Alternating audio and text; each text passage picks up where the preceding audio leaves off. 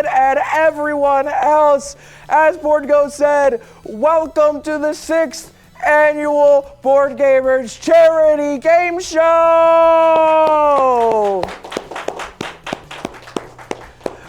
Oh my goodness, exactly on time when we were meant to start at exactly 11:17 sharp. We did it! We did it, baby! I hope you all are excited tonight because we have a slam docket of things to go through. We have 9 contestants that will be joining us 3 at a time tonight in order to compete to see which of our 3 lovely teams here is going to be the winner at the end of the night. But while the competitive spirit is alive here in the studio, that is not the most important thing tonight. The most important thing is raising money for Alzheimer's research.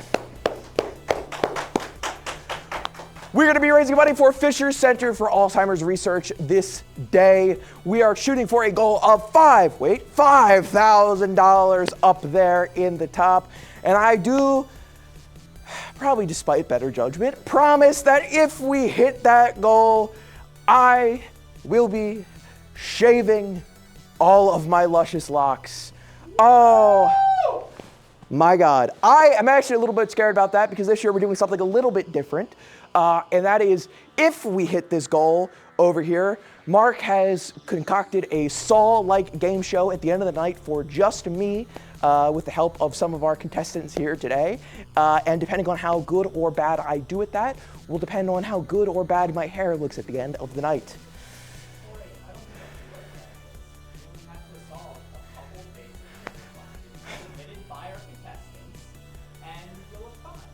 Right. Yeah. No, get a good shot on him. Get a good, yeah, there you go. That's the real star of the show tonight, baby. Anyway, we have a lot to talk about. Mark. Am I actually muted? I can hear myself through my mic. That's tough. Yes, okay, cool. Don't be on me if I'm muted. Go anywhere. Get a little pat. As Mark gets his mic situated and taken care of, thank you all so much for joining us here today. I can see chat right here, that's why I'm pointing. This is where you guys are. This is our audience. Oh my goodness gracious. Just stall for a little bit of time here while Mark gets his mic sorted and taken care of. We will be having 3 groups of 3 joining us on the stage. We'll get our first group out here in a second, in a minute. They will be joining us and we can begin the games and the festivities. You got it sorted? You're good? I don't know. Is it sorted? Can you hear me? Yes, we're good. We're good. Yes. Oh, whoa. Wonderful. Whoa. Mark, can you do me the favor of talking about our Bunko Bell we have today? Oh, of course. Well, as you are sending in your donations, you guys do have the option to include a message with your donation. I will be able to see those messages, and if you type something saying either supporting the blue team, the red team, the gold team, or an individual contestant's name, if you include their name in the message, it will be working towards helping earning the team's Bunko Bells, where how this is going to work is at the end of every game round, when the points are tallied up, we are going to have a bonus Bunko round. If you don't know what Bunko is, if you are new, it is a dice game made over a century ago that used to be much more culturally relevant than it is today. Illegal gambling rings used to be referred to as bunko parlors. The police squads that would take them out were referred to as bunko squads. And we are paying homage to this famous game by granting our contestants a bell that during the bunko rounds, they will be able to use the bell like a daily double to wager up to 5 additional points to possibly sway the game in their favor or lose, removing all of those points and screwing themselves. So, it's going to be a lot of fun. There are different milestones for each team where they earn one. Speaking of, Board Ghost, if you're able to show what I have on my screen, the blue team support. Okay. Right now, we have had a few donations come in. I still need to update it, but so far, $60 has been donated in support of the blue team, which is Jeremy, Lucky Leftie, and Luke. The next bell is going to be at 100. And for the gold team, which is Colleen, Charlie, and Matt Haverty, $100 has been donated already, meaning they are already at their first Bunko Bell earned, with their next one being at 225. I'll be tallying up. Some just came in. Looks like Mitch just donated. Thank you so much, Mitch. If you include a message of who you want it to support, it will update. But yeah, that is the basics. Wonderful. Thank you so much, Mark. Thank you. And as Mark alluded to earlier, we have a bunch of wonderful guests who are going to be joining us throughout the day. Later on in the day, you are going to be seeing our good friend, the Golden Boy of Legend, Charlie, with Megan, and special guest Lucky Leftie from TikTok will be joining us as well. And even later in the night, good board gamer Austin will be coming back, as well as one-time appearing board gamer Luke, and special guest Matt Haverty from TikTok as well will be joining us later in the night. I am so excited for our special guests to be joining us today. I am so excited for our normal guests to be joining us today. However, I think it's most important I should introduce you to the guests who are going to be joining us first. Unless, Mark, there's anything else you have to say, I think we should just get right into it. I would just like to go through and read off everyone who's donated so far. We are very appreciative of you guys.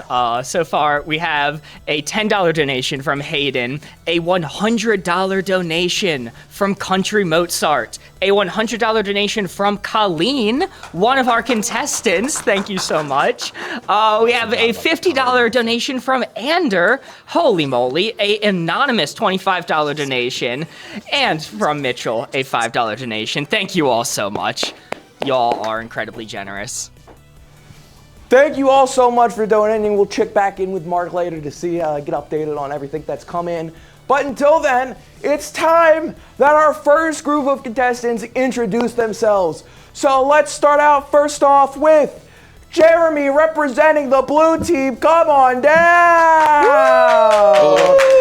Yeah. It's nice to see you. Pleasure to be nice here. to see you. Get over there. I'm sorry. I can't be seen with the contestants like that. It's unfitting. Hey guys, what's up? Jeremy, how you doing? I'm good. Are you excited? I'm super excited. Super excited? Oh my God. Well, I'm so glad you're here. Without further ado, let's get our next contestant on. A special guest for this round, Paul CQB Waffles. Come on down. Come on in front. Show off that stunning fit you got on. Beautiful. You're absolutely decked out to the nines. Yes, sir. Good to see you, man. Good to see you. Glad that you're here. Paul, this is your first time on Board Gamers proper. I know. Yeah, I'm very excited to have you. You know, long-time listener, first-time caller. Yeah, you know. Big, thanks for like moving the entire thing just so I could do it. It was pretty nice. You know, hey, but that's what we're here for, in order to accommodate people. So, you know, I'm glad that you were able to finally make it after all. And last, but of course, certainly not least, Colleen, come on out. Oh. Hey everybody. Yeah. So good to be back. Colleen, it's good to see you. It's good to see you. Colleen, you and your gold team were the winners last year. Mostly Charlie. You're still a part of that victory. You're still a part of that victory. I got some of them bells. That's true. That's true. And you know, you and Charlie again together, gold team. Gold team You rules. think you got a second one in you? Perhaps. There's only one way to find out. There's only one way to Exactly. find out. These are our three guests for our round one, our first group here. Beautiful guests, beautiful, wonderful guests to have on my stage. Don't stop. Oh my stop, God, Corey. sorry, I'm honest. I'm an honest host. I think you guys are wonderful. What can I say? Well, I mean, let's just jump into it. Our very first game that we are going to be playing here on our game show is a game that chat's pretty familiar with. We just recently started playing it a lot on Boardgamers proper, and we're going to give you guys an opportunity to play it here tonight and win. The name of the game is Chattily Feud. Do not associate it with Family Feud. Don't associate it with Family Feud. Nothing alike, I promise. See, a Family Feud, they get audience to give in votes based off of a list of things, and they collect it together and have them guess. Yeah. This, we do all that, but it's chat, not the audience. I get it. So, and that guy has a mustache, whereas you're completely bald. Yeah. You telling me that's not Steve Harvey right there? I got confused too. Yo, but that's crazy. It's really the mustache gives it away. I know. Yeah. Well, mine's much thicker. And fuller. What? What? I can dock points. It's different. Negatives exist. It's different from his mustache. I'll take it. That's close enough. Dock some he points. said I have a mustache. I'll take it. Mark, do you want to explain the rules of Family Feud? Or excuse me, Chattily Feud. Yeah, come on. Yeah, Wow. I can explain the rules of Chattily Feud. I don't know Yeah, what don't you're explain the talking rules of about. Family Feud. Give me Chattily Feud. Well, in this game, it is very fun. We pose questions in our Discord ahead of stream, and we collect a bunch of answers, and we put them together, top 8 answers on the board, and then we present these answers and poll for points live. So people are able to determine, reading off the answers, which one resonates with them the most, and they get to vote, and those votes will affect the points our contestants are able to achieve. We are going to go through after the answers are in. I believe we're going to do 5 rounds of guesses, and then we will cut off, and if any are not found within 5, those will be revealed automatically. This is perfect. And the way that these games work in the grand scheme of things, at the end of Chattily Feud, once we've gotten through all of the questions, first place will be getting 2 points, second place will be getting 1 point, and last place will be getting 0 points. At the end of the night, whichever team has the most points from winning the most games will be crowned the winner of the 6th annual charity game show. Make enough sense? Absolutely. Suppose so. Then let's get into our very first round of Chattily Feud.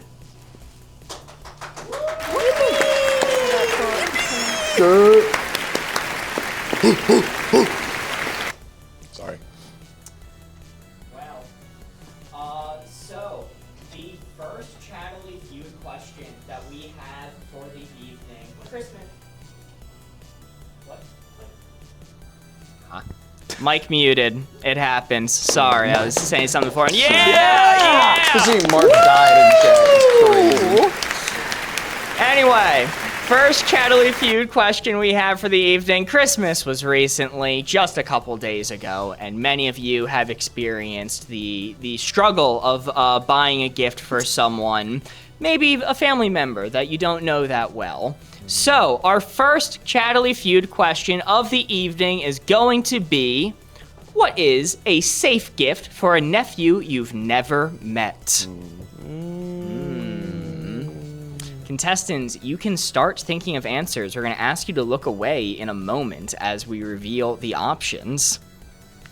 Borgos, I'm going to need a way to see who votes for what also. By the way, Mark, if you recently got an anonymous donation for $100, something in my loins tells me that it was supposed to be for Blue Team and they messed it up real bad. So, just a quick note. It came through with your name, but no message. Right. I assumed it was for the Blue Team. It has been noted. Guys, here at the charity game show, since all the money is going to charity, I am proud to say that we are 100% pay to win. Woo! Yeah. Oh, it absolutely is. Mm-hmm. All right, contestants are looking away. Corey, I am going to reveal the 8 options that our contestants are going to have to guess. Chat, you are going to read these, and in a moment, we're going to start a poll where you can vote on which one of these 8 answers revealing now resonates with you the most. Safe gift for a nephew you've never met. Options are 1 through 5. When we start the poll, how you vote, read all of the options, make sure you see all of them. How you vote once we start the poll is by typing a hashtag followed by the number of the one you'd like to vote for. If you like number 5, type #5. If you like number 7, type #7. The votes will be tallied up. I will be counting them and putting in the appropriate values. So, Board Ghost, I guess you'll have to let me know when... Oh, it looks like it is started now. There is 1 vote for Femboys. That does not count towards the poll. Yeah, give it up. Thank you. Yes, Not nearly please enough choose votes. a number. Tends to be helpful. Board Ghost, you can't display the poll. It's going to cover options. Yeah. Unfortunately, we have to keep the poll a secret. Then when you have a chance. Let's see. But in the meantime, while you guys are voting, real quick, I'm going to thank Jeremy for the $100 donation towards the blue team. Really?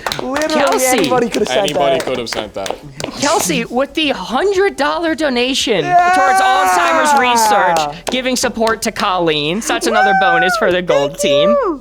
Sherry with the $25 donation, Dana with the $100 donation, Joshua with the $25 donation, and Mitch with the $50 donation. Thank you all so much.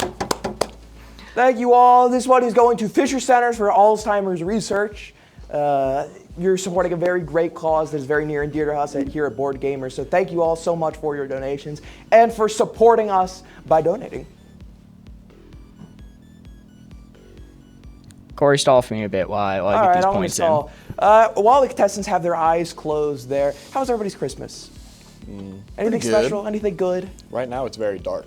Yeah. It is a very dark Christmas. It's actually very bright for me having my eyes closed, I gotta say. Yeah. That is true. Studio lights are blinding It's more you. of a red that I'm seeing at the moment. Yeah. I think that's your usual, isn't it? Well, No, that's red? just me. the more you start talking, the more red it'll get for sure. He's but getting the reflection off of this suit, you're shining bright. His aura. blasting him. Whoa. Paul's aura is blinding us. Dude, that's what I'm saying. Thank God the Golden Boy of Legend isn't out here right now. Golden Boy shining through. I'd be fully blind. I'll get into an aura farming competition with him. Okay. Paul, I will say, I mentioned it when you came on I'm hiding the stage. options now. Contestants can open their eyes. Oh, thank God. That is your dog on your shirt. Could you open it? Give Oh, it yeah. a good Your look? dog? Yeah, that's my dog. That's your dog. That's my son. That's who we're doing it Oh for. my God, represent. He has Alzheimer's. It's all. No. Well, I mean, Do it for Possible. It would be him. hard to tell, Do really. it just got for dog him. brain. Now that the results have been hidden, I think at this point, contestants, you should have at your podium somewhere, hopefully a whiteboard and a marker. Nope. No Absolutely whiteboard. not. not seeing that. If I were to guess, I'd say they're right outside a door over there. Right, I they're saw them right earlier. over there, are they not? Never mind, they're in Thomas's hand. Oh. Thomas is going to magically run them over. Look at him go. I'm just trying to look at the subs and see if I'm getting gifted one. Dankeschön. As I've told haven't Corey, renewed yet? as I told Corey, I am a professional bum, It's true. especially when it comes to my friend streams. Well, But that's the way to do it, I think. Yeah. Because I don't care about supporting my friends. that's true. No, It's true. He doesn't. It's true. I'm not giving any handouts to my friends. Yeah, absolutely not. They got to be funny. Exactly. Well, contestants, if you want to go ahead and write your guesses on the whiteboard at this moment, in a minute, I'm going to have you guys reveal them one by one, and we'll see if anybody gets any points off your guesses. Again, the category, Mark, I believe, is gifts to give to a nephew you have never met. Am I writing down one answer at a time, or? Just one at a Just time. one. Okay. One answer at a time, and we'll go through. Oh, shit. Okay. This has never before happened on a Board Gamers Live. Never once. The game's breaking a little bit. Oh. So what's gonna happen? Don't worry, I have all the results, I have all the options. We are going to take the contestants' guess, and if it is on the board, I will show it and I will tell you how many points it achieved. Yeah! Thank you, Mark. Yes. Who needs a computer when you have Well, more? are you good to go, Mark, then? Yes. Well, then let's start off number one over at the blue team. Jeremy, You look fantastic in that pose. Everything. Cow sweater. Thank you. What do you got? Again, as a reminder, the category is gift that you would give to a nephew that you have never met. Huge. What is your answer? I have a nephew I've never met, and I know exactly what I'd give him. Money. Mark He's is 2 years money. old, but he could still use it. Everyone can. Mark is money on the board. Money is on the board. That is correct. We take those. We take those. We take those. We take Good I think that's job. smart. I think that's Jeremy. smart. Thank you. You and anyone else who wrote money or a variation of it during this round will be getting 2 points for that. Huge. Huge. 2 votes. Easy. Paul, what do you got? I got cash. That's 2 money, points for baby. Paul. That's 2 points for Paul. Very nice, very nice. It's gonna be all 3, Colleen. It is not. I put toys in the, trucks, blocks, etc. Like when you think like old Saint Nick, like the classic. Exactly. All right, Like what a do you wooden got? train. Toys, Mark. I'm going to have to ask you to be more specific. I will let you give a specific now, but you do have to specify more than that. I knew I should have gone with V-Bucks. I guess I'll say, I guess the first one I wrote is like a toy car. So I think those would be pretty sick. Toy car is not on the board. Fair enough. I am sorry. Fair enough. That is 0 points for Colleen. The children You didn't have to re-emphasize that. We all knew it. Well, don't worry. We emphasized more when we jump over to the score screen here that I have set up. Meaning for this first go through, I don't know if I'm going to play this every time. That is 0 points for Colleen, 2 for Jeremy, 2 for Paul, and we are going to be Beautiful job. moving on Beautiful job, sir. to Well done. the next section of voting. So contestants, you have the opportunity to write down your next guesses. Still missing the number 1 answer from our chat suggested ones here. Massive points still on the board to grab. Frick. Massive points. Our contestants furiously running away as best they can. We'll see if they can get more than 2. I am surprised the cash was only 2, to be quite honest. I figured that would have been number 1. I figured that would have been high. It's just not very fun. I was surprised. Yeah. It's not It's fun. safe. It is fun. Yeah, but I'm overjoyed. kids are pretty easy. Like, kids got a lot of safe options. Listen. You know what I mean? Fair. Listen, Also- As Awesome. someone with multiple. when it comes to what? gifted cash, my uncle's got a saying, it's right size, right color. Also, now would be a good time to mention we are already at over $1,000 donated to Fisher Center for Alzheimer's Research. That is absolutely amazing. Good Lord. Thank Yeah, you you're all done so for. much. You're done, so To buddy. read through the newest donators. Kelsey with the $200 donation. Hey. Holy moly. Oh my God, Allison Kelsey. with the $50 donation. Mariah with a $10 donation. Kelsey with a $25 donation. Country Mozart with a $20 donation. And Ginny Pie with the $100 donation. Holy moly. Thank you all so much. I will keep track of which teams these are supporting. I had to stop clapping. My hands were getting sore. Thank you all so much. This is absolutely mind-blowing already. Cracking a grand within 20 minutes of being live. Thank you all so much for your generosity in supporting the cause. But in order to support further, let's look what our contestants have. We're going to start with Paul this time. What do you got? I got Legos. Legos! A classic. I know if I got Legos, I'd be pretty stoked. Legos is on the board. Very nice. Paul, that is 18 points. Yeah! A big jump from last round. Oh. Legos, like I said, pretty safe bet. I'm 26. I get Legos for Christmas. I'm gonna Paul got out of my mind. Be very excited to get some Legos. As a matter of fact, I did get Legos for Christmas. I was excited. I'm not gonna lie. I'm not gonna front. I'm not gonna pretend. You gotta come over see my Lego shelf sometime. It's a date. Done. Yeah. Colleen, what do you got? I thought I was going real niche. I also put. That is 18 also points. 18 points. Very nice. Jeremy, can you complete the trifecta this time? I wrote gift card. Okay, similar vein to cash. Gift but card, let's it's see. like cash 2. It's cashew, like Lulu. Similar sequel to vein Cash. to Why didn't you go Cash. for V-Bucks? And that is is correct. kind That of a is gift 5 card. points for Jeremy. How come the number 2 answer was 2 points and the number 3 answer is 5 points? Because if Refresh, a reminder to about 3 seconds ago when I said game broke. Oh. That is why. If it had the numbers to update the order, it would show the numbers. I gotta keep thinking. Wait a minute. Yeah. Brain not done. All right, contestants, your next guess. Go ahead and write your answers on the board.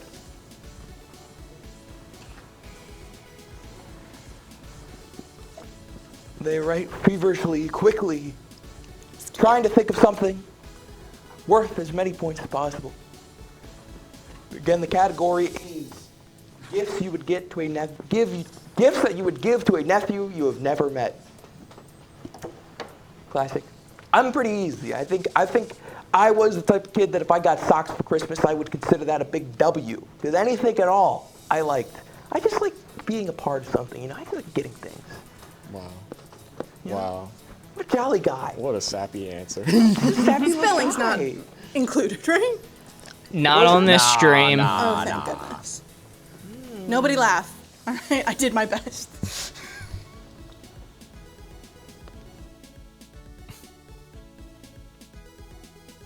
All right. Good guys, sorry. Colleen, let's start with you this time. What do you got? I said accessories. Accessories. Do you feel more specific what you mean by that? My first thought was a hat, but Like was not like I thought it was more likely to be phrased as accessories. Right, rather so like than a hat, like a purse, little something mittens, like that. Little something, mittens. yeah, something cute. Little scarf. Mark, are accessories on the board? Accessories are not on the board. I am so sorry, Colleen. I'm so sorry. That'll be no points for Colleen in this round. Jeremy, what do you got? Clothing. Clothing! Of any sort. Could be socks. Could be socks. Could be socks. Could Should be a hoodie. socks. Clothing is a good answer. That is not on the board either. I am so sorry. It's so over. Good answer. It's Good so answer. over. Paul, you're the last chance to somebody get points. no. This guess. What do you got? I got video game, and I put in parentheses Minecraft. Oh, that's That's a sad. good answer. Good He's answer, right, Mark. he's Let me right. see. Video games. Video games is on the board. That Yes, is sir. correct. Very nice. Paul, that is going to net you 1 point. I'll take it. Better than And nothing. That's for bad. those who don't know, when we play this game, we have a special rule that if an answer gets 0 points during the poll, 0 people voted for it, and you still manage to guess it, that is worth 10 points. Oh, okay. That rocks. All right. Well, contestants, go ahead and put down your next guess. Afterwards, you only have, I believe, one more shot to guess for this question, correct, Mark? This is going to be the second to last guessing round. Paul's got his locked in. Seems like all of our contestants are locked. So good. then let's not beat around the bush here. Jeremy, back to you. I'm locking in. I'm reading our chat. I'm reading their minds, and I know what they have typed. Okay. Give me substances. No. Substances. Something you put in your body. Right? Yeah. Substances was submitted in the Discord and omitted from the results. It's rigged That against is an me. X. I am sorry. Was it submitted I've been by punished Jeremy? for knowing too much. That is what people tend to do when you cheat, yes. What do you mean? I'm kidding. I know them. Jeremy talking about the cousins walk. Hey man. A little holiday tradition. I'm thinking as a former nephew, I'm thinking about what my uncle offered me. And That, I feel like, is something we should address at a later date. So I'm just going to swiftly move past it and okay, say, he's in Paul, jail what do you now. got? I got candy. A more wholesome solid. answer. Yeah. Candy Candy on the board. is a good answer. That is not on the board. I am so sorry, I had a Paul. feeling it might not be, but I was late. That was on the sound It hurts effects. more with the buzzer. It does. I went to ye olden times and said a book of some sort. A book is a good answer with 0 votes on this board. Congratulations, Colleen. That is the special 0 Nice. answer worth 10 points. Lovely. Books are cool. I got a book from my childhood that now I want to buy for my nieces because it was so lit. I should have thought about book club. I should have thought about that too. I got like 30 books for Christmas this year. Well, you think like a nephew? I don't know. Yeah. So, real quick, Honestly, Borgos, if you're able to go to the fact that the Minecraft point was- screen.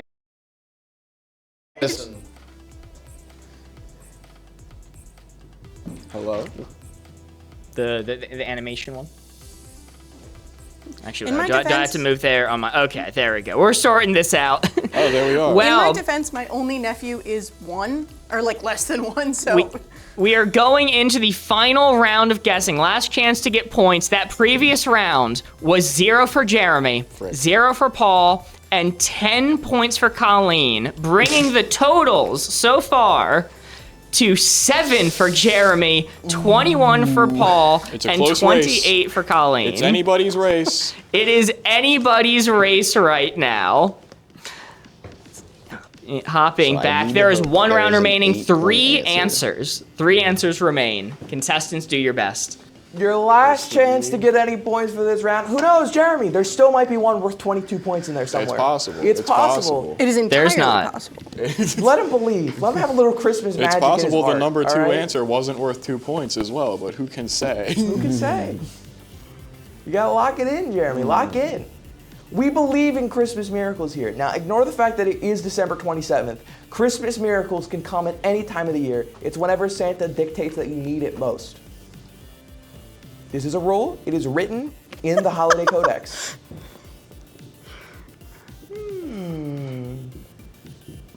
Contestants finalizing their answers, getting them on the board. Again, one last time, the category is gifts you would give to a nephew you have never met.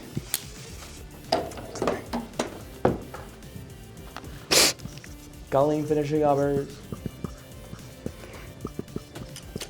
My marker fell down Get it there in quick. somewhere, and I Ooh, that handwriting's getting bad. It's done. It's done. It's done. All right, know where it cut went. the timer. Paul, back to you again.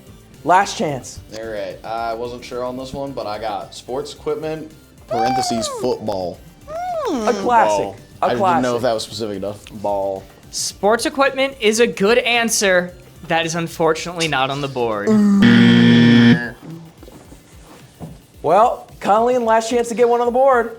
A musical instrument, so like flute, drum, something of that nature. Again, my nephew is very young, so I'm in that headspace. Still a fun one nonetheless. Mark, let me see musical instrument. Musical instrument is not on the almost board. certainly. giving a young child musical equipment, I think, is akin to terrorism.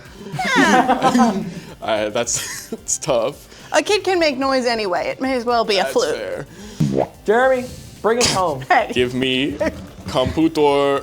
I say computer. Computer. Computer is your never third and final incorrect answer. That is no That's points. how we do it, baby. Please tell me V-Bucks That is not really how on. we do it. Well, going to the final answers. I don't know if Board Ghost, if you're able to switch so you can see mine. I'm kicking myself. Thank you, Board Ghost. What you were missing in our number 4 slot with 2 votes was Nerf gun. And the number 5 slot with 1 vote was Pokemon / trading cards. Oh, gambling. And in our number 6 spot with 15 votes What? was V-Bucks. Are you kidding? Colleen figured knew that was it included in since gift question card. 1. I did think that would be part of gift cards. V-Bucks? To be fair. Listen, I'm not complaining. I wouldn't have gotten the points anyway because I never said gift cards, but I did think it would be subsumed into gift cards. Let it be known that I was scammed. I don't think know they that should I get the was points. scammed. I think if anyone, I should get the points because I Scammed and said murdered. it's V-Bucks. No points will be awarded this round, unfortunately. But because of that, golly, you should be happy. Mark, what are our current scores finishing round 1 here? hopping to the final scores. The final scores of that round, we had zeros across the board, meaning with the final scores, our winner for this round is Colleen with the gold team. I do just gotta give a minute. The graphics are amazing. Yeah. We try our best. It helps when we have contestants that look that stunning. I'm just saying, you all are dressed immaculately. I keep saying it, but game recognizes game is all I'm gonna say. Well, Colleen, congratulations. Hello? I thought I was gonna die. in here. Oh, Guys, I think I'm the imposter. I gotta say, Colleen, that victory was a little sus. Yeah, a little bit. All right, well, moving on to our second round of Chattily Feud here. Mark, what is our category? Our category is going to be... This is an interesting one. We're keeping it Santa themed here. Oh. What might Santa do if he gets stuck in the chimney? Santa is coming to town, delivering the presents, and has a little too much cookies and milk and finds himself stuck coming down the chimney. What might Santa do? Contestants, if you wouldn't mind closing your eyes real quick as we reveal the options to our chat so that they may vote. I'm going to reveal the options now. Make sure you read all of them. We have 8 options here. You are going to be able to vote on which of these resonates with you the most. Read all of the options. There are some interesting ones here. I don't know how I feel about this round. There are some interesting ones on here, Mark. I meant to run this round on the main show, but then we didn't do Chattily Feud the last time I went live, so this ended up in the poll for charity stream. And I went, we'll put it in Paul's round. Paul, whatever happens, it's your fault. No, certainly not. Has the poll started, Board Ghost? Oh, poll has started. I'm so sorry. I can actually see the results this time, which is great. Hey. Going to be absolutely huge. Oh, and they're in order. Yes. This is what I've always wanted. This is a Christmas present to me. See, I told you Christmas miracles were possible. Yeah. Even on December 27th. In previous iterations of the game, the results would come in out of order. I'd have to manually line them up. Mark, as the votes are coming in, are you able to give the donation update? Yes, we are currently. I will read off some of the donations as people are voting. We are at $1,795 raised by 25 people working towards our $5,000 goal. Yeah. Since last time I read, we have received a $50 donation from Chris Large. Thank you so much. A $25 donation from Layla and a $500 donation from Ames. Holy moly. Thank you so much, everyone. Hell yeah. Waves indeed. Wames indeed. W Ames, W Chris, W Layla. I am so cooked. Yeah. I'm so done for. cooked. Well, we haven't even made an hour in and we're almost halfway to the goal. What are we at now? We're at $17.95. Oh. So, All right. Results are in. I'm going to hide all of the results now. So we can Borges look? is going to go back to wide. Contestants, you may look, and Corey, you may stall. Lovely. all right. Shout out the year 1795. I don't know what happened that year, but hopefully it was something good. It wasn't. As the history major, it wasn't. Hey, you know what? That's the way the cookie crumbles, baby. Can we look again? You can look. Yes. You can look. Let's see. Listen! I'm sorry. Wake up, Jeremy. I know you wanted to sleep on the podium. Now is not the time to sleep. Now is the time to get ready and write your guess. I just saw you can't spell board games without Ames on it. Yeah. Oh, wait, that's so There you clever. go. It's all coming together. My lord. Oh, it's so elaborate. Contestants, if you could go ahead and write your answers, what you think for the first round of our question. I did it already. Inspiration struck immediately. Our question being, I believe, if you were Santa Claus, what would you do if you got stuck in the chimney? What might Santa Alright. do if he gets stuck in the chimney? Well- Close enough. Coming back, it seems broken is a spectrum of sorts. For this round, it did take, and these now will be in order. Yay! They will be in order, but I'm gonna have to manually trigger the points. There'll be a little bit of a delay there, but we'll make it work. We'll take it. We'll make it work. Yippee. So, top 8 options. Contestants, are you ready? Yeah, we see you. Chat, we can see you guys. Top 8 answers on the board. Let's start with Colleen. What do you got? Call an elf for help. Call it out for help. Santa is in distress. Like the elf task force a la the Santa Exactly. Claus. Yeah, I was thinking like Geek Squad, but Elf Squad. Elf Squad. Mark, call an elf. Is it on the board? Call an elf is on the board. That is our number 7 answer. Very nice. That is 1 point for Colleen. Hey, Oh, every we can point see counts. it. Aw. Just like every dollar. Oh, we're in. Oh my God, we're so back. Oh, And now we're so not. You were so back. Nothing happened. Nothing happened. That was scary. Is this part of the imposter thing? Yeah. Yeah. Is one of us gonna Somebody die? got to go check. One love of you them too, now Kelsey. has- Somebody got to go check the electrical. and real everyone quick. else. Go check the electrical. Your tasks Yeah. have been assigned. Somebody does have a thing I can't say on TikTok under the podium. Let's start anything. with Colleen, I believe. We just did. She just did. Oh, sorry, Pay Jeremy. attention. If I was stuck in a chimney, there's only one thing to do, and Yep. it's you gotta get slippery. Gets. You gotta get slippery. You got some butter, perhaps you got some Crisco. All vital things that you should have on you at all times. You get slipped up. Mark, I you think get slipped that- up, you slide down. I think that counts. Oh yeah, of course that counts. Yeah. get slipped up and Lucy you gets slide slippery. down. Let's see. This is the exact wording write submitted this for the differently. question. Lube up. Wait, you can't change. Get slippery. We Excellent. count that. Slippery with the good answer. Good answer, Jeremy. Jeremy, that is 5 points for you for how Santa is getting out of this Oh, yeah. chimney. Yeah. Good You answer. gotta know. You gotta know. And last but not least, Paul, what do you have? I said Santa's stuck in the chimney. He gonna pass away. Let me see. Die, Mark. Oh, okay. So I could have written it. Oh, so you couldn't rate that? Okay. He You can just censored write himself that? for you, I Corey. censored it. Just die is our number 2 answer. Let's go. I guess. That is going to be worth 9 points for Paul. Holy What a sad moly. Christmas that would be. Just Santa is just like a cat. He has gone away to an isolated location and just passes on to the great Christmas beyond.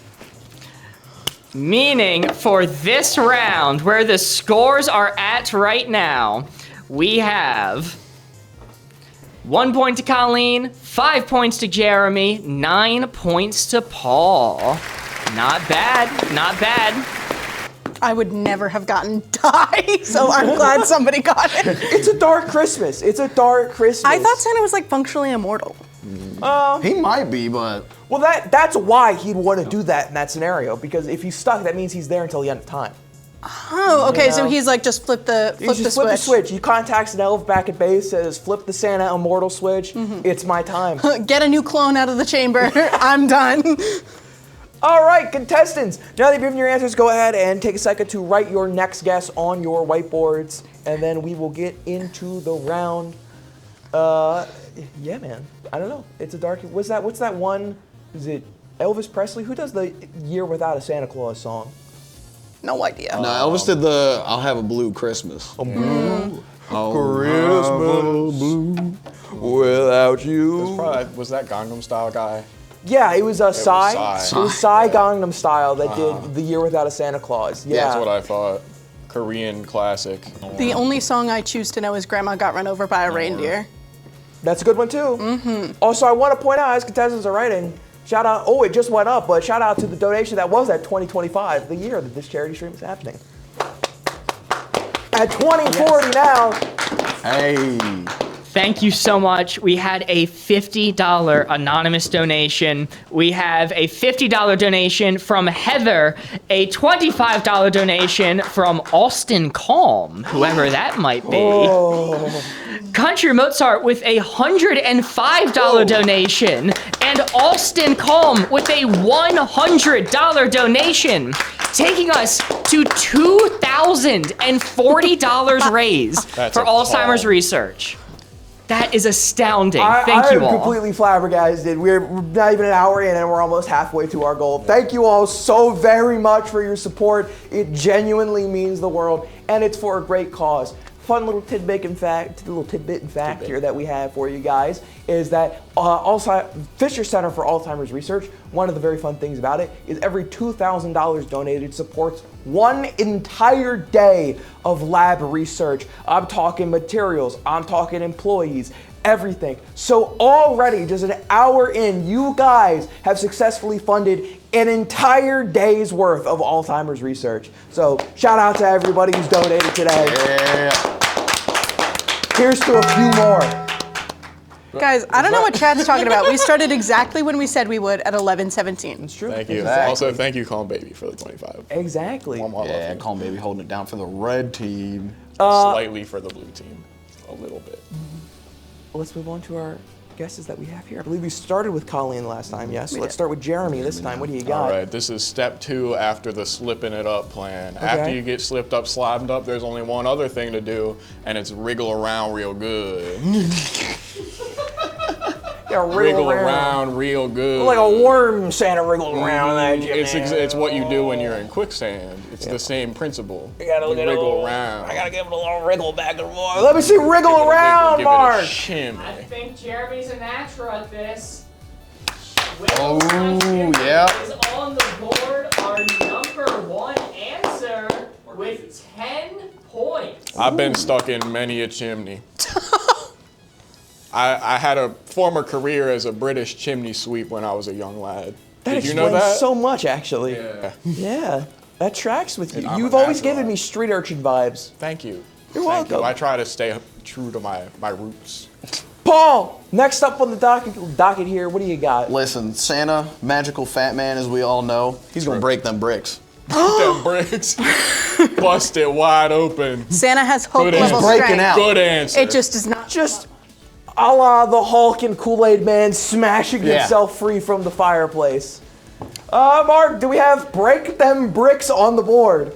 I wish we did have that answer. That's a really good one, but that is not on the board. I am sorry. Feeling That a lot is of Santa unfortunate. deniers in chat right now.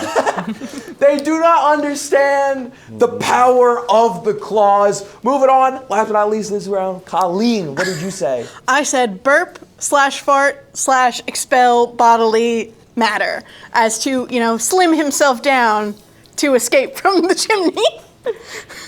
Like you're letting the heat out of a hot air balloon so that it descends. Yeah. Santa- No, so he gets a little.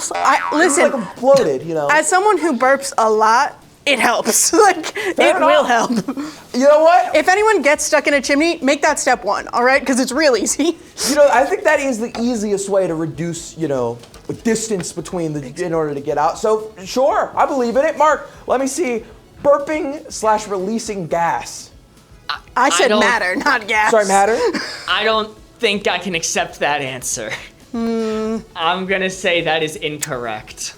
Guys, Mark hates me. Incredibly loud, incorrect buzzer. I am so Incredibly No, we're loud good and without the correct. buzzer sound. The buzzer sound is demoralizing. Well, contestants, go ahead and get your next guess on the board. Yes, that was our second or third? That was our third, I believe. No, second. Second, yes. Second. Okay, while the contestants are doing that, I will update the scores real quick. I believe the only person to score that round was Jeremy. Meaning, I can't see when we switch. Meaning the scores are at 0 for Paul, +0 for Colleen, and +10 for Jeremy. Totals, Jeremy in first with 15, Paul in second with 9, Colleen with 1. Very nice. Good answers, good answers. Jeremy, coming back in this second question here. Are you from last to first? It's because of my wriggling experience. Because of your wriggling experience. I'm slippery like an eel. Well, we'll have to wait in a little bit in order to see if you can keep that up on their third guess here. Oh, Let's I'll go keep slipping. to Paul. All We're right. just on me right now, Board Ghost. And I'm not speaking. Yeah, let's see All what right. you got. I got wait for morning or wait for the family to wake up. Whoever's house they're in. Wait around for help. Yeah. If you will. All right, I think that's fair enough. Mark. Ooh. Not a good sound. It's sounding good. Well, I mean, there are some instances in which I would accept that, but after saying no to Colleen's, I don't know. Do you know the answers, Corey? I don't remember all of them off the top of my head. Okay, I think you should give us both the point. Yeah. I I think think not. He's biased on this one. I am. I didn't get my V-Bucks points. Oh, Mr. I didn't get my V-Bucks point. Mr. Winner over here pulling the ladder up.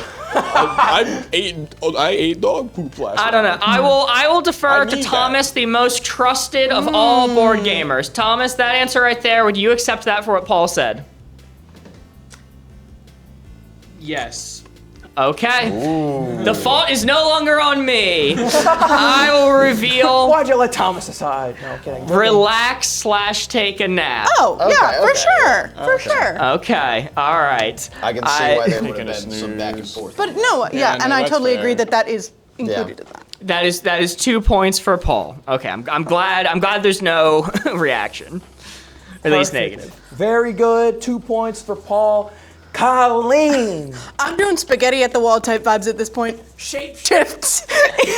Shape shift. Yo, like Tim Allen. Yeah, little finger to the nose action. Right back up.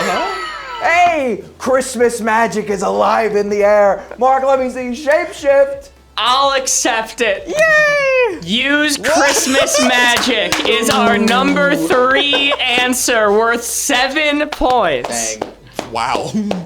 W. Nice. Colleen, Christmas magic is alive I guess after that is all. Christmas magic. Exactly. Well, Jeremy, you're the final one here. Let's see if you can keep up that first place lead. What do you once have? again, I'm Chad going is saying down they would my list, my checklist of what to do when you get stuck. Lube up, wriggle around, and if that don't work, scream! Ah! Ah! Help me! Panic! Back at it again, one another. Help me!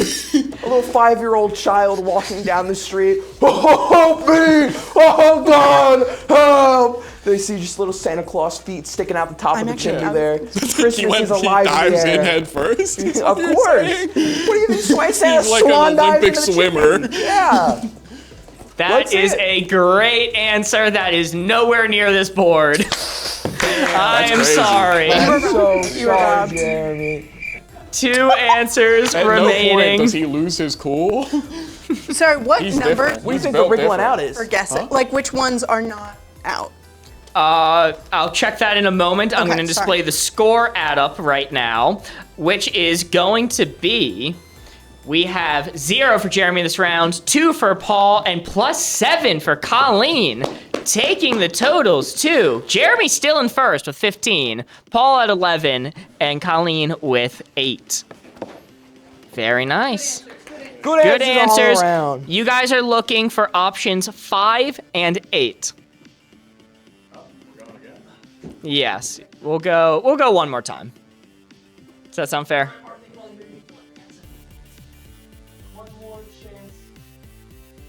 Oh, I can't hear your mic in my ears anymore.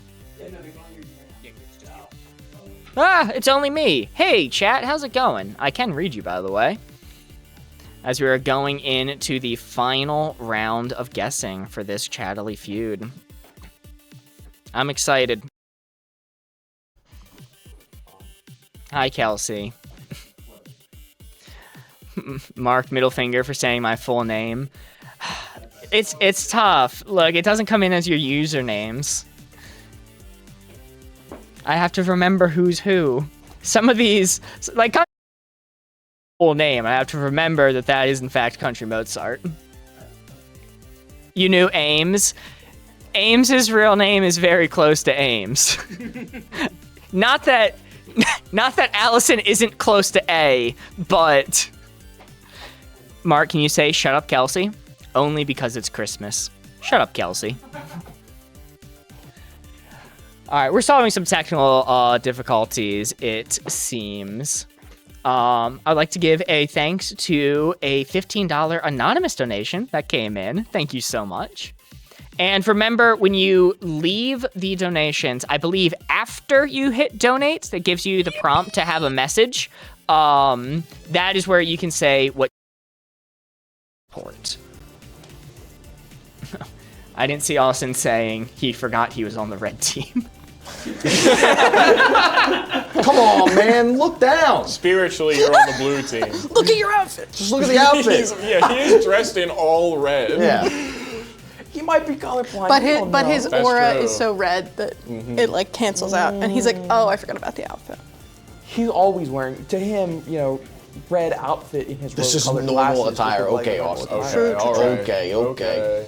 And holy moly, we just received a $100 anonymous donation, taking the total to $2,140 raised for Alzheimer's research. I don't Thank think you all that so was much. anonymous, Mark. I did see a name that popped up when you said that. Huh? I saw a Dr. S. I think it's a little Dr. Smooth action, I think. Perhaps a Mr. Smooth. Mr. Smooth. That would help you get down the chimney. If you were Dr. Mr. Smooth, you're not getting stuck in the first place. You're sliding right There's down. no friction. There- He's yeah. a frictionless individual. Yeah. So, Corey, may I ask, it doesn't how does show the up on bunko mine. situation work? I don't know how to resolve that. As a what? How does the bunko situation work? The Because bunko? I believe some of us have bunkos. Well, Oh, Mark will you get to that when we certainly get to the do. bunko parlor, right? Yes. That's only when we get to the bunker parlor? I Yes, see. that I only understand. happens Bunko at parlor. the end. And it turns out operating the game and keeping track of the team donations can't happen at the same time. So during some of the other games that I don't operate, that'll be a little more flowing. Okay. But we can safely assume everyone has a bunko bell to use right now. I Word. was just curious. All right, are we clear? Are we good? I'm itching to give this answer. Yeah, I got Mark? a good one. I didn't say mine was good. I have been abandoned in my time of need. Dang. It's just All right, let's start like- seeing these answers. It's just us We now, only got or- 2 remaining. This is the last round. All right, I'm sorry, we started with Jeremy last time, or did we start with Paul last started time? with Paul? I don't remember. It don't do I'll much. go back to I think me, Colleen. because Colleen started it, so it would go back to Colleen if we only Yeah. did 4. Let's see, Colleen. I said go back down the chimney and leave some other way.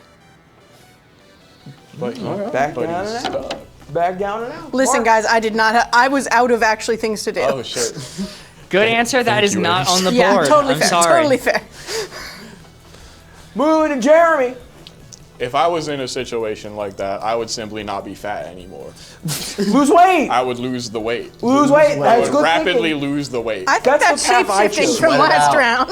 I would be sprinting in there to lose all the weight. While shape-shifting is a form, or dieting, I should say, is a form of shape-shifting, it is separate answers for the purpose of this game. Lord. That is Started on dying. the board. Really procrastinated points. the weight loss journey until the last possible second. When you need every calorie gone, now's the time to No start. more. There is Now one the time answer to start. remaining that, I'll be frank, is borderline impossible. But I believe in Paul. Mr. CQB Do Waffles you have himself. a If that's border- vintage moment in you, Paul? If that's borderline impossible, it's probably not what I put. We already got the elves. I said get them reindeer to help them up. Get the reindeer to help like a him up. reindeer winch. The reindeer is not the correct Yeah. method. I am sorry. Now, what's this here impossible answer? Yeah. Well, it's technically different from the number 2 answer, but not by that much. We have get slow roasted over the fire. A little. It was lit when he went in. How does He this? usually doesn't get stuck. He's usually in and out. How does this not cause him to perish? He's Santa. In what way? This is separate from Santa. Santa could survive this. TikTok, I'm not inactive, I promise. What happened? Gotcha. So, was kind of a Jeremy, cool little as we've game. discussed, Santa is functionally immortal. So okay. he could live through that. So he he- has to choose to die separately. Okay, so he would just be a roasted Santa. Yeah. yeah. How do you think we get our Christmas ham? He would get out of there and go, He's ooh, the ham? ouch. He's got some Christmas hams, I'll tell you what. I don't know how to feel about what you said.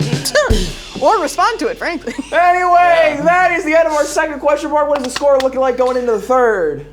The score is looking like, hold on, let me remind myself. Jeremy got 2 points there, meaning the final scores come out to be, that round, it was 0 for Paul, 0 for Colleen, 2 points for Jeremy, creating the totals of 17 for the blue team, 11 for the red team, 8 for the gold team. That is a blue team victory.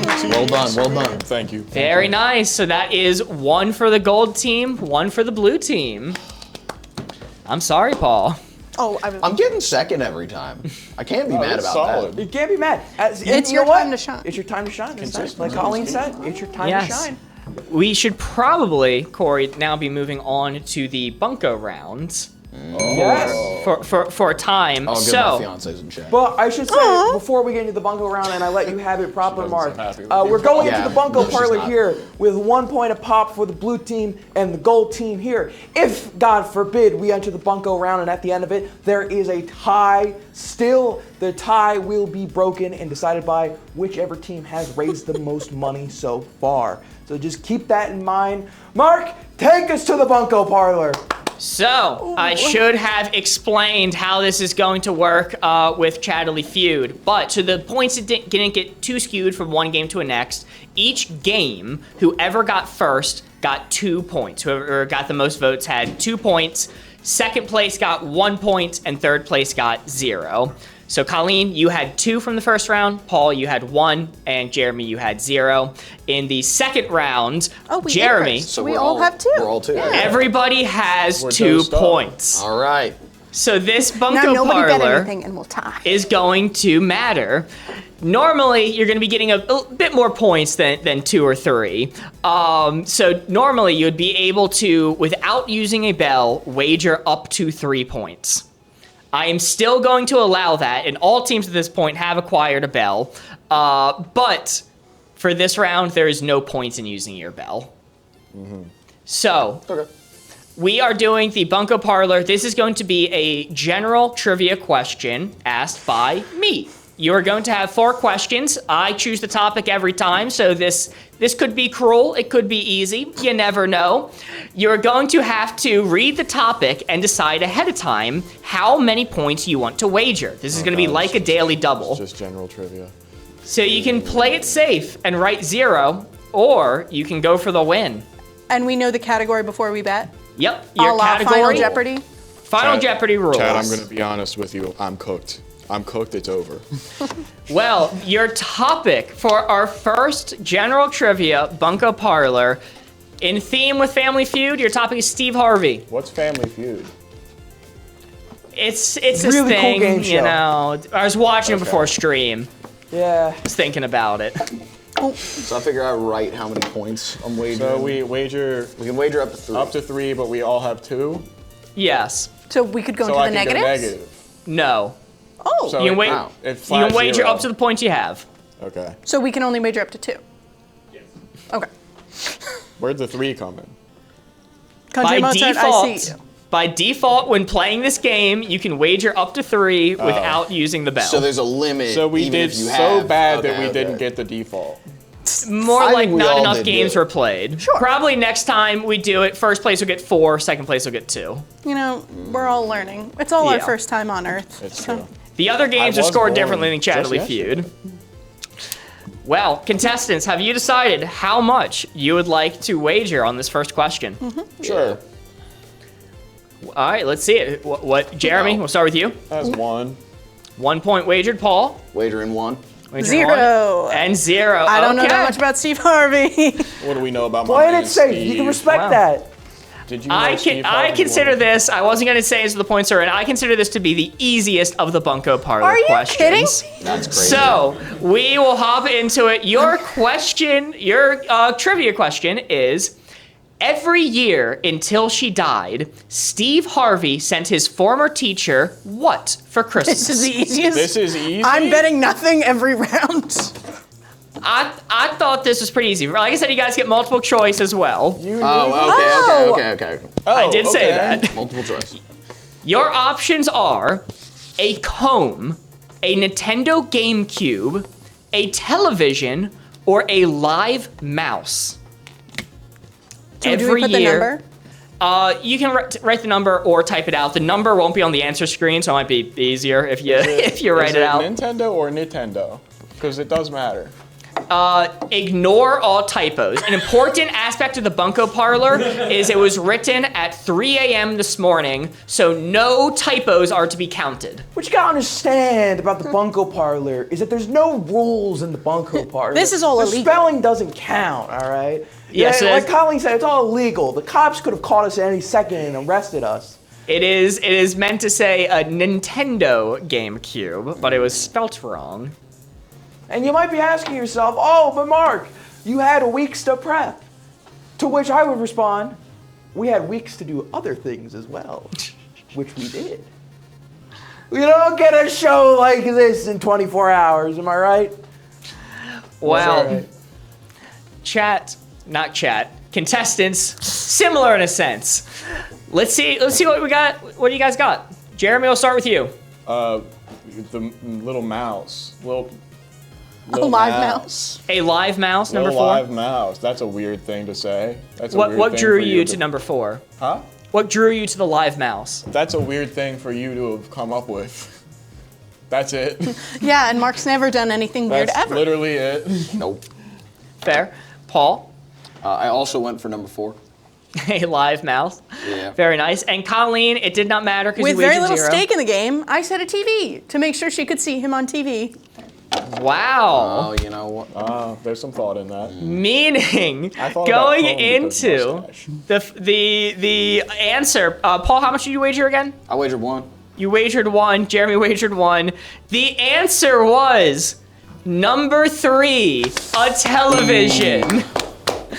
Meaning Colleen taking the safe route, betting 0, regret not nothing. only got it right, but wins due to the fact, or actually it subtracts points, meaning she wins because the A totals net now gain become for my 2, 1, fair and 1. city. Very nice. Listen, I have loss aversion like nobody's business. I like my points, I want to keep them. So, the story behind this, Colleen, you're actually 100% correct. It was so that she could see him on TV, but it was not out of kindness. It was out of pettiness. This teacher told him in elementary school that he would never be on the television. So he sent her a TV every year until her death to remind her how wrong she was. Wow. I Honestly, feel like I do remember that story. baller I move. think I've heard it once before. That's kind of And crazy. yet, I had never heard that in my life. Who gets to teach? Listen, mice have a very short lifespan. It's very realistic she would need a new mouse every year. He's just sending Right. it, but making it look like an Amazon package so her house is infested with mice. Yeah.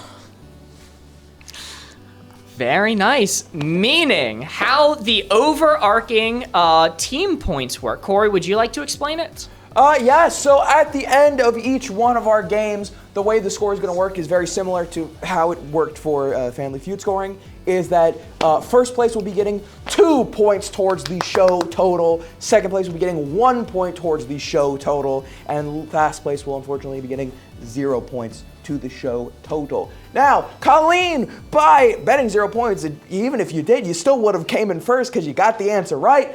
The gold team will be getting 2 points to their total, putting them in first place. And in second place, well, Mark, I'm going to have to ask you in a second because at 1 point apiece right now, we have Jeremy and Paul, meaning second place goes to whichever team has raised the most money so far. Oh, no. Oh, You're it's gonna have definitely to, blue. you have to wait for an answer on that, Corey. We're going to have to wait for an answer on that, guys. Gonna have We'll to math circle it out. back. We're going to circle back. We're going to circle back eventually, probably, hopefully. Maybe. I don't know. I don't control the way. I don't control in which the speed at which things are counted. Much like Josh from Drake and Josh does not control the speed at which lobsters die. I think that was a cover. You think Because it it's a was suspicious Well, they thing to live a say. really long time, so if anything, he's being very generous. Somebody has to control it, though, Colleen. technically? Yeah, but I'm Somebody saying has he's being to. a good guy, like giving him a lot of time. Fair enough. Anyway, in a second here, we're going to move on to our second game of the 3 that we have prepared for our contestants here. Game number 2 is going to be a fan favorite here over at Board Gamers. We played it every year at the charity stream, and also we've played it with our community on the stream proper. You guys know it well and good. It is The Price is Wrong, baby. The Price is Wrong. Now, the way that this game is going to work is simple, all right? I am going to show you things based off of Facebook Marketplace, Craigslist, Amazon listings, any weird, wacky thing that you can think of from all across the world, and your job is going to simply tell me how much you think that thing costs. The closest person to the correct answer will be getting a point, and I believe if you get it exact, you will be getting a bonus point on top of that.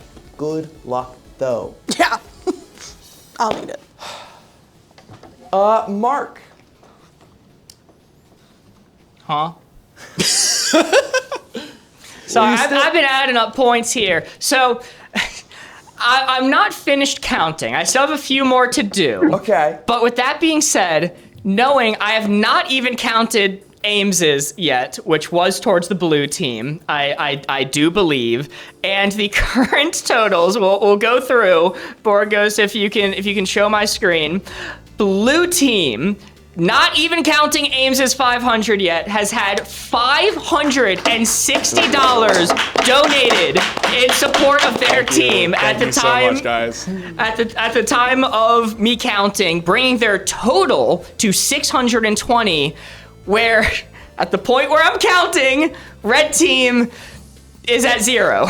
Ooh, So It's neck and neck. He's not So- done counting. He's still got more to go through, so he hasn't gotten to those yet. I'm gonna call it for blue team and say they get the 1 ornament for the first game. Dang. It's Thank you, okay, guys. Red Team, because Paul, if there's one thing I know about you, is that you know some wacky shit. In the best way of I it. do love Facebook Marketplace. And I think that's going to help you quite a lot here. No. See, he knows how These people- Facebook Marketplace works. The people on Facebook Marketplace are cretins. Yeah, they they're- are not. And They are immediately not the real. next. They are cryptids. I have put a lot of different photos in for The Price is Wrong. Probably none of these ones, but they are creeps and weirdos on Facebook. I gotta get Marketplace. into that They're not to cretin be trusted. mindset. Oh, yeah. I can never be quite as strange as them. Even my fiance said I'd be scrolling on Facebook Marketplace. I get wild stuff. It's fun. Paul, you'll be happy to know that immediately the next donation that I read from Kelsey was for the red team. So You're up. Yeah. it is coming up. Listen, Austin's 100 will hit at some point. Yeah. Well, while Mark continues tallying up that money, let's just get into The Price is Wrong. Board go. The big TV isn't on. It is not. Sassafras. All right, give me a second. Whoa, buddy. Sassafras. Whoa. Hey, at least it was wholesome. At least it had the Christmas spice in there. Also, I don't mean to call out your slip of the tongue here, but what you said instead of board ghost sounded a lot like board gnome. It did. And can we, maybe next year, we switch up his theme to gnome We make him gnome, he Board graduates, he gets a Board ghost, promotion. how do you feel about gnome hood?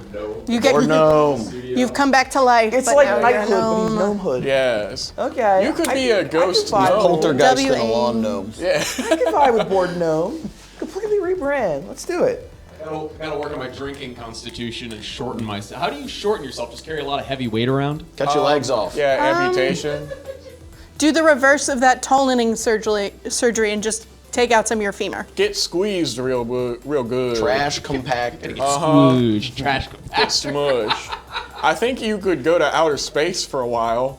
I think that makes you shorter. No, that makes you taller because the taller? gravity Yeah, 'cause the is your like gravity, yeah. spine stretches so out. we need the opposite of space. Yeah, you need. I need to go to a heavy gas. Gotta go to giant like Jupiter. Saturn. Yeah, go to. You can get stupider I'll while get you're more at it. stupider though. Well, I think what we need to do is get into this next game. I agree. I guess so. Yeah. So, like I said, it is simple. I'm going to show you wacky items off Facebook Marketplace, Craigslist, etc., etc.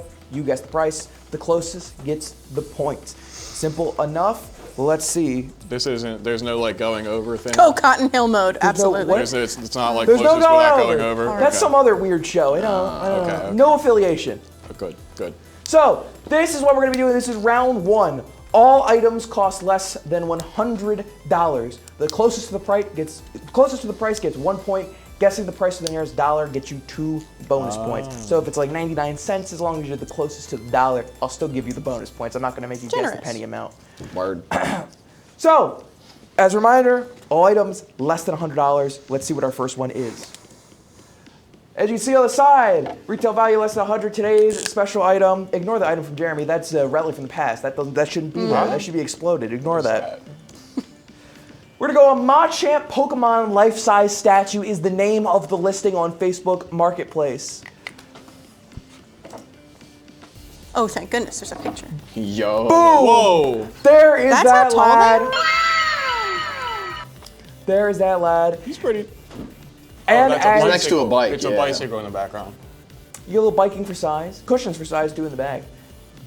And as the contestants are going over the price in their head, I just want to say we have officially passed the halfway point to $5,000 raised for all-timers research. Yeah. In just over an hour. Oh my God.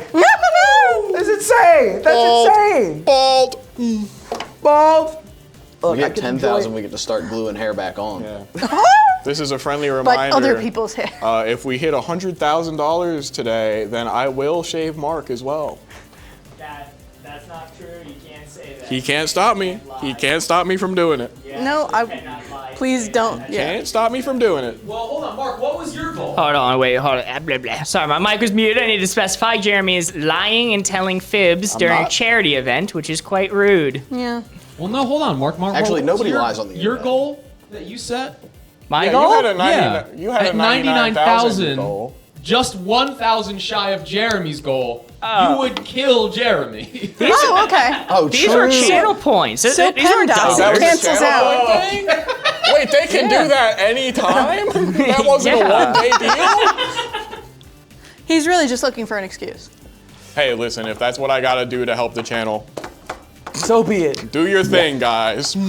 Well, getting back into our game, we have a Machamp Pokemon life-size statue at retail value at under $100. We're gonna start with Jeremy since we're at a new game. Jeremy, what do you got? I'll buy that for $20. Buy that for $20. I'll buy that for $20. What's your logic? Give me your vibe check on this. There's no logic here. Yeah, that's what Just I'm saying. Vibes. Plastic statue. Seems like something they just want to get rid of, to be honest. Do you think they're a big Machamp fan? Well, they can't be that big of a Machamp fan if they're selling them. Maybe he just spent a lot of time on Jupiter. $20. Maybe that's how told this particular Honestly, one is. given that it's less than 100, I think that it has to be low. Real cheap.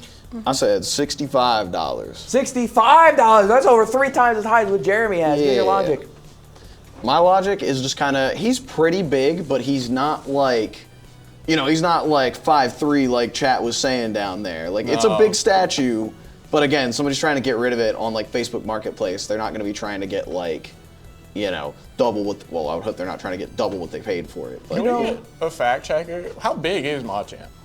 Chat's saying Chat said 5'3" in 5'3"? canon. Yeah. Yeah. Oh my in God. canon. But that's like a seat cushion. Still There's a no short way. thing, but yeah. That particular Machamp is built like Joe Rogan, though, True. Yeah. notably. So, But yeah, I think 65 is like a reasonable price for that. I feel like I might have seen this one too. Like, size channel. like when I was scrolling. we'll see. Maybe. Last but not least, Colleen, what'd you write? No way. shut up. First available opportunity. And I thought it was a fair price, you know? I was like, yeah, I could see it. $6, $7? Wow. Also, every joke answer did better than any answer I had any confidence in, so. That is true. This is Facebook Marketplace, so shit posting your answer is a valid strategy. Wow. Well, contestants, I here to tell you the correct answer is going to be Whoa. Wow. What? $1. $1? I was too high? Oh, That was come on. way too I high. 20x'd the answer? $1. So yeah, they want to What get a rid of it. steal. Yeah. What a steal. Look at that little guy. For a my single George Lord. Washington, that can be yours. Could have been. I assume it's taken by now. My It's God. gotta be gone by now. Who's Jeremy. Jeremy at 20. $20. Okay, so that is 2 points for Jeremy. Blue team rules. Second closest, It was me with 65. 1 for Paul. And Fergus, just like hit me with something if the mic's not on. Or like, yeah, okay. Thanks. Well, the mic was on that time. 1 point for Paul, 0 points for Colleen. We Guys, don't I have to do the told you. score screen I'm this so time. bad at this. I should have done $6.70. Ah, and I would have yeah, gotten it. Got it. It's all there. All the pieces are there. I just didn't put them together. Moving on to our second one in this first round. How many of you, again, forget about item from Jeremy, relic of the past, blown up. Our second item is McDonald's T-bone toy. Oh. Whoa. Look at that little fella. Is this over 100? This is still less than 100. Still less than 100. Everything in this first round is going to be less than 100, and I will give you guys a little bit of help here. Each item is more expensive than the previous one. That doesn't do super much this time, but that is still helpful. Thank you.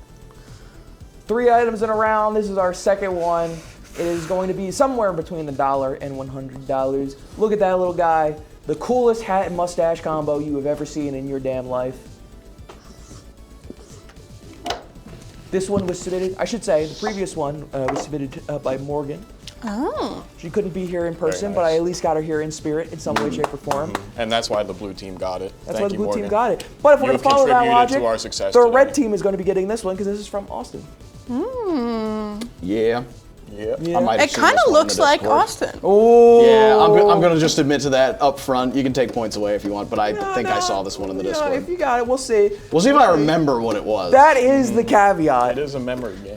It is apparently very disadvantageous to me that I do not understand how Discord works and never go on it. Good to Listen, know. the last time Jeremy pulled something from the Discord, he was dead wrong, so... This is true. We It don't doesn't know. really help you for sure. We'll see if you can remember We'll it see. spot on. Keep in mind, like I said, this is going to be more than $1, under $100, and we'll have one item left remaining that is in between this price and $100. But we're going to reveal now and see what our contestants have said, starting with Paul this All right, time. I got $25. $25. Yeah. I'm not going to ask you for your logic because I think I know it. Yep. I think that means you got it right. Colleen. I said 50. I figured, collectibles, something like that. $50 collectible. That is it. I mean, look at the dust on that thing. It's a cool fella. Like, think of like a. It gives very 90s vibes, so it's probably old. Yeah. It does kind of look like Austin. It does look does like look- Austin. It does look like Austin. I'm To a not T, convinced this actually. is not an AI. He said, make a McDonald's toy of my face. It's And Jeremy, last but not least, what do you got? $10. $10? $10. And why $10? It's a toy. It's just a little guy. Just a little guy. Little toy. Little. Give me $10. Well, let's see if the That's little what I guy buy. defends his It's big free arm. with your meal. Because this McDonald's T-bone toy can be yours for $12. Oh, it was. $10. $10. $10 is a little guy. Hey, $10 little guy. $10 little guy. $10 little guy. Not bad, not bad. So that means Jeremy was the closest, Yes, sir. earning 2 points. Next was Paul, earning 1, and Colleen still at 0, going to the point to add up. These have been very reasonably priced. I know. Colleen So not good at this far, game. yes. Colleen not good at this game. Well, everything here is under 100. We'll get into the less All reasonably right, priced some things. catching up to do. What did I pull from Colleen not Discord, good at by this the game. way? Colleen not catching I'm up. not pulling anything. Colleen, one of the very before few answers. Oh, we you're like talking about the drugs in thing? October, Yeah. Colleen I made didn't peace pull with that. not That was winning so this weird. round. For real. I did not Just read messing the with them. Discord. I just know what they would write. Let's see our final one for this round. Item for Jeremy. Again, blow it up. Cell phone plug. Cell phone plug. Can I see it? May I see it? This should not be the most. This is more than the other ones. This is the most expensive one in our final round. This is under $100. Cell phone plug.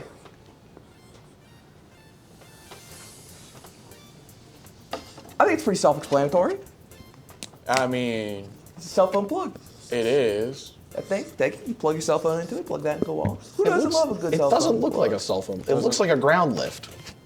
So it has to be between 12 and 100, right? Yeah. Somewhere So- in there. Could just be 13. $12, 1 cent. It's true. Could be. It's true. It is entirely possible. It is anywhere between $12 and $100. Our contestants thinking away. Yeah. Our contestants thinking away as hard as they possibly can. It seems like everybody is locked in. Jeremy, one final adjustment. It's like watching it's like watching the Mona Lisa painted in real time. One single brush stroke changes. I'm ready. Well, in that case, Colleen, starting with you. $99.99. Guys, I'm so bad at this game, please. Listen, if there was ever one for me to put right up at the absolute maximum, this would be the one that would get it, the final one in the round. So it's, again, valid strategy. That's all I got. Jeremy. 99. Right there with 99. Colleen. I gotta hope they didn't put any sense in this. 99. Like I said, I would give it to Would it Colleen. be equal? I would give it to, if it's 99 cents, it's the closest. You can't be 100, so, you know, I'd give it to you 199. Paul. I also thought Facebook was on one and said 99. $99. Well, I think everybody's about to get 2 points here because everybody has said the same one. Let's see what the actual price is. $65. My first answer comes back to haunt me. Oh, I had 90 before I changed it. Dang. I did have 20 originally, and then I was like, nah, they're...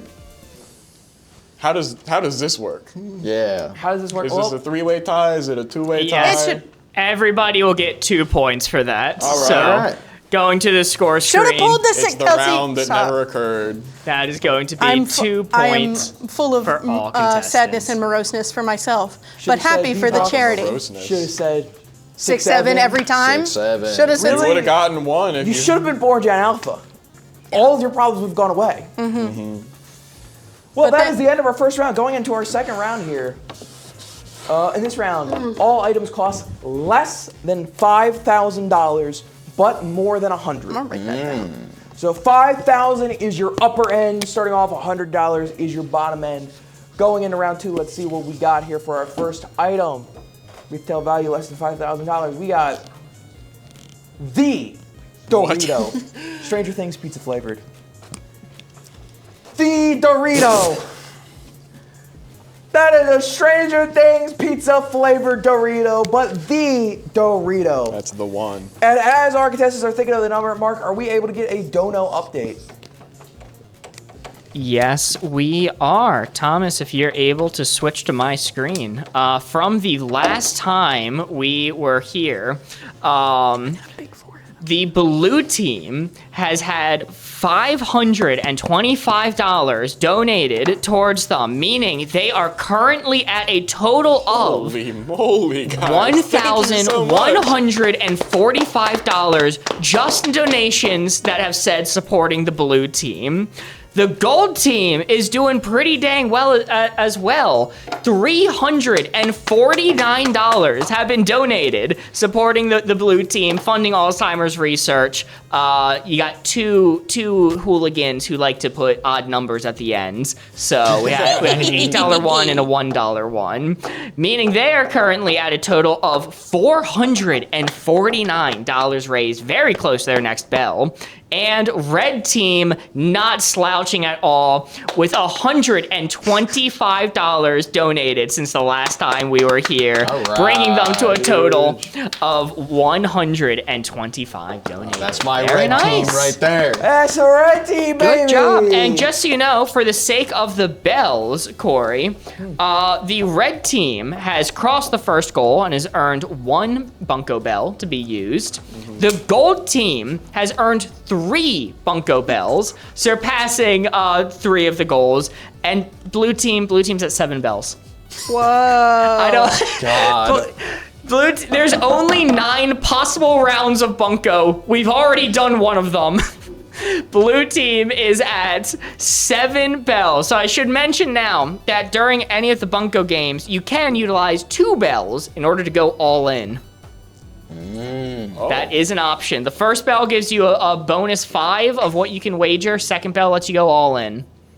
What do you mean all in?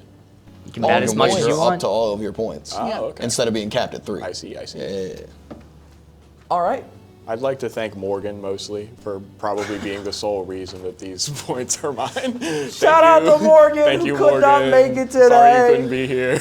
Gone but not forgotten. In her honor, we'll start with Jeremy for the reveal of what you think the Dorito is going to run you. I'll tell you what I pay for it. 300. 300. 300. Is that 3 followed by 00? Yeah. $300. 300. This is a chip we're talking about, buddy. A single Stranger Things pizza flavored, but a chip. It's the chip. Pay some respect. I didn't consider that one. I'm gonna have to rethink some things. Paul! I said $200. 200. 200. Yeah, 200. 200. Any logic behind it?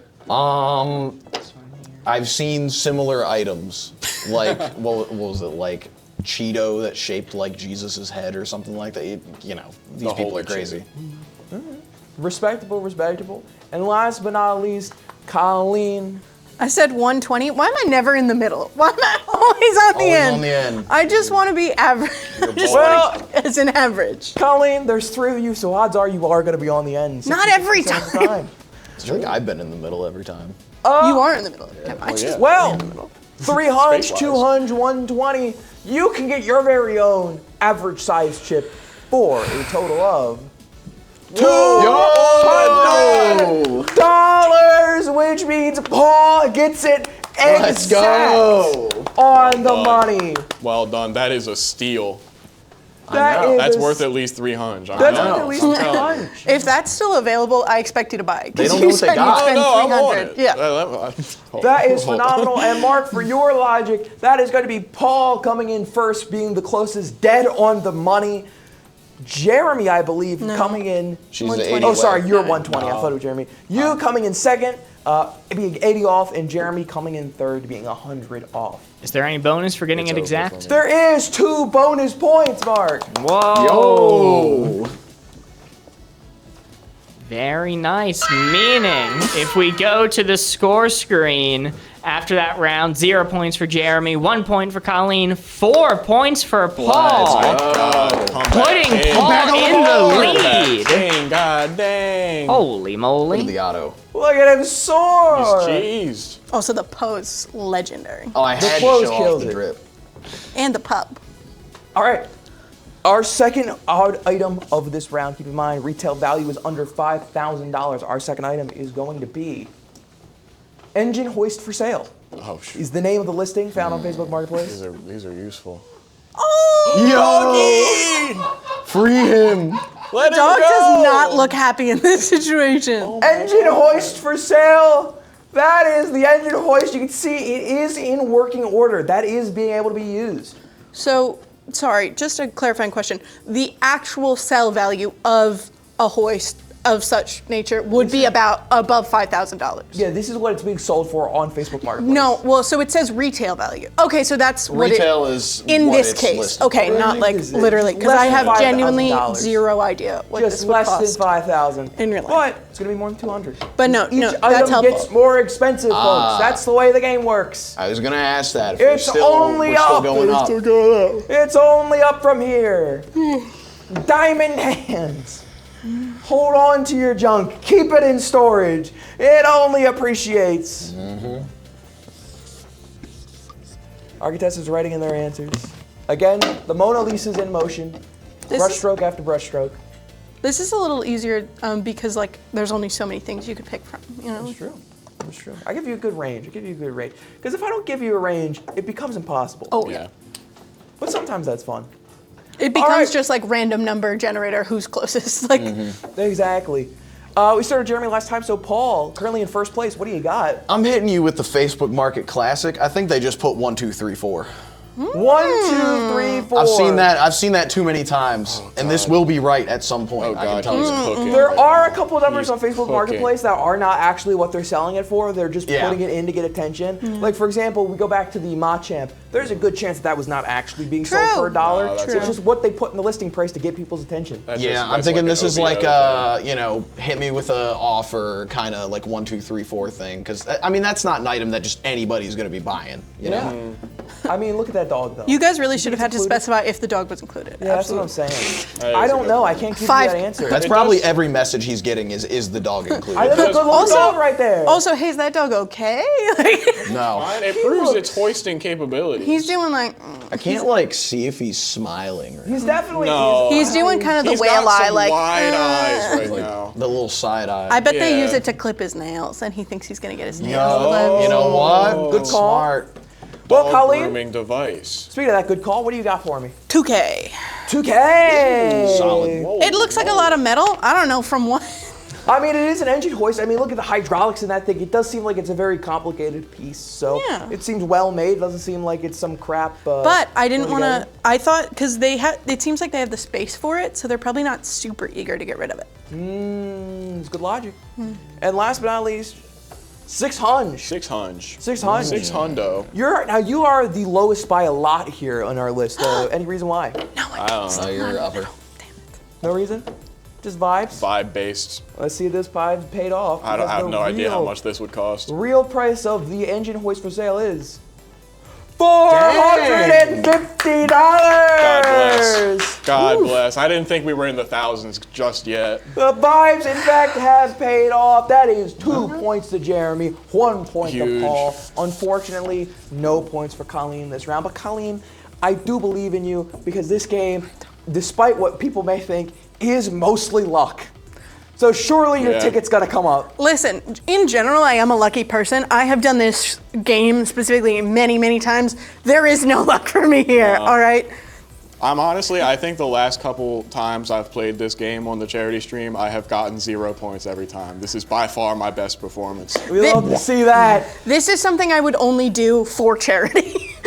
Well, you can do it for charity one more time this round because our final item for this round is $450. Trolley go-kart. Trolley go-kart. Trolley go-kart! That's awesome. Take a spin around the neighborhood in your beautiful new custom-made trolley go-kart. It's got the engine, it's got the wheels, it's got the engineering. What do you guys think? How much would you pay for this bad boy? I want to put a funny answer, and I think I just will. I'm going to leave my funny answer up there. Let it resonate with your soul. Yeah. Oh, it resonates with my soul. Because this is Facebook Marketplace after all. The funny answer is sometimes the right one. Jeremy thinking long and hard about this. This might be the one, Paul. The one? It might be the one you're talking about. The one for the old 1, 2, 3, 4. 1, 2, 4, 3, Listen, 4 it's either going to be answer. that or it's going to be when we go up to more digits allowed, then it might be 1, 2, 3, 4, 5 or 1, 2, 3, 4, 5, 6. Oh shit, you're right. I've seen those for like music gear lots so many times where they're selling like a bunch of amps and guitars and all that, and they'll just put that because it's like a lot of a whole bunch of stuff, which I don't know if you did any of those, but we'll see. We'll see. Generally, the ones that I pick for these shows are the ones that had made me stop scrolling to look at for a minute and go, what is this? Yeah. It seems like everybody has theirs in place. So, Colleen, starting with you, what do you got? 3, 3, 3, 3. I'm going with they were kind of lazy. People are going to negotiate. They're like, about this, and it's all the same number. I know I do that a lot. Not on Facebook Marketplace, but just general. And you know what? It's a safe, solid bet, too, because it's right towards the middle of our thing, and we've so far stuck only to the low end. So, who knows what this next one's going to be? I feel like I don't know how much a motorcycle costs, but I feel like, can you get a motorcycle? No, but whatever. It's not street legal, so that probably diminishes the value. Certainly not. Well, Jeremy, what do you have? 2K. 2K! Like the people who make the sports games. Exactly. Uh-oh. Anyway. We've talked about this. We're down. I'm sorry. I floundered. I got nervous. The camera. Fuck, Jeremy's camera shine is taking place after all this time. I'm so scared. I don't know. I think that's a reasonable price for it. All right. I've had many motorized vehicles in my lifetime, and I think that's probably what that would go for around about. Makes sense. And last but not least, Paul. I also think these two are probably closer, but yeah, baby. 1738. 1738. I don't know if it is 1, 2, 3, 4. You're getting it. Maybe. That's true. I don't know. It's like my actual logic was I was maybe gonna go with 1, 2, 3, 4, like 1,500 or something, because it is built of like what looks like parts that were laying around. Yeah. And it's probably like, materials probably cost like $500. They're like, well, I can get triple because I made a go-kart out of it. Maybe the shopping cart was free. Yeah. I'm wondering what they pulled that engine out of. Sometimes there's free ones. Now, if it was an Aldi shopping cart, that'd be worth a little more. Yeah, you got to pay the quarter. Would you add the 25 cents? Yeah, I would. It would be. If it was blue on the handle, I might have added the 25 cents. 1738.25. All right. Well, let's see. Actual answer is. $3,000, which means Colleen, congratulations, you've gotten 2 points this round. Jeremy, with a 2K guess. That's 1 point for you. And point. unfortunately, Paul, I am sorry. Yeah. It is going to be 0 points for our current first place. Mark, how does that shake That was things very up generous again of you, around Paul, to 2? let us get some Meaning, points. if we go to our point add up screen here, we had in that round 0 points for Paul, 1 point for Jeremy, 2 points for Colleen, bringing the totals to a tie actually. It's going to announce the blue team or red team actually as the winner, but that is not correct. It is a tie. So imagine them both team and blue mewing, team. and I'm crying. Wow. That's true. Fire and Meaning ice. we Members might have to anticipated. go to the bunko round in order to resolve this. You ever wonder why we're here? Well, let's see. Let me get our next bunko set up. Chat and contestants, our next bunko parlor round is going to be on the topic of Nicolas Cage. Oh. And how many points do we? The points that you have that you're able to wager during this bunko parlor, you have up to 3 unless you use a token, in which case you can wager more. Jeremy has 9, Paul has 9, Colleen, you have 5. Okay.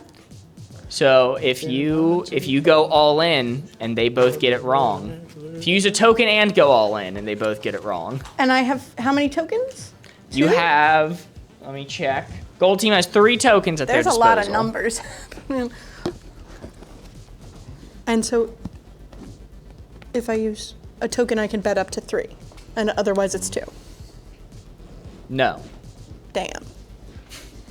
So for the last round was screwy because you only had 2 points. Yeah. The limit is 3 by Generally. default. Okay. Yeah. You get that no matter what. Using a bell bumps that limit by an additional 5, so up to 8. Okay. But you only have 5 Yeah, points to yeah. wager. So yeah.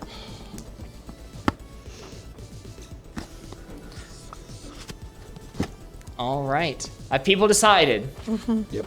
First off, are there any uses of the bell? No uses. Okay. Jeremy, let's see yours first. 1. All right. Wagering 1 point. 1 Paul, point. Wagering 2. 2. Okay. And Colleen? Twee. I actually know a lot about Nicolas Cage. Wagering all 3. Okay, well, this one might be good for you then if you know your Nicolas Cage facts. Your question is going to be this. I like to keep them somewhat related to the games we played previously, so we're going to be talking about money. Oh God. Nicolas Cage willingly returned his Tyrannosaurus Batar skull to the Mongolian government after learning that it was acquired illegally. How much did this whole ordeal cost, Nick? Your options are $7,100,000, $1,500,000, $276,000, or $507,000.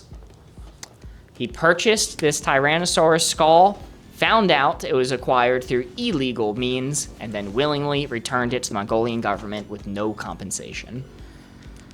How much did he pay for the skull? Wow. What a kind man. Yes, classic Nick moment. We don't get a picture of it. Pass it. Also, what is Batar in that circumstance? The type of Tyrannosaurus. Neat.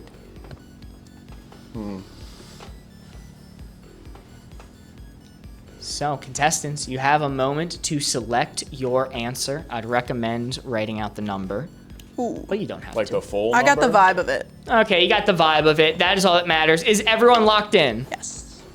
Yep. Okay, we'll go down the line. I started with Jeremy before. Paul, I'll start with you this time. What'd you put? I put number 2, 1.5 mil. 1.5 mil. Solid Yeah. number. Any reason? Dinosaur bones are expensive. And I figured, it's a Tyrannosaurus skull that's like, I would say a more popular dinosaur. So I figured it had to be like in the upper end of things, but I don't think it would have been all the way to like 7 mil. I'm hoping not, but. Colleen, our resident Nick Cage expert. What did you I say? didn't say expert. I said 7 mil. So for one thing, I've seen a picture of it. It's very nicely mounted. Point 2, when you steal something, you're selling it for a lot of money because there's risk in getting caught in selling something illegally. Point 3, an intact Tyrannosaurus skull is crazy. Like, first of all, they're huge, so the shipping alone. Yeah, and it's a very expensive. Also, it's Nick Cage. Like, he spent a crazy amount on his tombstone. So for something that he's gonna live to see, I'd pay $7 mil for a dinosaur skull if I had that much money. So. All right, and finally, Jeremy. 2. Number 2, same as Paul. Mil. Ooh. So, Jeremy, you wagered 1. Paul wagered 2. That means if 2 is correct, Paul will win. But if 2 is incorrect, then Jeremy will win. I hope it's 4. Well, recently, Nick Cage was in the news because he bought another dinosaur skull at the price tag of $150 million. Christ. So you might be wondering, how much did he lose on this one? The answer, only $276,000. It was relatively it's so good cheap. to be wrong. It's so All good things to be considered, wrong. that is wrong across the board, knocking down Colleen to 2, knocking down Paul to 7, and Jeremy with the conservative gambit wins with the wrong answer. Hayden, I don't know if you can say that. That is a blue team victory. Huge. Well, way to Go go to blue. Congratulations, I believe. Still, Paul winds up in second. Yes. Paul is still still in second. second. I was Yes. very Second. down. So, Colleen, I'm sorry, no points will be granted to the gold team after this game, but 1 point will be granted to the red team, and 2 points will be granted to the blue team. So these large, We're on the board! these large overarching We're back. points, we're referring to them as ornaments. Sorry, you're right. Just to differentiate between the points you get during, Chattily Feud versus the ones that carry over in between games. If you are curious of what the total of ornaments are right now, Jeremy, for placing first in this game and second to the last one, you have earned 3 ornaments. Bless. Colleen is at 2 ornaments, and Paul is at 1. I will point out, go, even Big if Blue. I had bet nothing or been right and bet less than what I bet, I still would have come in last. Yeah. So, Fair, you made the right know, choice. yeah. Point being, it sounds like a big loss, but it's actually not that big. We appreciate the shot taken no matter what. Now, currently, the blue team is our current Now I first want a place Tyrannosaurus skull. position. Gold is in second place, and red is unfortunately in last place, but do not threat. Paul, you still have a chance to tie yourself in first at the end of round 1 here, because we got one more game on the docket for you guys to play. This game is a classic. It is one that we have played over here on Boardgamers Live many a time, stream after stream. We've made it a little bit slightly different than what people are used to for the purposes of our game show here today. But we're going to be giving you guys a chance to play some good old-fashioned wavelength, baby. Woo! That's good old-fashioned wavelength. So, Golly. the way that this is going to work is very, very simple. We have gone ahead of time and talked to each one of our contestants today who have recorded videos of them giving placements on the Lord, wavelength it's this. wheel. Yep. And you guys are going to have to guess the placements based on these contestant answers. Mark, do you want to tell us how the points work for this game? Yes. So, we are doing it a little bit differently than we do on our regular show. On our regular show, we use a 1 to 17 scale, which we've grown very accustomed to. People in the Discord describe things on 1 to 17 scale by default. But we realized, putting all of our brain cells together, that the issue we were having of needing a middle number in wavelength could be resolved by just starting at 0 instead of 1. So for this board, we are going to be doing a 0 to 20 scale, with 0 being maxed out one side, 20 being maxed out the other. We are still doing a range of points, so if you land on it exactly, that is going to be worth 4 points. In this game mode, it's worth 4. If you're 1 off, 3 points. If you are 2 off, 2 points. Anything else is not worth anything. But there's a catch. We recorded these videos of the placements from your teammates.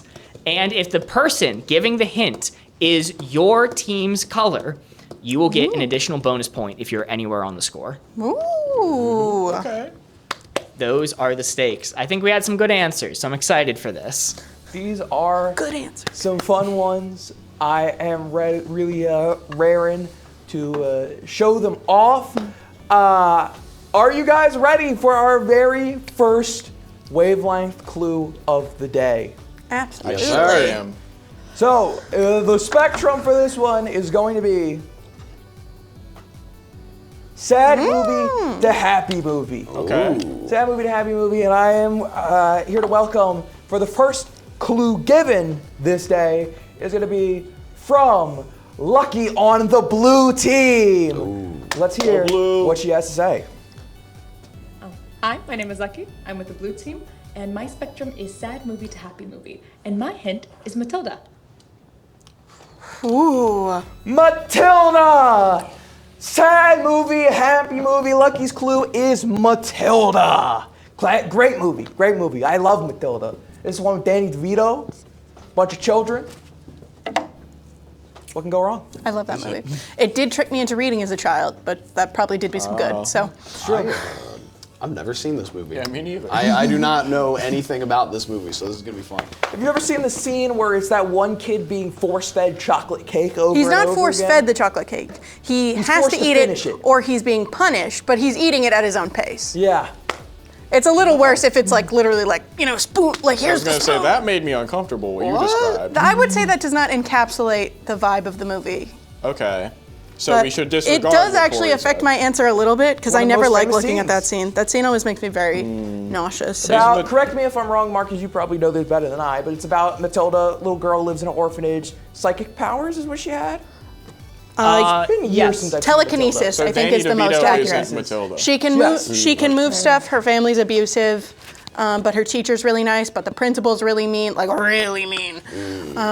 This doesn't sound very good. No, I it's love that movie. fantastic. Well, movie. I don't mean that it's not a good movie. I Doesn't just sound mean good that for her. It doesn't sound Yeah. like Matilda's in a Help good too much because situation this at is an all. advantage I have, and Yeah. I'd like to She keep it a sounds- little bit. Colleen's like, I sounds- need to hold I on want. to this. Hey, I'm in second. I'm second. Yeah, Colleen's over there like it's kind of like the boy in the striped pajamas. but I'm not trying to mislead, but I don't want to help too much either. It's like Okay. Carrie, but I assume she probably doesn't like crash out at the end or anything. Yeah, without the ending. I would also say Well, I don't know. the ending is happy. I'll say that. Okay. That's okay. That's little what I- storybook It's ending. like Carrie if she just like went to prom and had a good time. I mean, let me put it this way. It's a movie I watched when I was in elementary school, and I loved it. Yeah. Yeah, it's not dark. I figure, yeah. Well, you could be a. We're not talking like Saltburn or something You could like be that. a sick, freaked up I have not individual. seen that. Well, I am. So. Don't let that sway your opinion. I am a sick, freaked up individual, but that has see. nothing to I do with see. my enjoyment for the movie Matilda. All right. It seems like Jeremy's putting his final score in. Everybody else has theirs locked You in. guys have had it the whole time. Oh shit. Yeah. No, well, I have changed it twice thus far. Okay. All in the same range. Well, normally keep we would remembering start different with the parts of blue the movie. team, but Jeremy, since this is your teammate's question, we're going to end with you. So we're going to start with Paul instead. Ooh, the suspense builds. Okay. Knowing nothing about this before everything we've just said, I ended up going with a 6. Go with a Because I 6. kind of figured it's probably pretty sad throughout. But again, it's Carrie for kids, as we're saying. So I assume it ends on a happier note. But I feel like it's probably pretty bad throughout. Or maybe like not, again, I don't think it's going to be horrible, but I think it's like probably pretty sad like throughout. And then like, oh, nice happy ending. So. All right. Colleen? I went with 12. Oh, 12. Because ultimately, I think stuff does work out. There is certainly some messed up stuff, but I think there's ultimately, like, it got me to read as a kid. You know, you do learn that, like, even if things aren't always good to start, you can, like, learn, or, like, you can find happiness. Like, you know, you make a better situation for yourself. Stuff ends up good. But, yeah, there's definitely stuff that happens that's real sad in that, for sure. But, like, even the chocolate kid, you know, he finishes it, and everyone's like, whoa! But also, you do get locked in a closet called the Chokey, so... Don't worry about it. It's Don't got worry like a about bunch it. of nails and stuff in there. That lady needs to be in. Also, I think she murdered her brother. That lady needs to be in Well, they prison. deserve it. Big prison. I mean, Well, okay, well, you know. I don't remember. I don't remember. Well, Oh yeah. All right, well, Jeremy, let me put the sometimes stakes. you gotta put a kid in the choker, you know. Guys, spoilers. Sometimes you gotta, you know. Let me put the stakes of the line for you here, Jeremy. This is your teammate's clue, meaning that Mm-hmm. if you get it right, you get an additional point if you get anywhere along. Anywhere on the board? Anywhere on the board. Again, if you're 1 point away, you get 3 points. If you're 2, or how Mark explains it better than I can. If you get it exactly, it will be 5 points. If you're 1 off, it'll be 4 points. If you're 2 off, it'll be 3 points. Look, listen, I believe in the blue team spirit.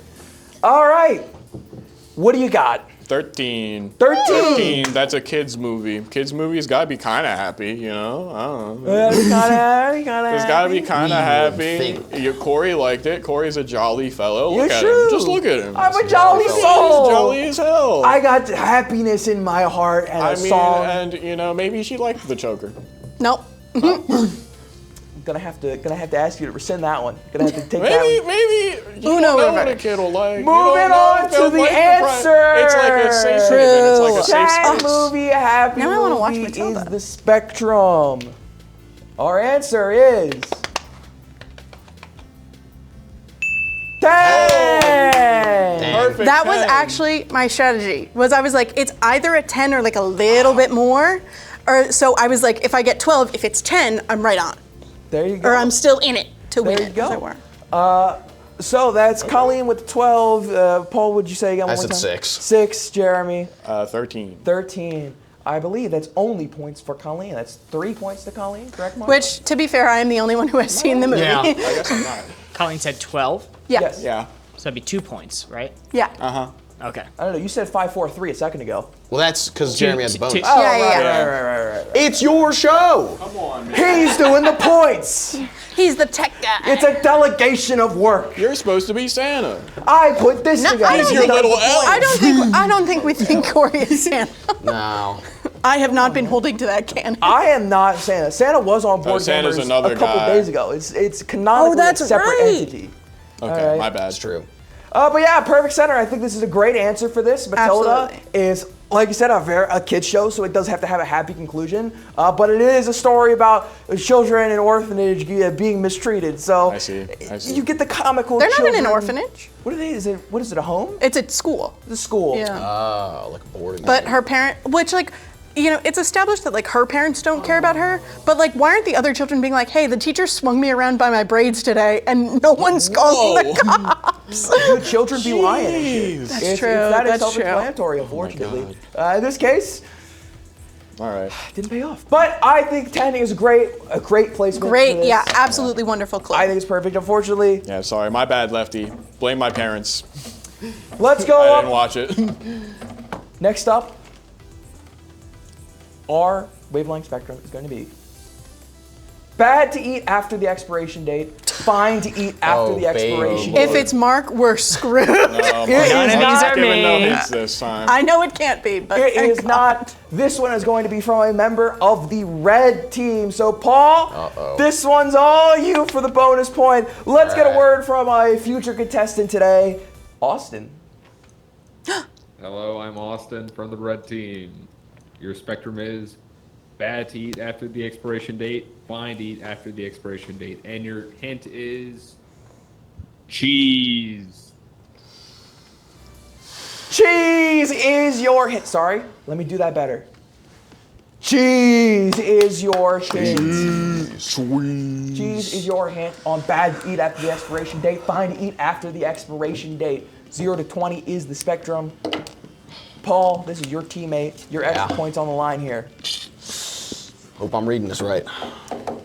Seems like everybody's got I do not want to see Paul's cooked in chat from my own fiance. That's crazy. When she's right, she's right. She is right. She You got gotta we'll prove see. her wrong.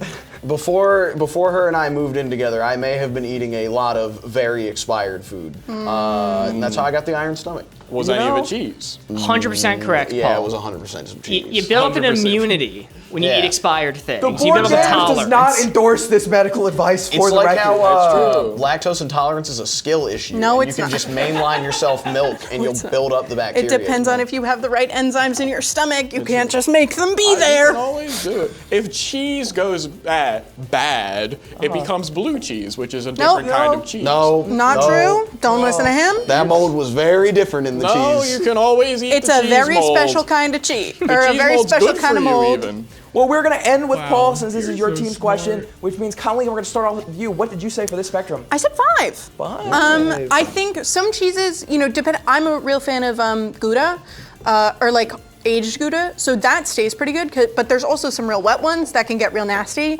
So it varies cheese to cheese. Blue cheese, I will pretty much just eat indefinitely because I'm like, what's the worst that happened? It got more flavorful. It's already mold. But or American cheese, which I'm pretty sure is not touchable by mold or man. So it ranges. So I think it's not good, but I think it's not the worst it could be. Okay, understandable. Jeremy, moving on to you. What do you got? I also got 5. Oh, 5, same reasoning. Most cheeses do go bad. Yeah. Contrary to what I said moments ago.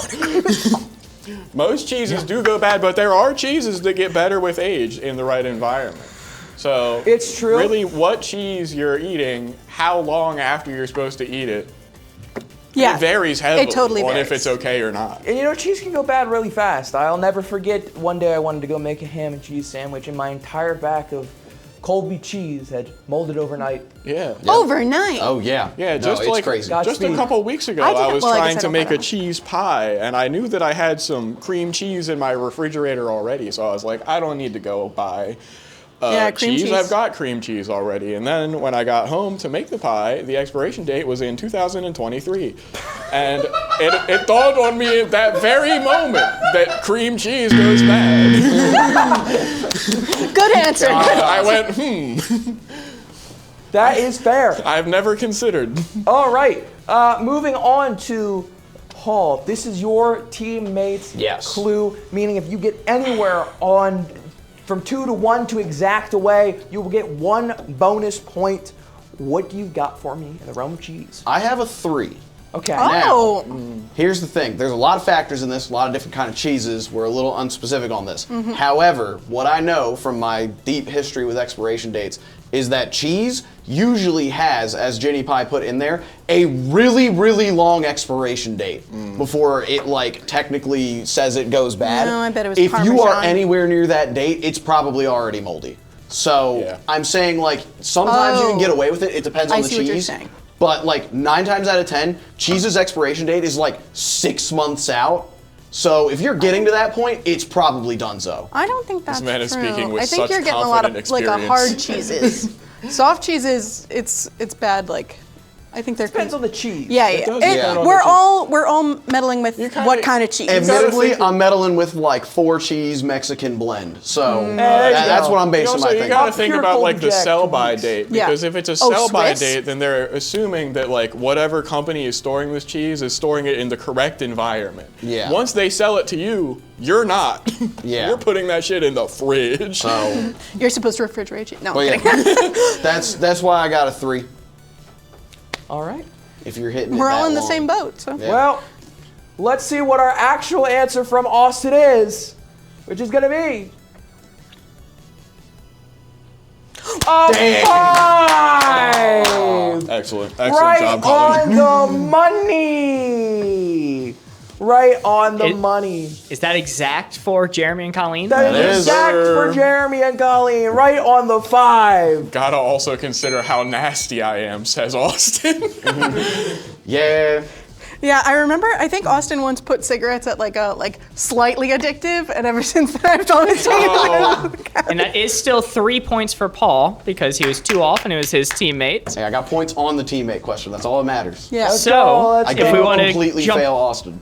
if we want to jump to the point add up and see where we are at right now, it is totaling up to, after that round, Paul with 3 points, both Jeremy and Colleen with 4, bringing the totals to Colleen in the lead with 6, then Jeremy with 4, Paul with 3. Very nice. It is still anyone's game. One good round can completely swing these scores. I have to pray this answer didn't come from Charlie, man. Well, let's find out. Oh. Going on to the first one for the other team. Oh no! Lord. Movie If it's from Charlie, we're Godzilla dead. would I improve. love this. This clue given to us by a very special guest, Matt Haverty. Let's see what Matt's got to say. Thank God, he is gonna be more reasonable. Let's hear what Matt's got to say. So my name's Matty Haverty, and my spectrum is movies that Godzilla would ruin and improve. And I'm going to say 2012, the disaster film released before the year. 2012, classic disaster movie, end of the world type vibes. 2012, our spectrum, movie Godzilla would ruin to movie Godzilla would improve. I don't think I watched this movie either. Where would you put 2012 on that spectrum? Yeah, I have not. I'm either really right or really wrong. Yep. Sorry in advance, Maddie. Colleen, this is important because he is on your team, so you would get the bonus point for this. Oh, don't I know it? I'm just gonna go ahead and say that there's probably not a lot of movies that I think would be worse off. With That's what I'm Godzilla. saying. That's what this part's Like, come on, like Yeah. a movie that's a rom-com for like an hour and a half, and then Godzilla just shows up and blows everything. Like that's awesome. Basically Godzilla -1. It's always True. you. Like the only. It's true.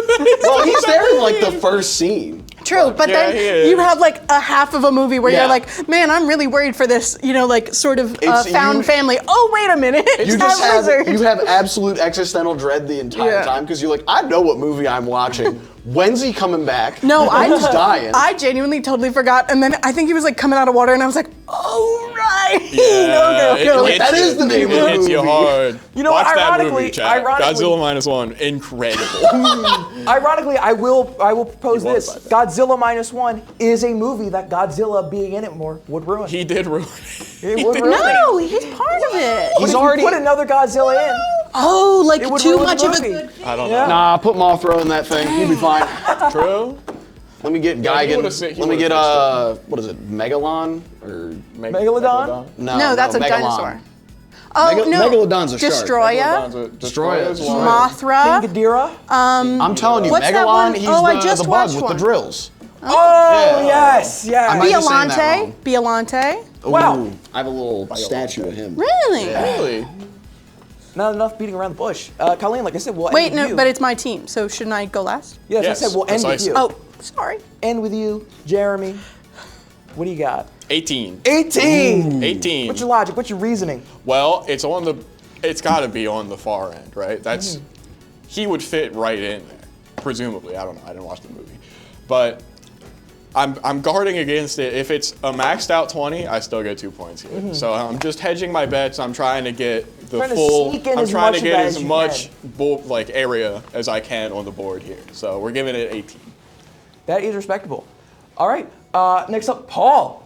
I'm going for a 19. Ooh. Yeah, I figure, kind of like Jeremy said, it is already like a disaster movie, like world is ending, Godzilla is a world-ending threat, and from what I remember, this movie's pretty fucking bad.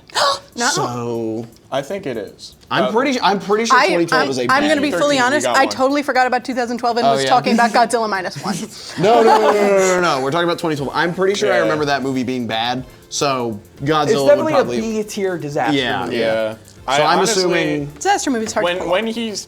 when he said 2012, I thought of Disaster Movie, the movie named Disaster Movie. I thought that was the same movie. Yeah. So I'm assuming, it's already a pretty bad movie. You're adding Godzilla to at least explain why the world is ending. I feel like it's a very marked improvement. Marked. Good. Very good. Marked. Now, Colleen, the bonus points on your hands. So it's most important that you get the points, so what do you got? Okay, I also did 18. Me and Jeremy absolutely twinning this round.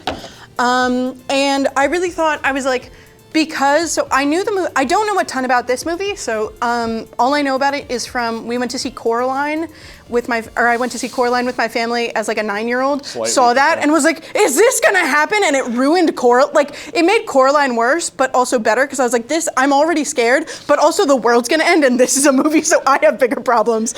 Yeah, that's insane. So I was sort of thinking of a third, your like serious attempt at like, oh my God, the world's ending. Oh, the Mayans predicted it. And then third act, Godzilla comes out. Amazing. And I might be skewed. I would love to see Godzilla in basically any movie. So I tried to keep it, in there. So I was like, for me, honestly, it would have been a 20, but I was like, I can see maybe it's like a curveball, so maybe some people are a little annoyed, so I tried to keep it a little more reasonable. For me, it's a 20.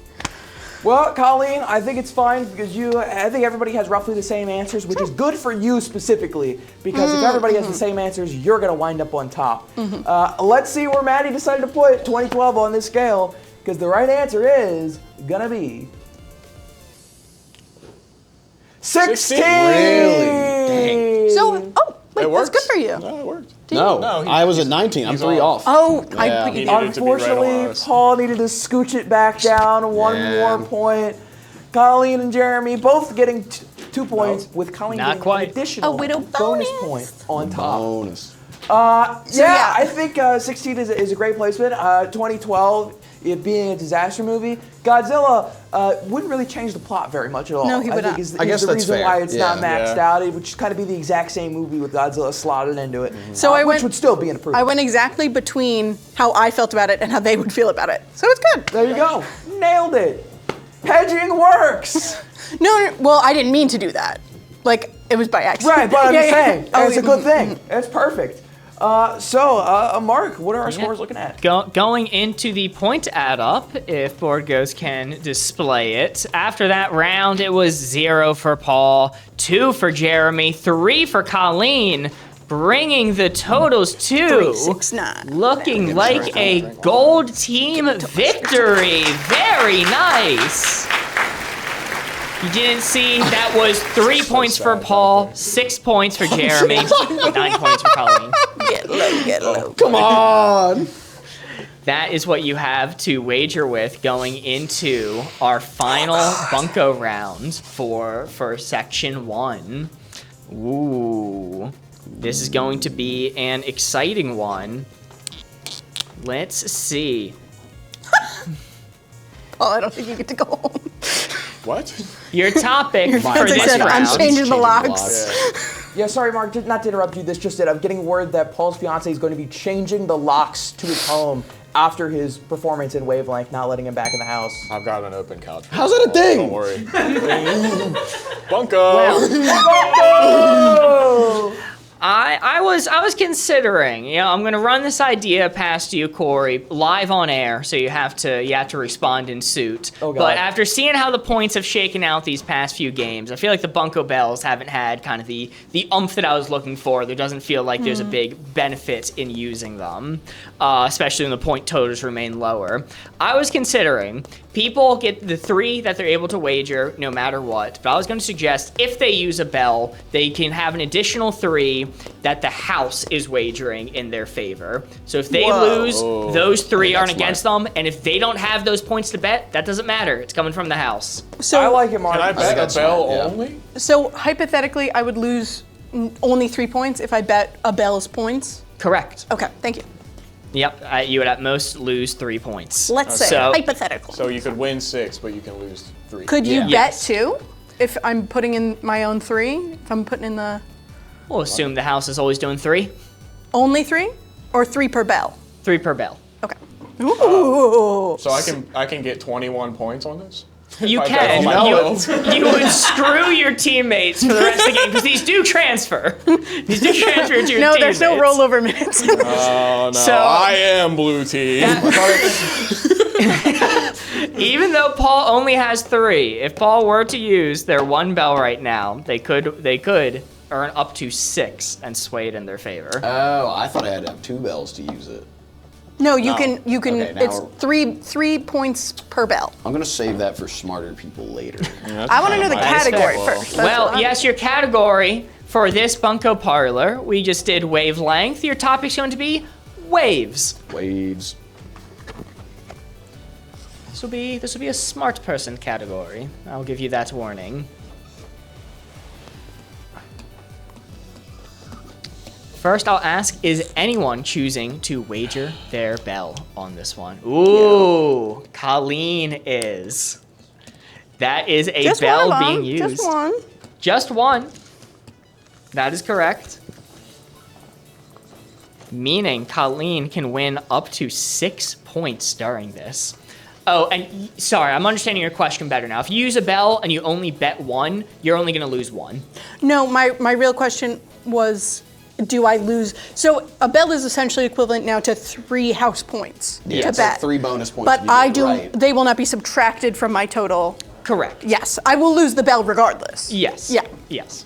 So you could play it safe and instead of going for 6, bet 1 of your own, 3 house, betting 4, you only lose 1. Oh. Okay. Oh wait, yeah, that's way better. Hit the old bet Wait nothing, a bet minute. only bells. That's kind of what I wanted to do. What? Bet nothing, only bells. Zero risk, only reward. It's not a terrible idea, I'll be honest. Alrighty. Contestants, have you decided how much you are wagering? Yeah. Yep. All right, Colleen, we'll start with you this time. I'm going the risk the bells. Risk the bells. You're wagering 0 of your own and only doing the bell. One. Do you get like the bell? Okay. All right. That is That's wise. valuable. That's great. That's a great Jeremy, change. how about you? 2 bells. 2 bells. 2 bells, no points. No points. None of mine. 6 bell points. House money. House money. And Paul, what are we thinking? I'm risking all 3 of my actual points because I'm already in last. So. Okay. What else can I do? He's sinking this red ship on his own if it goes down. Well, these with points don't transfer, but I could maybe get Do they a not? single. Well, yeah, I No. could maybe get a single ornament if I'm in the middle at the Wait, end of what? this. So.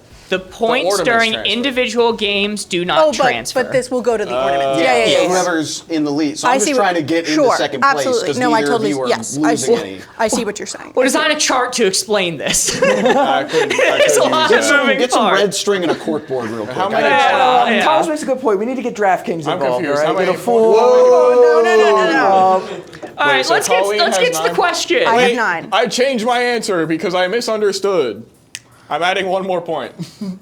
No. He can't change it after we've all revealed, unless I can also change it. Do you want to? You may. I will add 1 point of my own. Never mind. I'm adding 2 points now. No, Colin. No changing at all. Just do your All right, bells. fine, whatever. Okay. So all right, are we contestants, keeping the you're changes or locked no? in there. Your It doesn't matter question because we're just trying to match each other. on Okay, the so topic of waves, your question is, the famous double slit experiment shows that light can exhibit properties of both wave and particle. Who was the first to describe this experiment? Your options are Richard Feynman, Thomas Young, Anish Giri, or Giovanni Shishki. Those are your options. You can type 1, 2, 3, or 4. That's a good name. Giovanni Type. Shishki. Type on your I was whiteboard. not allowed at a keyboard. Oh, Thomas with the timer, putting some pressure on it. Get in your answers. I told you that this was a thinking question. Professor Seems Double like Slit. everyone's locked in. That sounds right. Okay, contestants, are we good? Colleen, we will start with you. I said Thomas Young. All right, at least Young. I meant to. I mean Thomas Young. That's my answer. I wrote 2. I'm pretty sure that was him. That was correct. Okay, Number good, 2 I was Thomas panicked. Young. Good. Jeremy, Feynman. Richard Feynman, number remember. 1, and Paul. I also went with number 1. 2 answers for Richard Feynman, 1 answer for Thomas Young. Who first described the double slit experiment? Thomas Young. Very nice. Thank you, Dad. It was later expanded upon by Richard Feynman, and he is also a notable name in the sciences, but Thomas Young was the first to describe the effect, or the experiment, I should say. And nobody falling for my other 2 options, which was chess grandmaster Anish Giri and current Pokemon world champion Giovanni Shishki. I thought I heard those names. God. Nobody fell for it. Very nice. So, Shout that out to my means dad. He a big old physics nerd. That was an additional 3 points for Colleen, cementing her victory for the gold team in first place. Very nice. That is going to be 2 ornaments towards the gold team. That is going to be 1 ornament towards the blue team. And Paul, I'm sorry, that is 0 ornaments towards the red team. Yeah. So the totals right now, it is a tie between blue and gold. But Paul, you're only like 1 game behind. Well, I will throw it back to Corey for what we're You'll doing throw next. it back for Corey. Sorry. Well, Mark, Pause. I believe that marks the end of our first group of contestants, being our 3rd and final game of this group. I believe we are going to have to, unfortunately, bid adieu to the three of you guys. It has been an honor having you guys on our stage and competing. I'll go one by one, starting with Blue in the line. Jeremy, is there anything you want to say to the masses before we kick you out of here? Eat your vegetables. Good answer, good answer. Paul, good to see you. Good to finally have you on Boardgamers proper. I'm so glad you got to join us. Been waiting. I'm so glad. I'm so happy to see you. Anything you got to say to the people while you're here? Can I do a shameless plug? Absolutely. Go to twitch.tv/CQB Waffles. I stream there. Stream the band No Business and stream the band Bedroom Floor. I sing in No Business and I play bass in Bedroom Floor. That's all I got. Go do that. Thanks for having me. I'm so glad you were here. And last but not least, of course, Colleen. Thank you so much to everybody for donating, and thank you so much to my family for tuning in. I really appreciate it. That's all. Thanks for helping charity. Yeah. Speaking of, before Section 1 is dismissed, we do have to go back. Since the last time we were here, the gold team has had another $61 donated in support of Alzheimer's research, helping out the gold team in the games, meaning their total is at $510 donated towards Alzheimer's research. The blue team is currently, they've had additional $9. Also, so people know, I do not count cents. Cents cannot be added up in this system. So I'm rounding down. It makes no sense. Meaning the blue team has had a total of $1,154 donated to Fisher Center for Alzheimer's Research and helping the blue team in the games. And Paul, with the red team, you are currently at $125 donated towards the red team. Holy moly. Meaning our grand total is $2,717. You all are amazing. Thank you guys so much. Let's go. It is fantastic. We have already finished our first group of the round, and we are already past last year's amount raised for this current year. So thank you all so much for donating. Thank you so much for supporting. As a reminder, if we can make it to $5,000 at the end of the night when we do our big finale game with me and Mark, I will be shaving my head into a haircut designated by Mark based off of how well I do or bad at our final game. So thank you so much. We're gonna have our contestants leave the stage now at this point. Everybody give them a hand as they exit. Oh, that's us. Bye. Yeah, that's our cue. Bye, everybody. Whoa. I know. Well, as we are transitioning the teams out, Thank you. Help you out. I'm going to take a moment to read out. Contestants still mic'd. I'm going to take a moment to read out all of the donations. They've been popping up on screen as they've come in. We really do appreciate it. But I'm just going to go through and read all the ones that I haven't read yet. So let's see. Let me catch up to where I was here. I have a brown paper bag for writing notes, so I won't get lost again.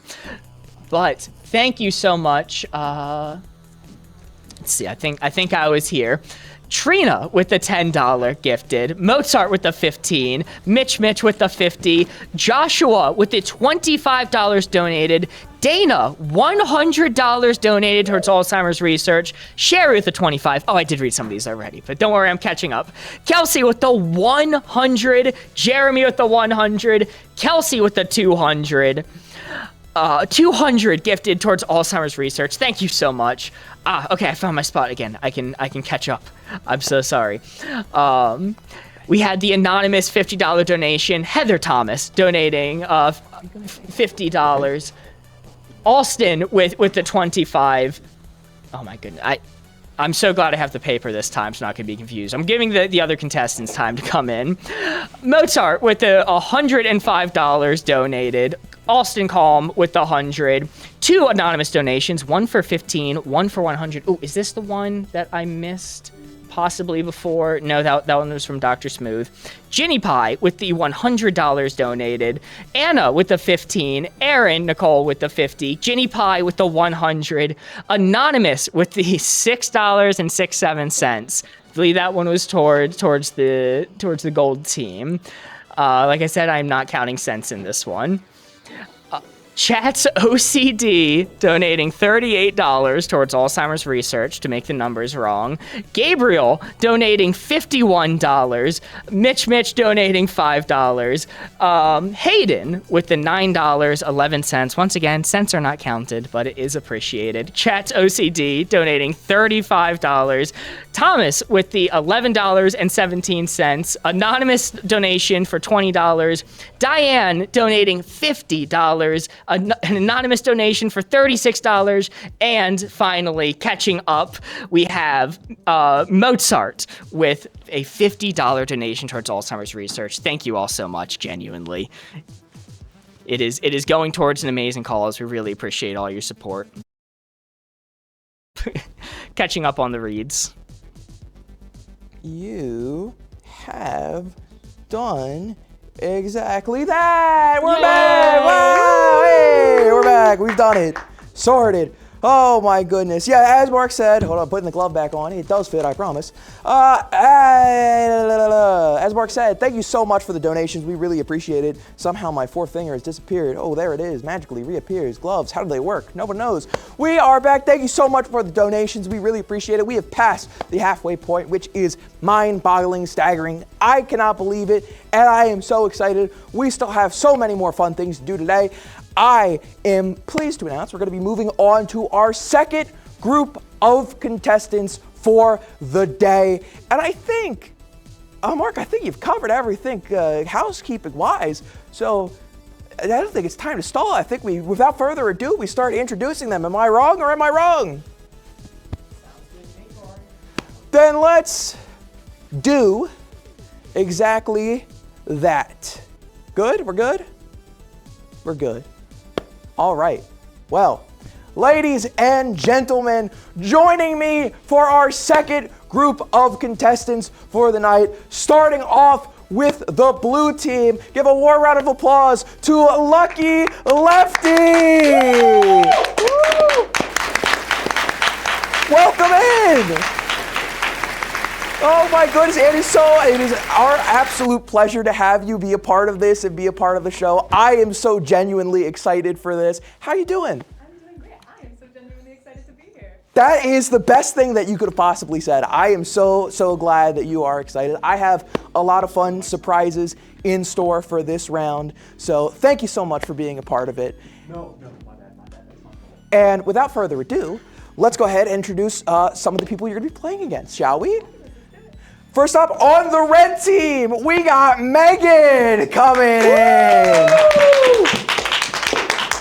Megan, making your debut on Boardgamers proper, I think, for the first time, much like Lucky here, it's good to see you. Oh, thank you, Corey. This is actually my second year. Second year, first time in front of our actual audience that we have now. Yes, second year on the stream. Hello. Glad to have you. Thank you for having me.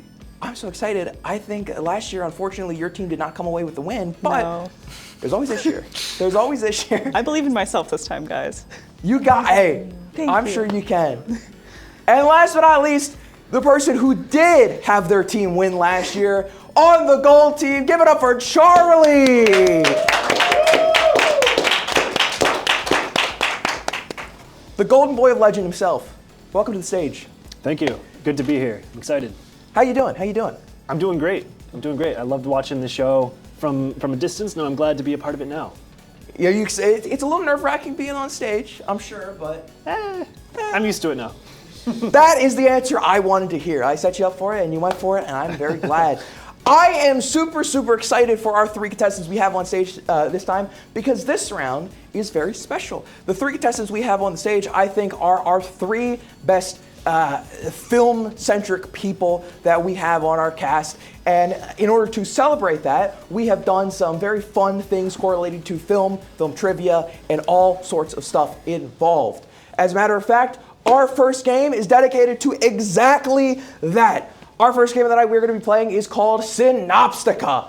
So the way that this is going to work is I'm going to give you various synopses, whether it be just describing a fact or describing parts of movies, and you're just going to have to answer the trivia question. Basically, it's just trivia, just styled a little bit differently. No reason to worry about it.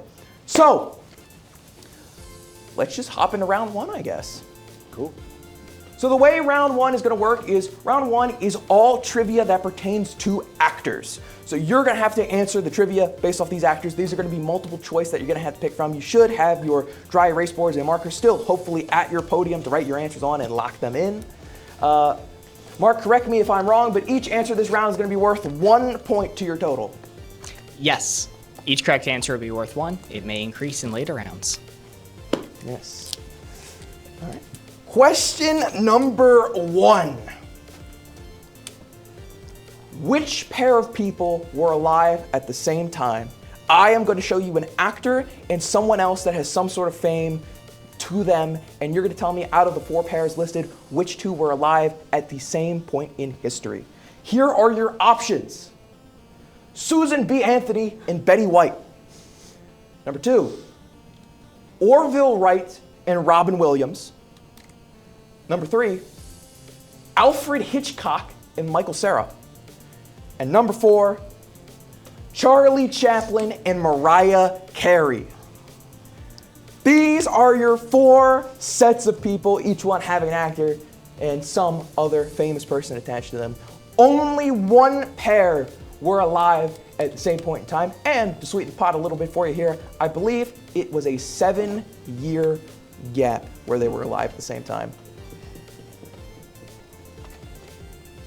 Give you guys a second to think about your answers. Lock them in when you're ready.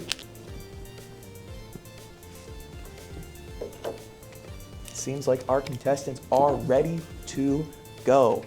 As is tradition, we're going to start with the blue team here. Lucky, what do you got for me? You see, I remember reading this fact that Betty White is literally older than sliced bread. And you know who else is older than sliced bread? Susan B. Anthony. So I'm going to go with number 1. That is perfect logic. I love it. Betty White, I believe, she was 99 when she was right close to the cusp of the century turn there, and unfortunately she passed. So that is, you got the most range to play with in terms of people being alive. So I respect that. Megan, what do you got? I also said number 1. To my knowledge, Betty White was born in 1925. So that's entirely possible that Susan B. Anthony was there as well. You're not wrong. You're not wrong. Last but not least, Charlie over there, what do you got? So I know that Betty White lived to be very, very old. So I thought that might have been like a red herring kind of one.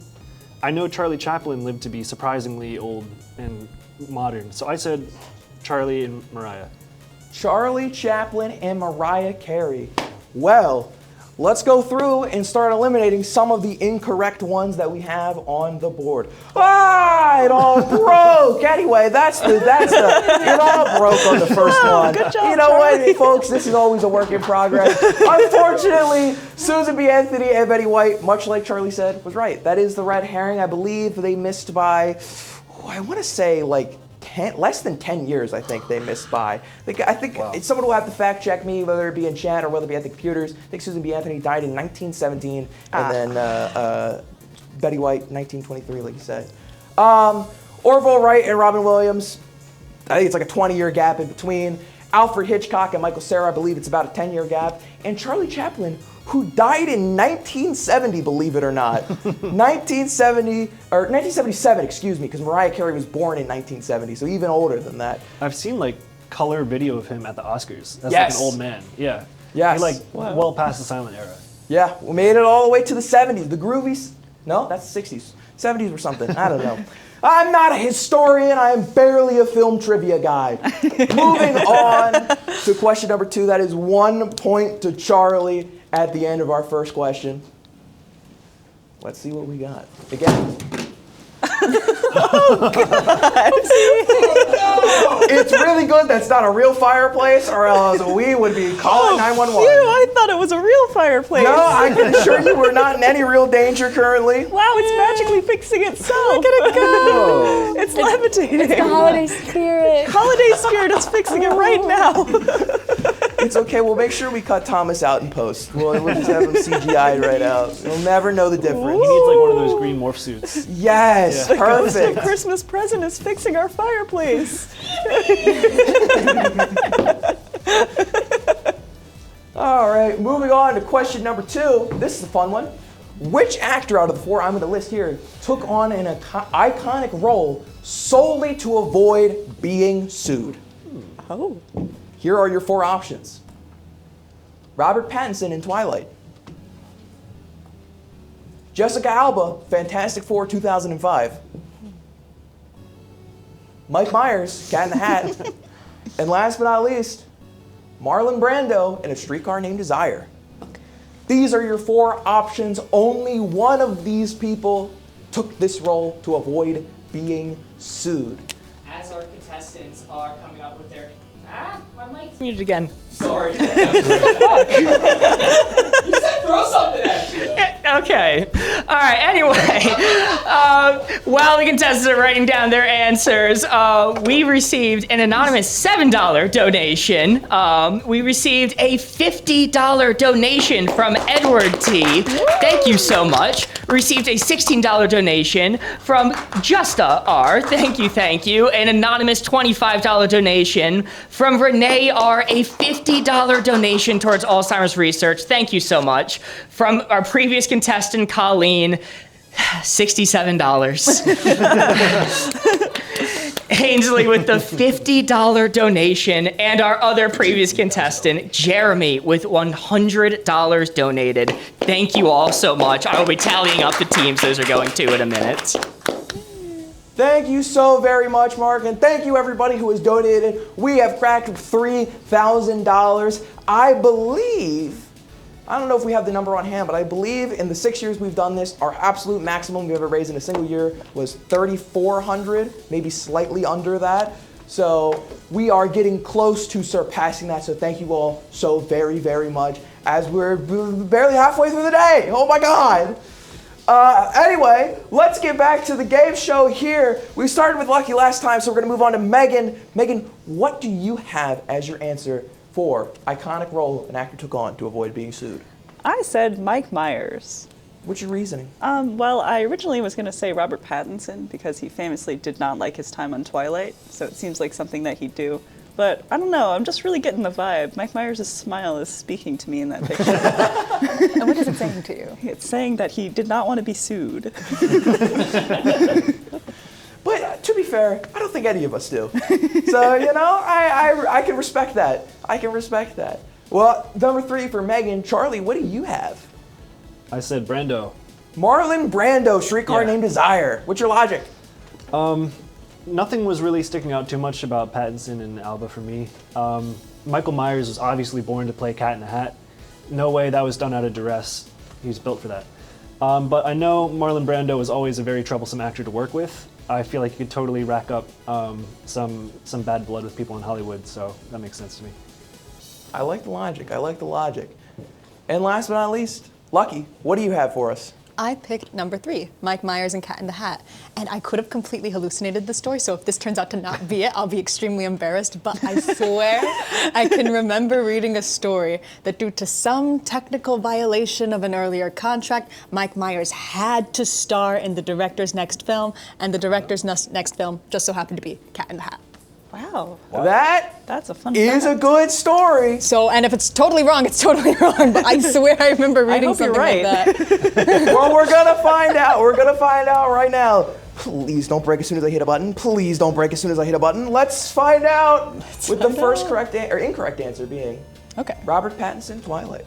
Robert Pattinson, Twilight. It would be interesting if that was the one, considering he did several more of those movies thereafter. Yes. The second incorrect one is Jessica Alba, Fantastic Four. Now, notably, with all 4 of these actors, I picked all 4 of these actors because they all hate the movie that they're associated with in this vehemently for various reasons. Marlon Brando, for example, didn't like it because of just how certain people were treated on set, which means you did not hallucinate that story. Myers, breach of contract, did not want to be in one of the films that the director was working on, broke his contract, and because of that, he had to be in the next one the director did, which was, in fact, Cat in the Hat. Wow. So very good. That is 1 point for Megan and Lucky. Good. I'm glad he breached his contract. Gave us a classic. Gave us a classic that unfortunately he cannot stand. He despises that movie. But God, did little me love it and watch it multiple times as a kid. That's a wild role to be legally forced to do. That's crazy. He gave it his all. He did. He absolutely crushed it. Well, we're now on to our final question of our actor-based round of trivia here. And this one is one that I like quite a lot. This next question. Which actor was, ironically, originally turned down for the role of Terminator because James Cameron felt they weren't menacing enough? Here are your options. Danny Trejo, number 1. Number 2, O.J. Simpson. Number 3, Arnold Schwarzenegger. Oh. And number 4, Clint Eastwood. One of these were originally turned down for the role of Terminator because James Cameron felt they weren't menacing enough. These are your 4 options. I will give you a second to write in your answers. Terminator, classic movie. Classic movie. Very high on critics, I believe. I think Rotten Tomatoes, it's got about 100% on Rotten Tomatoes in terms of critic reviews. So we'll see which person almost could have had a shot at this starring role. Started with Megan last time. Final question of this round. Charlie, what do you got? I said OJ. You said OJ? Yeah, I think I have maybe heard this before. It sounds kind of familiar. And like, look at him. He couldn't hurt anyone. Yeah, a little smile. Yeah, look at him. In a court of law, he could not hurt anyone. It didn't fit. Yeah. Didn't fit. In a criminal court of law. Lucky, what do you have? Well, a fun fact is that in his native German, Arnold Schwarzenegger was forbidden from doing the dub because he had a country accent. And they said Terminator doesn't make sense if he has a thick country accent. But the answer is OJ. Answer is OJ. I'm assuming your logic is the same as Charlie's. It's something you've heard. Oh, yes. All right. Megan, last but not least, do you complete the trifecta here? I ain't heard nothing. I said Arnold.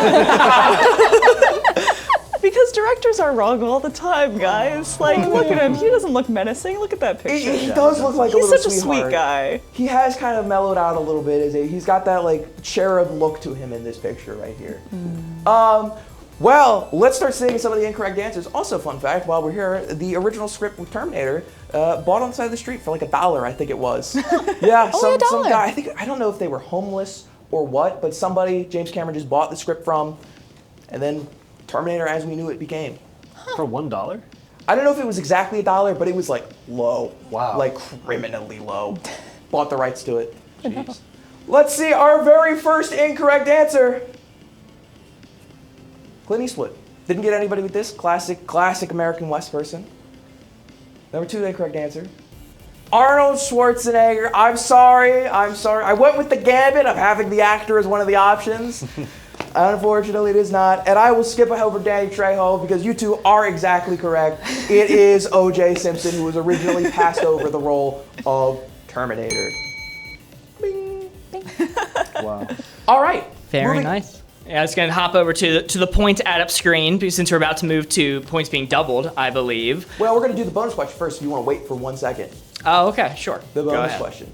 So, the bonus question, the way this works, at the end of every single round, we're going to have one additional bonus question. This question is completely different from everything that we're doing, but the bonus questions will always be the same. The way that this is going to work is I am going to show you 6 movies on screen. There is a theme between all of them that I will say as we get into them, but I'm going to show you 6 movies, and I am going to give you a number in the top right-hand corner. Your goal is to pick 2 out of the 6 movies that their critically rated Rotten Tomatoes score adds up to that goal number I give you. The person who gets it the closest will wind up getting a point. And if you can guess the exact 2 movies I chose, you'll get 2 extra points. So 3 total. Let's get into our first bonus question of the game. The goal is 98. So you're looking for 2 movies when their Rotten Tomatoes critic review scores added together get 98. Here are your 6 movies. Airplane, Weird, the Al Yankovic story. Spaceballs. The Starving Games. The Amazing Bulk. And Disaster Movie. 6 parody films in front of you. If you want, you can write out the name, or you can just do 1, 2, 3, 4, 5, 6, whichever is easiest to you for remembering. These are your 6 films. 2 of them, their critics' Rotten Tomato score equals 98. I will give you guys a second to think, write it out, and do it. Mark, as they're doing that, donations, do we have any update on that? Yes, certainly we do. Reading from where I left off, we have a $25 donation from Kelsey Weasel supporting Charlie and the Gold Team. We have, thank you. We have a secret anonymous $25 donation that came in that says Blue Team Best Team signed Momo. So thank you so much, Morgan. We have Chat's OCD back with a $18 donation for the Gold Gamers, and Ames with a $500 donation, a second one for Alzheimer's research, giving support in the games to the Red Team. Meaning, if we are to go through the totals again, I believe it is still Blue Team in the lead at the moment with a total of $1,279 raised towards Alzheimer's research. Oh, actually passing the next Bell goal, so they will get another one of those. After that, we have or next in line is the Gold Team with an additional 151 since last we checked, raising to $661, also passing the next Bell goal. And the Red Team with $507 donated since the last time we checked on this screen, bringing their total to 632. Wow. Smashing the goal. Thank you all so very, very much for your support. I appreciate every bit of it. We're $3,600, so we're getting close to $4,000 raised. We have surpassed our highest ever in one single charity stream. So thank you all so much for your support. Let us get back to the game and see how this goes. Oh, and I'm sorry, there's one more that came in before you get back. Salt gave a $6 donation for the Golden Boyo team. Let's go. This is our first bonus round of the game, so we're gonna start with Lucky for this. What do you got? Okay, so my logic is, these are all like parody films. Parody films tend to not get good critic review scores, even if they're highly enjoyable. They get worse the more recent the movie is. So I think of all of these, Airplane has the highest, and the Starving Games I think would probably maybe have like a 30-ish, 40-ish range, so something that would add up close to 98, but that's my personal like. The gambit of going with what you think is the best reviewed and the worst reviewed-ish. Yeah. All right, I can respect that. I think that's good logic. Megan, what do you have? I said Airplane and The Amazing Bulk.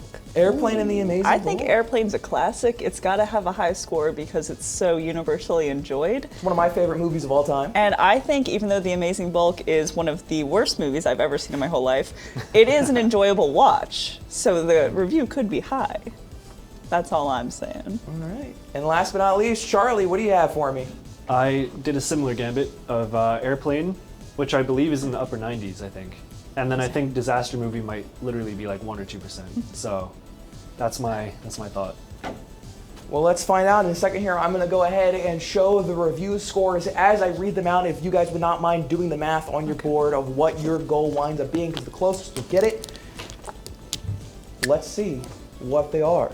The percentages are Airplane at 97%, Weird at 84, Spaceballs at 56, Starving Games at 23, Amazing Bulk at 53, and Disaster Movie, yes, at 1% critic review score.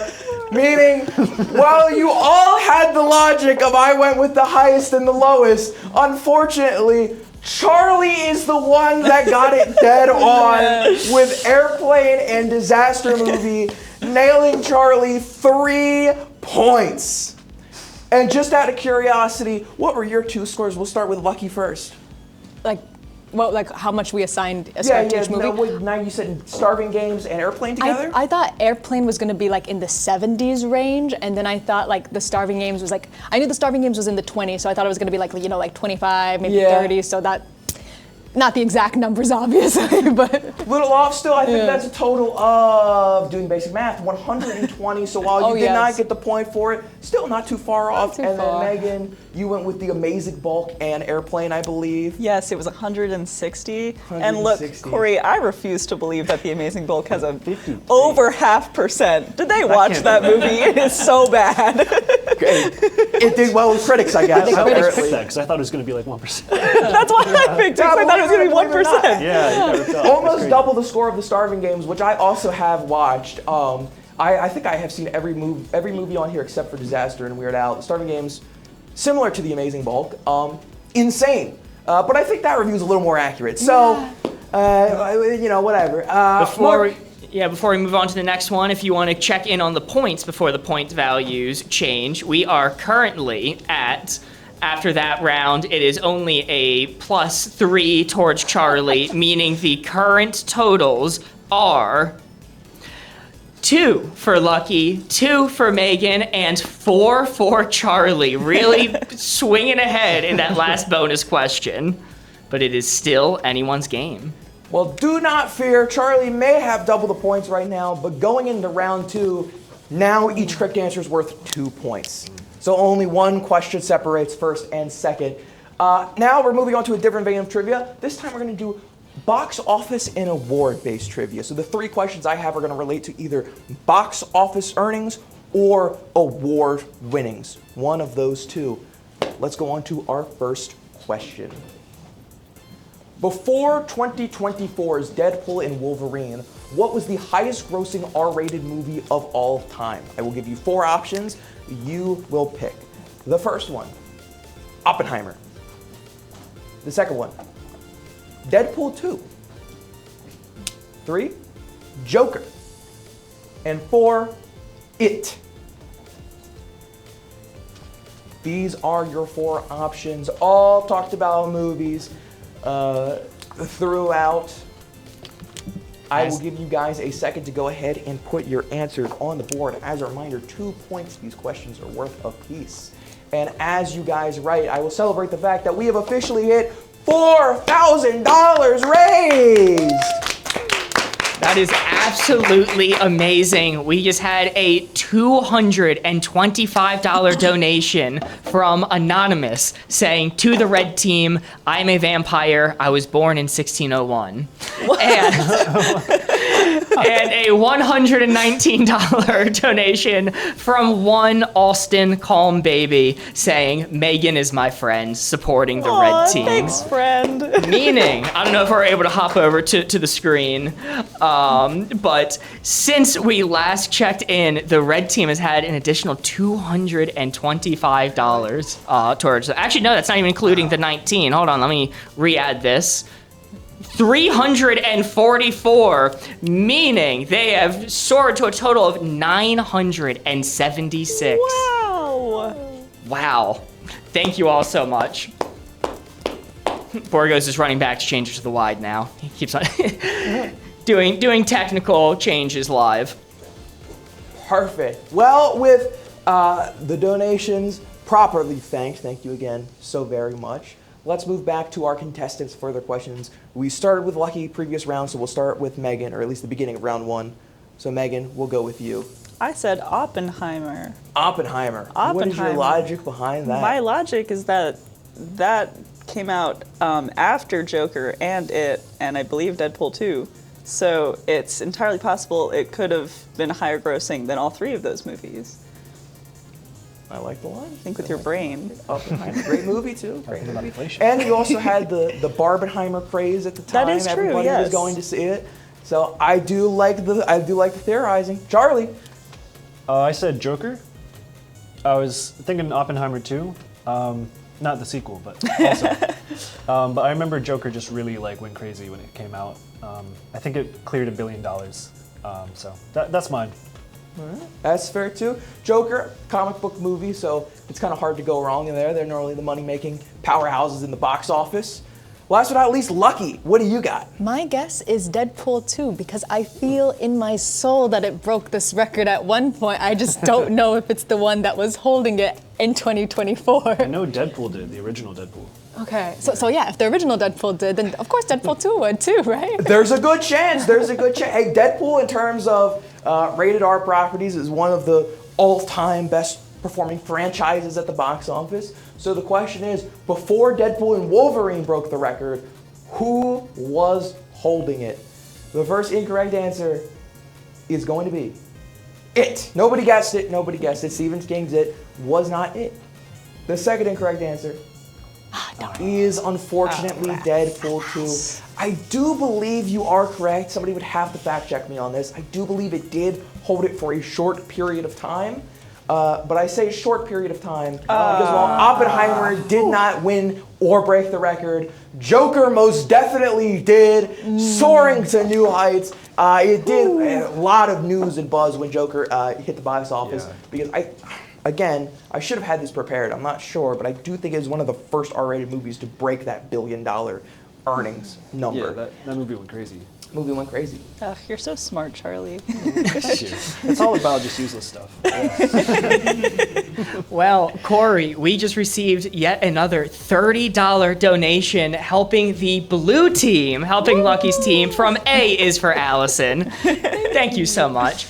And quickly to fact check you, Corey, on a previous statement you made. Thank you. The script of Terminator was in fact bought for $1, but it was not bought by James Cameron.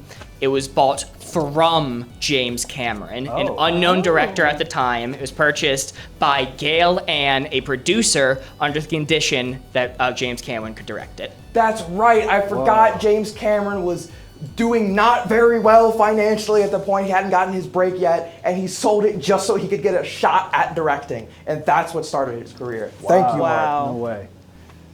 Well, that is 2 points to Charlie for getting that one right. On to our second question of our box office and award round. Out of these films, which is the only one without a 100% critic approval rating on Rotten Tomatoes? 3 of these movies are considered to be perfect movies. One of them is not. Here are your options. Singing in the Rain, Toy Story 2, 12 Angry Men, and The Godfather.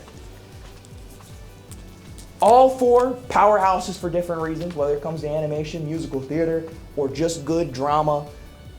3 of these movies have a perfect 100 critic review score. Only one of them does not, and I believe it's at 97%.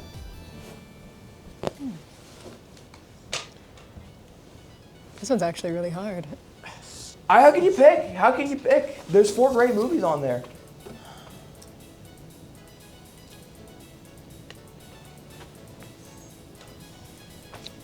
Everybody's getting a moment to put in their answers, guessing their best options.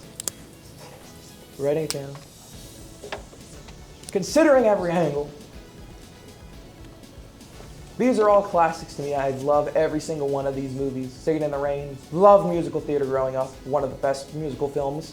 IMO. Toy Story 2. How could you beat a Pixar classic? 12 Angry Men. Honestly, underrated. Top 10 movie for me. I love that movie so much. 12 Angry Men? 12 Angry Men. Oh, yeah. Fantastic movie. Saw it back in high school film. I'd watch it again. Fantastic movie. And what is there to say about The Godfather other than it's The Godfather? Those are your options. It seems everybody has them locked in. We did Megan first last time. Charlie. The Godfather. Impeccable likeness. That's impressive. In the amount of time that you had to do that, that is impressive. I won't lie. I think it's evocative, right? I think it gets it. Yeah. What, can you give me your logic behind why you think that is the only not perfect movie on this list? It insists upon itself.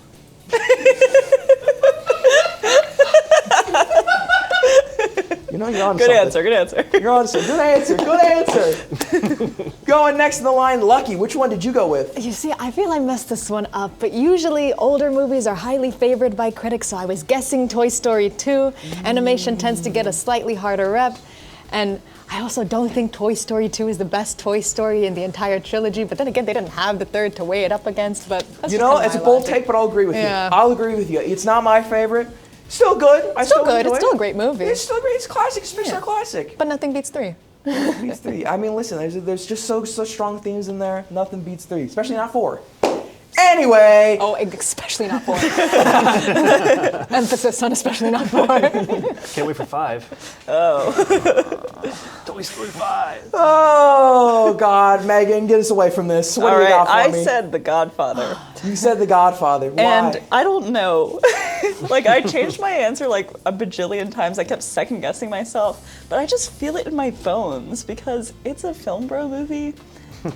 And enough said. I think The Godfather is good, but maybe not 100%. Fair enough. Fair enough. Well, let's figure out which one of these did not make the cut. The first one that is 100% perfect in the critics' eyes is going to be 12 Angry Men. Yes. I don't think anybody doubted for that for a second.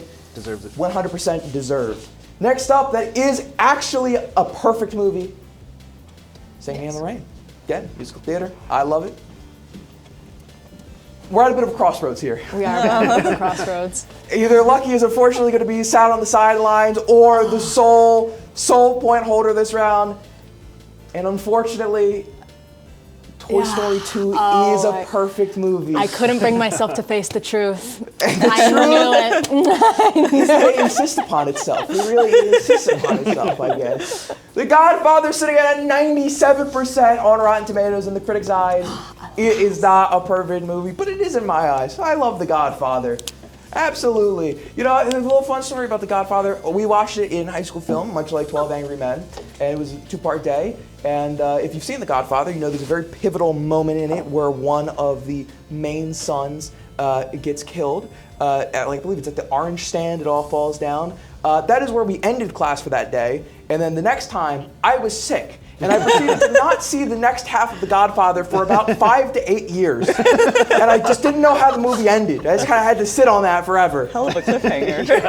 Hell of a cliffhanger. You'd think at some point I would have went and finished the movie, but you know, best laid plans and all that. Anyway, that is going to be a point for Charlie and Megan, or 2 points, excuse me, for Charlie and Megan.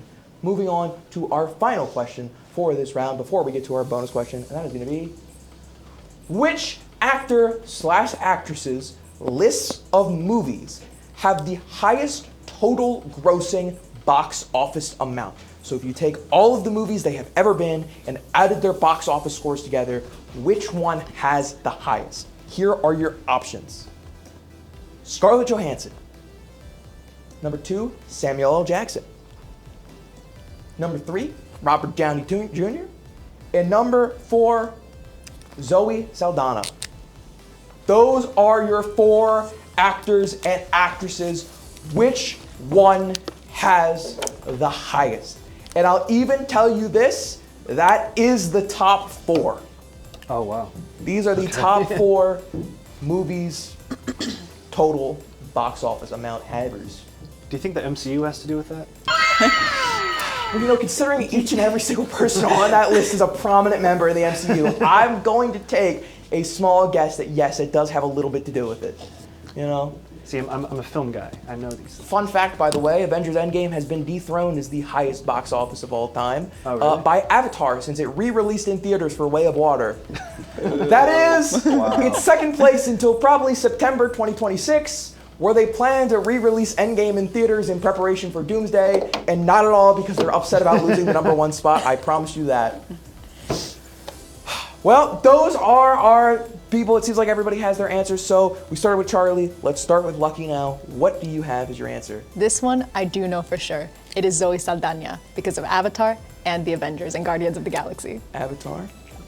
Zoe Saldana is prominently featured in all of the Avatar movies, and I believe she is Gamora in all of the Avengers, Guardians of the Galaxy movies. That is correct. Megan, what do you got for me? Oh, I'm ashamed of my answer now because I forgot that she was in Avatar and I said Robert Downey Jr. because he's in all the MCU movies. It's a solid answer. But Zoe is also in the MCU movies. She is, and Robert Downey Jr. may be the right answer. but definitely one of the biggest, highest paychecks for a movie ever taken, with his Avengers Doomsday being, believe, $100 million to be paid to be in that movie. Wow. So good on him. Last but not least, Charlie, what do you got for me? I also said Zoe. Zoe Saldana. Yeah. You got Avatar, you got Guardians of the Galaxy, Infinity War, like Endgame. She has more money than I do. Just Zoe Saldana, right? I think all 4 of those people have more money than you do. Probably. Samuel Jackson wishes, all right? I mean, with Robert Downey Jr., has a small drop of the bucket compared to Charlie, that $100 million. I could go toe-to-toe with Robert Downey Jr. Probably. I'm sure you could. Scarlett Johansson, she asks you for loans. Yeah. She's always hitting me up asking for money. She's got Charlie on speed dial, ready to go. Well, let's see. This will be interesting. Let's see. The first incorrect answer is going to be... Wow. Saldana is not correct. Whoa. I'm still in the running? It's not correct. Zoe Saldana, while she is in some of the highest grossing movies of all time, the thing that you forgot to account for is list of movies they've been in. While Zoe Saldana has been in some of the highest grossing movies of all time, she has been not as many as some of the other people on the list, which we will get to. I was shocked as well. I swear I read this. Zoe Saldana is number 4 in the top 5. What? She is number 4. Really? Wow. Number 3, well, that goes to Robert Downey Jr. Oh, okay. Okay. Well, we're all out now. We're all wrong. I'm so sorry to say. Number 2, this one shocked me because I thought this would have been number 1, is Samuel L. Jackson. Really? What? The number 1, I couldn't believe this. I had to double check it. Is Scarlett Johansson. I can't believe this either. We have to double check. Yeah, Mark, feel free to fact check on me this. I'm willing to change it. But I believe Scarlett Johansson. Scarlett Johansson. A bunch of the top movies of all time. She has been in, trying to think of the number off the top of my head, 58 Why should she keep asking me for money?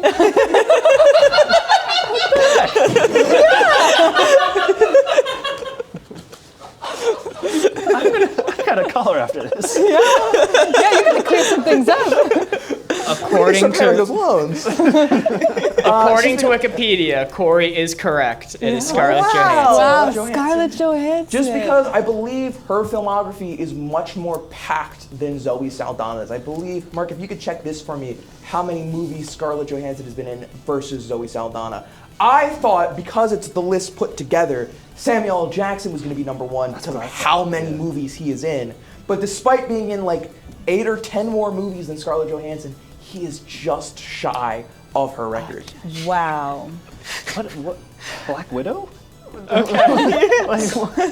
Because all of a sudden I don't remember anything she's done other than Black I know, Widow. I really can't. Jojo Rabbit. That's a big one. Okay, that's another. So I Googled Scarlett Johansson, how many movies have they been in? And the actual verbatim answer, I'm reading this from the top of Google, is at least 74. Oh, at least 74. At least. Oh, at least.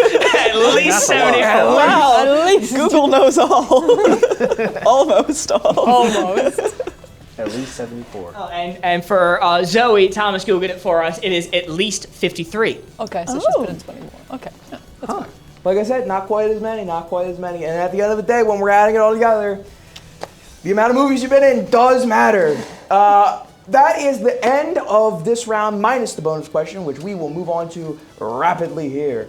So, this bonus question is the same exact style as the previous bonus question. I'm going to show you 6 movies, and I'm going to give you a goal number, and your job is going to be to figure out which 2 movies on this list equal the goal number given. Okay.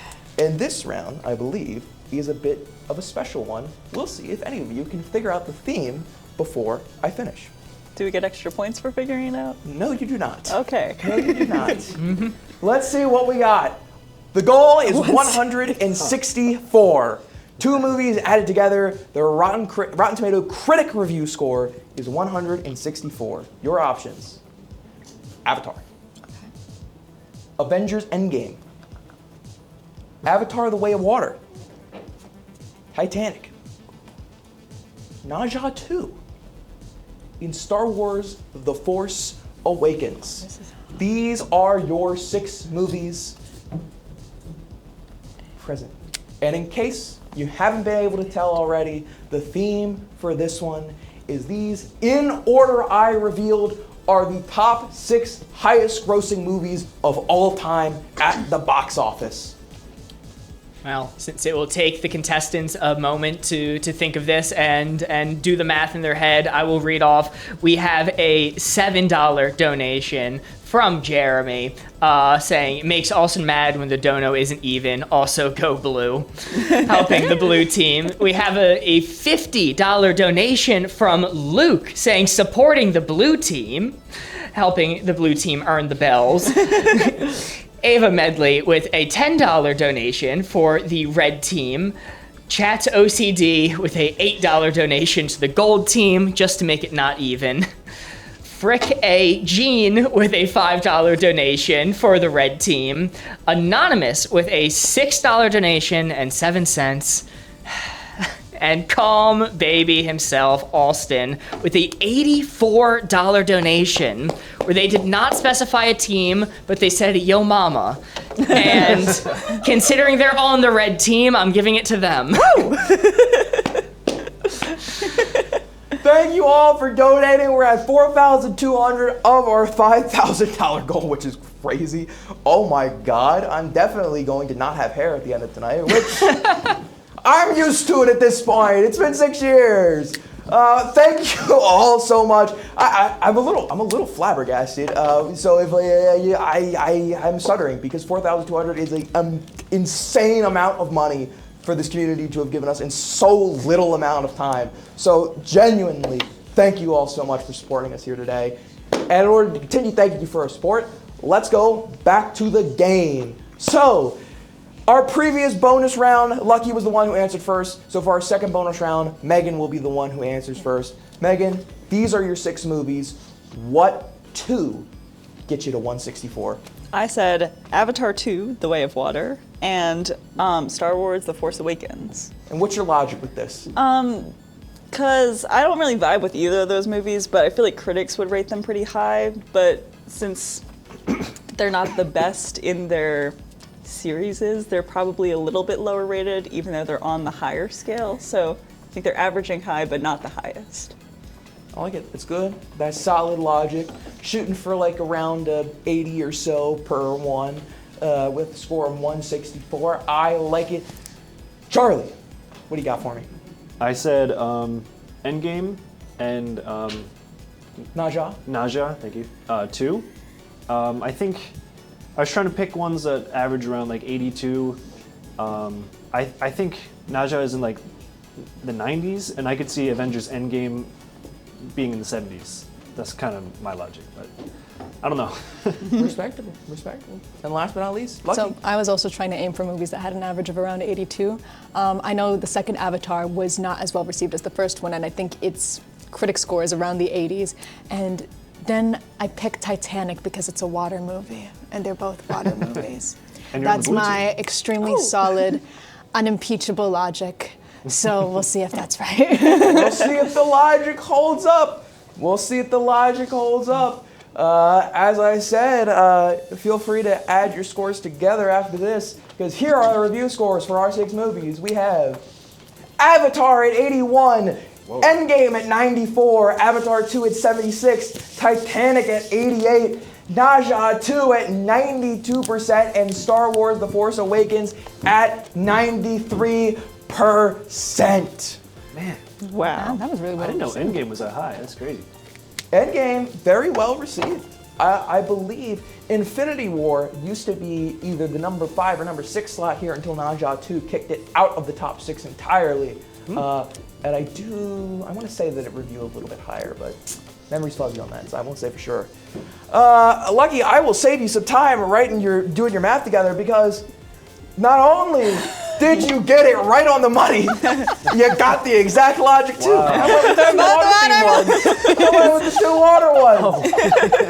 So congratulations on getting, I believe, since this is round 2, it's 2 points for the bonus question and 2 for getting it exact, so 4 points to your total.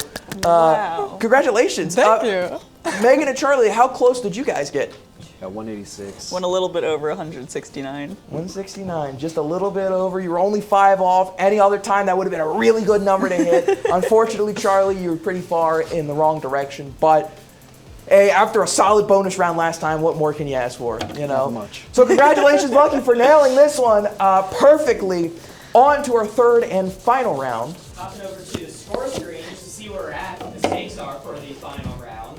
After that, Morgan, so you can change the score screen.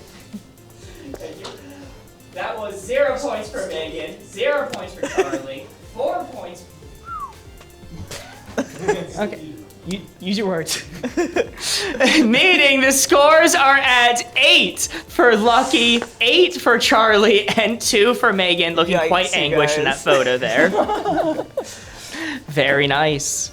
Well, currently a tie for first place. Megan, you are a little far behind, but do not worry, because continuing with the theme, the points are going up this round to 3 points a pop. However, if I am going to be offering you guys 3 points per question, I'm going to need a little something from you. And what that is going to be is not having you guys do multiple choice. I'm going to need you guys to write in your answers for these final 3 questions. Oh, God. Like I said, each correct point is worth, or each correct answer is worth 3 points. These are all write-in questions. Let's move on to the first one of this round, which is in the Matrix, 1999, which is one of the special effects, 1999, which is.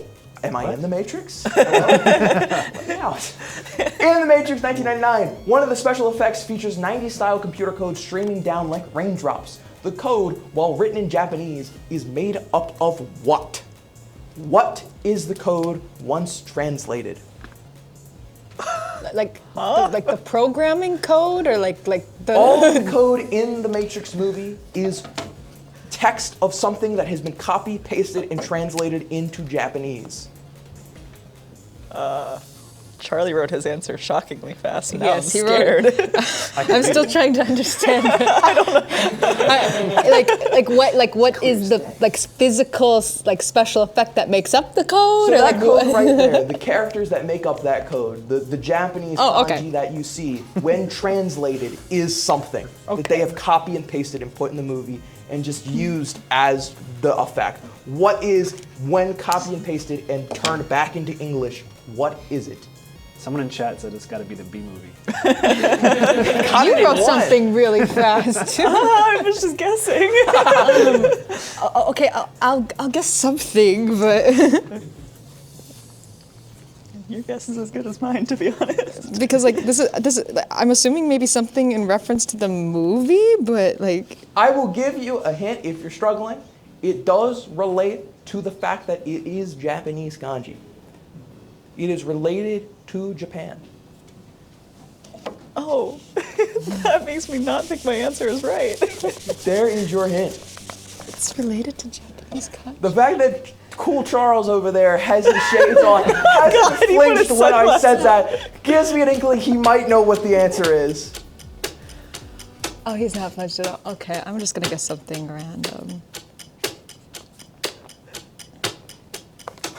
Charlie, quit being so cool. You're freaking me out. He's freaking me out. I actually have no idea. I'm just Charlie gonna. just drew a smiley face, put the board down. Okay, I'm just gonna guess because this is something that pops up consistently in the movie. So I'm writing a sentence.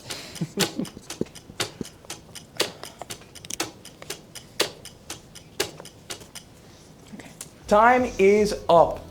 Round 2 started with Megan on the first question, so we will start with Charlie on our first question of round 3. What do you have for me?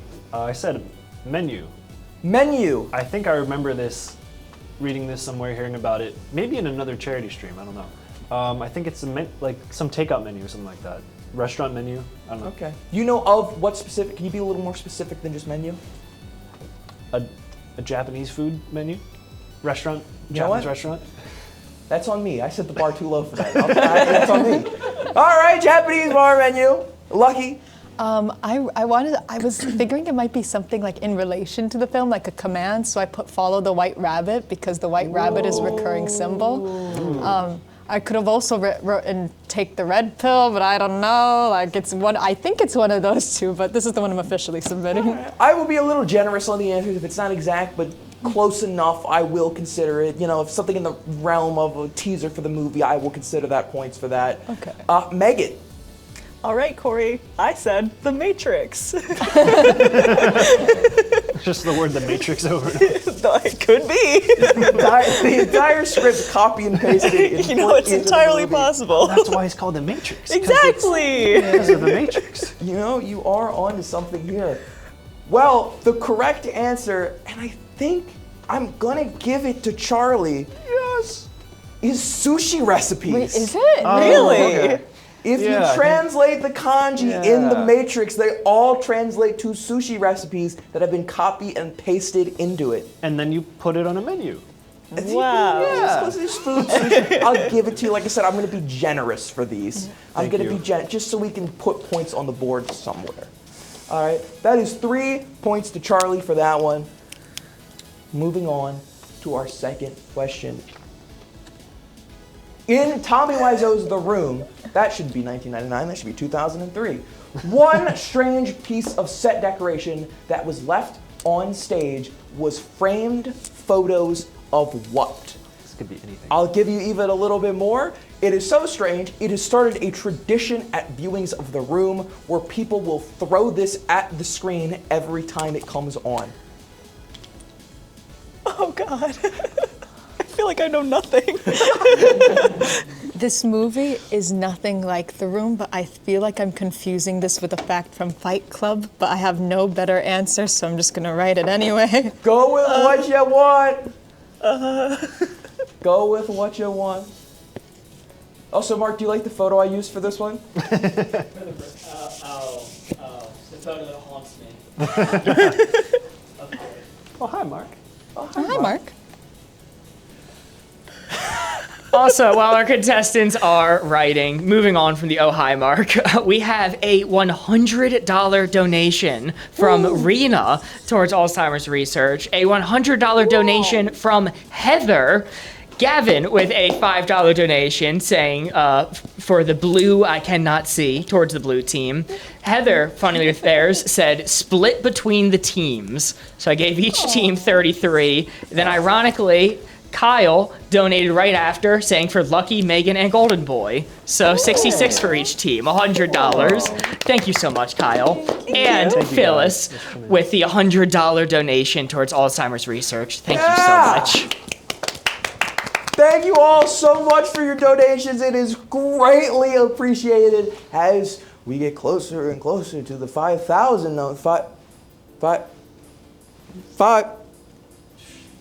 We did it eventually. 5,000 number. We're so close. Hey, all right, that's enough stalling. We're going to go. We did Charlie last time, so Lucky, we're going to start with you. What is your answer to this question? Like I said, I'm either confusing this with a fact from Fight Club or this is it, but my logic is if they're throwing it at the movie screen, it's obviously something that can't break it and something they can easily carry into the theater. So I said a Starbucks cup. And if it's not a coffee cup, then it's a coffee cup that appears in every scene of Fight Club. So fun fact that that's actually the extremely similar movies, The Room and Fight Club. Megan. I'd like to preface this by saying I've only seen The Room once, and I blocked it out because I did not enjoy the experience. So that's fair. I said, but why? Dog. Because look, there's this scene where he walks in, and then there's a dog sitting on the counter and goes, oh, hi, doggy. So I said dog, and I don't know why I couldn't think of anything from that movie. Can you imagine being a theater employee watching people bring dogs in and then leave without dogs? They bring dogs and they go, oh, well, I guess that's fine. Sure, people have needs, bring in your dog. And then halfway through the movie, they hear, oh! These dogs are just flying across the theater. Charlie? I said spoons. Spoons. Why spoons? I've not seen the movie, but I've heard this is a tradition from someone that has seen the movie and through spoons. Okay. Let's see. I really hope Charlie's right and not Megan. I hope so too. I hope so as well. Tommy Wiseau's The Room 2003, one strange piece of set actually left on stage of framed photos of spoons. Wow. Framed photos of spoons. You are correct. I like the fun fact you shared. Starbucks cups are in every single scene of Fight Club. And to piggyback off of that fun fact, because I was doing a little research, and that was one of the things I was considering. Unfortunately for you, I didn't wind up going with it. The director says it was a way to, not by accident, they were purposely in it in order to show the strong sense of capitalism and its reach on the movie throughout, always having a Starbucks cup present on the set somewhere. Oh, that's deep. The spoon, however, is much stupider. It was brought on stage. It was the stock photo that was in the frame. Why there was a stock photo of a spoon in a frame, I will never know. And they put it on stage, and when asked, Tommy Wiseau said, I just didn't feel like changing them out. So people started throwing spoons at the screen in theater size. 3 points to Charlie for getting that right on the money. I'm just glad I was wrong. Maybe we all are. We all are. The horror. This is the That's why final you blocked question. out the experience of watching it. Because of the animal abuse. It was that traumatic. My question is, why do they keep re-airing this in theaters at this point? If it's a tradition, why do they keep doing it? This is our final write-in question before we get to our final bonus question of the game, and then into the Bunko Parlor where we can shake everything up from there. This is our final write-in question. There are only 3 movies in history to win what is referred to as the Big Five. That is an Oscar for Best Picture, Best Director, Best Screenplay, Best Actor, and Best Actress. Name one of the 3. You can give me 3 options, and if you can get one of them, you'll get the points. Oh, you can give 3. You can give 3. Because there are 3 movies, name at least one of them. You got 3 shots. 3 shots. What if we've only seen one movie? Write that one. If you've only seen one movie, based off of what your TikTok page is, I would be very shocked. Yes. This would be the greatest plot twist of all time, I think.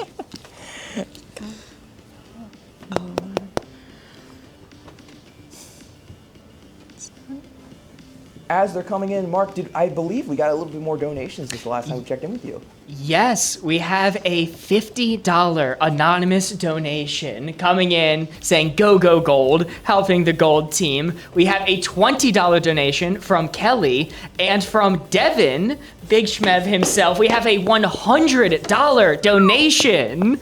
Holy, saying, can I get a McPick 2? I don't know what that means. Small tangent story. Devin, longtime friend of mine for over a decade. We play games online all the time through Discord. And one of the vocal stems that me and Devin had together for about a year, much to the dismay of many people who played competitive games with us, was to shout, can I get a McPick 2 at the top of our lungs every time we died. Oh, and wow. Kelly's also said, this is for Colleen and the gold team. Sorry, forgot to read that. Thank you. Very good. All right. Megan, finalizing your answer. Finalized my answer. Lucky staring at the board. I have one movie here that I'm fairly confident in, and then I'm just gonna write another one. Listen, you just need one to be right. I don't need all 3. If you can give me one that is correct, you get the points. Okay. All right, let's go for it.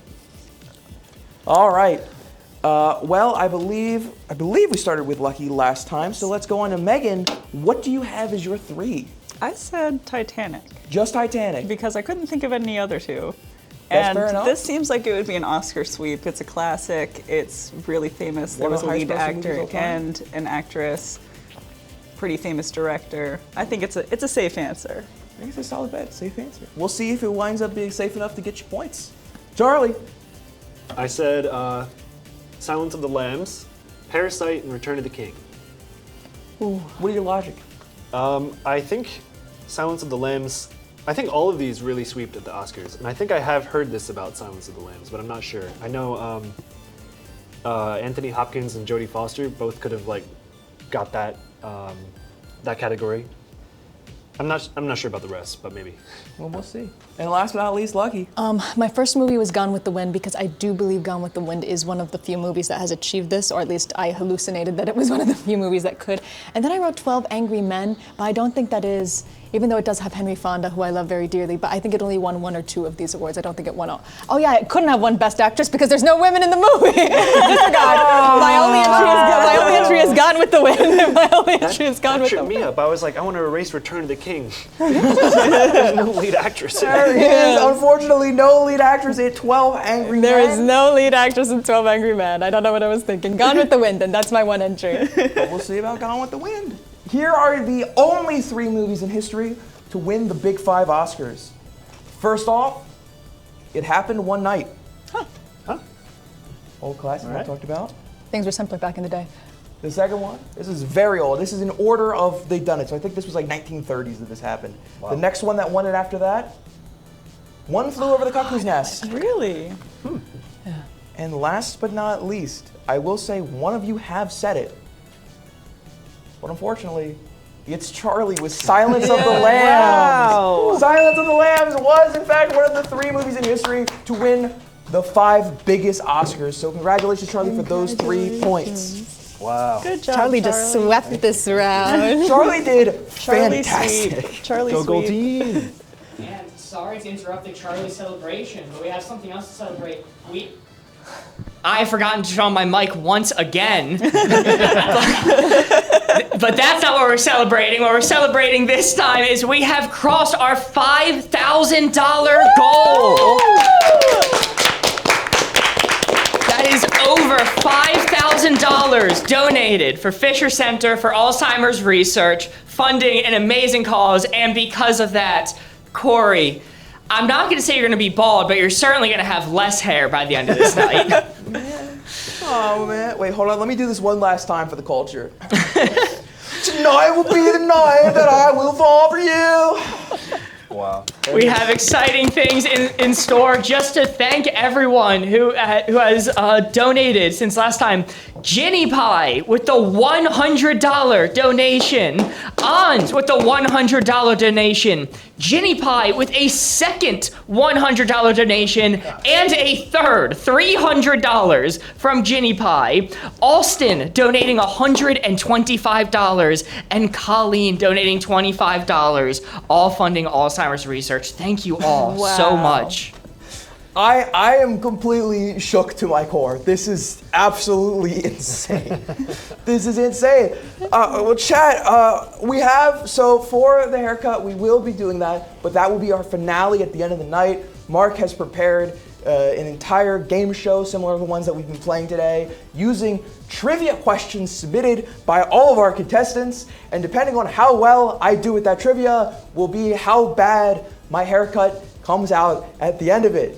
And I'm gonna be honest, Mark has been warning me all week that he doesn't think I'm gonna give very many trivia questions right. So we will see how that goes. But that will be at the end of the night. That'll be how we wrap things up. Yeah, 5,000. I can't believe we hit the goal, man. I can't believe we did it. Thank you all much. And to celebrate, I guess let's get back to the final bonus question of this game. Again, it's very similar. I'm going to show you 6 movies. When 2 of them are added together, it'll give you the goal number based off of their Rotten Tomato critic score. This one is worth 3 points, as the previous ones have all been counted up. If you get it exactly, it is worth 2 additional points. And to sweeten the pot, I realized as I was doing the math for this round, 2 combinations of movies can get you the goal number. So you have a second shot to get it correct. What if you get both combos? You literally can't, because you give 2 movies that you can target number. Yeah, but what if you just do it twice? So if you do it twice, it's called cheating, I think. And just to confirm, they're 2 different sets of movies. 2 different sets. Okay. What if I write all 6 movies on my board? Then you will have just copied what's on screen and put it on your board. We'll have to ask you for your real answer. Oh. Are we allowed to guess 2 different combinations? Can I bribe you? How much money? I'll say this. I will let you guys put 2 different combinations, but we'll only take the first one under consideration for like closest to. Okay. But if you get both of them exact, or if you get one of them exact, I'll give you the bonus points. Okay. Yeah, that's fair. Just because there has to be some way that we gauge if nobody guesses the combination. And again, similar to the previous round, this one is also a very special selection of 6 movies. we'll see if anybody can guess what the theme for this one is. Okay. Our first movie. I did forget to mention Ginny Pie's 3 separate $100 donations were all supporting different teams. So that was 300 supporting blue, red, and gold. I love it. Thank you, Ginny Pie. Thank you. Colleen, of course, was saying gold team for Bald Corey, and Austin with 125 saying shave it, red team rules. Yeah. Thank you all so much. W. Ginny, let us see our 6 movies. Movie number 1, Hunger Games Catching Fire. Movie number 2, Cabaret. Ooh, okay. Movie number 3, Hunger Games Mockingjay Part 2. Movie number 3, The Hunger Games. Movie number 4, Kung Fu Panda. And movie number 6, Lilo and Stitch live action.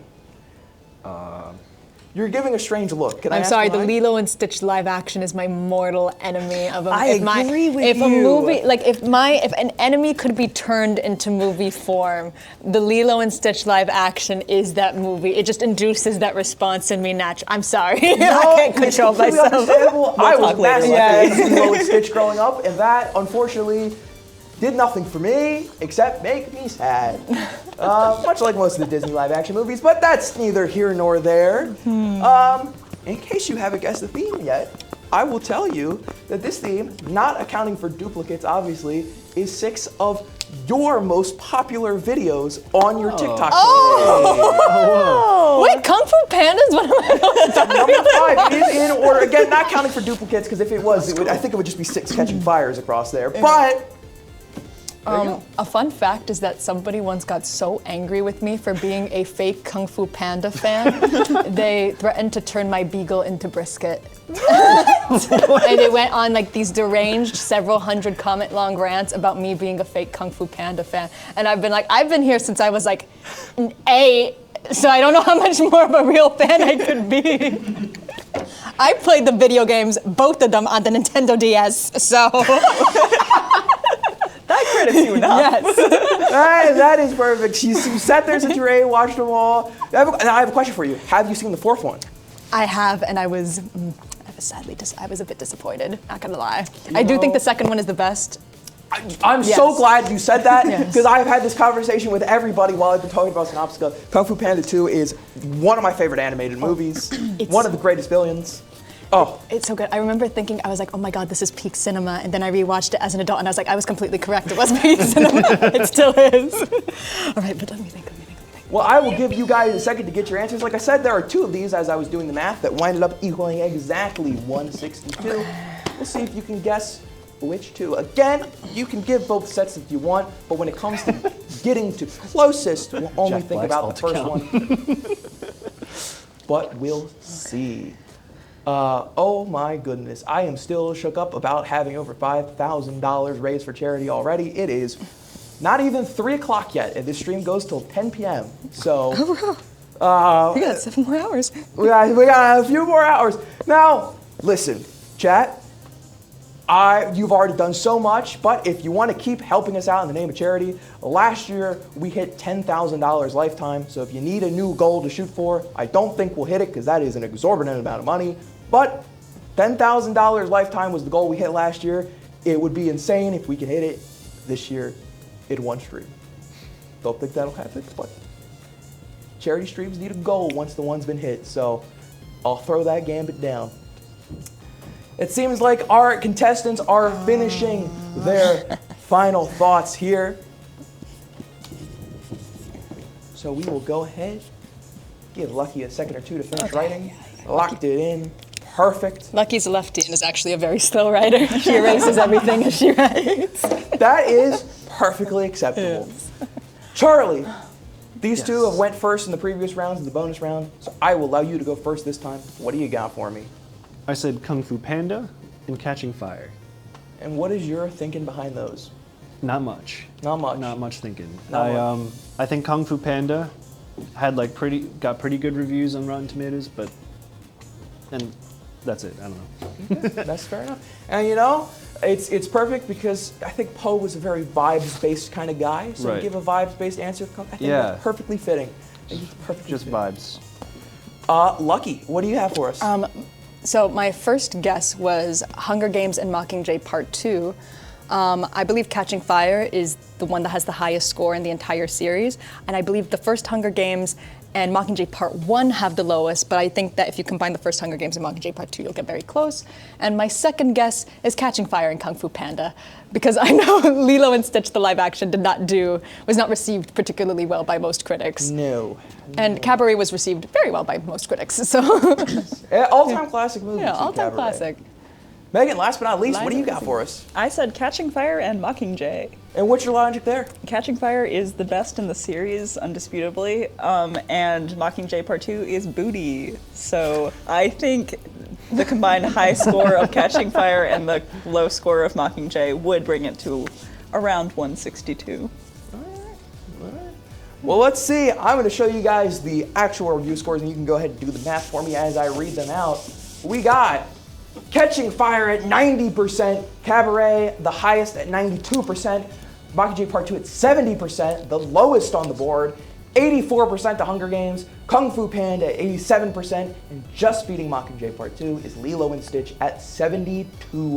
Oh, that's sacrilegious. Unfortunately, that is still a passing grade, undeserved, but what are you gonna do, baby? It's Disney. Infuriating. All right.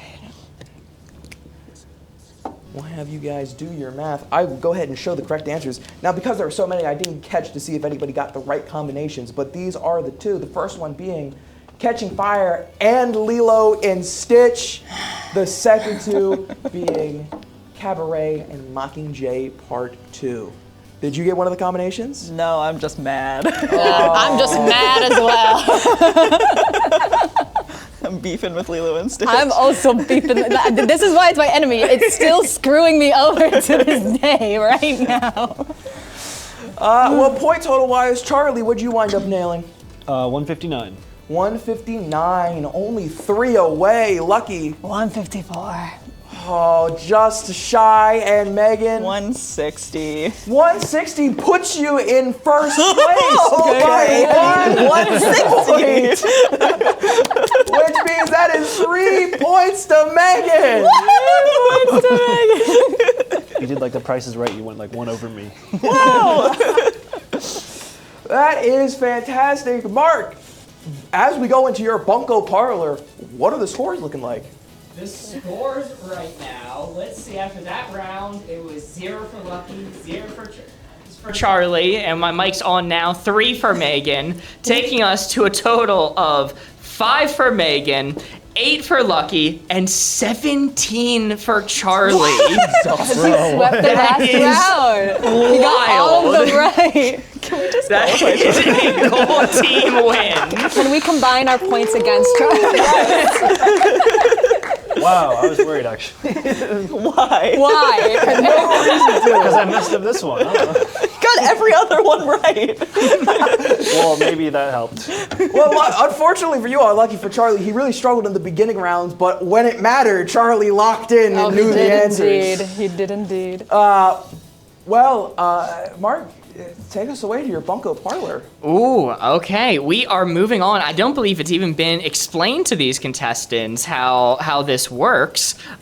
Basically, I've been mentioning when the donations are coming in that they've been in support of the teams. What that means is when they hit certain milestones, they get a bell that is able to be redeemed in the bunko parlor round.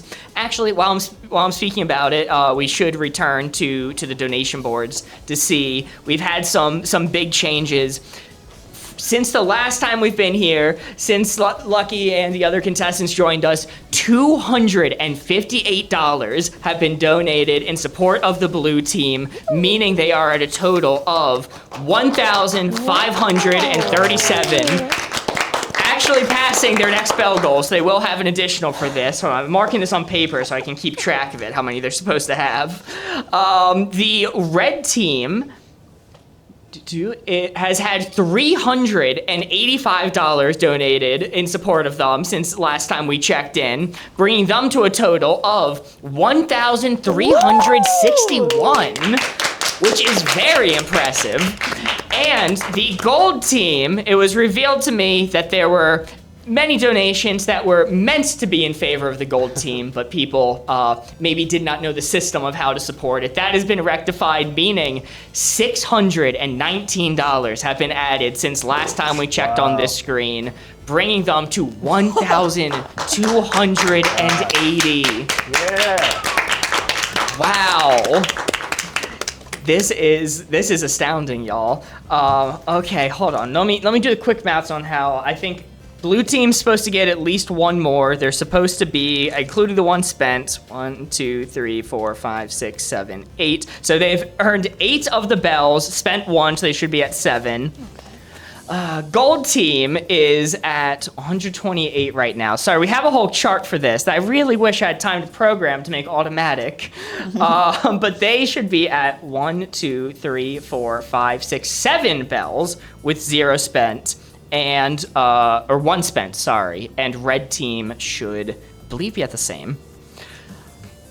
Anyway, how do you use those bells? What does that mean? What am I talking about? Well, in between the games, we do a bonus that we were referring to as the Bunko Parlor. This is similar to a daily double of sorts, where you get to wager an amount of points that you want to use to compete based off the category. And if you redeem a bell, you get an extra 3 points on the house to wager. So they do not count against you if you lose.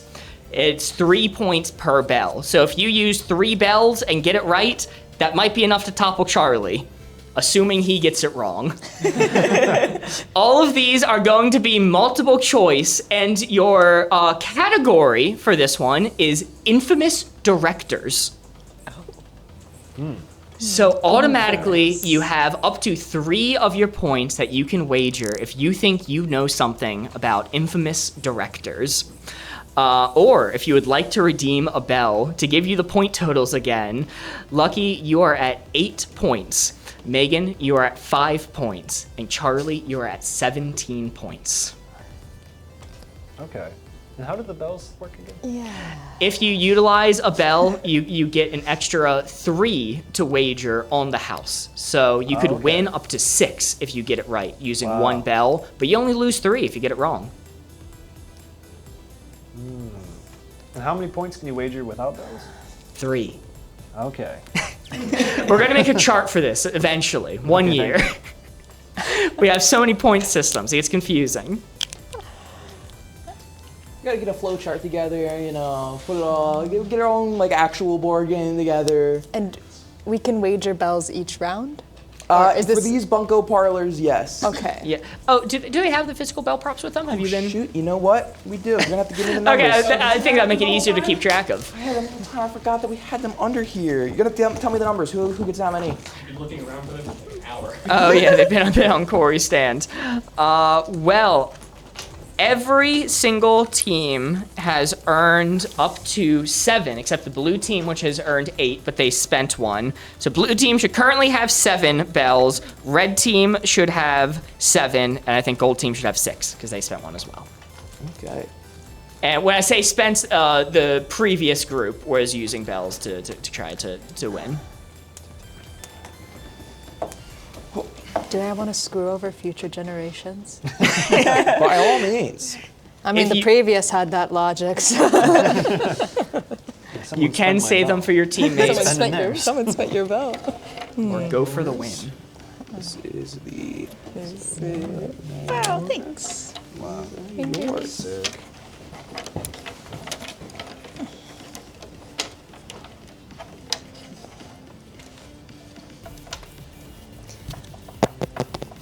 And as they are thinking of the strategy they would like to employ, we received another $25 donation. Saying, my grandmother is donating to Megan. Oh, thank you. So, my grandmother says sweet. hi. Hi.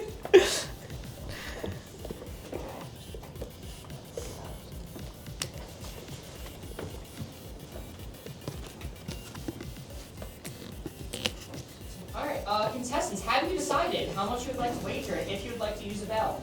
Contestants, have you decided how much you'd like to wager and if you'd like to use a bell? But with Mike this time. I think. Do I say my answer now? Are we Sure, going like yeah, this we'll way, start with this Megan. way? Okay. I'm gonna use 1 bell. Okay. And wagering 3 of your own points, I'm assuming? Sure. You can say 0, so that means if you win, and winning with 6 would not be enough to beat Charlie, but it would be enough to put you in second, which is better. Okay, we'll do that. Charlie? I'm gonna go 3 and 1 bell. 3 and 1 bell. Okay, really going for the win there. And Lucky? Just a real quick clarifying question. Do we only do like 1 round of this? Are we doing multiple rounds of this? Like, is this my only opportunity to wager? This is not. You'll do one of these at the end of each game we do. So you have 2 more opportunities. Okay. I'd like to wager 2 bells then.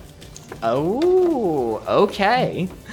So assuming you're wagering 3 of your points, that gives you the ability to win 9, which would tie you with Charlie, assuming he doesn't get it right. And if Charlie gets it wrong, he is losing 3 points anyway. Okay. So Charlie, this could be an upset. Could be. Are you guys ready to hear the question? Okay. Yes. Yeah. This is one of my favorite fun facts ever. I'm scared. Oh. From 1969 to 1979, blank was an official fake name registered to the Directors Guild of America that could be used by film directors who wanted to disavow a project. The name was retired after the commercial disaster of Burn Hollywood Burn, a film about a man named blank trying to make it as a director in Hollywood. Your question is, who is blank? You have multiple choice options. Oh, good. Your options are 1, Stephen Green, 2, Thomas Lee, 3, John Barry, and 4, Alan Smithy. And to clarify, because this was mentioned in last round, there are not any typos on this board. All of these names are intentionally spelt. Not that that's ever really an issue, but... Right. It's interesting. You know. So a little fun fact is, Borgos is trying to correct it's 97, not 79. What? You read it.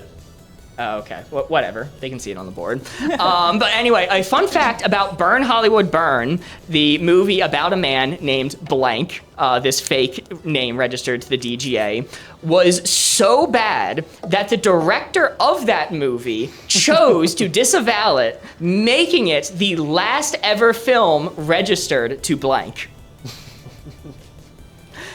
Contestants, you can write down your answers. Or best guesses. Is everyone set? I think so. All right. We'll start with Lucky.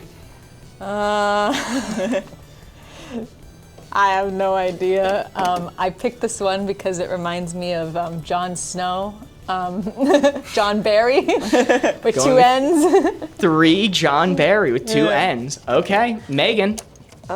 I said Alan Smithy because I feel it in my bones. You feel it in your bones? I feel it in my bones. You feel it in your bones. I hope they're right. Okay. Charlie. Alan Smithy. Alan Smithy? Yeah, I know him. Wait, you know him personally? You've worked with him. No. I think I've actually read about Burn Hollywood Burn on Letterboxd. Alas. Well, let's see if you are correct. The actual answer is number 4, Alan Smithy. Yeah. Wow, putting Charlie at an astounding 23 points. Yep. Not even necessary to use the bell. Oh, yes. Yeah, why'd you do that? In case I got a, I don't know. I was trying to do the math in my head of like if someone else bets a lot and goes high, I want to like try to stay above, but then without risking falling down too far. This is why you don't gamble, kids. So yes, the full name of the film was An Alan Smithy Film, Burn Hollywood Burn, directed by Alan Smithy. Very cool. Well, Corey, what is up next? What are the point totals from that? Point totals is going to be, so Lucky unfortunately got it wrong, which brings Lucky down to 5 points. Megan got it correct, and you did utilize a bell? Yes. Bringing you up to 11 points, and Charlie with 23, meaning the ultimate winners getting the ornaments, which is what we call if you win a game. In first place, the gold team gets 2 ornaments. The red team in second place gets 1 ornament, and the blue team unfortunately stays where they are, meaning the total across games is going to be 2 ornaments for the red team, 4 ornaments for the blue team, and 6 for the gold team. Nice. Cool. Looking good. Anyone's Alright. game. Very, very good. Very, very good. Hey, Mark. I think the first Dune movie had Alan Smithy as the director. Really? I think so. Like the original. Assuming the one before David Lynch. No, I think it might have been him. I think he didn't like the studio version of it, so he took his name off it. Oh. Yeah, I think so. Huh. That's interesting. I did not know that. I need to read up on Alan Smithy more. Gotta get your Alan Smithy lore up to date, man. Come on. Snap to it. Well, Mark, that was the end of Synopstica. Congratulations to all our contestants for playing along. There are still many, many chances to earn ornaments for your team to win at the end of the night.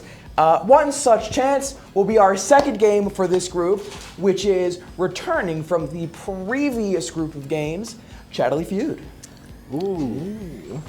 Now, the way Chattily Feud works is you might have heard of something that sounds a little bit similar to it called Family Feud. Some guy, Steve Harvey or something, runs it. It's completely different. You see, in Family Feud, what they do is they poll the audience in order to get answers to a question, and then they put the top 6 up on the board, and then they vote, and if you can guess some of those answers, you get points based off of how many people guess that. We don't do that at all. What we do is we poll chatters to get the top 6 best answers from chat. That's way different. And then you guys have to guess them, and depending on if you get one right, however many chatters voted for it, you get points. That's why it's called completely different. Feud. Exactly. Thank you, Charlie. You see, you get me. Yeah. You understand. I feel you. Yeah. So to get into it, Mark, what is going to be our first question on Chattily Feud? Our first question, which we polled in our Discord for the answers, and we're getting our points from chat live right now. Please be. Okay, it was unmuted. Thank goodness. It was unmuted the whole time. Is going to be something you might do if you need to calm down. Phrased as if you need to calm down, you might blank.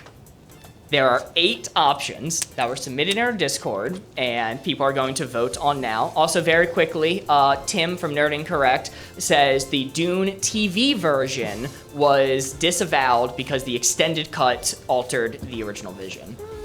So I'm glad for the fact check there. But how this is going to work is I am about to display all of the answers to chat. So unfortunately, contestants, I'm going to need you guys to look away. You're gonna have to close your eyes for a moment as I'm starting to reveal all of the options. We have 8 on the board. I'm showing them now. These are the 8 that were submitted. We are going to start a poll in just a moment here, and if you don't know how to vote, you type hashtag followed by the number of whichever one of these resonates with you the most. The poll is starting right now. You type hashtag followed by the number. Make sure to read all of the options. Make sure to read all the options, figure out which one of these resonates with you the most, and you can type hashtag followed by the number, and these will work towards the points. Oh, and Borgos is correcting me. Apparently in this version, we don't need the hashtag, so you can just type a number. Whoa.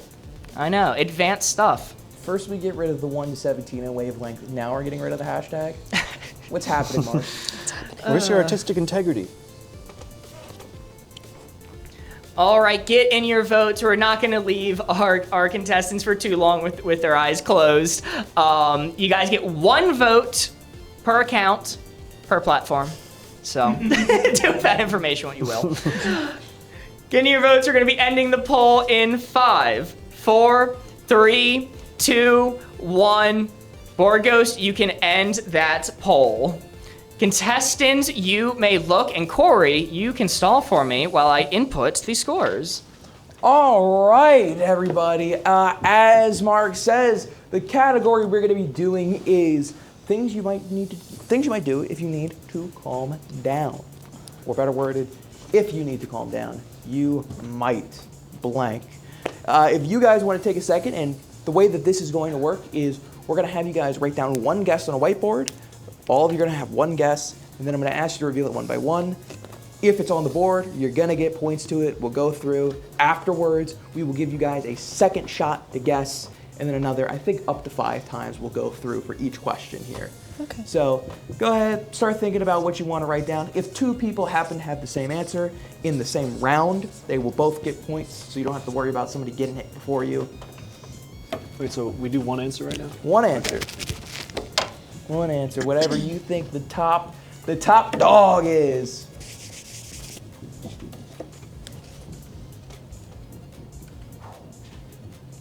Whoa. To calm down, right? Calm Yes. down. Things you would do Okay. if you need to calm down. Take a zen, relax. We could take a minute here and just calm everything down. Take a beat. This is pretty chill. We get chill vibes, all right? I'm vibing. I'm liking it.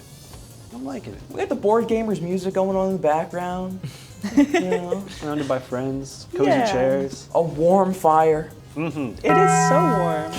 Taco Bell? Taco Bell in the air. Crunchwrap Supreme. A nice calming taco. Oh God!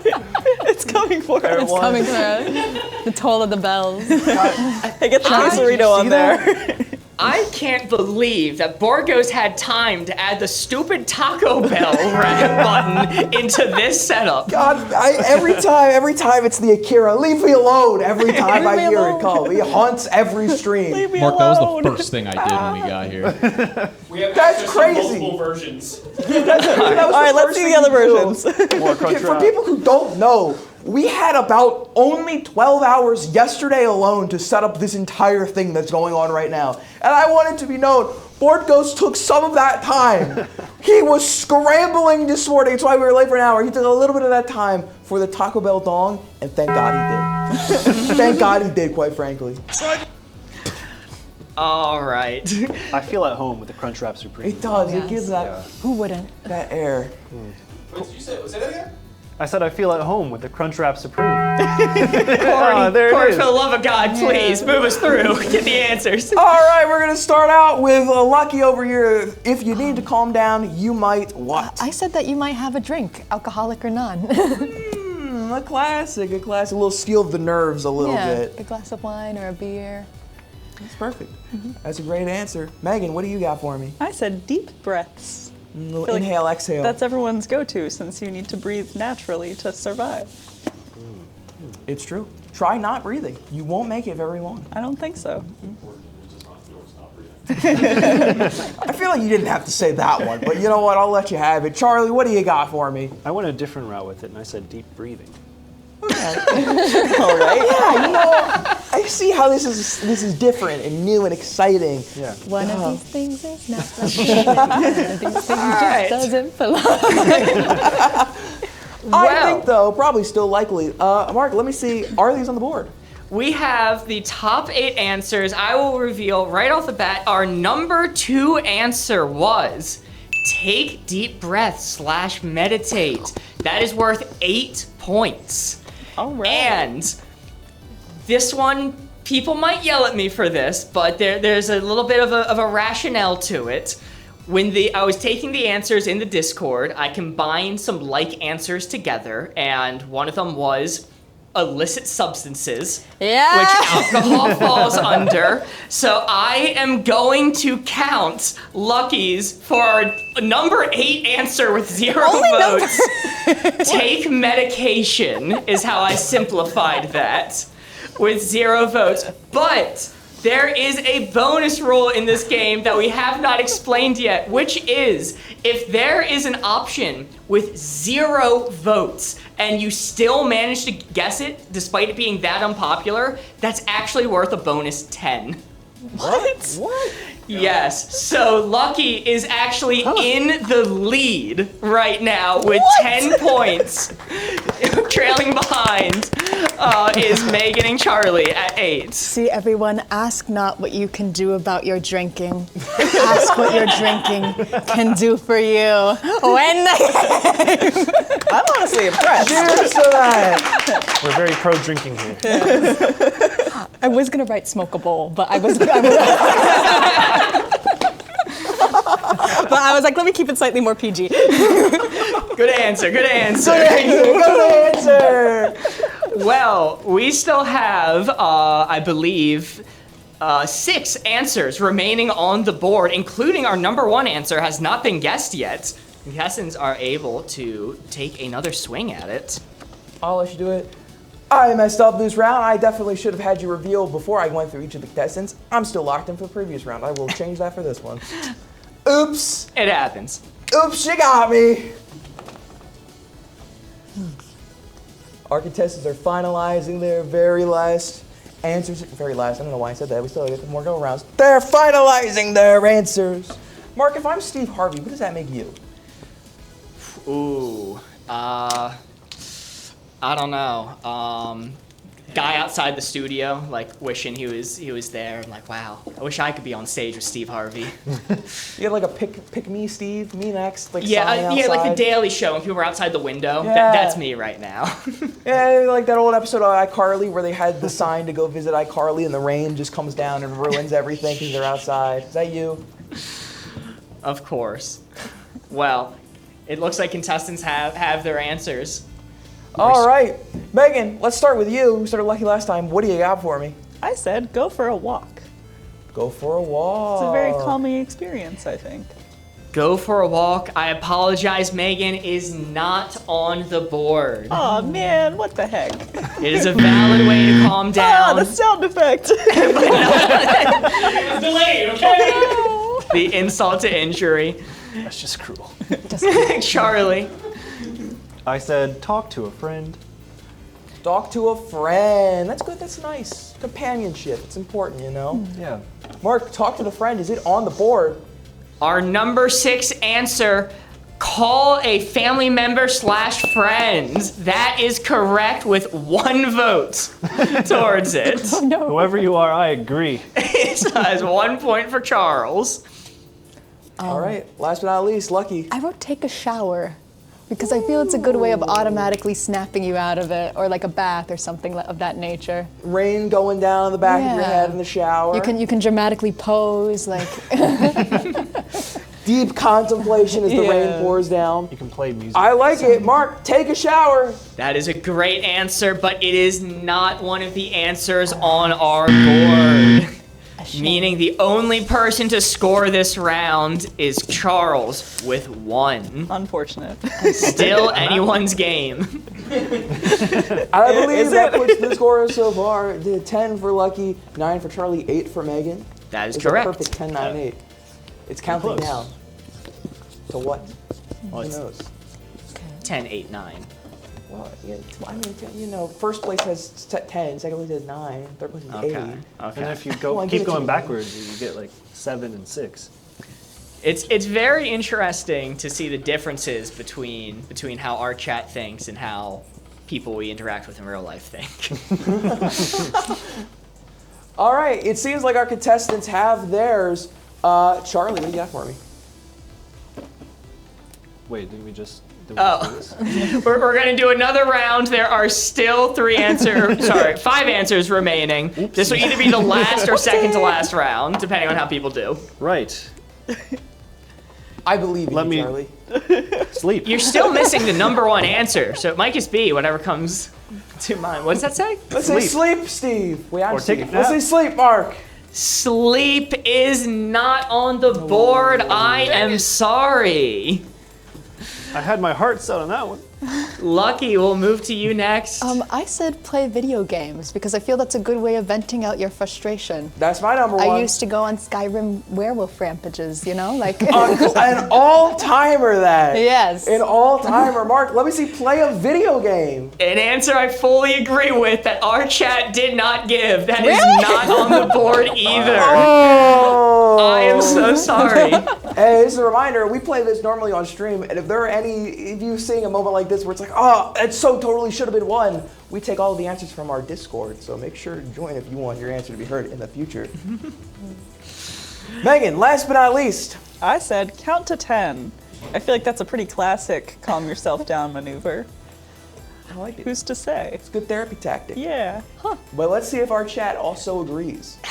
They did not. I am Oh my so God. sorry, Megan. That is not on the board.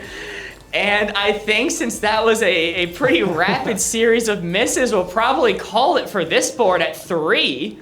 What do you say, Corey? I say that seems fitting to me. What does our chat think is the best way to calm down?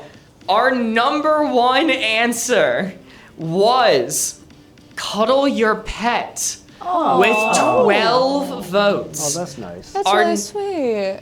Our number 3 answer, it was like adjacent to things that were said, but not quite there. Listen to music. Okay. With 7 votes. Number 4, watch your comfort show with 4.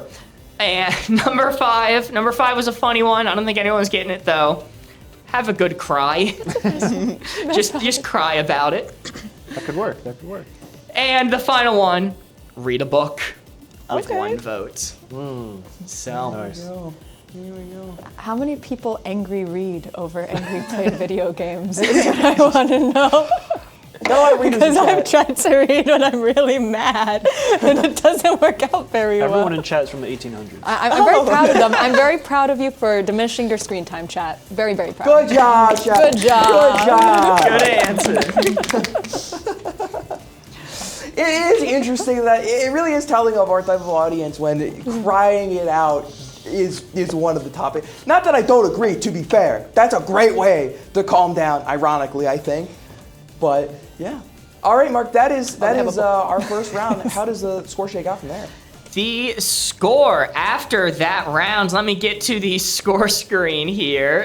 It is a little bit funny to watch the animations play. 0 for Lucky, 0 for Megan, 0 for Charlie. Meaning the score total is Lucky in the lead with 10, followed by Charlie with 9, and Megan with 8. Very nice. I think I am just going to retain the scores throughout this one. We're just going to try doing it this way. Meaning we are moving on to our next board, which is going to be, name something snowmen might have nightmares about.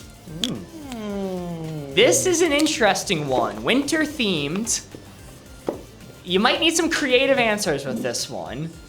We have 8 options of name something snowmen might have nightmares about. Contestants, we are going to have you look away as I display our options to chat. You guys can start scheming of answers for this. Look away, I'm beginning to show the answers now. Chat, your options are these 8 here.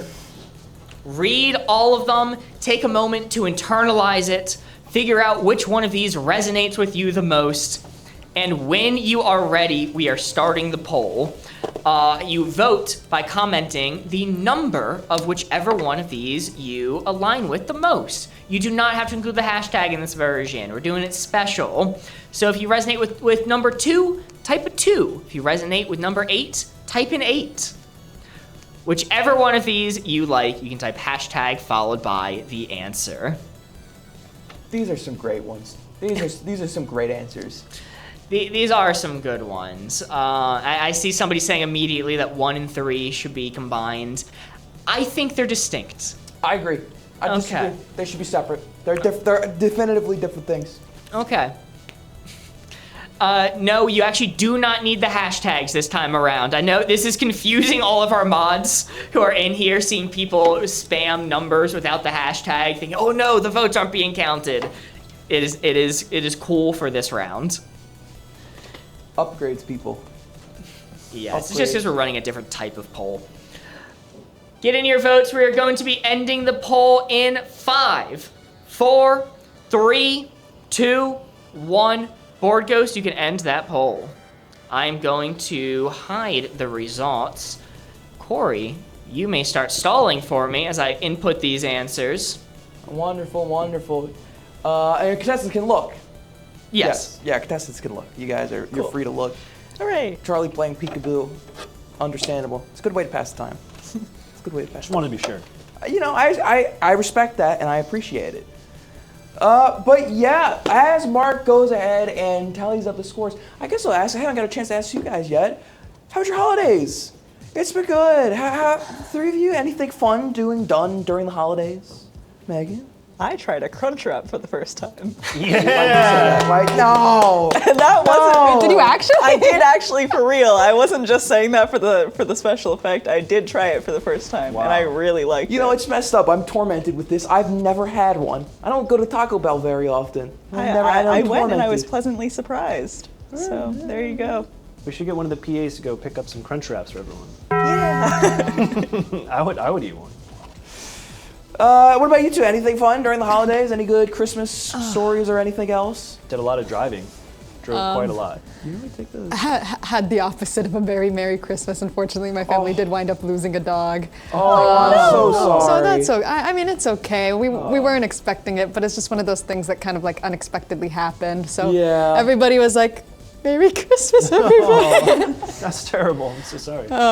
But we did get the surviving dog and the cat their Christmas presents, and it's very sweet because they know that they're getting something, so they'll wait in the center of all the presents because they never know which one is for them. The cat got a new toy with a new strain of catnip called Meowiwana, which we think is very funny, that he appears to be quite fond of. A very Merry Christmas for that lucky kitty. A very Merry Christmas. The surviving dog loves her new toy. She like uses them as pillows, so that was very sweet. Aww. Yeah, I have to ask, I'm curious to see if your pets are the same as mine.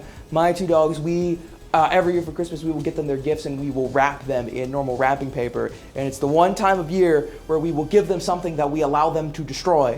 And they will go absolutely ham ripping into the wrapping paper. This year, we forgot to do it. And it got so bad that our dogs actually started stalking the normal presents around the tree, hoping that one of them was actually theirs. So we'll have to fix that.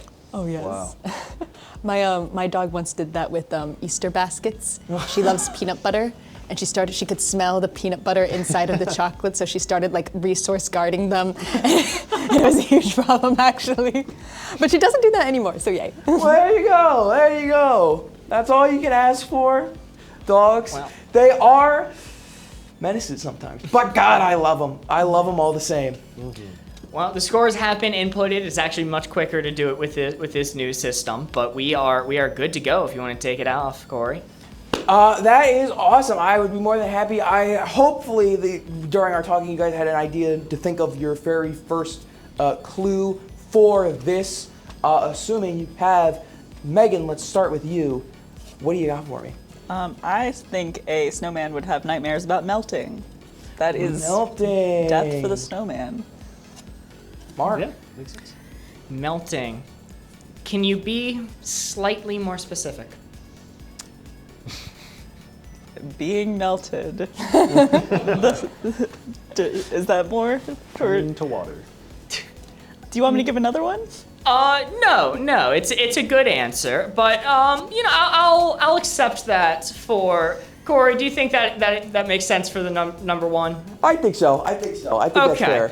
I'll accept it. We are going to give you, Megan, number one, the sun. Okay, that's what I was gonna say if you asked me for another one, so we'll count it, guys. All sorted. It's all sorted. How many points is that worth, Mark? That is worth 15 points. Very nice. Wow. And yes, the game has been fixed since last round. I went in and did some maintenance while we were live. It should be working as normal. Charlie, you're up next. I said global warming / climate change. Global warming / climate change. People yelled at us that these should be combined. We kept them separate. That is on the board with the sun as separate answers worth 5 points. Cool. Very good. Very nice. And last but not least, Lucky, what do you got? You see, I'm an environmental scientist, and I've had nightmares about this every day since I was about 12. And if I have nightmares about it, a snowman definitely does, because I also put global warming. And he did! Good That answer. is 5 points as well. 5 Very points. good. 5 points for Lucky, 5 points for Charlie, and 15 for Megan. Very nice. Wow. Very, very good. W to all of our contestants for getting an answer in that round. They're going to go ahead and, oh, my suspenders are not suspendering. They're going to get a second to go ahead and think of their next guess here as we stall and wait. Mark, any updates on donations? Yes, give me 1 second here as they are thinking of those.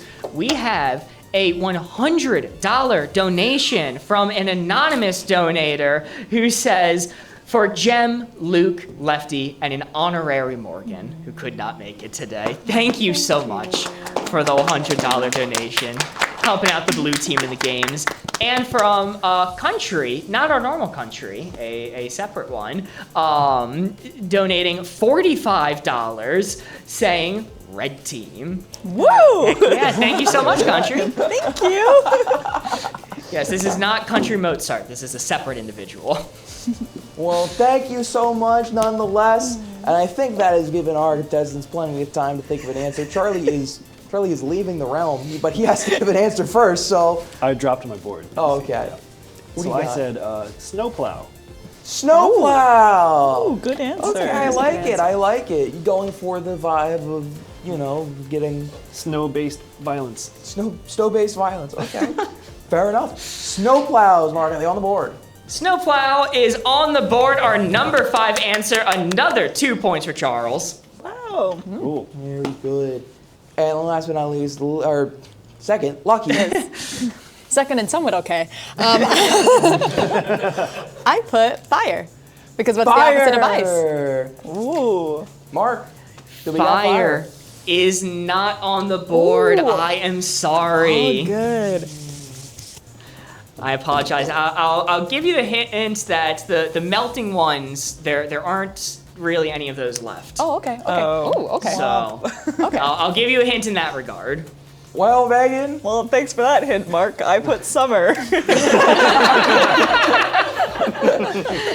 Not quite. Yeah, I didn't think so. You didn't play the sound effect for anyone else. Just for It's because making you're it so special. wrong. Unfortunately, that is no points for Lucky or Megan, and that was, I believe, 5 points for Charlie. No, 2 points for Charlie. Matt. Yes, 2 points. Not even once. For Charles. Contestants have another chance. Are we doing three go rounds with this each time, Mark? Yeah, 3 feels nice. I think it's a little stale. Round number. It's a strong number 3. Yeah, 3. Nice round number. It's the story number. It's got two curves on it. It's close enough, roundish. It's so Triangles. round. It's twice as round. It's got 2 circles. All right, I'll take that. Triangles. Fair enough. The sturdiest shape. That is true. Never underestimate the sturdiness of a triangle. I don't want to rehash this. Well, it seems like our contestants have written their next guest, so Lucky, we'll start with you here. I grew up on a tropical island, so I don't know what is used to melt snow. I think it's salt. Salt, Mark, is it on the board? Salt is a very intelligent answer, but not one on this board. I am sorry. That is a good clever answer. one, though. As a matter of fact, I bought an entire bag of that yesterday because when we left the studio last night, I had to chisel away at my car in order to get in and leave. As did most of us, I think. So, it is what it is. Megan. I said bullies/mean kids because, Okay. like a sandcastle, I would argue they're very tempting to knock over if you're mean. You know what? I like that logic, Mark. Does it pay off? That is another creative answer and one that is on the board. Rowdy Children, our number 6 answer with an additional 2 points for Megan. And last but not least for realties, Charlie. I kind of did a more specific version of the bully's answer, and I said evil magicians. Wait, what? Oh, Frosty the Snowman. Yeah. It makes sense in the context of snowman. Evil magicians. Evil magicians. No, that's not right. It's not right. I have to break my pattern. In a sense, it's closer than you might think, but that's not on this board. I have nightmares about evil magicians. Are you a snowman? No. Oh, unfortunately. Do you know what the real Frosty the Snowman was afraid of? No, actually. His voice actor had 4 separate families. What? So child support. That's how you know the economy is bad. Men these days can't even sustain 2 separate families. You can support 4 families off of being a snowman voice actor? Yes. What happened to this country? We used to be a proper country. I never thought Frosty the Snowman voice acting paid that well. That's incredible. I guess when you're a childhood icon, it pays the bills. It does indeed. To be exact. I studied engineering like a sucker. Like some kind of chump. That makes sense. He was a child icon. He liked kids so much, he had 4 families. I swear, I'm here on TikTok. All right, we're good. Sorry, it's the CAPTCHA. Oh my Well, god. so that was the final round of guesses then. I believe so. Yeah, that was the third round of guesses for this question. 4 did not get found, including our number 2 and 3 answer, which were hard ones to get despite being number 2 and 3. Charlie, people laughed at you for your vision of magician. I thought it was good. But what did that magician want to do? He wanted to steal... Take his hat. Steal Frosty's hat. Yeah. Your number 2 answer was stealing their carrot. Wait, what? That had 7 votes. Number 3, I'm sure. Okay. dog peeing on them. That's so specific. That's so specific. Very specific and had 6 votes. Look, we take them from Discord, so sometimes niche ones get through. Number 7, I said there were no more melting ones left, but maybe this could be in the same category. Dying alone. Wait, what? I don't write these. I have to select what I'm given in the Discord. That's just the human condition. The snowmen are just like me for real. I didn't think that would So relatable. Well, there is that children's movie, The Snowman, in which the snowman does technically die Oh, you're alone and is right. never resurrected at the end. Oh, that one's sad. I love that. That was a children's movie, you said. That was a children's movie, and it was written that way on purpose because the writer wanted to emphasize to children that sometimes people leave and never come back. Oh, God. I mean, I guess that's a good lesson to learn, but I didn't know that maybe Frosty's the right way to go about teaching that. And your Who am I to judge? It wasn't Frosty. It was The Snowman. Oh, right, sorry, not British classic. A if you British will. classic. It's a very British movie. Oh, as it's well. British. That explains everything. That does sum You things can up fly. pretty nicely. That's a great movie. That's from that movie. Yes, it is. And your final number 8 answer with only 1 vote was getting run over by a reindeer. That's a good one. Just like Isn't that everybody's fear? Especially grandmothers. Especially grandmothers. My grandma wasn't afraid enough. Especially reindeer. She was always waiting on Christmas, outside, ready. Well, Mark, how does that shake up our scores? Well, after that, it is going to be... After that, it is going to be a total of... Let's see, this is supposed to be adding. I don't know why this isn't working here. I think this is 15 for the blue team, 27 for the red team, doing really good getting the number 1 answer, and 16 for the yellow team. So it is neck and neck fighting for second between blue and gold. Ooh, but gonna have a bit to overcome in order to reach Megan. Well, let's get on to the next one and see if we can't close those leads. Let's see if we can. Yes, let's see. What is this one? Let me remember what these even are here. Oh, okay. This is a fun one.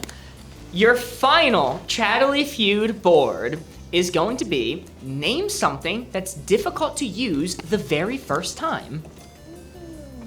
So the very first time you use something, it's difficult, but maybe not necessarily afterwards. So name something that's difficult to use for the very first time.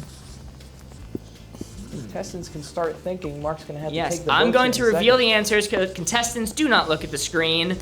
These 8 options, chat, are what you are going to be voting on. So, y'all get to comment. We are starting a poll. Make sure to read all the answers first. Read all of them. Figure out which one resonates with you the most.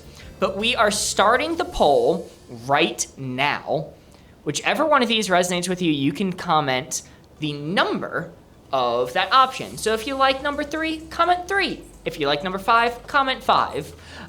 Pick any one you want, and you can type in that number, and these will go towards points that the contestants can win. It helps our contestants if everyone votes. So if you're lurking and you don't usually comment, maybe consider tossing your vote into the pot so that there's more points on the table for our contestants to win. If you include the hashtag, it'll still be counted. It's just not necessary to include the hashtag. It's so strange seeing all the numbers without hashtag, though. It feels like a very, very naked chat. Is this implying that the hashtag is like they're closed? Is it the numbers closed? That's how I've considered it. Okay. Yeah. No, I see that. I get that logic. I love the way your brain works, Mark. Thanks, Corey. You're welcome, man. Get in your votes. We are going to be closing this poll in 5, 4, 3, 2, 1. Board Ghost, you can close that poll. Contestants, you may look. It's going to take me just a second to input the answers. Mark is going to lock them all in. It is a tight race for first here for our second of 3 games. Do not worry, though. There is a third and final game coming up that anybody can win. And we'll see how that shakes up the final scores. Again, the winner at the end of the night is whichever team... Oh, my goodness. Sorry, Mike. Whichever team has the most total ornaments, which is our overarching point score.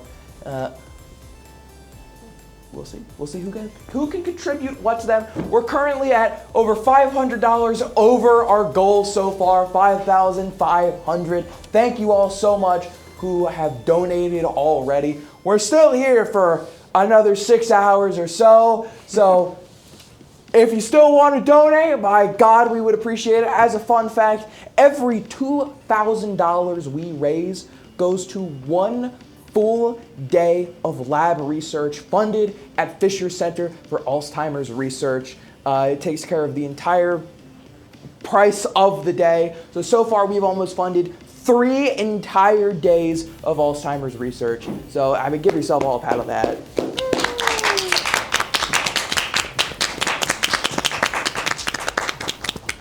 Mark, you said things are quicker. Have you gotten it all sorted? Oh, yeah, it's been good. Okay, well, I'm stalling for you, brother, man. You gotta let me know. Yeah, I didn't want to interrupt you. You're doing the whole spiel. Oh, thanks, man. It sounded nice, yeah. Thanks, man. Appreciate it. All right. Let's start off with, I believe Charlie is the one to go first this round. All right. I said nunchucks. Oh, nunchucks. I don't know how to spell that, but... Yeah, that's how you spell it. I think you got it right. I think that's right. All right, let me see nunchucks on the board. Nunchucks is not on the board, but that is a good answer. Good answer, Charlie. Good answer. Yeah. Yeah, that's a creative one. I'm sorry, but that is not there. Well, Lucky, let's see what you guys see. Hopefully you can get I some points. put a car or any other sort of moving vehicle. Okay, I like the logic. I mean, after all, you have an entire school to go to learn how to do it, but God...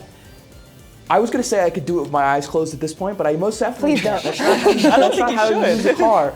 But it's second nature. Mark, is a car on the board? A car is on the board. That is correct. That is 3 points for our number 6 answer. I knew there was enough people afraid of driving that it'd be because I'm one of them. Megan, moving on to you next. I said a bike. It's famously something that you must learn how to do. Very similar vein in cars, so I would be shocked if it's not on the board. Mark, what do you got for me? A bike or its full legal Bicycle is on the board. That is 10 points for Megan, but not our number one answer. There is one higher than 10. Ooh. Well, our contestants will have another shot to write down their answers and guess. They'll have 2 more opportunities. Now, Charlie, unfortunately, you didn't get it right this previous round, but you seem to be already locked in and raring to go for this one. You're confident. No. I don't know. I thought of something to write, but who's to say? You know? Who's to say? This is chat. This is Discord. It's ephemeral. You know? Also, we have another donation coming in. We have a $5 donation from our own Colleen. Thank you so much, Colleen. Thank you, Colleen. Thank you, We have Colleen. a $15 donation from Wolfgang, which is Country Mozart's dog. Saying blue barracudas, which will count as support for Lucky and the blue team. Let's go. And Noah with the $33 donation and 75 cents just to throw a wrench in things. Thank you so much, I think Noah. it might be because it's a different currency, and you know he probably did a round number. Yes, I'm so sorry. That was quiet. Wait, before you laugh, I'm displayed an amount. And then I have to click on it to get what it was originally donated in. It was donated in 25 GBP. It was Great British Pounds. Which comes out to $33.75. Thank you for a normal number that turned goofy. Woo! Love you, Noah!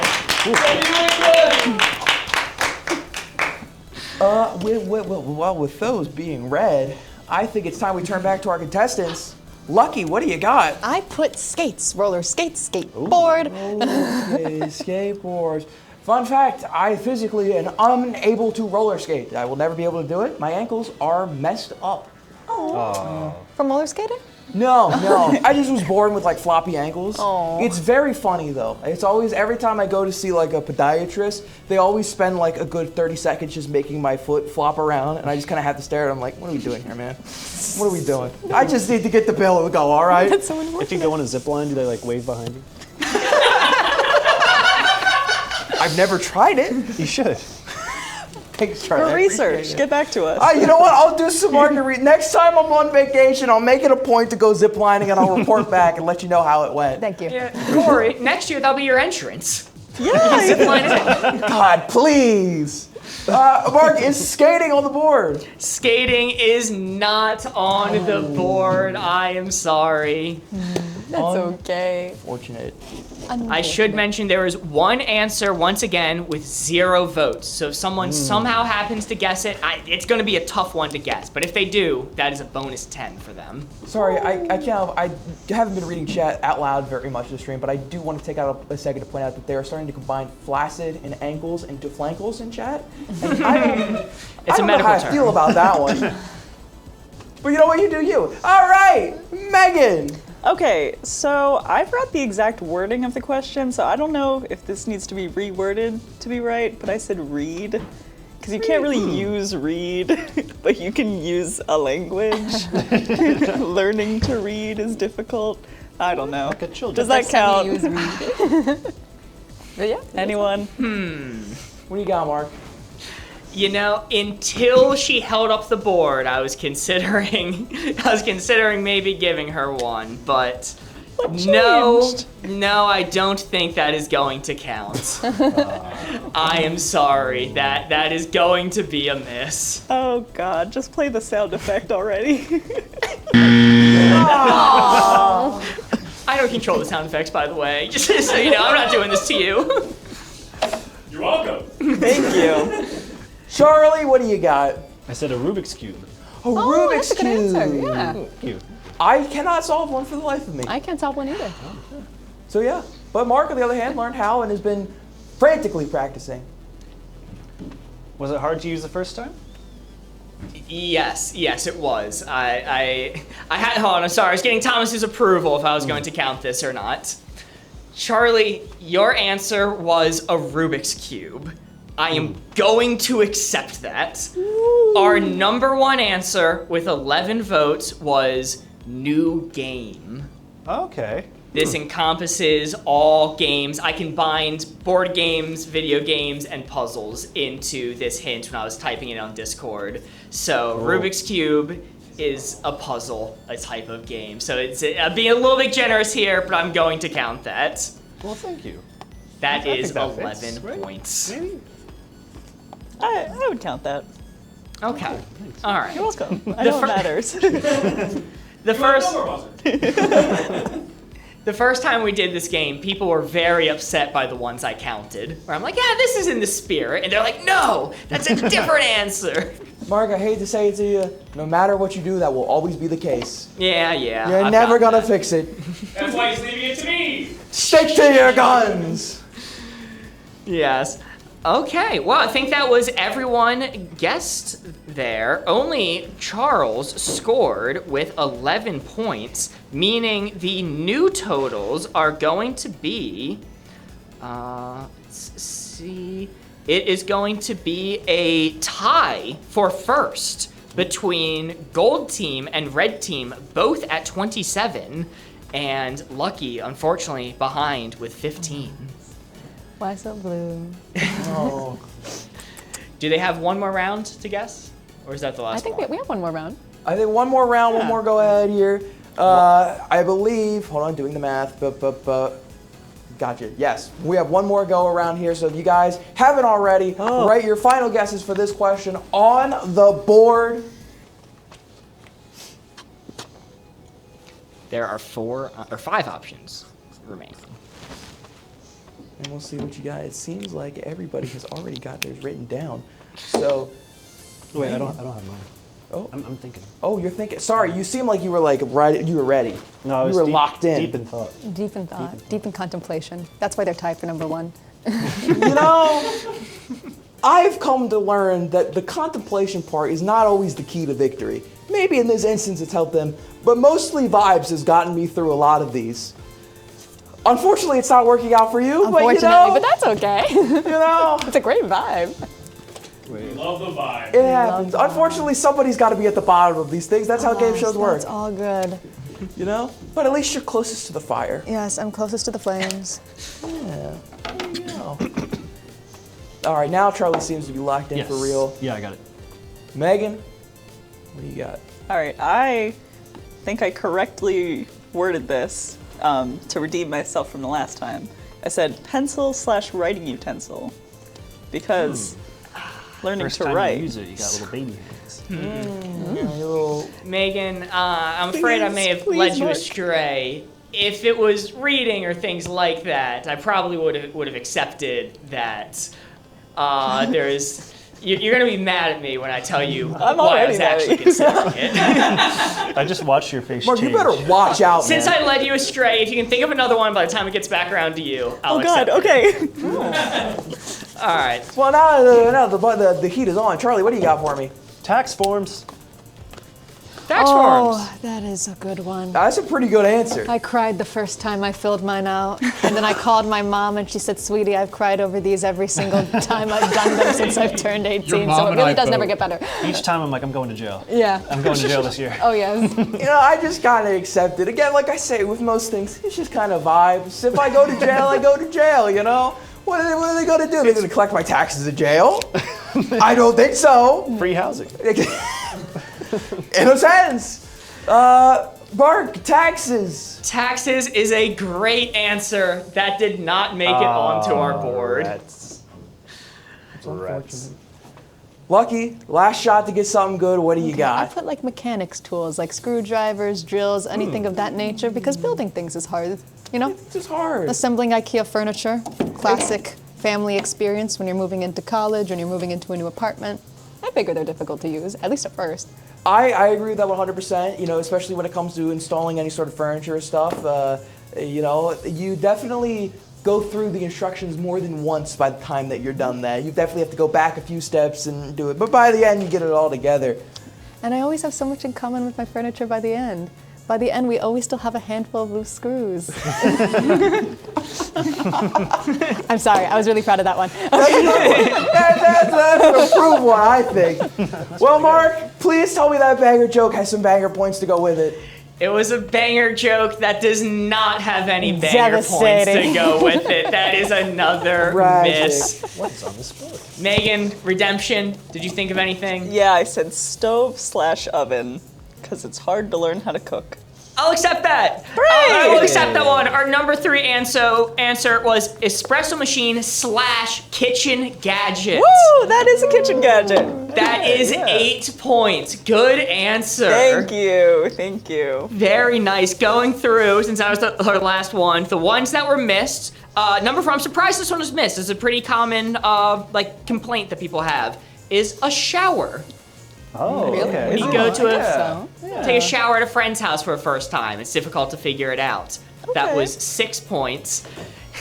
Megan, you're gonna be mad at me for number 5. Oh boy. Oh, I'm so curious. You said read, and I said until you held up the board, I was considering giving it to you, which is not because it had anything to do with books or reading, but because musical instrument was number 5. R-E-E-D. Oh my god. Oh my god. Would have netted you 6 points. Number 7. Everything sucks. You know, if something happens to Mark after this, I would understand. You know? I won't put any reports in if Mark goes missing after today. I'll understand. It happens. Number 7 was shoelaces with 2 votes. And our number 8 with 0 votes, and I agree, I don't even know how this ended up on the board. A camera. Oh, I guess so. It's it's right, but it's the same as a nunchuck. It's who's gonna think of that? Mark, I know how that ended up on there. I think that someone who was in the studio yesterday put it on there. No, this has been up for a month. No, this was up before yesterday? Yeah. Okay, all right. No, this one's been done. For those who aren't here in the studio, Mark was having a little trouble yesterday operating a camera, trying to record some of the wavelength videos. What? No, I wasn't.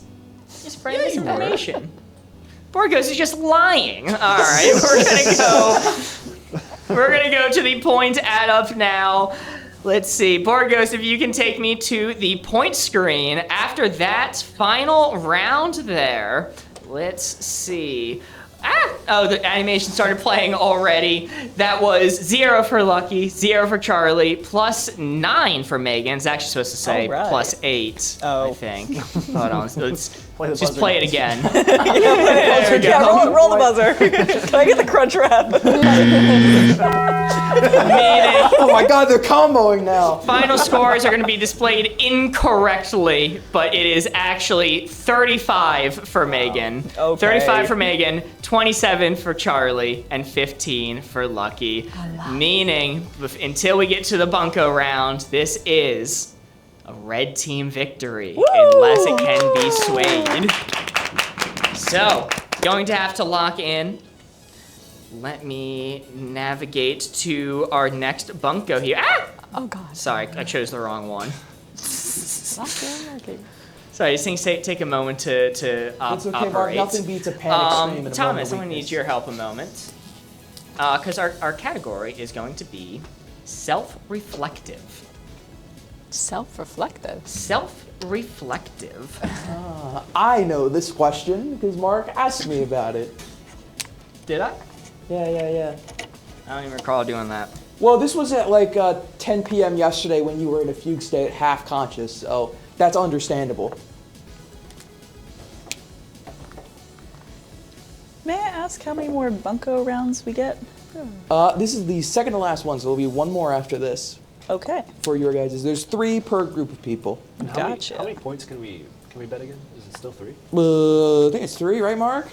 For this round, since we're using increased points because we were doing the Chattily feud and just more points ended up in the pool, I was going to say for this round, it is going to be you have 5 by default, and every bell you use will increase by 5. Just to make it more fair, because there are a lot more points in the pool to have. That's true. And is this another round of Chattily Feud? No, this is a trivia question based from Mark. Oh, okay. Bunko parlors. I know what this one is, but most of the bunko parlors I don't know. I'm in the dark. I'm just as confused as you guys. When it says self-reflective, is it like still like movie, TV show themed, or is this in a completely different like ballpark? Or I think it's very literal self-reflective. What that means, I don't know. I mean, I do know, but. I would agree with Corey's assessment. This is very, very literal self-reflectiveness. I'll wager one singular bell and no points, please. Okay. Take that bill. Here you go. So you're taking a free 5-point wager, not risking any of your own. That is a smart move. Yes. I'm gonna wager a bell, and here's my bell from last time. This time I'm wagering 1 bell and 4 points. Ooh. Whoa. Oh God. So I turned in Yeah, this I'll from tell last you. time too. I'm gonna say 1 bell and 5 points. Whoa. Ooh. This is going to be risky. There's a lot of points up for grabs here. I'm getting a little bit nervous. Let me make sure these are all updated. Okay, well, with the bells and the wagers locked in, your question is going to be, how many total votes did we receive across all Chatterley Feud just now? Across all 3 games we just played, how many total votes did we receive? It is going to be multiple choice. So this is whether you got the questions or not, every single vote counted towards these. Your options are going to be 1, 221, 2, 301, 3, 106, 4, 194. This is across all 3 games. How many votes were received? Like the ones that we played, not the ones the last group played, right? We're not counting those votes? Correct. Okay. We're self-reflecting of what we did about like 3 minutes ago. Okay. That was so long ago. Yes, you guys were not aware, but as the game was being played, Thomas, I had tasked with counting up every single vote that came in, keeping them together. He delivered me the number, and I input the numbers for this question seconds before generating this board. Can I see the answers again? The options? Okay. Thank you. Nerding Correct saying, our next Bunko question is called Call This Coin Flip in the Air. Well, I like that one. Gotta like that one. It's a good one. This is the Bunko parlor where, it's a roll of the dice. It's the risk they take by joining the parlor. It's true. It's true. I think there is a reasonable, rationale way of finding the answer to this one. I think it's possible. Is it easy? Most definitely not. Is it doable? Yeah. All right. We'll find out. Contestants, do you need any more time? No. Okay, locked in. I guess Charlie, we'll start with you for this one. I said 194.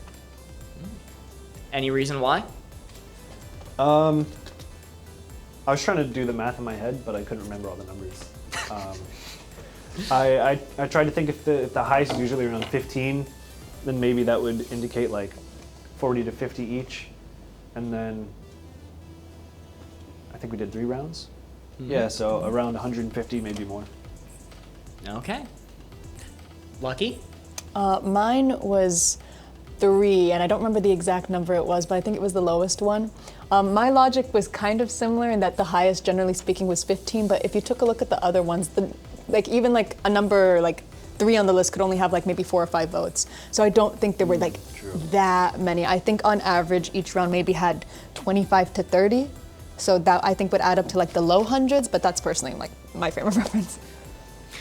106 was the option for number 3. And Megan? I said 301 because I'm terrible at math and I just guessed. Okay. Everybody going with a different answer.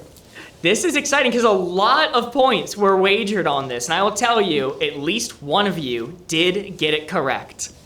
According to Thomas's math, which was fact-checked by no one, the correct answer was Number 4. Whoa. 194. 194. I was nervous. I was between 106 and that. I could have been off by like 10 or so. So thankfully these questions don't change it. Yes. Thomas was within margin of error. In the correct margin of error. We take that. That's all we ask for. Thank you, Thomas. We take those. So, Mark, you're going to have to tell me now, how does that shake up the score for our Chattily feud? Well, what that means is, Charlie, you wagered a bell and 5 points, correct? Yeah. That means Charlie is now at 37 points. Megan, not getting it correct, betting a bell and 0 points. Or, no, sorry. What did you bet? A bell and 4 points. Is at 31. And Lucky, safely not betting any of your own, if I'm remembering correctly. None of my own. None of your own. You lose nothing. You remain at 15. Yay. Which does change the score order, meaning in first place, earning 2 ornaments for the team is Charlie, in second is Megan, and then unfortunately in last is Lucky. You see, that's okay because my goal is to disprove normative determinism. And I am doing such a good job of doing that. It's a sacrifice I'm willing to make. Nobody thank me, that's all right. Yes. We always make sacrifices in the aim of science, yes. We take those. All right, well that is Chattily Feud, which means, Mark, I believe that is moving us on to our final game of this grouping of people. Yes. That is going to be a game that we call Deceptives. So, the way that this is going to work is similar to the first game that you guys played, except the difference is I am going to give you a category followed by 4 facts. Out of those 4 facts, only one of them are true. Your job is to figure out which one is the truthful fact out of the 3 other lies. So, let's just get right into it and I can explain better how this works with our first category. So, marvelous characters. This is a category we've done quite a few times on charity streams throughout the years. It's one of my favorites to make. I'm going to show you 4 potential Marvel comic book characters. 3 of them are completely fabricated by yours truly. One of them is an actual comic book character that has been printed and written about. Here are your options. Slapstick, a man with the powers of a cartoon character. These powers were acquired when he walked through a funhouse mirror portal, dressed as a clown and holding a mallet. Number 2, the Bomb. A man who, if they die, they explode with the power of 10 nuclear bombs. These powers were acquired when he blew up his lab while researching gamma radiation. Number 3, Large Barge. A man that can become the size of a small yacht. They turn to a life of crime after falling off a cruise ship and having the spirit of the ocean save their life and grant them new power. And your last option, Weapon Q. A woman who gained the power to quickly regenerate an exoskeleton around herself made of fingernail keratin. She acquired these powers from a scientific experiment in which they took Wolverine's DNA and mixed it with fingernail clippings. I read through those relatively fast, so here are all 4 of them on screen for you to read at your leisure. Your job is to figure out which is the real, honest-to-goodness Marvel character and not choose one of the 3 fabrications made by myself. I will give you guys some time to think. Mark, I think the donations have gone up even more since the last time I've talked to you. They have. We have a $51 donation from Alston Calm Baby saying, keep it even, red team rules. Woo! Thank you so much, Alston. We have a $25 donation from Francis saying, go blue. Supporting the blue team. And speaking of, Thomas, if you can take us to the score screen, since we've last been here, the blue team has had $140 donated supporting Alzheimer's research, but giving them a bonus in the game, meaning they're at a total of 1,677. That is Wow. astounding. The red team has had $96 towards them, bringing them to a total of $1,457. Holy moly. Wow. I need to update the bell goals in a moment. And the gold team is currently sitting at $1,285. That is absolutely amazing. I think that's actually exactly enough for the next bell. That may have been a strategic place from Colleen. But thank you all so much for donating. It really does make a difference. Well, with that, hopefully that has bought you guys enough time to decide on your answers. So we're going to start with the reveal, starting with Lucky here. Oh, this is really screwing with me because there actually is an X-Men whose superpower is that he can make his body explode, but only one time. He'll like die immediately after. I would think so. And he's considered like the most useless X-Men. There's a whole series of comics that follow him. So I put the Bomb because it's kind of in the same vein, but I don't know if that's the same character. That is a deep pool, and I'm not going to say whether or not it's the same character, but regardless, that is correct. There is an X-Men similar to that. Yeah. That is a deep pool. Megan, what do you got? I said Weapon Q because it directly references a real character, so it's possible. That's all I'm saying. Hey, nothing wrong with that logic. I think it's pretty sound. Last but not least, Charlie. I also said Weapon Q. It kind of seemed the most Marvel-y, like Wolverine, it's his bones. Someone else could be Nails, Keratin, maybe. And the other ones just seemed like really kind of made up. Or at least the name Da Bomb. And I was wondering, like, how do you even know what his power is if he has to die to use it? You know? Yeah, how does one discover that? Well, how did they figure out the X-Men whose only power is that he can explode? Yeah, true. I mean, now I'm wondering how that happened. That is true. You know what? It's good, sound logic all around. Let me start getting rid of some of the fake characters on screen for you. The first one that's not real is Lark Barge. Nobody guessed that. So that's the first one gone. The second one that is not a real character. Sad. Very sad. I'm sorry. You are right. There is a character very similar to that, and I love the comics about that character. But this one is similar but very different in terms of execution and name. So I'm sorry to have tripped you up on that one. All good. But the final incorrect one is Weapon Q. Oh, that's really? A real person. Huh? Slapstick is an actual Marvel character. His entire powers, I think, can be summed up as Toon Force. He is basically just a cartoon character come to real life. I think he was only in like 1 or 2 comics. It was a very short run about very weird one-off characters, like their origin stories of it. But yeah, Slapstick is a real honest Marvel character. I didn't pick him because I thought it sounded like Spider-Ham. I was thinking Spider-Ham. Yeah, like Spider-Ham. Yeah. Well, leaving the realm of comic book characters, moving on to something a little more festive, I'm going to give you some ho-ho holiday history. Which of these are real holly jolly facts about the season? Option number 1, as of 2022, Mariah Carey's All I Want for Christmas Is You is the top-selling Christmas single. Option number 2, Tickle Me Elmo sold more units in a single year than any other toy before or since. Option number 3, 2 of Santa's original 8 reindeer were named Dunder and Blixen. Number 4, the first reference to gingerbread cookies can be found in Emily Sasson's 1878 cookbook, English Recipes. These are your 4 Christmas facts. Only one of them is a real fact. Your job is to figure out which that is. Uncover my ruse. There's 2 of these that I think are real, so it's going to be really hard for me to figure it out. And on top of that, I have some fun Christmas fun facts to give with the reveal for this one. So as our contestants take a second to mull over the options of our ho-ho holiday facts. I know, Mark, let's check with you. How are you doing back there behind the screen?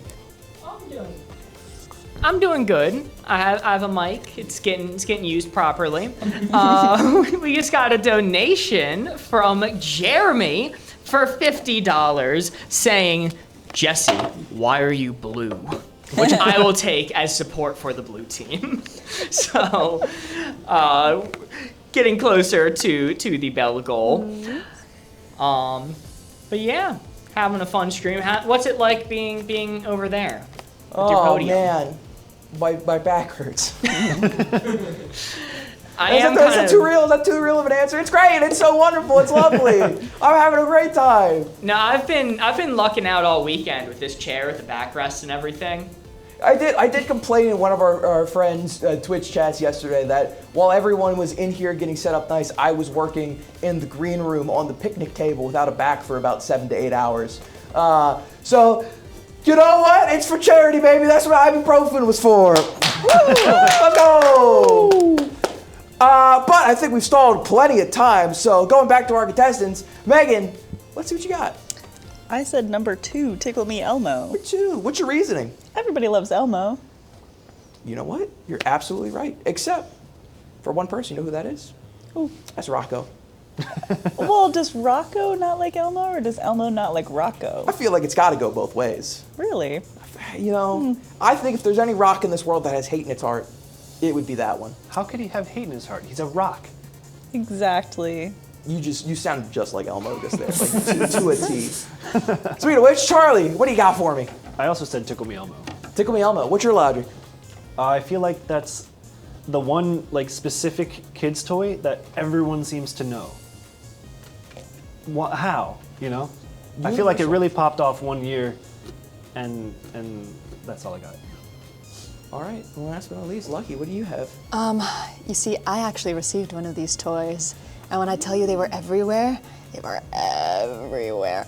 I feel like I remember reading somewhere that they broke, that they had sold more toys than any other toy before. Now, since, that's kind of the toss-up, but I think it's a solid answer regardless. It is good. Everybody remembers many days back in the day when Black Friday used to be Black Friday, and people were trampled in Walmarts in order to get their hands on a Tickle Me Elmo. That day is long since passed, thankfully. Yes. People would punch each other in the face over it. Back when Black Friday used to mean something. Ew. We used to fight for $20 TVs.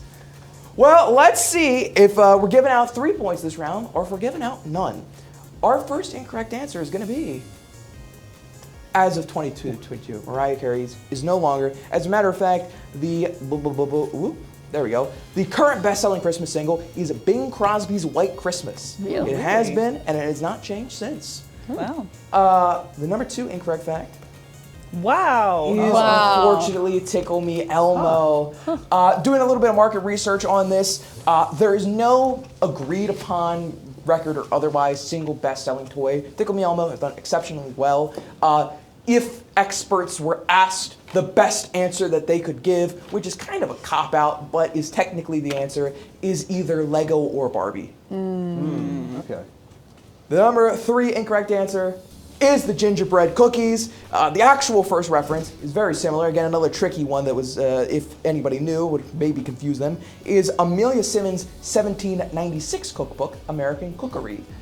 So almost a century later and from America during its founding, which means, believe it or not, Thunder and Blixen were originally 2 of Santa's reindeer. They were the original Dutch names for a reindeer that you may recognize much better as Donner and Blitzen. Thunder and Blixen. Oh my God, we Americanized their names. Wow. So sad. Dutch for thunder and lightning. Wow. Oh, wow. Oh, cool. There you go. Unfortunately, no points this round. Let's go on to number 3. Colorful clues. I'm going to show you 4 colors and their corresponding names, and you just have to tell me which of them is an actual color. Simple put. Here are your 4 options. Absolute sherbet. Naughty Naughty Kumquat. What? Cosmic Latte. And Zeus's Breakfast. These are your 4 colors. One of them is an actual color, followed by an actual name. I mean, they're all actual colors, but one of them has the correct color and name combination.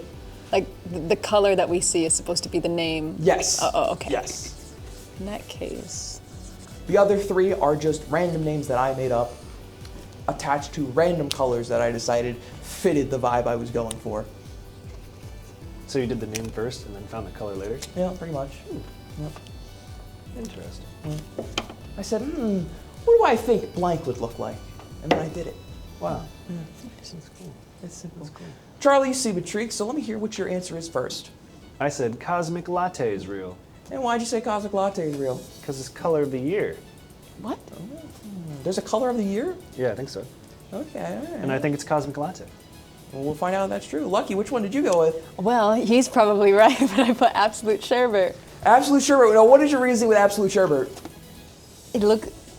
That just looks like orange, and that just looks like tan. It's like a nicest shade of lavender, so I'm like, maybe it has its own, distinguished name. Fun fact about colors, most colors do wind up having their own name from like Home Depot and stuff. Yeah, they and do. if you go through the list, somebody really needs to check in on the people that designed the names for these colors. I don't think they're okay.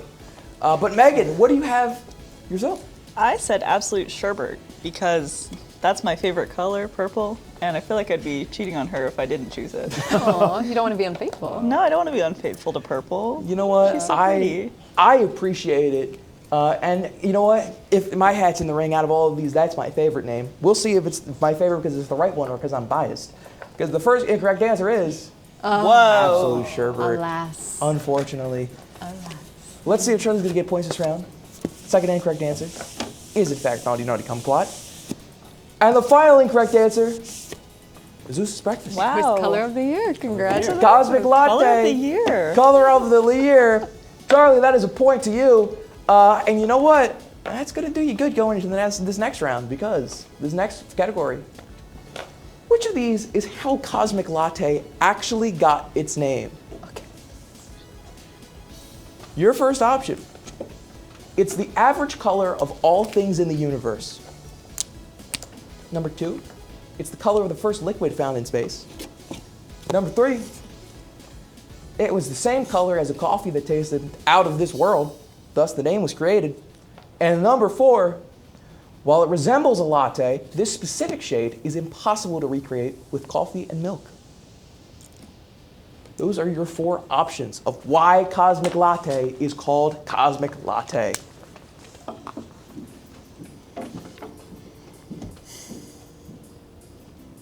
I do believe on the screen there is a bit of a mix-up. One has repeated 4. One is average color of all things in the universe there. So just keep that in mind when you're voting. Number 1 is supposed to be average color of all things in the universe. A little bit of hiccup of the graphic.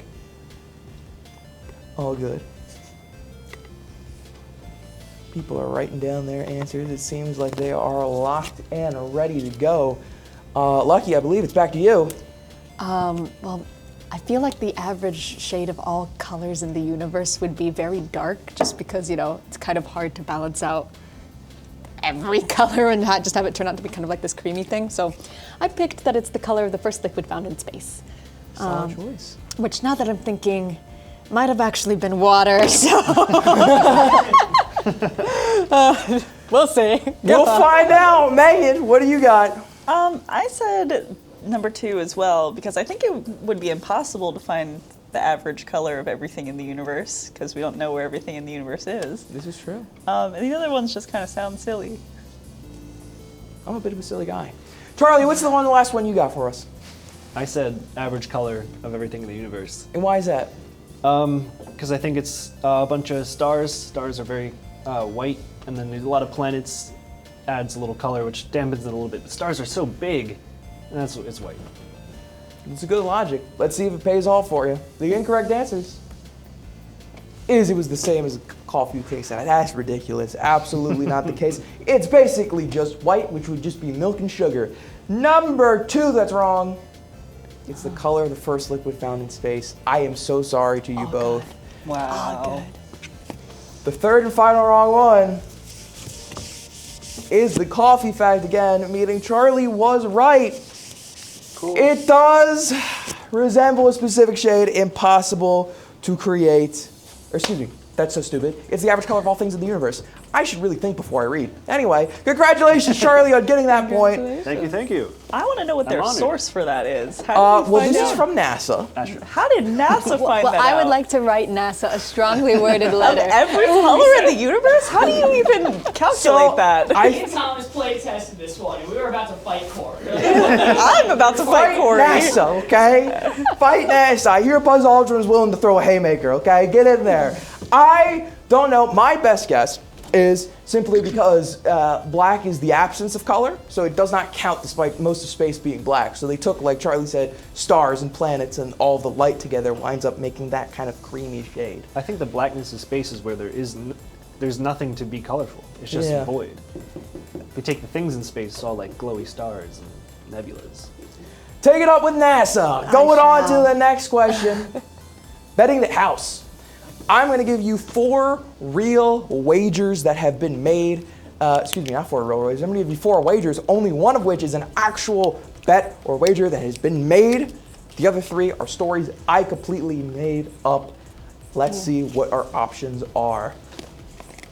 Number 1, one gambler made a bar bet that they could steal a boat from a Jacksonville naval base and sail it to southern Maine. They were caught off the coast of Virginia. One gambler made 154 consecutive bets that 2 dice in craps would not roll a 7, finally losing on the 155th bet. So that is 154 consecutive bets playing craps, and not once did 2 D6s land a 7. Number 3. One gambler shot themselves in the arm after making a bet with a friend that MASH actor Donald Sutherland would be able to fix them up after running into the actor at a bar. And your final potential real wager that was made. One gambler sued a casino after hitting on a 1 in 3.7 billion odds bet that the casino couldn't pay out. The court ruled the casino had to pay, but only if the outcome could be replicated. Oh, that's so messed up. Those are your 4 gambling-related stories. Your job is to pick which is the real one that has happened.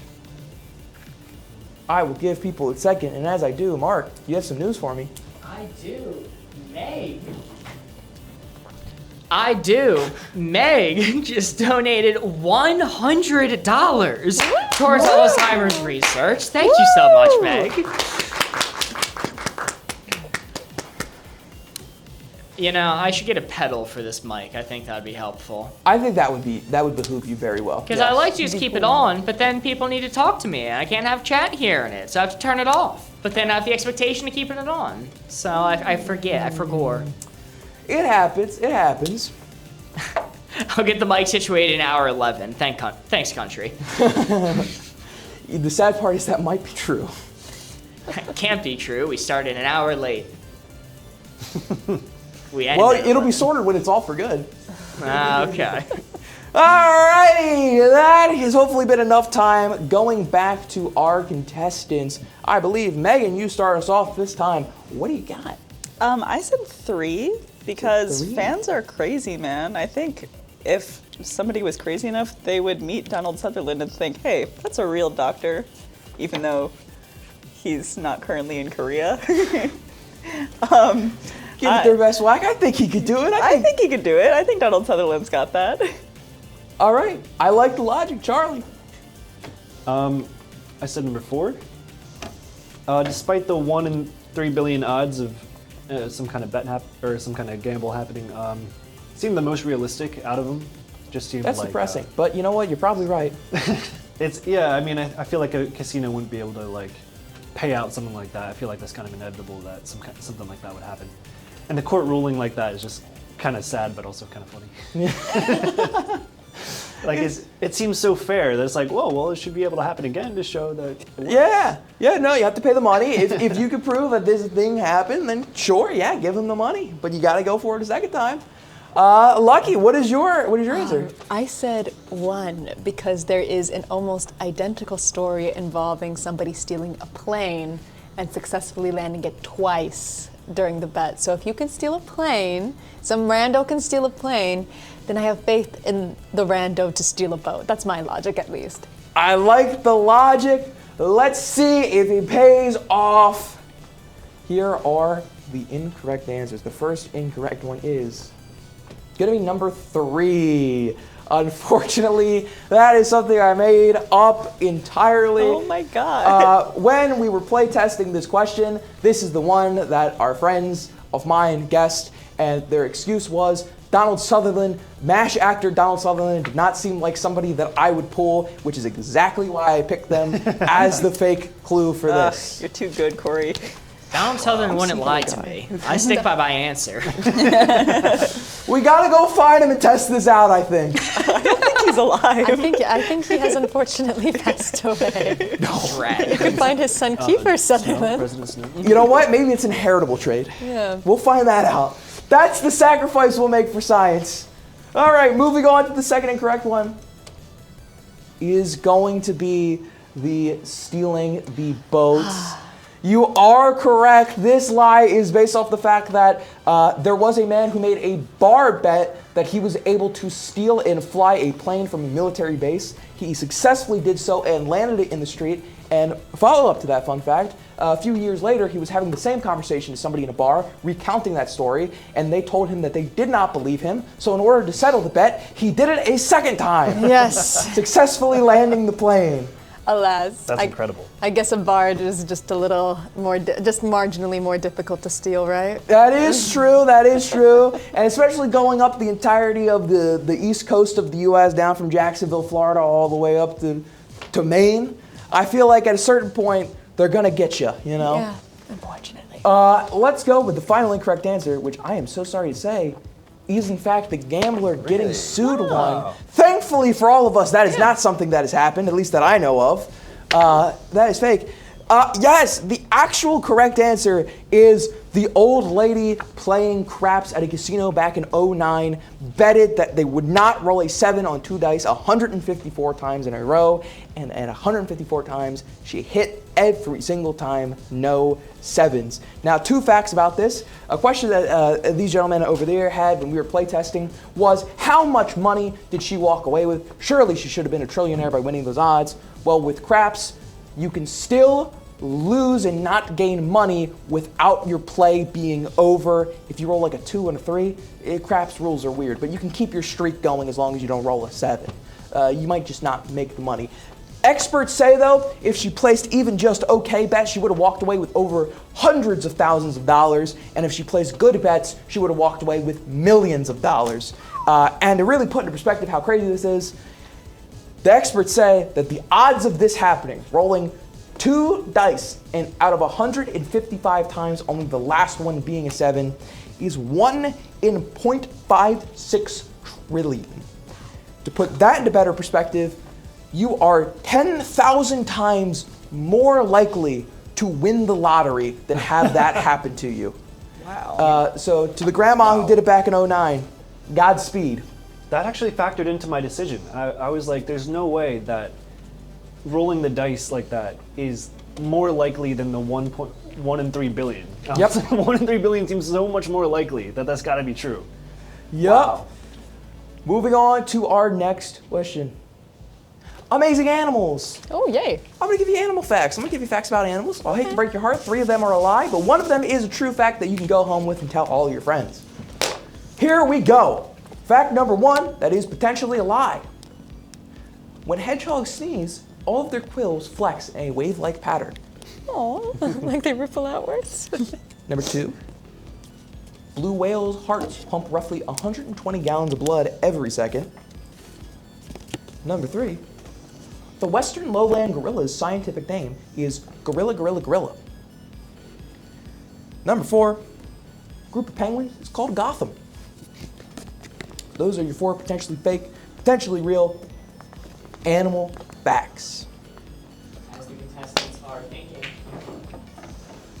As the contestants are thinking, we have another donation that came in from Lisa, who donated $40 Australian. I checked this time, don't worry. $26 USD. Thank you so much. And they left a message saying they were supporting the gold team, or blue team. Wait, hold on. Which one was it? Hold on, it's one of you. It was gold. Hey! Thank you for the support. Thank you for okay, the Australian dollars. Much appreciated. All right, I think our contestants have been given enough time here. Charlie, let's start with you. What do you got for me? I said number 3, gorilla, gorilla, gorilla. It's got to be real. And why is that? I think I've heard that as a fun fact before. Gorilla. All right. Hey, that's as good as a reason as any. Lucky, what do you got? I said number 2 because it's the largest animal in the world, and I would imagine it would need an extreme amount of blood to sustain itself. It is true, blue whales, I believe, are the single largest animal in the world, and I think, if the fact that I read correctly is they are the single largest animal in history. This does not include dinosaurs, I believe, because they are technically counted differently, but in terms of animal-wise, blue whales, number 1 ever. Megan, what do you got? I said the penguins one because I think that'd be funny if it was true. That's my logic. It's good enough logic to go for. Let's see which ones are heartbreakingly wrong and which one is the correct one. The first incorrect one Oh, darn it. is going to be the blue whale's part. I am sorry. But you are right in the sense that it does take a tremendous amount of blood to have a blue whale going. As a matter of fact, the actual answer is 60 gallons of blood per second. And the amount of blood that they do per heartbeat, I believe, is actually more because a blue whale's heart is very slow beating. So in order to get the per second, it's about 60 gallons of blood through the body of a blue whale. Next incorrect fact is going to be the hedgehog one. I'm so sorry, as much as I wish that one was true, it is not. And the third incorrect answer, one of you is getting a point this round. Let's see who it is. It's unfortunately not Megan. Fun fact though, names for groups of penguins can include a colony, a huddle, a rookery, or a tuxedo. So you can keep that You know, one. I thought it was tuxedo, but then I was like, no, maybe I'm thinking of tuxedo penguin. I do like a huddle. That's cute. Which means yes, the Western lowland gorilla's scientific name is in fact gorilla. And how cool is that? It's very cool. Gorilla cubed, if you will. Not as cool as a group of penguins being called a Gotham. Yeah. Charlie is kind of sweeping these. Yes, indeed. It's the only one with any points with a score of 3 right now. Oh, wow. Corey, are we supposed to be doubling the point values or tripling them at some point? Not for this game. We didn't decide to do that for this one. Okay, gotcha. So, still anybody's game. Second place still matters just as much as first. Let's see where we go with this. This next clue. Let's get real. Let's get real. Hopefully you've all been paying good attention to this game so far. Which of these is the true statement? The question number that is below the title of the questions first appeared on question 3. On these questions, underneath the little title there, like Amazing Animal Facts, there's been a little question number. It first appeared on question 3 is the first possible fact. Question number 2. This is question number 8. Hopefully you've been counting and paying attention. This is question number 2. Number 3. This is question number 7. And your final one. Question number has been accurate since it first appeared. Whenever that was, whether it been question 1 or question 27. It's been accurate since it first appeared. Hopefully you guys have been paying attention. Or hopefully you guys can count. Because if you can, you'll be able to get a point this round. I suspect one of us has an eidetic memory, and I suspect that person is you, so we're about to find out. That's the true secret. Charlie doesn't actually know all of these. He just happened to go by my computer one day while I was working on them and just snap a photo in his brain. I just descend from the ceiling like Tom Cruise. It's your Mission Impossible moment every year is to figure out where I'm working on these, break into the house and get a glimpse at the board. You see, people assumed my bunko game from last round was nonsense, but it was actually to prep you for this, to establish. You guys have to pay attention. You gotta pay attention. Yeah. All right, it seems like everybody's giving their guess. Let's see what we got. The great equalizer, the random bullshit nonsensical question that comes in the middle. Oh, hey, that was the wrong one. I thought if I hit that, something else would have happened, but it didn't. Hey, let's go through one at a time. Lucky, what do you have on your board? Hopefully it's not 2. I have number 4. Whoa! I'm hoping I can count. we'll see. I was never very good at math. But yeah, I think that the question number has been accurate since it first appeared, and I remember it being throughout all the other ones, so we'll see. All right. Megan? Corey, I haven't been paying attention. It's all right, Megan. I said 4. I'm just guessing. Okay. You know what? A guess is as good as anything. And Charlie, let's see if you have an eidetic memory. What do you say? I definitely don't. I said 1. 1. Question number first appeared on question 3. I don't even recall seeing a question number. But so I just kind of guessed. Honestly, I have no real. Well, let's find out which one is right. See if there's any points or if there are none. The first incorrect one. This is not question number 8. This is not question number 8. The question number did not first appear on question 3. At least not literally, because the first time the question number appeared, it said question 3, but appeared during question 4. It has been incorrect this entire time. Here's question number 7. And just in case you're curious, go a little back here. Oh, and there you go. Oh, okay. All right, I promise you no more crazy, nonsensical ones like this. We're sticking to just the facts from here on out. All right, speaking of which, I'm going to give you guys a real easy one. If you haven't gotten a chance to get a point yet, this is your time. I'm going to give you a very, very easy one. Just remember, whatever you do, do not guess the lie. There are 3 of them. Do not guess one of them. You have to guess the correct, truthful statement, okay? Okay. Now let's go through them. Number 1, we are not raising money for Alzheimer's research. Okay? Editor's note here, remember, you do not want to guess a lie. Okay. Option number 2, you absolutely cannot follow @BoardGamers Live for more content like this. Editor's note, again, really important, do not guess a lie. Number 3, everyone can have a free point. I'm just going to give it to you. Even if you guess it wrong, I'll just give you a free point. And number 4, underneath my podium is an entire second Christmas-themed suit.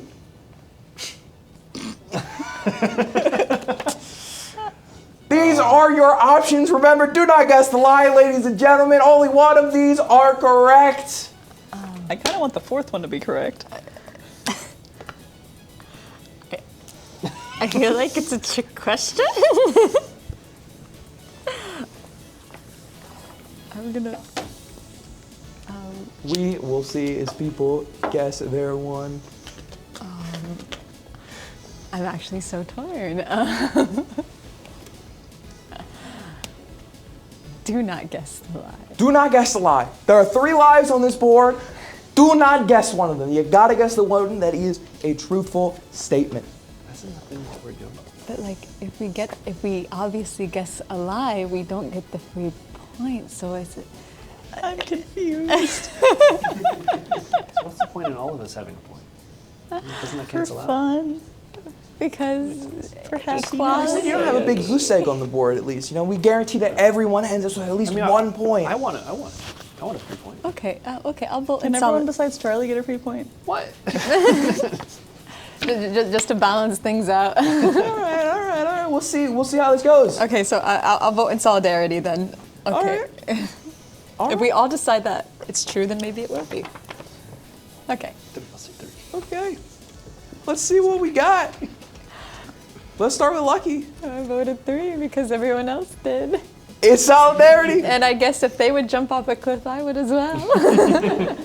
Megan, did you vote in solidarity? That is correct, Lucky. I would jump off a cliff with you. Yay! And Charlie voted in solidarity. Yep.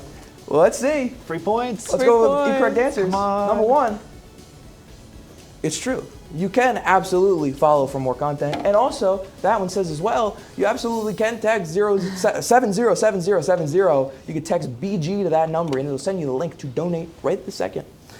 Second incorrect one. Of course, we're raising money for Alzheimer's research. That's what it's all about, baby. We've raised over $5,800, which means, well, let's see here. Do I have a little something? Oh, what's this down here? What's this? Let me just reveal the next incorrect one. Oh, there is in fact a second entire Christmas themed suit under here. Let's see, is this still packaged in? Let's see, can I do a little wardrobe swap? That's completely. Maybe we'll come at the break with a little wardrobe swap. We'll see. Yes, baby, there was in fact a second one under there the whole time. Wow.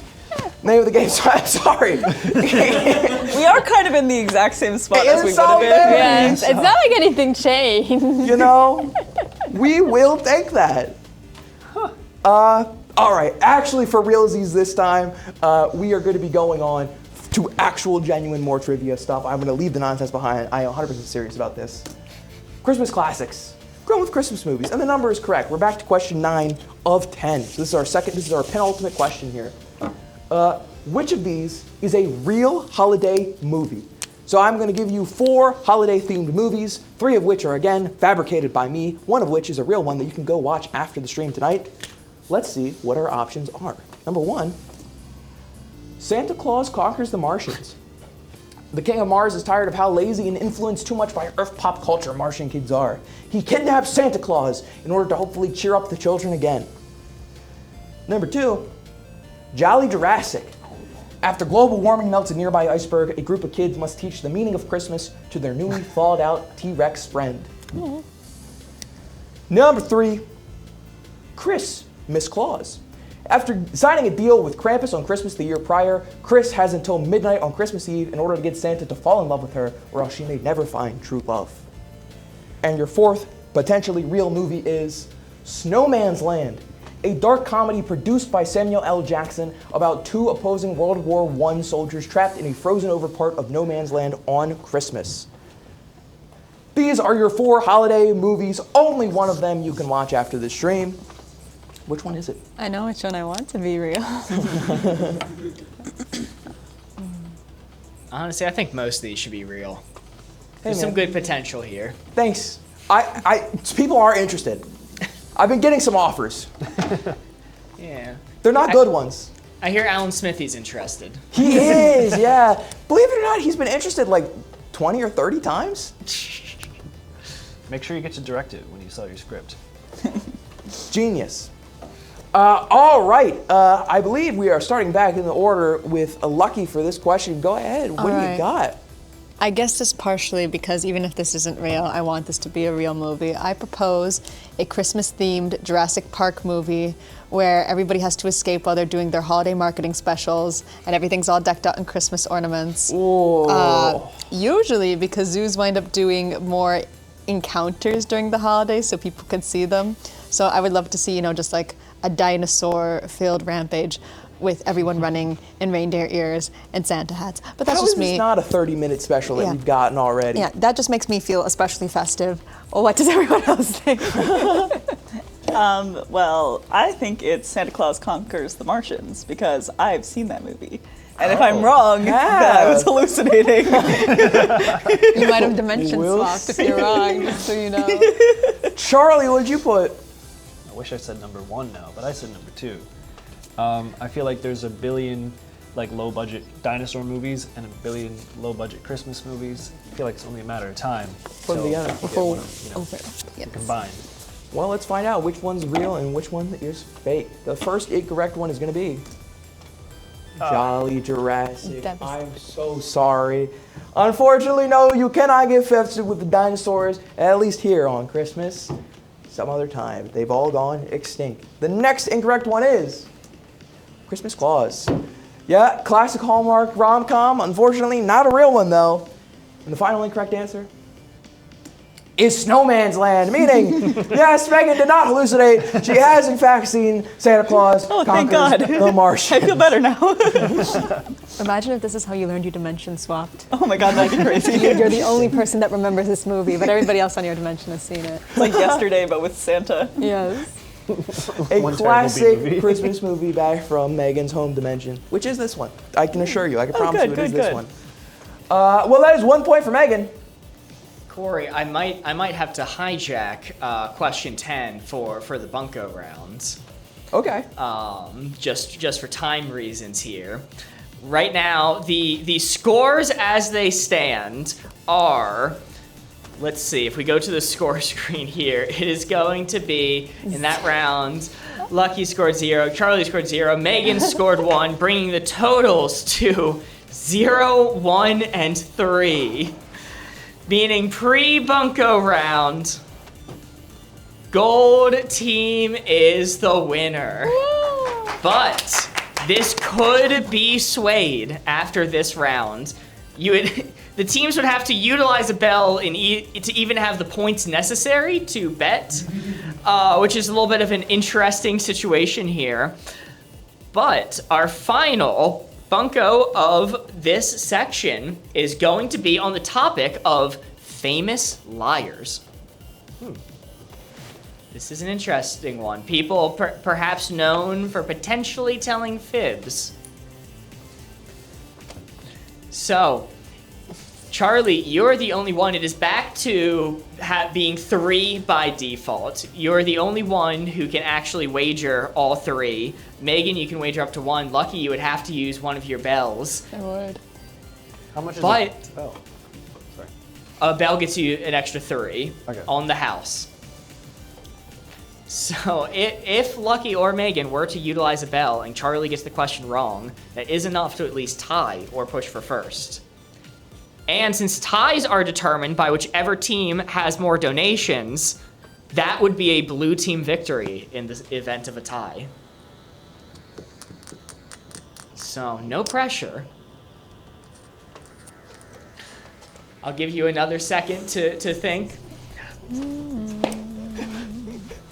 After this, we are going to be doing a quick break so that the operators of the show and Corey can step away, use the bathroom, get some food if needed, and we will be back with section 3, which is going to be a very exciting time slot. You're going to see Austin, you're going to see Luke, who's been on the show once before, and Matt Haverty is going to be joining us, which will be incredibly exciting.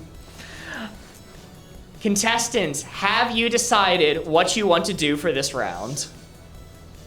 Charlie, as the point leader, we'll start with you. I'll bet 1. 1. Okay. A safe bet that can prevent a tie from occurring. Lucky? I'll bet 2. Bet 2. Oh, 2 Bunko bells. bells. Oh. Whoa, okay. That is Big definitely money. enough to swing it. Okay. We'll see. Going through the bells. Megan. Corey, don't sit down yet. I'm gonna bet 1 bell and 0 of my own points. Okay, another bell used by the red team. Wow, okay, a lot riding on this then. Don't worry, there's no nonsense. You don't have to count up previous votes or anything like this. This is gonna be a relatively straightforward trivia question, which is going to be about Billy Mitchell. You may have heard the name before, was a video game legend in the 80s and 90s who held numerous records on classical video games. However, in 2018, suspicion began to arise on the legitimacy of his records and the hardware he used to achieve them. As of 2025, how many Billy Mitchell records have been removed from official forums? This is multiple choice. Your options are 1, 18 records, 2, 0, 3, 102, or 4, 9. So someone who was once considered a legend in the gaming space, held many, many records. How many have been removed from the official forums as of 2025?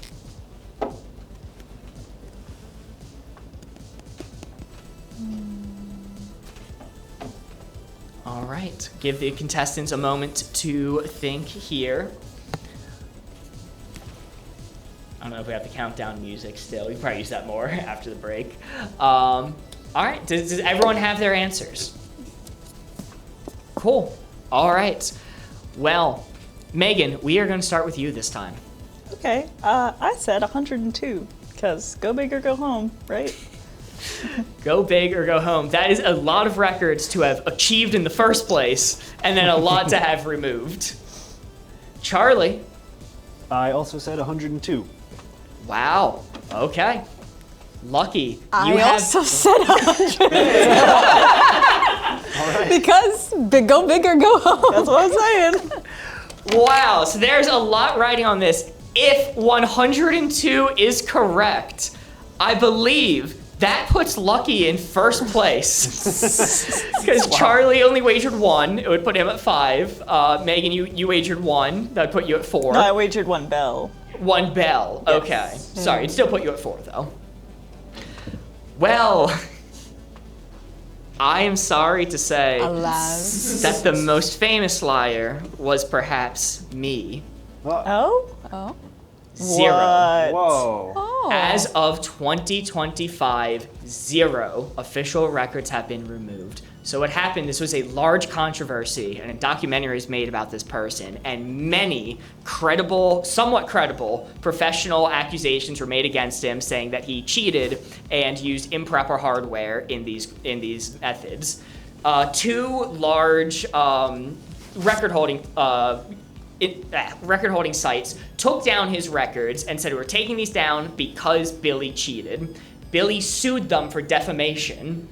Guinness Book of World Records immediately reinstated the record after a little bit of legal litigation, and the other group took him to court.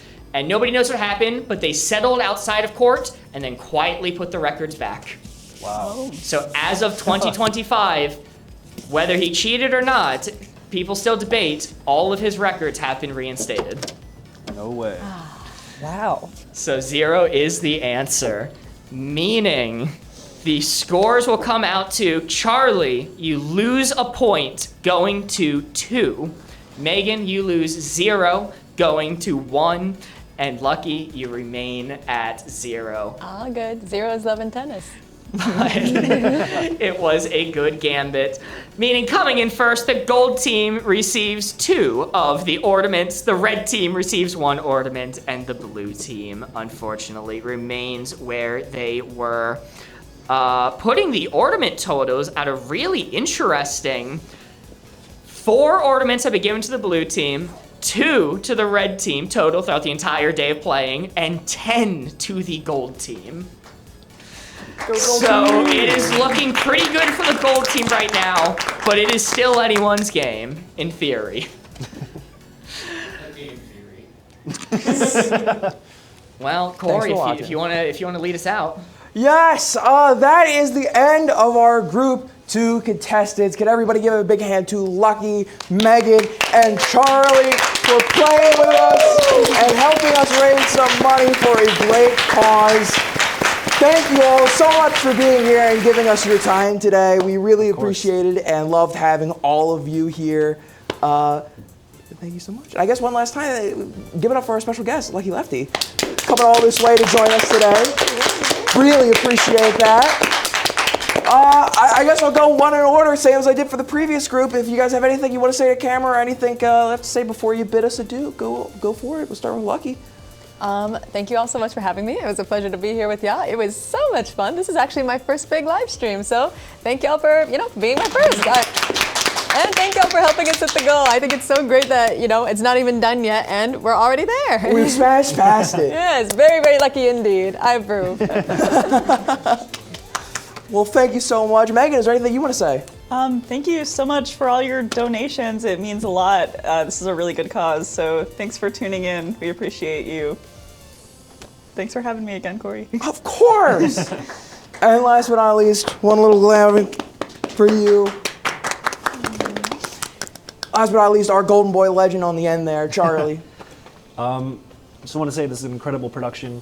I'm honored that I get to be a part of it every year. It's only gotten more and more elaborate, more and more fancy. I look forward to it every year, and I can't believe how much money we've raised every year. I'm like, wow, even more money. And like $5,800 is insane. It's for an amazing cause. The amount of work you guys put in is incredible. You guys are great. Well, thank you very much, Charlie. And one last round of applause for all of our contestants this round. And I guess if I could ask for the final time, if you could all make your way over to the stage there. I'm sure Thomas will grab your microphones and everything. Okay. In the loving embrace of our production team back there, I'm gonna step in front of the podium now. Oh my goodness, I've broken containment. I'm free. They've let me out. Also, thank you to chat and all the donors. I don't know if I said that, but to everyone that gave money, thank you. Big man, big man. Well, chat, hopefully you've been enjoying the charity stream so far. I think before we go, one last time, Mark, are there donations we gotta catch up on? No, Wait, we're good. in the mic this time, no. No, we're good.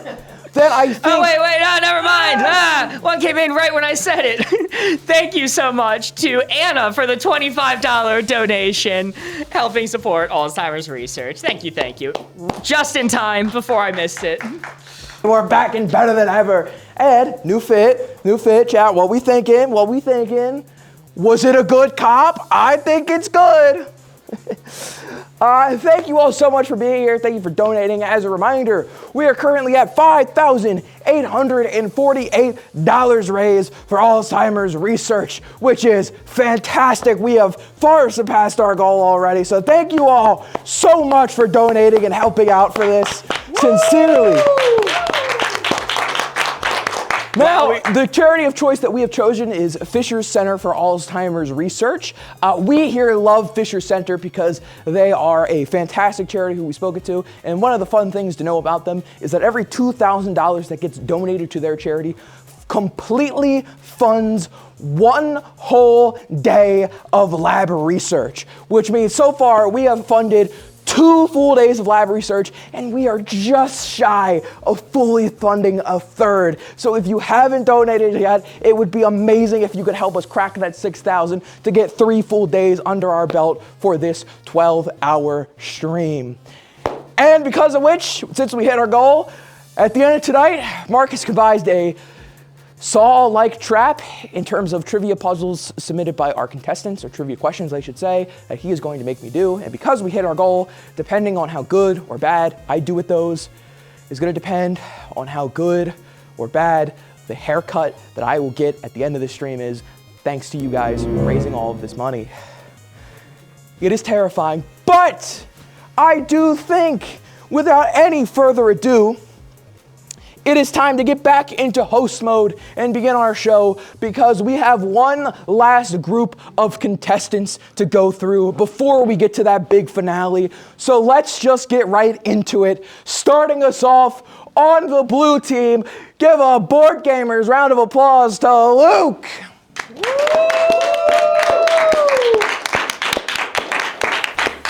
What's up, Big Luke? What's up? Pleasure being here. I didn't know what hand. Pleasure to see you. Pleasure. Neil. Yeah. How you doing? Pretty good. All right. Well, I got everything I wanted out of this conversation. Next up on the red team, Board Gamers' very own Alston Calm Baby.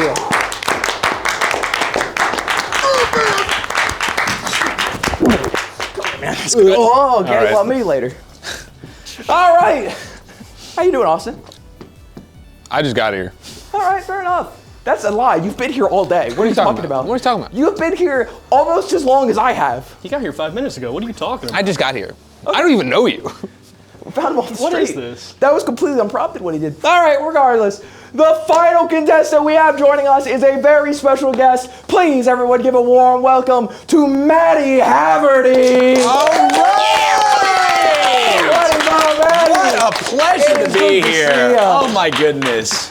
Welcome, gentlemen. Nice to meet you. All right. How you doing? Doing good. I'm ready to donate to charity. Yeah? Yep. We got 2 of the Beatles in the 70s and 2 of the Beatles in the 50s. So I think we're rocking this and is rolling, very important. dude. This is very important. Some certain things happen to those Beatles. I need to know which one I am. You Sporty Spice? You'll find that out, Corey. You'll find out depending on how you do at trivia. If I get them all wrong, am I just donezo? Am I cooked? It might be something like that. Oh, sugar. All right. Well, fair enough. I guess then we should get to that as fast as possible so I can stop sweating that Mark's going to execute me live on stream. Anyway, guys, the first game of today is a fun one. It is a fan favorite here at Board Gamers Live. We have been playing it for a while, whether it be on normal stream or years throughout the Board Gamers channel in terms of the charity stream. It is something that you may never have heard of called The Price is Wrong. What? Price is Wrong. That's not what it's I called. subverted your expectations at the end there. I know. Please remain calm. I'll explain. I'm freaking out. The way that this is gonna work is simple. If you've ever seen Price is Right, they have you guess the price of grocery store items and, you know, try and get as close to possible without going over. We're throwing a lot of that nonsense out the window. I don't care if you go over the target price, because the items I'm gonna get you to guess the price on aren't fair. Because the items you will be choosing from are items that I have found or some of our friends have found from Facebook Marketplace, Craigslist, Amazon, and various websites like that. So I will be showing you guys the listings from these websites, and you're gonna try and guess what the actual price listed for the item is online. Closest one to it gets the point. Make sense? Sure. All right. There are gonna be 3 rounds of this. 2 things to note is that each round is going to have a price cap, meaning that none of the items listed will go above the price that's listed, and each item is going to be more expensive than the last. So the price is only going to go up. Let us just get right into it, man. Well, hold on, Corey. You did say earlier, without further ado, but I think there's time for a little bit of ado. Oh, I was worried we weren't going to get any, so I'm very excited. Just a little bit, because we did have 2 donations come in since we've been back from break. One was during break. We had Lisa Little donating 60 Australian dollars. Yeah! Thank you so much. That's $40.30 American. And then Noah, it looks like it's $21.18, a silly number, but they donated in Great British pounds, which is $15.69. So a silly number, but in a different currency. That's very good. So thank you so much for the donations. Wow. Well, thank you all so much for donating money. We're even closer to hitting that 6,000 target for 3 days of lab research funded. In order to help us get there, I'm going to help by starting the game for our contestants here to give you guys something to watch. So, let's go into our first round of The Price is Wrong. Round 1. All items cost less than a point. And Mark, how are the points working? Because I believe the info on this infographic is wrong. So please explain the points for this game. Oh, I thought we were doing what was on that graphic. Well, last time you did it. Last time you made up your own prices. What is it? Whose line is it anyway? Style rules. What?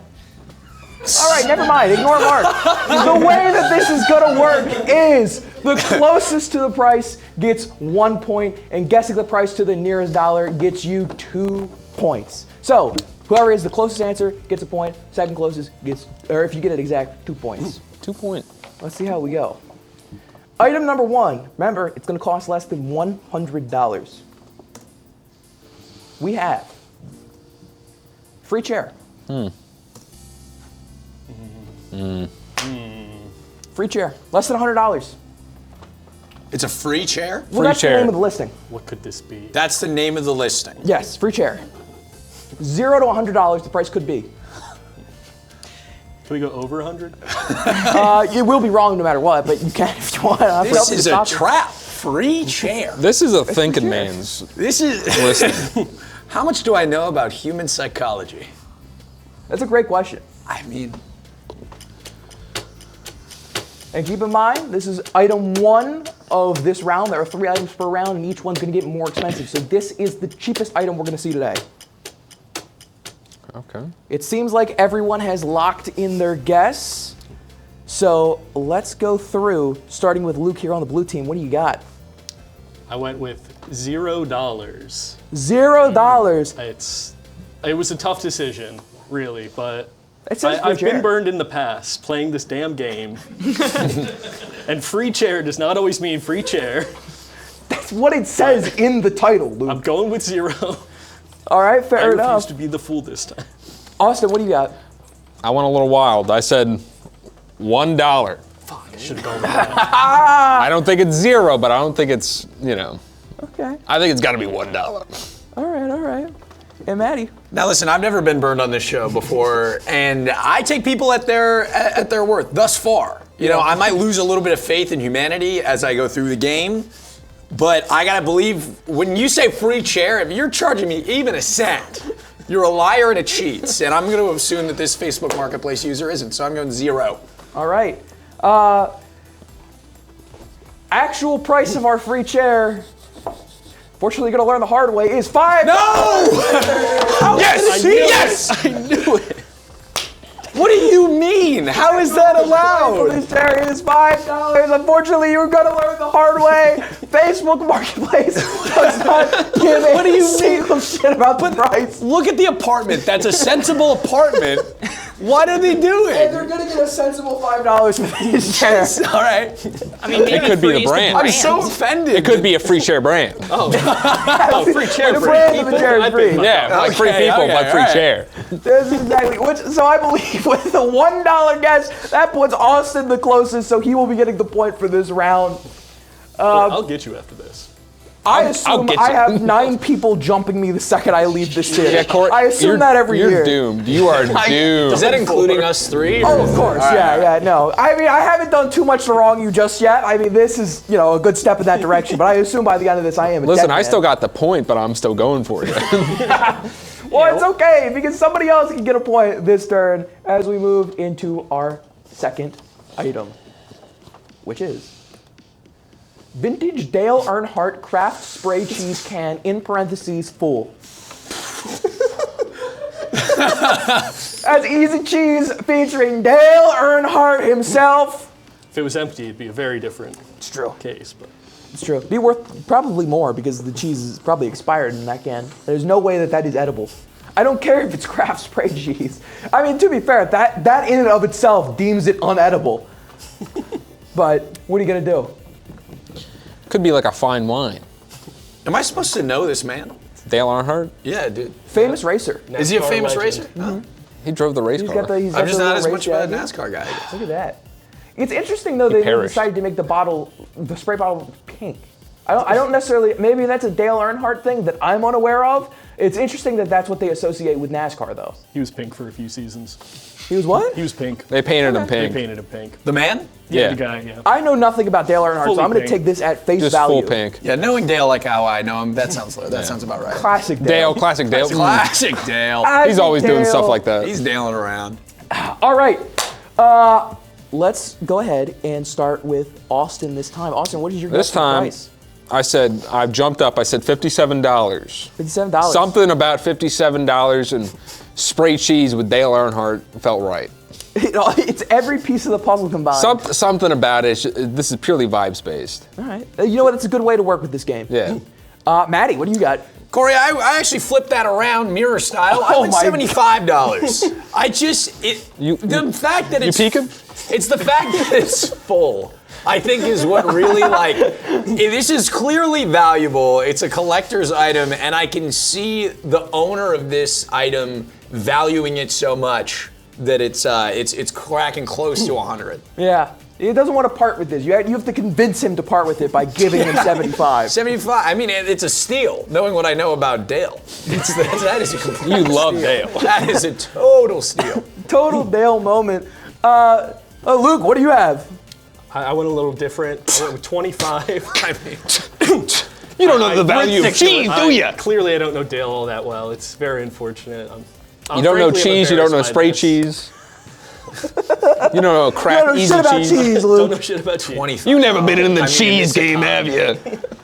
Well, let's figure out who got the closest in this cheese-based economy. Because the right answer, you could buy this spray cheese for $10. This guy does not know cheese. What the? This guy doesn't know cheese. What a steal. He's giving it. Is this still for sale? Is this up? He's giving it away. Maddie, we're going to get that cheese. He bunked cheese at that point. This is a scam. Dale Earnhardt cheese. I don't know for vintage, sure. Full. It's got. If you're selling something with vintage in the title, you should be at least ripping 70 for that. That's outrageous. You don't know ball about cheese, whoever sold this. You don't know. You don't know ball. You don't know shit about fuck with this cheese. This cheese might just be MSRP. Like, I think you could walk into any grocery store and pick this out for $10. No, you can't. This is above value, market value. Yeah, if it was sold yesterday, maybe. Unbelievable. The price certainly is wrong. The price certainly is wrong, That's Corey. the name of the game, baby. He said the tagline. Marty went from anger to also, chat, can we agree? This is... Anyway. Before we get into a riot about the cheese, I do have some good news, which is that Hosbaum just donated $50 to Alzheimer's research. There we go! Supporting Mr. Spaghetti on the blue team.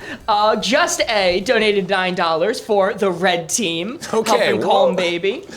Ginny Pie donating $49 for Calm Baby. Quinn SimpyQ donating $25, Vicky donating $50 for Alzheimer's research, and Ames just donated $500 towards Alzheimer's research, saying supporting the gold team. Yes! Because that's what charity's about, is me winning! Yes! Some Maddie That's magic. amazing. W Ames, very Wow. special. I think that brings Ames total up to like 1,500 this stream or That's something crazy amazing. like that. So Ames, thank you so charitable. much. And thank you to everybody else too who donated. That's crazy. We're already at $6,634. We are well on the way to a 4th day funded. Thank you all so much. That is amazing.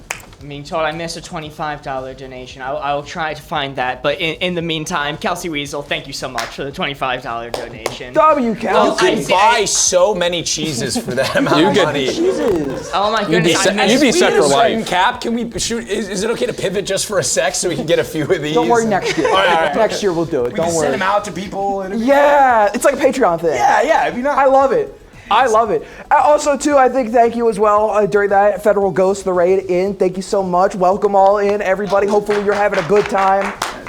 W Raiders. So once again, sorry I missed that, Kelsey. Thank you so much. And I also missed Country Mozart with the $27. Thank you guys so much. 27. And let us continue on with our next question. Our final one, round one, excuse me. This is the last item that is going to be under $100. Keep that in mind as I show off Running Scared Minion. Oh my God. I'm showing. Oh. Yeah. Oh. That is high quality. This is your Running Scared Minion. Retail value is under $100, but what is the number? I mean, are you sure it's under 100? I'm positive. Look, it's a thing of steals. The guy was stealing $5 for his free chair. That Dale Earnhardt cheese was a steal, and this is also a steal. Shit. That's a top dollar item. Our contestants are writing in their price what they think it is. I really am impressed. That is nice. It's good quality. Is it a propane tank? I think so, yeah. It's definitely some metal work going on. I That like is- the 3D tongue element it's got going on. That is like amazing. They gotta put that in the museum. Why would you make this? Art, does it need a reason? It's just expression. This one needs a reason. I think the thing to mention about this that I have just noticed, I've started this image for so many times, his mouth is in his overalls. Oh, yeah. His mouth is a part of his overalls. Well, he's a creature. Right, but it's a minion. But he's a 5 creature. o'clock shadow. We don't know. That's true. There's so many layers. This is like an onion. Yeah, I mean, that's how you know it's good art. I could just talk about this for hours. I could look at this. I could talk about See your this. soul in it. I like the iris, the detail around the iris. It's like you got spikes or whatever. Can we contact the artist? Can we contact everyone? Can we get him on the show? Except for the free chair. I want nothing to do with that person. I want to beat that guy Yeah, up. that charlatan. I think Corey's currently micless at the moment, if I'm not mistaken. So I can take it from here for just getting through this round, so we're not stuck here. Contestants, do you have your guesses under $100? Yes. What you think it's gonna be? All right, Austin, we'll start with you. I got 75 bones. I'm not going to elaborate. It's a thinking man's piece. I think 75 is adequate. That's fair. Okay, Maddie. I also went with 75. I was thinking about the cheese before, and I was like, all right, this is probably closer.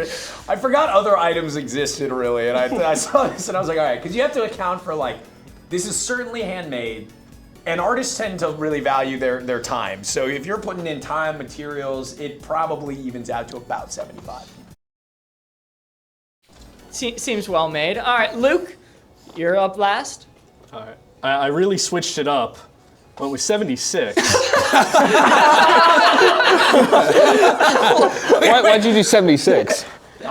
It spoke. Can you give me your actual reasoning? That mouth right there, I mean, I'd pay $76 for that. And what are the odds that we all three of us would pay exactly the same amount of money for that? That's a true valued item. You know, it is a We should true be valued appraisers. item. Let's just start appraising art. Unfortunately, so I will good. say for you guys that if you were praising this art, you would have undercut the seller's $99 asking price. Meaning with the $1 overbid, Luke snipes the point for this round. That's amazing. Oh my God. That's fantastic. I see it. I don't know if I'd pay it, but I see it. I know somebody would though, and that's what matters, baby. That's amazing. Well, if we want to run it to the point graphics real quick, just to see where we are at with everything. After that round, that was 0 for Austin, 0 for Maddie, 1 point for Luke, meaning the totals are now at 2 for the blue team, 1 for the red team, and 0 for the gold team. Man, Luke, you look so different. I kind of wish they had told me. I'm like mocking in the first pick. They were like, "This is your hero shot," and I was like, "Okay." And I look so. You guys are like happy. I look like I'm trying to do something. Well, you're trying to win, Maddie. That's what you're trying to do. I came to win. You gotta lock in. I want to say something real quick. This is a good eraser. I'm kind of blown away by how good this eraser is. I'm so used to these subpar erasers in the studio. We're getting high quality. That eraser's been there the entire time in the studio. You've just missed it. What? Yeah. I'm so sorry to say. This is baloney. We switch them out for bad ones every time you're over, Austin. You vile brigand. I know Austin's coming to the studio tomorrow. Put the bad one in its place. But don't you worry. All right, fellas. We're moving on to round 2. This round, slightly different. All items are gonna cost less than $5,000, so we've upped the ante quite a bit here, but they will all be more than $100. So, 101 to 5,000 is your price range here, and we've also upped the point total for this round. If you guess it, you're gonna get 2 points being the closest, and still 2 points if you get it exact on the money. 2. Richard Nixon, 2. Well, 2-2s, it fits. Famously not a crook. Not a crook, didn't do anything. All right. Item number 1 of round 2. We got here Smurfette mascot. That's actually pretty good. It's pretty good. I don't know why you're lying right off the rip. No. I think that looks haggard. That isn't the problem. It's that they have that's a Papa Smurf or one of the other one body with a Smurfette head. They really overestimated That's really the win. inappropriate, actually, now that I'm looking at it. It definitely is a body belonging to another Smurf, because doesn't Smurfette wear a dress? But Yes. why do they She's got a white dress. Well, it could be a really low-cut dress. She could have or she could have had a fashion disaster. This is over $100? It's over, could be up to 5,000. Could be up to 5,000. We're not sure. Oh my God. We're not sure. While the contestants are thinking about what they think the price might be, we have a $6 donation from Just A supporting the blue team. There we go. From Hannah Pup, a $15 donation supporting the red team. Thank you all so much. All right, Chad, I'm not expecting another 5,000 donation anytime soon for me personally, so we can just... You're making these guys look pretty good. I'm just saying. All right, now I gotta tell you how much money this Smurfette costume is. Oh, man, this is actually tricky. All right. No, I can't go that high. They're locking in their answers. They're figuring it out. All right.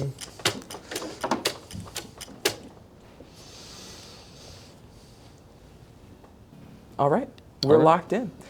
I think Austin went last time first, so we'll go ahead and go with Maddie this time first. All right, so I actually have a little, I said $300, okay? And my reasoning is one time for a comedy show, I booked a mascot, an Alvin and the Chipmunk mascot. I could only get one chipmunk. So I went Alvin. You convince anyone else to do it with you. Yeah, no, I had Alvin because he's the main guy. He's the most iconic. So I picked him, and it would cost me $300 in my real life. And I paid that pro bono just for the bit. I respect that for a bit. So did Alvin look that good, though? He looked about as good as that. And again, I want to point out the hard part is the head, and the head looks pretty good. So he looked pretty good. I'm gonna say $300 based on my experience with mascots and their rate. That's a good. I like the line of thinking. I like the logic. We'll see if that pays off for you. Luke, what do you got for me? I got 175. You're lowballing the Smurfette. I couldn't bring myself to put this over 200. I tried. I really did, but I just. I couldn't. Look at the craftsmanship. I'm looking at it. Genuinely, neck up, phenomenal. That's what I'm saying. It's a good. Something happened. Something happened. A second-hand Smurfette mascot that looks like that. Where would you wear this? It does also, no shade to the person clubs. selling this, but maybe it wasn't the best idea to do it in the dimly lit, unfinished basement downstairs. No shade, I have an unfinished basement at Also, home. why aren't they just wearing the costume? Why are they holding the It's like a Freddy Fazbear situation. So weird. Well, last but not least, Austin, what'd you say? I said $201. 201. I have looked at mascot costumes such as Chester the Cheeto. And that's a really good one. Yeah, it goes hard, doesn't it? Yeah. I would Did you love find one. one? I found one, but they're expensive. Okay. So I've settled on $201. That just feels right. I won't elaborate further. Okay. You know, grand scheme of things, relatively speaking, these are all pretty close guesses here off the rip. Let's see who's going to get it, because the actual price for this Smurfette mascot was $150. This is steal. That's a great deal. I'm buying that. I'm buying the Minion. Gotta get the Dale Earnhardt cheese while you're at it. That is amazing. That is 1 point for Luke and the blue team there. Slam it on. We are going to go to our second one of this round. Again, above 150, below 5,000. We're going to give you rare quadruple peanut. Oh, that's rare. Oh, rare quadruple. All right. Give me that. Give me that. How could this be over? Hey buddy, you see fucking rare on there? It's rare. You're not finding that at the corner store. I just can't believe that. Not your everyday peanut Smurfette was not your everyday average peanut. That was a costume. The Minion was less How than many this. times in your life have you seen 4 peanuts, my man? God. 4 That's fucking stacked peanuts. together. 4 peanuts under one roof. I guarantee you I've seen that. There's Well, no then way. you could have made a pretty That's penny. biodegradable material. It'll disintegrate. Well, I've got a peanut story for you. I have a peanut that is 170 years old. Do you actually? Yes. He's not lying. This is the truth. I've shown all my friends, and it's in good condition. I don't know about the peanut inside, Probably but wouldn't eat that. I'd eat it. I would eat on my deathbed. I will eat it just to see if it accelerates anything. If I'm in hospice care and I want to weigh out, your life. You got to do it in costumes because you are going to create a newborn illness from that 175-year-old peanut. We're going to get our COVID-20 moment, all right? It sounds like the timer is up, but to give the contestants a little bit of an extension, thank you so much, Noah, for, when translated to USD, $10.68. Thank you so much. Yeah! I don't know if you're aiming for 69 or 67 or something, just a rounding error calls it to miss, but it came as 68. I apologize. Listen, as long as the kids are excited about numbers. Yeah. You know what? It's true. And we had 6, 7, 6, 9, whatever you want. Whatever you want. I'm just glad you Hey, guys are you're doing math 68. out there. You're counting. I love it. Yeah. And we had Sam Murphy with the $25 donation with 2 bat emotes, I think that is. I don't know if that's supporting a team. And James with the donation writing Happy Holidays, which is $22 Canadian. Thank you so much. Nice. Yeah. nice. Well, thank you all so much for the donations. We're almost at 6,700, which is a really funny number. That is a great number. $5 away. Oh, that's huge. Just saying, you can be the one to do it. That's 6,700. Yes! Let's fucking go. Gen Z style, man. Gen Alpha. Crazy. That's going to go down in the history books That's right there. great. Look at that. Well, back to the game, I guess. Thank you so Back to much. my I life. keep playing after that. Come on, Thank you so that's much, the moment. Chat's OCD, for the $5 donation, getting us there. That was a $500 donation. No, $5. Oh my God. $5. getting us the funny number. Now no one else will donate. Well, not to swipe, but there is a second funny number coming up real soon. That's true. Just We're saying. 200 away from the We're big 200 one. away from another funny number. But before we get there, Luke, let's start with you. How much for this rare quadruple peanut? Go with 400. 400, one for each nut. 400, one for each nut. It just seems fair. That's I like the logic there. That is good. That's a good way to do it. Fuck, why didn't I think of that? Austin! I said $1,075. As a peanut enjoyer, I think I would maybe convince myself that, hey, I could get a rare quadruple peanut for this measly price. Measly. Personally, I would say 1,000 per peanut. Okay. But I think this is a good steal. Well, if it's a $5, then it's 1,000 per. It's exponential. Oh, yeah. All right, Maddie, bring us home. A peanut enjoyer. I'm sticking with 300. I think that I'm gonna try this again. I think I'm gonna try to carry it over. 300 seems reasonable. All right. For this. For four peanuts. For four peanuts. peanuts. $300 seems reasonable for 4 peanuts stuck together. If it's higher than, I mean, what? Well, let's find out because you can get these peanuts for $500. I overvalued the peanut. What's that? Am I on the board for that? You are not. What'd you do? 400. 400. He is 100 closer than you, unfortunately. Yeah, it's about charity, but you know. Well, not to add insult to injury, but we have a little graphic to go along with this here. Showing Austin with 0 points. God, no! Maddie with 0, and Luke with 1. We're getting smoked like a brisket over here. Blue team smoking them with 4. Very nice. And also, Ames with the $100 donation. Yeah. Saying, F all that, here you go, Austin. I'll count that as red team support. And Noah, I think they did it. They donated again, and this time it came out to $10.69 American. Yeah. 69. This is exactly what my dad thinks like a Gen Z game show. Hey, this is exactly in his mind. He's like, oh, what are you doing? 6-7 over the bunch? It's like, yep. When you're right, you're right. When you're right, Pops, you're right. You're right. You nailed it. All right, get this quadruple peanut out of here. That's 2 points. I can't believe that. $500. This is a great game. I tell you what, it only gets worse from here. You're loving yourself, aren't It's you? a lot of fun. I'm so lost.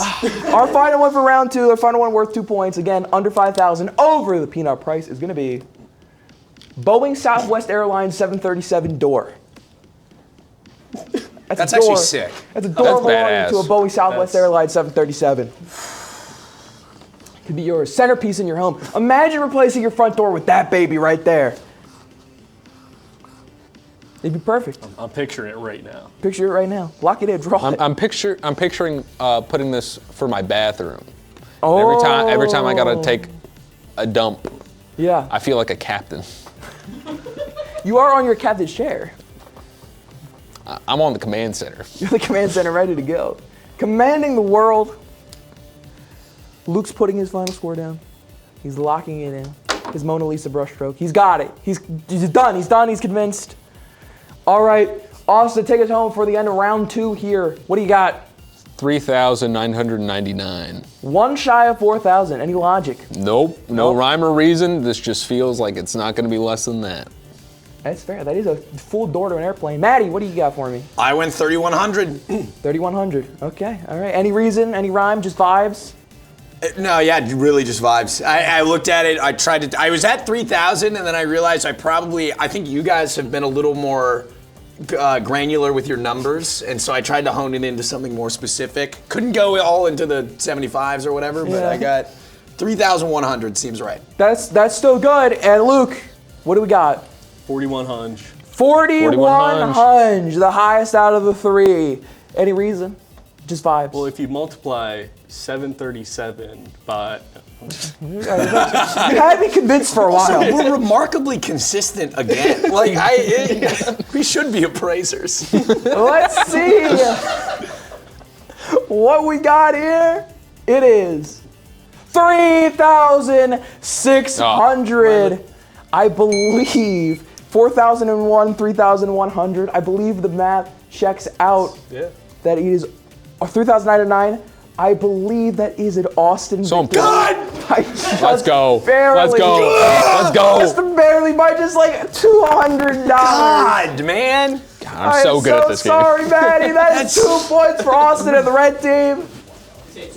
2 points. Did you say 2 points? 2 points. I was so close. 2 points. Hey, man. That's the way the cookie co moves. Very nice. That means after 0 points for Luke, 0 points for Maddie, 2 points for Austin. That's That me. is bringing the total to Funny number. 4 for the blue team, 3 for the red team, 0 for the We also gold just hit team. funny number 2. I just, Hey,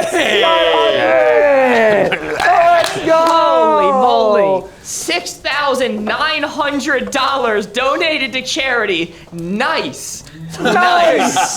Nice. Mayhaps the greatest nice there ever was. Kelsey Weasel donating $25 saying Luke, supporting the blue team. And Ginny Pie with the $64 getting us there exactly saying blue barracudas. Woo! Let's go! Very nice. Oh, the even funnier number.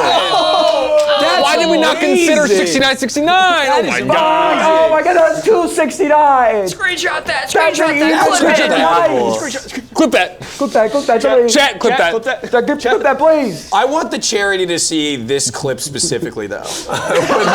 when we sent them this money, I want them to know that this was the thought process going into it. This is how I reacted to the amount. You know, it makes it worse because I have spoken to the people that run this charity.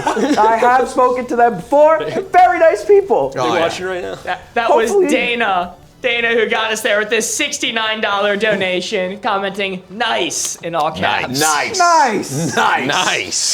Thank you so much, Dana. And with that, we are almost halfway. We're $31 away from being halfway to funding a math 4th day of research. So thank you all so much for getting us this far. This is absolutely insane. Moving on to the final round, boys. Moving on to the final round here. Final round. This round, all items, I'm switching it up on you, are going to cost more than $10,000. That is the bottom.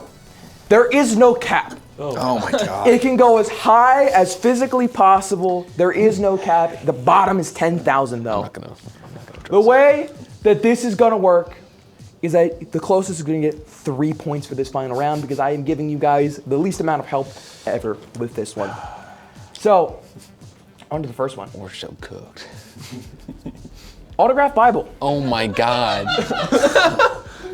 Oh my god. Oh my good lord.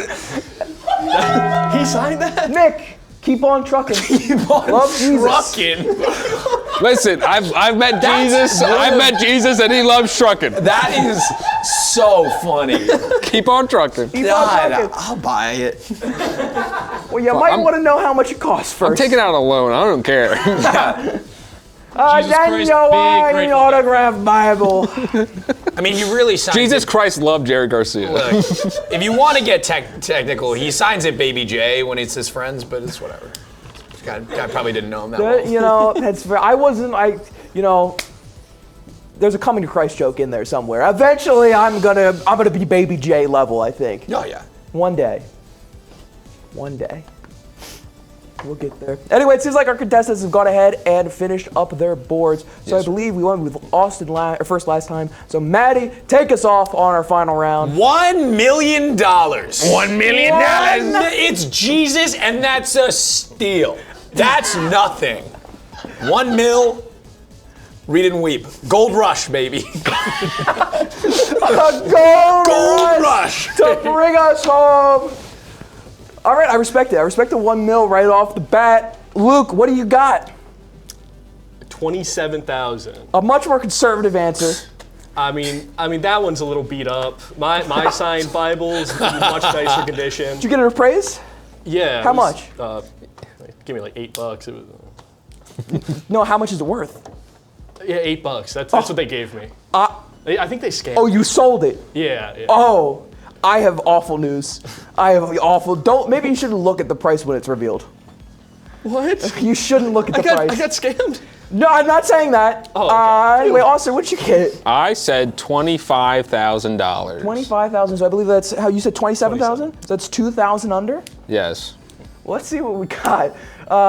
I believe if it's anything over, just over 500,000, then Maddie's gonna get this one. Anything under, it's gonna go to Austin, or excuse me, it's gonna go to Luke, unless it's $20,000. For the love of God, and Austin will be getting the point. I know my Jesus memorabilia. Oh my God! I thought it was way Bless. That is 3 points to Austin and the red team for being the closest to the Holy Bible and to the Lord. I want to go to a quick score update. That does change things. That does change things now. That is going to be, after this round, 0 points for Luke, 0 points for Maddie, 3 points for Austin, making the scores red team in the lead with 6, blue trailing behind with 4, and Maddie, you're going to be on the board like next round. Don't listen. Maddie, you got 2 more. I don't need your sympathy, all right? What I need is to lock in. Lock in. And understand the price of these objects. All right, Maddie, I need you to take a second. I need you to go back to when you were mogging at the camera for your photos, all right? That Maddie needs to come back for these final 2, all right? You can still tie first place if you get rush, these next baby. 2. Gold rush, baby. Ah! That's what I like to hear. All right. Going into our second one of round 3, we got water park slide. An actual slide from a water park. Yo. Being sold on Facebook Marketplace. As they are considering what the price might be, Jeremy donated $31, getting us to 7,000 exactly. Woo! That is astounding. Yeah. Thank you so much, everyone. Jeremy says, for my beloved Austin. Thank you so much. Thank you so much, Jeremy. And with that, we're officially halfway to funding a 4th day of lab research, which is absolutely insane. If we can somehow manage to hit 8K, then that is 4 full days funded, almost an entire work week, which is absolutely mind-boggling. Thank you all so much. And to thank you, we're gonna get into the answer for this round. So, going back to Luke to start us off, what do you got for this actual water park slide that you could buy off Facebook Marketplace? $170,000 and 1. What's your reasoning? Let me hear it. 170 just sounded too low. Okay, respect. So I had to bump it up a little. All right. No, I can respect that. All right, Austin. I'm going to say 1.2 milli. 1.2 milli. I know my slides. But it's only What doesn't this guy know? He knows. I know my slides. I know peanuts and I know slides. Jesus. And Jesus memorabilia. All right, then last but not least, Maddie. 75K. I was thinking first I had it higher, and then I was thinking about like college tuition, and I was like, this is definitely should be close to a payment of some high-paying college, but not the full sum. We're not going on. This ain't no Ivy League water park slide. No. So 75K is my answer. 75K. Well, I have great news because if you all are looking for a investment opportunity, you could get your own water park slide for the measly price of $48,000, which means Maddie's on the board! Yes! And you are And that's a steal, though. That's a steal. I know my slides. Yes! Gold Rush is here. Gold Rush, baby! Maddie, that is worth a whopping 3 points. And of course, it's about charity. Hey. To the score graphic now. That means 0 for Luke, 0 for Austin, and believe it or not, we have a cheering photo of Maddie that is being shown for the first time. Oh. Very nice. Let's go. That's amazing. Still a ways to go. This is a step in the right direction. I believe in you. Well, you say that, Mark, but if Maddie's able to get this next one correct, he's going to tie Austin for first place. Yes. So, but it's about charity, you see. Yeah, right. And it's about charity. And of course, it's about. Anyway, our final question of this game is, for over $10,000, over $48,000, you can get a very own 2023 Lockheed Martin F-35 Lightning II. Oh my God. How much for a 2023 Lockheed Martin F-35 Lightning II? Or at least how much did somebody list it for online?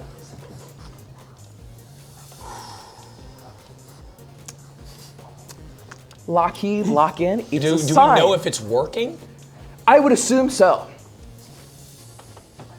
I mean, it's in the wing. It's in the aircraft hangar there. You know, maybe it's a steal like the water park slide. Get it for like 50 grand. Yeah, probably 50. I'd buy that for the price So of I'm the car. guessing, okay, you'd probably do that too.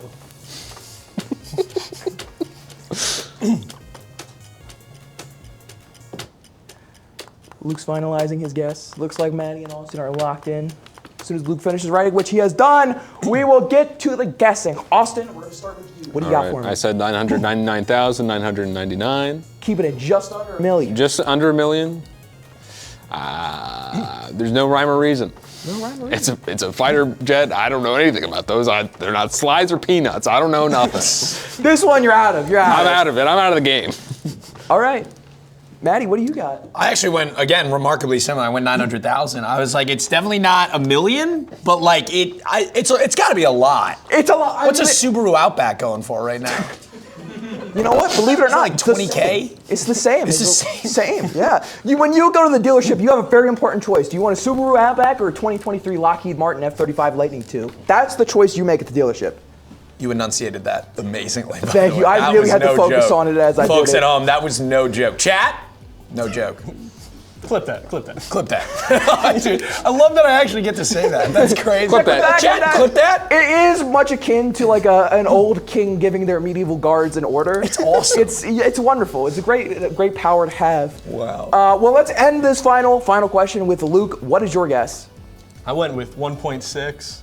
1.6. I bought a very similar jet to that one at the Subaru dealership. And now it looks like it comes with the heated seats and the sunroof. Yeah.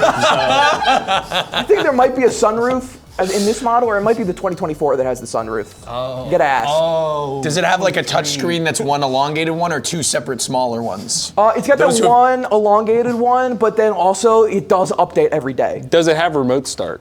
No.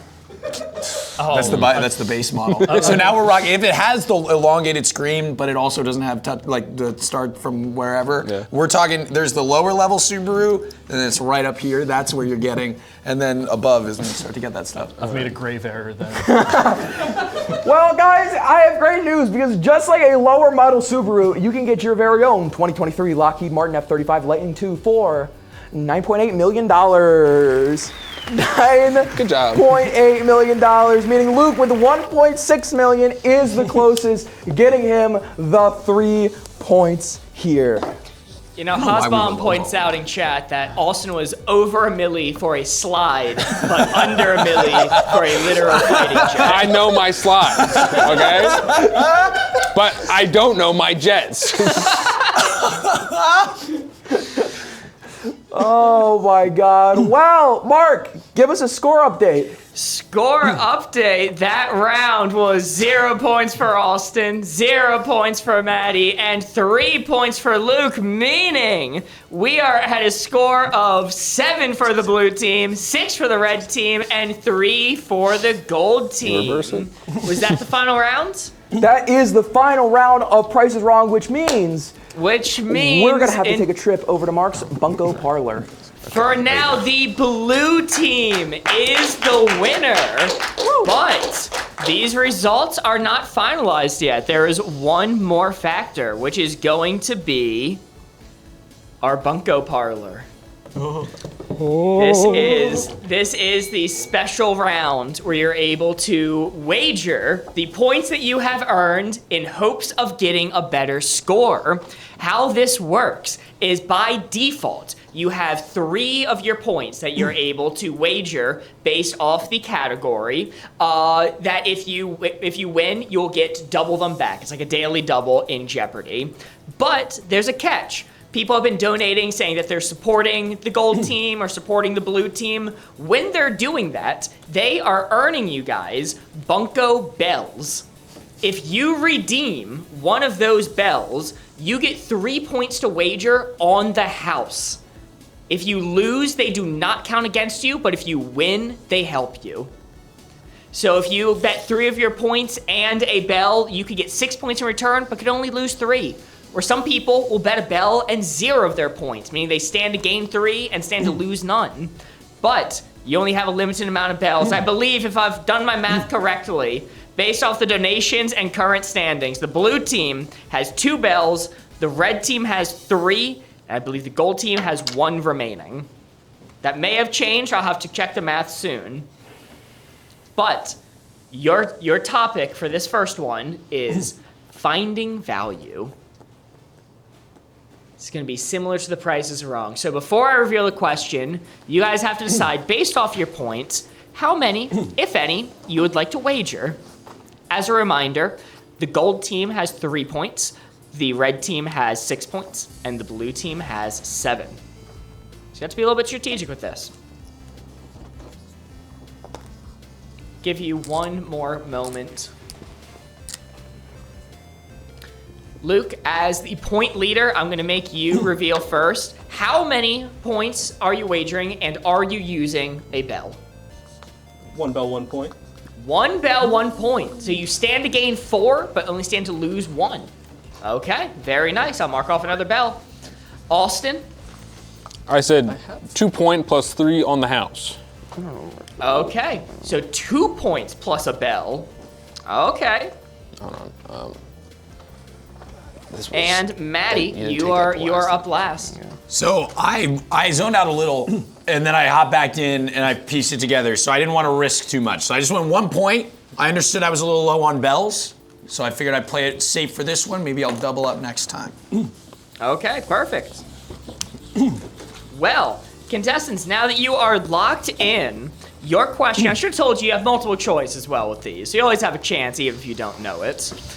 Your question is going to be, after failing to create a ukulele that would stay in tune forever, a company was able to utilize the scrap parts in order to help create blank. So this is a failed ukulele that is going on to be salvaged into this product. You have, for your options, Hot Wheels, Fudge Pops, Easy Bake Oven, or glow sticks. These are your options. A company was attempting to make a ukulele that would stay in tune forever. It failed, but this product arose from the ashes.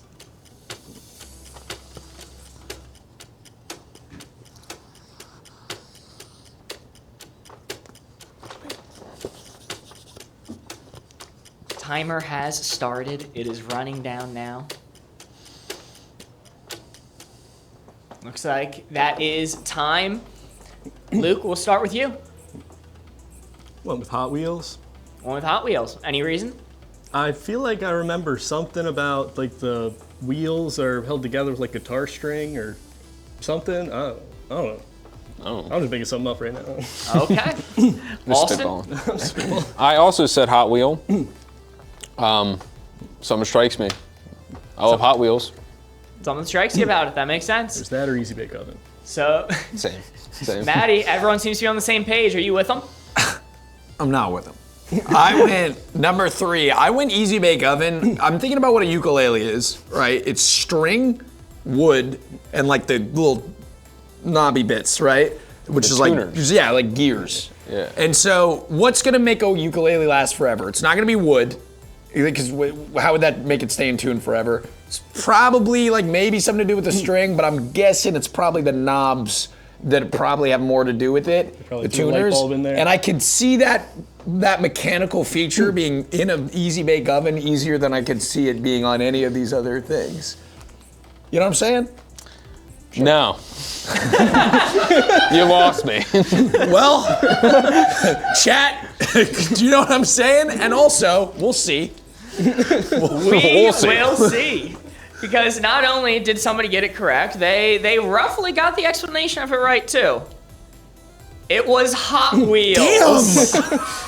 Luke was correct in saying that Hot Wheels were unique in the fact that they did not use a single axle going through the vehicle. Each wheel had its own individual cable that was utilized from these old ukulele strings, and that's what made them so unique when they hit the market.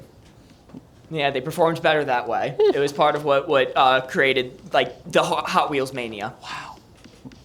That's so cool. I did start sweating when you were like, well, I know something. Because I was watching the stream, and anytime someone goes, I think I heard something, it's really true. You know, Matt, it makes you feel better. That's what I was thinking. I was thinking Easy Bake Oven. I was no idea. But, how does that shake up the score then? Oh, so this is interesting. So Luke wagered 1.1 bell, so he got 4, going to a score of 11. Austin, you wagered 2 points, 1 bell, correct? Yes. Meaning you got 5, also going to a score of 11. Maddie, you only lost 1 point, doesn't really affect the standing. But for the first time post-Bunko, we have a tie. So Well, Mark, we've always said when it comes to this game show, it is pay to win, and when there is a tie, it's broken by whichever team has earned the most money at this current point. So who is currently in the standing? Well, wow, it is relatively close. It is a pretty even spread between the teams. So I'm going to use this time to go back to the score screen and show how much has been donated to each team. We are going to start with the gold team. Since the last time we were here, $526 have been donated in support of the gold team, helping them earn these bells, meaning they are currently at 1,811, earning them another bell. So Maddie will have access to yet another bell after this round. All right. When it comes to the red team, they have... I hit the wrong button. Oh, man. Okay, never mind. Oh, they got him. They got me. Hold on, let's see if I can fix this. When it comes to the red team, it says 0. The actual number was around 400 had been donated to them since last time. It was reset when I hit the wrong button. It was around 400, taking them to 1,686 donated. Wow. I believe also earning them another button. And finally was the blue team, which has had another 195 donated towards them since last time we were here, putting them to 1,872. Our point leader, meaning blue team remains victorious. Wow. That is amazing. Well, congratulations, blue team. That's going to be 2 ornaments to you and your team. 1 ornament to the red team for coming in second. And unfortunately, Maddie, no ornaments for you and the gold team this time. Maddie, chat. Want to help me out, man? Want to throw me a life preserver? Throw him a bone. I've been seeing it too. It's like blue team. Oh, we love blue team. What are you talking about? No, I'm kidding. It's about charity. Everyone's lovely. Everyone's lovely. At the end of the day, it's really about charity. It's really about charity. Maddie, you'll be happy to know that in the terms of ornaments, which are the ultimate big points that carry out throughout the entire game, gold team is still winning by a decent margin. Okay. All right, that's good. Not for long. Now my job is to not blow it. Maddie, the only way, I think the only way that there is not a gold team victory is if you just gotta avoid coming in last all 3 games. That's all.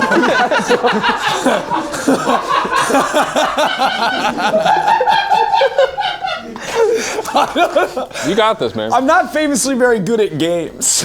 I might pull a 2025 Mets and just, I got Juan Soto on the team, just second half, but I got it. I'm locked in. All you gotta do is the bare minimum, all right? That's it. That's all we're asking for. Gold rush, baby. Gold rush. They say. Gold rush. Well, I'm gonna give you another shot to get that gold rush right this second as we move on to game 2 of the night here for our group 3. Second game, we played it earlier. This has been one that we played on the charity stream quite a few times. This one's called Deceptives. This game is evil, much like Price is Wrong. Except before I showed you wacky, whimsical Facebook Marketplace stuff, this one's evil in the sense that I'm going to give you 4 nuggets of information here, 4 fun facts, if you will, but only one of them is the truth. The other 3 are lies.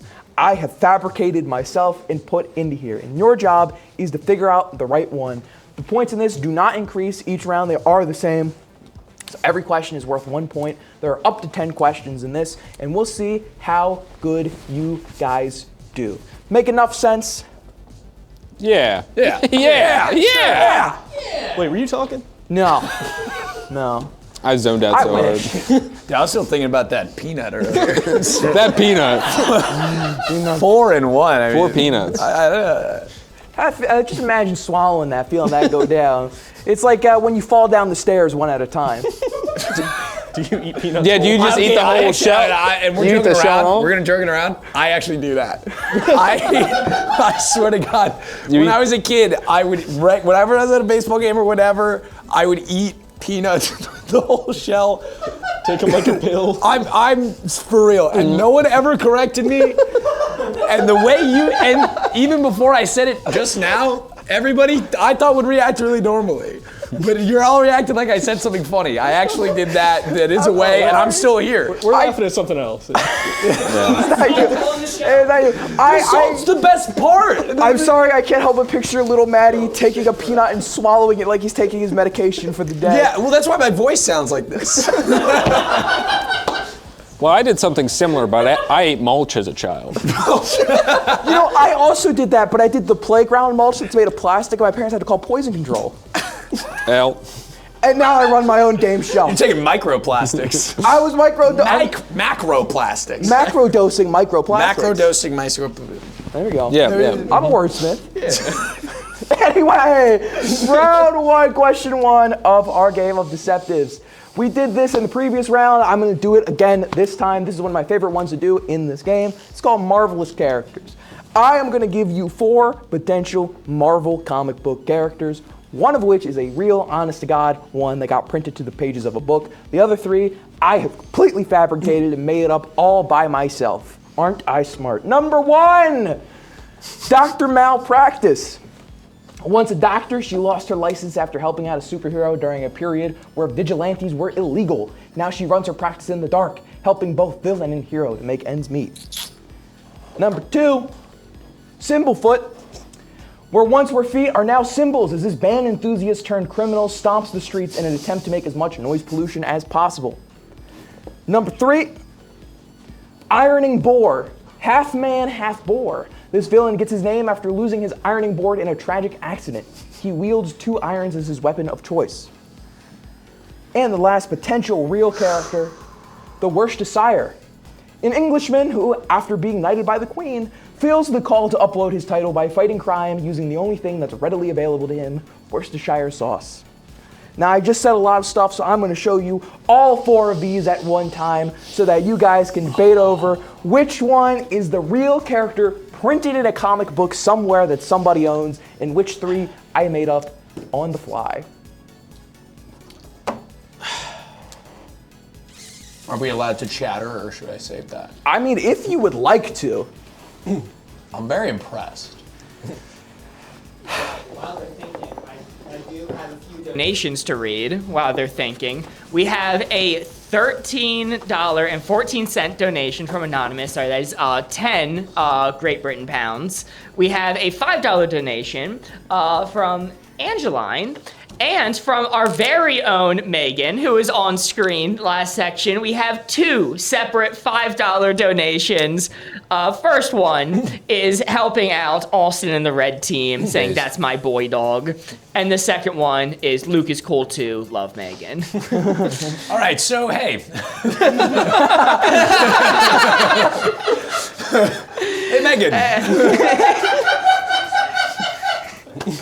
I know I'm doing a little bit of a wrestling heel thing, but what's going on there? It's about charity. It's about hurting Matt's feelings. You didn't see that on the call sheet? That was number 2. We brought this man all the way from Detroit, or all the way out to Detroit. All the way out to Detroit, where we are. Yeah, where we are in Detroit, Came all the way City. to Motor City for this. Yeah. Little Detroit, Hong Kong, China. And he's just getting slammed. Slam. We're taking To him. be fair, if you'll notice, I'm not winning, but I've cheered more than the pair of you for myself combined. And at the end of the day, what are they going to remember? The winner or who was the happiest? Who was the happiest? You know? That's so true, man. That's so true. Well, with that, I think you guys have had enough time to figure out what your clue or what your answer is going to be. So let's start it off at the beginning of this new game with Luke. What do you got for me? I went with number 3. Ironing board. Yeah, I need to find out how he lost his ironing board in this tragic accident. So I'm just praying that it's true. So that you can get an answer. So I can get an answer. Well, I can promise you, if there is an answer, I would have it. Okay, thank you. So that might not mean it's right, but it means I can make you sleep at night. Austin. I said cymbal foot. Cymbal foot. I like the little eye thing you got going on. Yeah, I felt inspired. Accessorizing. Yeah. It seems right. Seems right? Seems right. I feel like there'd be a fella stomping around making noise. It passes the vibe check, as it were. All right. I can respect that. Maddie, last but not least. All right, so I went number 3 as well. I went ironing board. And I want to say, so 1, that sounds like the night nurse, which is an actual character, and that's the best one. Like that, but I was like, I think that's someone who already exists, but that's not their name. So I didn't go that. I could just vividly see ironing board the most. Like, I feel like I could see like a half man, half animal pun guy running around in the Marvel comics somewhere. Thimblefoot, I could also see, but that sounds like a Batman villain, more so from the 60s. Worcestershire, if it's him, I mean, I don't. I'm not into that. Kids read comics, man. They gotta say Worcestershire sauce or Worcester if you're from Massachusetts. Hey-o. But that, yeah, no. So I'm sticking with ironing board. Well, let's see what some of the fake ones here are if our detectives sought out my deception. Our first incorrect one is going to be Dr. Malpractice. Not only is that incorrect, Maddie, you sussed me out completely. You're right. That is completely inspired by Marvel's Night Nurse. I knew it! Famous caretaker, Daredevil in the comics. You got me dead to rights on that one. Congratulations. Unfortunately, I could not stump you with that one. But let's see if we got anybody else, shall we? Thimblefoot was unfortunately one of the ones I made up. You know, it's all right, Austin. You're getting it next time. I promise. You're giving me these Marvel characters. I promise, it's the only one. Yo, if it's the Worcestershire, I'll be pissed. Well, I have either great or awful news for you out there because it is, in fact, not the Worcestershire. Based off of a British version of the condiment king from DC. That means I have such good news for you, Luke. Ironing board is a real comic book character, and I am so excited that I get to tell you this. There was another character that I was researching that was originally going to be the truth one, which I believe his name was I believe it was like Fulferman. Which is just some guy's last name followed by man. He has no superpowers and simply wears a pot on his head as his superhero costume. And in one of the comics, he got punched so hard, he got sent to another Marvel universe, the one with all the talking animals into it. And as he got slammed into the universe, he fell onto ironing board, breaking it, immediately creating the villain. That is on the board right there. Wow. Ironing board? Now that we're through the round, though, what? What do you mean? He has an ironing board, half pig. Who pitched that? I don't know what you're not understanding. It's just a big guy with very clear. This isn't rocket He has science. two It makes irons. sense. Does he have a big boar head? That's what I was envisioning. Yeah, no. Yeah, he's got a big board. He got a big pig schnoz on there. I kind of see what they were doing. Yeah. You pitched it. I was like, it's dumb, but I can picture it so vividly. They were cooking. All right. What's next? A man that's like half spider? Inconceivable. Wow. That is 1 point to Maddie and Luke for that. Unfortunately, no points for Austin this round, but don't you fret, Austin. You got plenty of opportunities to get some as we go through here. Oh, to question number 2. Ain't no crying in baseball, baby. Figure out which of these is real baseball trivia out of the fake ones, conceived by someone who knows absolutely nothing about baseball, absolutely.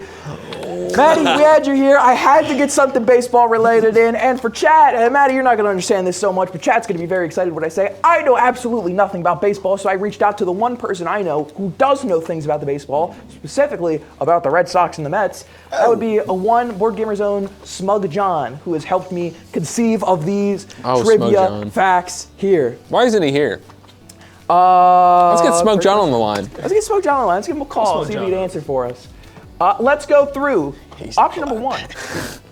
In 1990, Red Sox first baseman Wade Boggs drank 47 beers in a single flight from Boise, Idaho to New York. Option number 1. Option number 2. In 1986, after 67 years since trading Babe Ruth to the Yankees, the Red Sox were on the longest World Series win drought. They lost their best shot when Bill Buckner missed a ground ball in the 10th inning of the World Series. It took another 18 years before the Red Sox won before they won the World Series in 2004. Option number 3. In 1969, the Mets defeated the Pittsburgh Pirates in a 5-0 sweep for their second ever World Series win, creating one of the biggest upsets in baseball history. And your final possible fact. In 1961, Mets pitcher Roger Gregg threw the Mets' first ever no-hitter game and the first ever left-handed no-hitter game in MLB history. These are your 4 options. Maddie, the cards are in your favor. I mean, yeah, but I'm like way more of a nerd than I like baseball, but I'm not like that. So, I like it a lot. I'm very enthusiastic. I'm in trouble. As they are deliberating, I have some important updates, which is Megan, who initially donated $5 to Austin, $5 to Luke, just donated another $5 saying, Maddie, I like your Bruins hat. Hey! Megan. Thank you. Very nice. And our very own Dr. Facilier donated $420 Nice. for Alzheimer's research. Nice. Saying for the blue team, Woo! we have an anonymous $15 donation saying, you got this, Maddie, P. Very nice. I believe there was one more that I saw. Oh, yeah, 2 more. Constantine donated $5 to Alzheimer's research, and Shania donated $25 Canadian. Thank you so much. We really appreciate y'all. And one last big thank you to Doc for the massive 420 bomb. Very on brand. Thank you very much, Doc. We appreciate you. And thank you for always supporting us. That goes to everybody here. Thank you so much. Well, I think we've stalled with plenty of time for our contestants here. Maddie seems pensive. I am pensive. These are good questions because some of them are like close to things that are true. So I'm not entirely certain if I'm correct, but I trust my thought process enough. We'll see. I did try and go with some really big facts, so even if you weren't super into the trivia, at least you would have some lifeline to hang on to for these questions. Well, we started with Luke last time, so we're going to go with Austin. I went with 4. You'd go 4. I don't know nothing about baseball. This is messed up. We're in the same boat, you and I. You give me a Marvel question and then you give me a baseball question. You just want me to fail this game. So I'm just going to say 4. No-hitter, sure. All right. Maddie, what do you got? All right, so I'm more of a recent Mets fan. Long story, I used to do a bit at a camp that I used to work at where I would pretend to be a Mets fan and announce the score in accompaniment to the Red Sox games. Mm-hmm. And then as a bit, I had to watch the Mets. So then I started to become a fan. I moved to New York, saw Edwin Diaz pitch, blah, blah, blah. So, which is to say, big fan of what they're up to, love those guys, but I came into that group a little later in life. I grew up around the Red Sox, so 3 and 4 were a little shaky on me. I know that I think that the information was right about them winning in 1969. 1961 is too far back, so I was like, all right, I'm a little wishy-washy on those. The first question is close, but I think it was more beers. At 47's low. I think it was in the 80s for the amount of beers that he drank. So the only thing that was tripping me up about 2 is that the 67 from 1986, I think what might be tripping me up is if that's actually when they traded Babe Ruth. Because I know it was a big drought, but the other information was correct, and they didn't win in 1986. They did win in 2004. So I'm going for number 2. Number 2, I like the logic. I appreciate the explanation. Luke, what'd you get?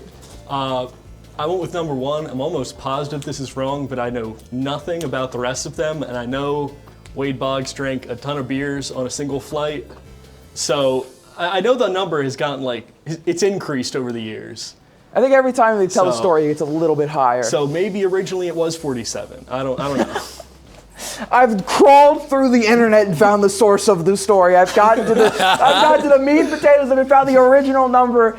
I like the hypothesis. Let's see if it pays off. The first incorrect one is going to be the Wade Boggs one. Some fun follow-up trivia for this. For most of these baseball ones, every piece of information that is in one of these false ones is all false. So the actual correction is, in 1994, on a flight from LA to Boston, I believe it was first baseman Wade Boggs drank 73 beers in a single flight, which wasn't all of the beers he had that day.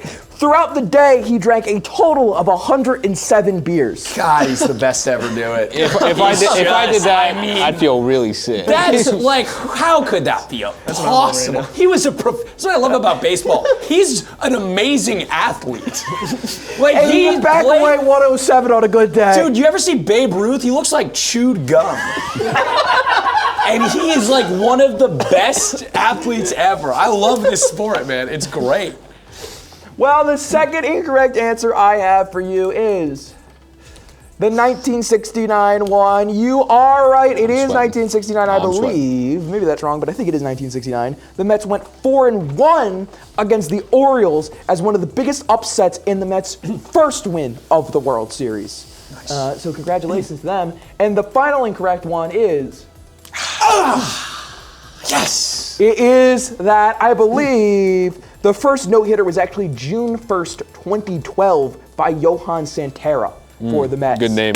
It's a good, strong name. It's a good, strong name. Which means, Maddie, yes, you got it. You Very got nice. It. It is 6-7 years after Babe Ruth. And aren't the kids just excited about that? Don't you just love it? Yes. I love it. Fantastic. You got to find ways to trick them. That was into learning. super rigged, but I appreciate that. But I'm glad that I got that right. That actually means a lot to me. I'm taking that home with me. I'm normally awful at Maddie, trivia. you might not be the winner, but eventually you at least got this one. Yeah. Hey, take that. Yeah. Hey. That's 1 point for Maddie on the docket. But do not worry, fellas. There are 8 more in the bunko parlor to still sway things in your favor. Moving on to the next question. Death of an icon. What is the only true fact about these famous people and their life after death? I'm going to show you 4 facts about famous people and how they died or what happened after they died.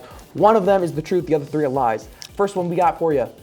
The inventor of the seatbelt, Niels Bohlin, died in a car accident while not wearing a seatbelt. Option number 2. The creators of Pringles, Frederick Bauer, was so proud of his creation, he has to be cremated and buried within a Pringles can. Option number 3. In 2019, a TikTok trend began of people visiting James A. Garfield's grave to perform dances on top of it. And the last one. In honor of his accomplishment, the Pope who founded Vatican City had his remains buried directly under the chair of St. Peter. Those are your 4 facts about life after death. Let me know which one you think is the real one and which one of these are the lie. You guys are exceptional at this.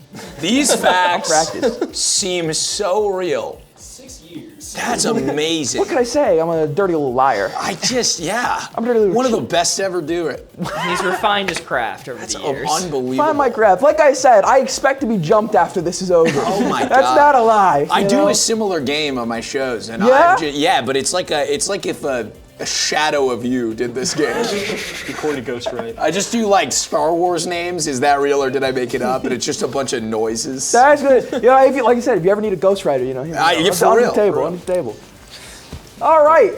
As they're finishing up writing their answers, we have a $25 donation from Lindsay supporting Alzheimer's research and a $50 donation from Other Joey. Thank you both so much. We really do appreciate y'all. And with that, we are less than 500 away from funding a 4th day of lab research for Fisher Center of Alzheimer's research. I had this whole thing with my chat the other day when I went live in order to talk about this stream. I had this whole thing with them where I couldn't pronounce Alzheimer's correctly, and I've been doing this for 6 years. It's like a speech thing. No lie, after I got chewed out by chat, I ended stream that day, and for 30 minutes I looked in the mirror and tried to pronounce it correctly just for today. We see how That's well a real thing. What's that? And we see how well that worked. Wow. You got a little bit of a tragic origin story there, Corey. You know? Leading up to get myself hyped up for the stream, I looked myself dead in my cold eyes. Alzheimer's. 30 minutes I did that, and it did not at all help. Anyway, let's get the answers for this. I believe this is our third question, so Maddie can lead us off for this one. This is tricky. I went 3. I don't know. 2019 seems like a Garfield year.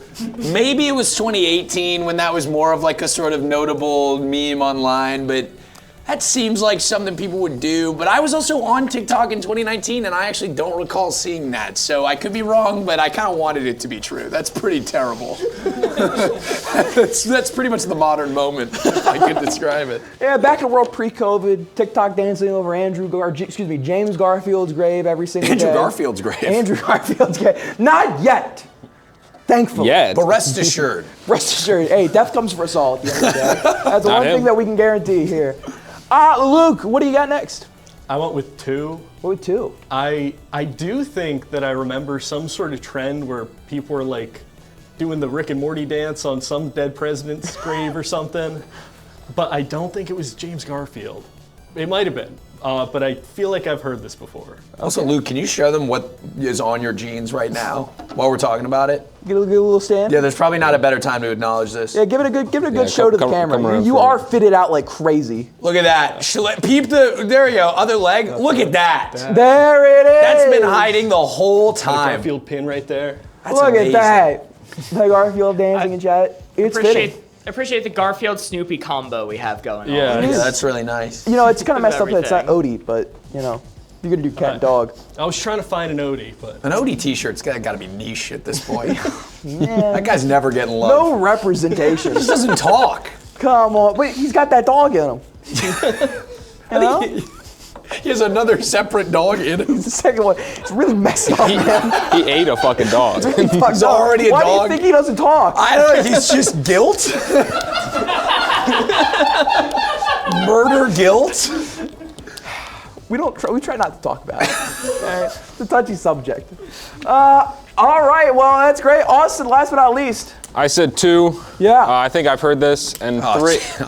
And 3, I think that it was LBJ's grave that they were dancing on. Lyndon B. Johnson. Lyndon B. Johnson. And also the 4, that doesn't sound right. Doesn't sound right? Doesn't sound right. As a Pope expert. Yeah, as a Pope expert, I know a lot about popes. Pretty sure the Pope is the one that put it in the Pringles can. Ordained it so. They put St. Peter in that in the can. Well, it's changed. All right, let us go ahead and figure out what the right answer is, starting with some of the wrong ones that we have here. The first one is going to be, Fedra the seatbelt died. After the seatbelt didn't die in that. He died of a heart attack at 82. L. Natural Was he wearing a seatbelt though? They had him seatbelted into the bed. Yeah, sure. That's why he died of the heart attack. They couldn't help him. They couldn't get him out. He's in the car. The next incorrect one is going to be 2019, the TikTok dance. As a matter of fact, Austin is right. It is not James A. Garfield. It was Lyndon B. Johnson, and it wasn't a trend. It was some guy. Also, it's not actually LBJ's real grave. It's also not his real grave. It's just some other guy named Lyndon B. Johnson. And it made me mad that he was saying that.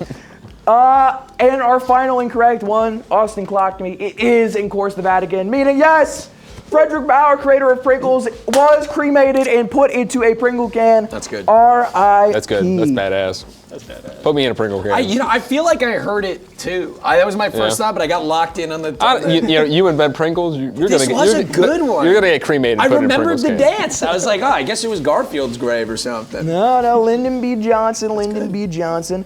I will say as well, I'll sweeten the fun facts you have for you here. Second fun fact, unrelated to any of the ones that we have up on the screen currently, the creator of the Frisbee was, I believe, cremated and made into multiple Frisbees that were then given out to friends and family members after he died. So cool. Gross. It is a children's toy. So. What do you just got that in the garage now? I'm into that. Play with Grandpa? I don't know. The inventor of the Frisbee, one of the freakiest guys of all time, actually. Listen, we can't talk about it on this stream, but you don't even want to know what happened to Napoleon after he died. Are you serious? Yeah, we'll talk about it after. We'll talk about it. I'm not going to bring it up, but interesting stuff. Anyway, moving on to famous frights here. Which celebrity actually has their listed fears? So I'm going to list 4 celebrities with 4 potential fears that they might have. One of these is a real one. You got to tell me which one. I should point out as well, Luke and Austin got 1 point for that round as we go into our 4th fear. Here's your first option. Jamie Heineman has papyrophobia, which is the fear of dry paper. What is dry paper? Dry paper. I should point out that the lie here is going to be specifically the actor or person in the fear connected. These are all real people and real fears. So they mismatched? They mismatched. Oh, okay. Only one of them is correctly matched. But Jamie Hyman has a fear of papyrophobia. Alfred Hitchcock has ovophobia, which is a fear of eggs. I wouldn't be surprised. Number 3, Will Smith has, oh God, here we go, arachnophobia. Close enough. Nailed it. You couldn't say Alzheimer's. To be fair, I don't think I said that right either, in my defense, which is a fear of peanut butter sticking to your mouth. Real fear, by the way, not a lie. And our final option, Johnny Depp has turophobia, which is a fear of cheese. These are your 4 actors. These are your 4 fears. While they are thinking over those, Hanal donated eggs. $25 Canadian. Thank you so much, W Hanal. And Mozart back again with $33. Thank you so much. Writing in their message, baby. I still don't know what they mean by that. There's been, I think, multiple messages. I'll just say calm, baby. Oh, calm, baby. Okay. Yeah, sure, I'll count that. This is a tricky one. This is a tricky one. This is what I might say a thinker. Yeah. Dare I say it? Dare I say it? Dare I say this is a thinking man's question? I try to make them all thinking man's questions. Do I succeed? You be the judge of that. This is a tricky one. All right, it seems like at this point our contestants have their answers locked in. So, we are going to start with, this is question number 6, I believe. So who went first last time? I believe it was it Austin that went first last time? Sure. No, I went last. Hold on, doing the mental math. That means it's Luke's turn to start this time. I got there in the end, folks. Professionalism at its best. Luke, what do you got for me? 2. Alfred Hitchcock has ovophobia. He made a horror movie about birds. That's good logic. That's good. I didn't even think about that. He's probably scared of them. Or but some part of him, at least. Is that the logic I used to make the lie? Probably. We'll find out. Austin. 2. He just strikes me as a fellow who does not like eggs. Doesn't like eggs. He's like, when he sees an egg. All right, Maddie. Are you gonna 2 clean sweep here, or have you broken the herd? No, sir. I'm going 3. Yeah. I actually, for reverse logic, I think if you're making a movie about how you're afraid of birds, you'd be afraid of the bird, not so much the egg. No? Well, he couldn't bring himself to do the egg. Well, he was too scared. He's also a rather egg-looking fellow. So if he, dude, that's why he's scared. Have you seen he's got the egg head, his silhouette? I think that. Are you implying he would get frightened if he looked in the mirror? Well, if he was afraid of eggs, which I don't think he is. If I was Alfred Hitchcock and I looked in the mirror, I would be afraid. I too would be afraid. Here we have a man who resembles an egg. He kind of talks like that. I'm guessing 3. I just felt right, It passed the vibe check. Yeah. I think so. I respect it. All right, well, let's see which one of these are in fact incorrect and which one is the right one. Our first incorrect answer is Jamie Hyman with papyrophobia. That is completely made up. Like I said, all of these fears are real fears, but Jamie Hyman doesn't have that. He is a scientist. He's not afraid of anything. Also, allegedly. he folded up that big sheet of paper that one time. to see how many times you could fold He it. would have been terrified. He wouldn't have been able to do that one. Might be afraid of religion. If we're doing rock, paper, scissors, you know what I mean? Don't take him into a church. He's just going to scream. He's gonna scream. Yeah. Our next incorrect one is going to be Will Smith. While that is actually the fear of peanut butter sticking to your mouth, Will Smith does not have it. He has a much bigger fear of people speaking about his wife at the Oscars. Our next incorrect one. What's the scientific name for that? Hey, did you guys hear? Did you guys hear that Will Smith slapped Chris Rock at the Oscars? No fucking way. Breaking news. You can't. That breaks decorum, Austin. Yo, that's hot. Yeah, that's hot. That's a little YouTube rewind reference for you. Appreciate that, man. I appreciate that. You know what? That's 7 years now at this point. I feel old. Really makes you think. That's 7 years ago. That's 2018's rewind. Are you for real? Yeah. Isn't that the year before that people danced on Garfield's grave? You know what? Yeah, actually. Pretty sure I heard that's the year something that. I before. heard That's that the year somewhere. before. Which means the final lie that we have on this list is Johnny Depp Damn. is scared Oh. of cheese. And That's you guys are good. right. Alfred Let's go. Hitchcock is Let's afraid of go. eggs. He has been on record to say the runny yolk of an egg terrifies him more than the drip of blood. And the only way he can even think about consuming eggs is, ironically, if it's in an omelet. That's it. That's the only way he can eat his eggs. The runny yolk of an egg The runny yolk of an egg. horrifies me more than the run of blood. You would say it like that. He would. He would That's say it actually just like It's a that. fancy man, but what a weird thing to be afraid of. What's your real last name, huh? Is it Hitchcock? I'm a Nepo baby. Nepo baby. My father, Mr. Hitchcock. You know, I'm just, you know, if you are the descendant, it's really kind of messed up that we put you on the yellow team after all. I know. I mean, what do you think's at the center of that egg?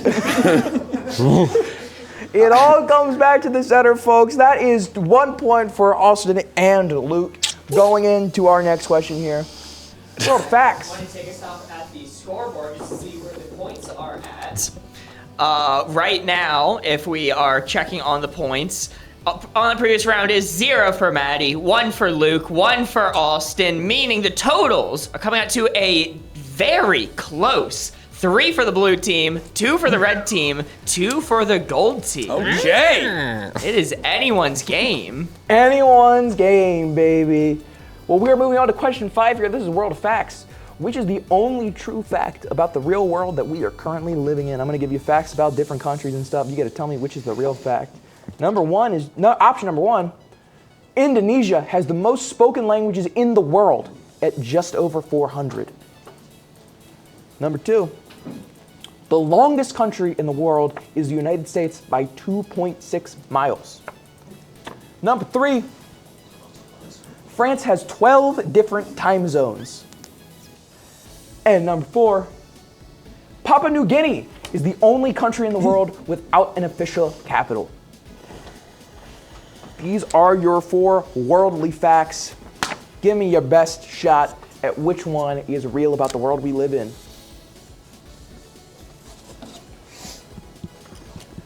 And as they are thinking, we have had 2 new donations come in. The first one from Anonymous, a $25 donation saying, for the red team from Austin's mom.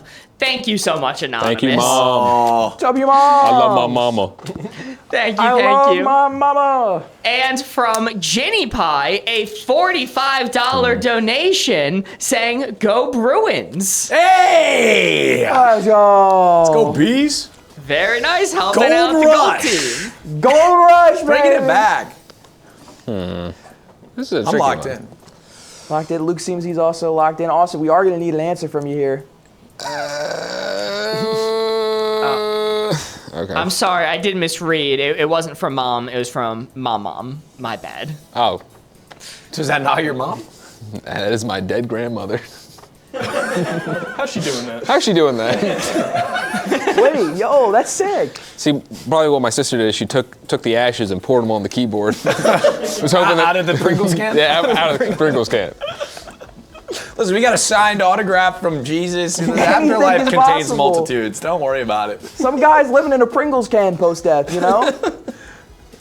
All right, it seems like all of our contestants are locked in. I bet your grandmother. Austin, Let's start with you first. What do you got for me? I don't know why I said 4. 4 felt right. I don't know. I don't think it's right though. Well, we'll find out. We'll Maddie. I said 4 as well. Russia's got to be longer than the U.S. France, I'm not buying that. Indonesia, I feel like Mandarin would be the most spoken, or maybe English. I don't know anything about Papua New Guinea, unfortunately, so I am rocking with that. All right. And last but not least, Luke. Well, I would believe that the silly French would have 12 different time zones. I did go with 4. 4's across the board. Sweep across the Quatre board. across the board, as they'd say in one of the time zones of France. Well, this is a wipe. Either everybody gets a point or nobody gets a point. Let's find out for fun, though, and learn some things along the way. So the first incorrect one is going to be Indonesia has the most spoken languages in the world, just over 400. That is not true at all. The number one, and this is country with spoken languages in it, not the most spoken language. The country that has the most different spoken language in it is actually Papua New Guinea, at over 800 languages spoken throughout that country. Who let them have that many? 3. Yeah, save some for the rest of us, huh? Let us have a little fun. Let us have a little bit of language going on. Jeez Louise. Jeez Louise. Poor France. Poor France. They've got French. 12 time zones, no language. They got French and it makes me want to throw up.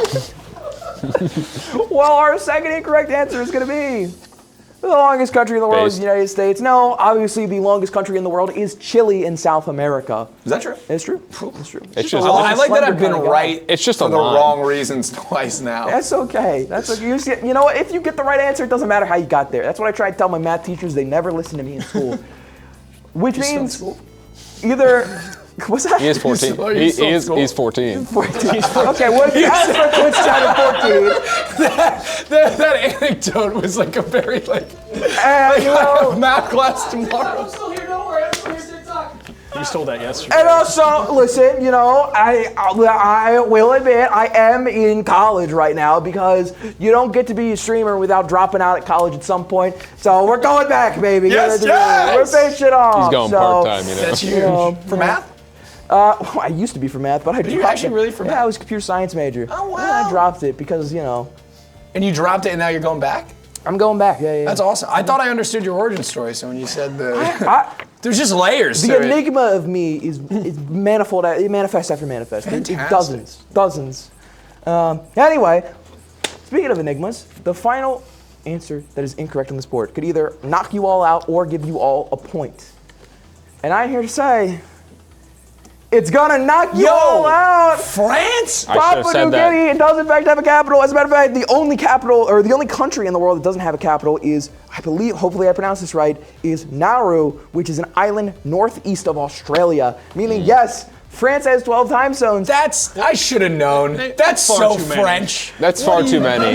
12, we have to have 12 times. Give me a break. Well, obviously, the default country of France does not have nearly that many time zones in it, but France has a lot of properties around the world that they overseas own. Overseas territory. Count. So it's colonization. It is colonization Yes. manifest. C'est très mal. Le I was hoping français, they would c'est each be très like 15 mal. minutes apart. No, it is like Don't 15 speak minute French time in my zones across the way. If you drive down the street, you could be at 6 p.m. over here, 12 p.m. over there, you know? That's how it works in France.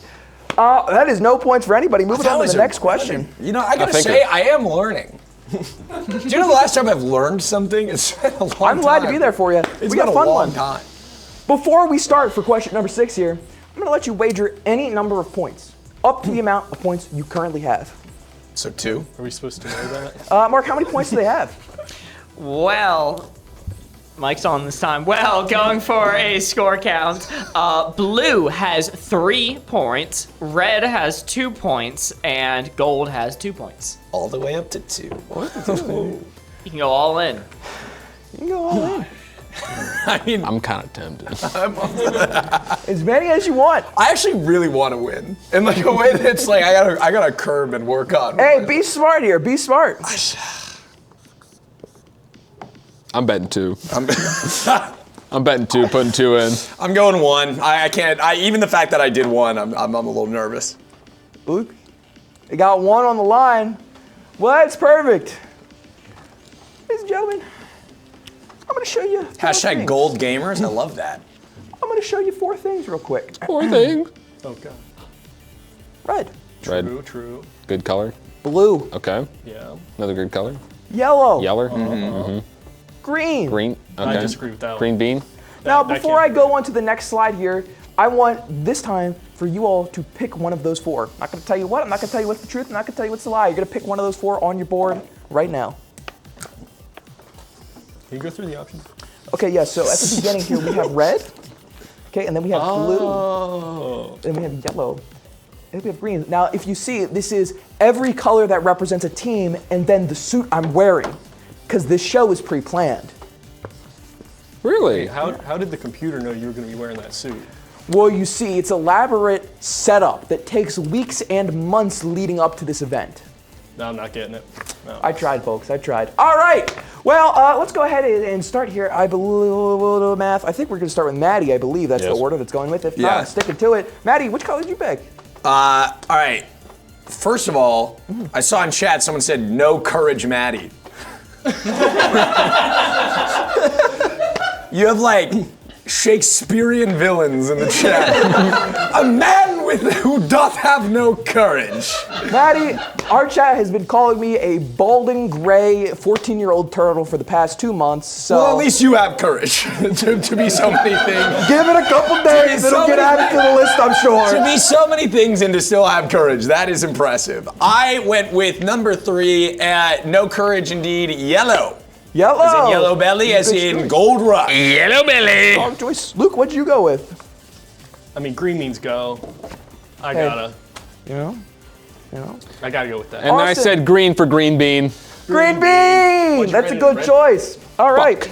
Now we are You gonna... guys didn't just use your colors, decide to go with your color for your team? Can you shut up? Fair enough.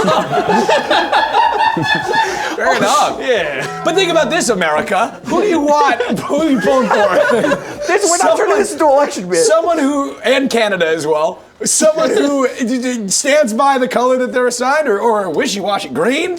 I love green! You green? They're playing to the host, and honestly, I can't be mad. All right, let's see what all this was for. Which color did the wheel land on? Oh my God. Oh, let's go! All right. Let's go, ladies and gentlemen. Let's see who's told the truth and who Come on, baby, come on. Come on. I got so much money riding on this. Whammies. That'd be blue! Nobody won. All right. That means, unfortunately, everyone is going to bust there. That is going to be... Did you lose 2? Yeah, I lost 2. 1 point for Maddie, 2 points from Austin, Maddie, and 1 point from Luke. He lost the house. You lost the house. And I lost my son. Did you lose 2? 1? Okay. Mark, how does that make the scores? Okay, so Luke lost 1. Luke lost 1 point. So that is going to be Luke and the blue team at 2. That is going to be Austin wagering 2, going to 0. And Maddie, how many did you wager? 1. 1. Maddie going to 1. I should have done none. I should have done none. Well, I believe that puts blue team still in first place, yellow team in second place, and red down to the bottom at 0. But never fear, you still got a couple more questions to get your points back. Gold rush, baby. Let's see what we got. This is a real easy one.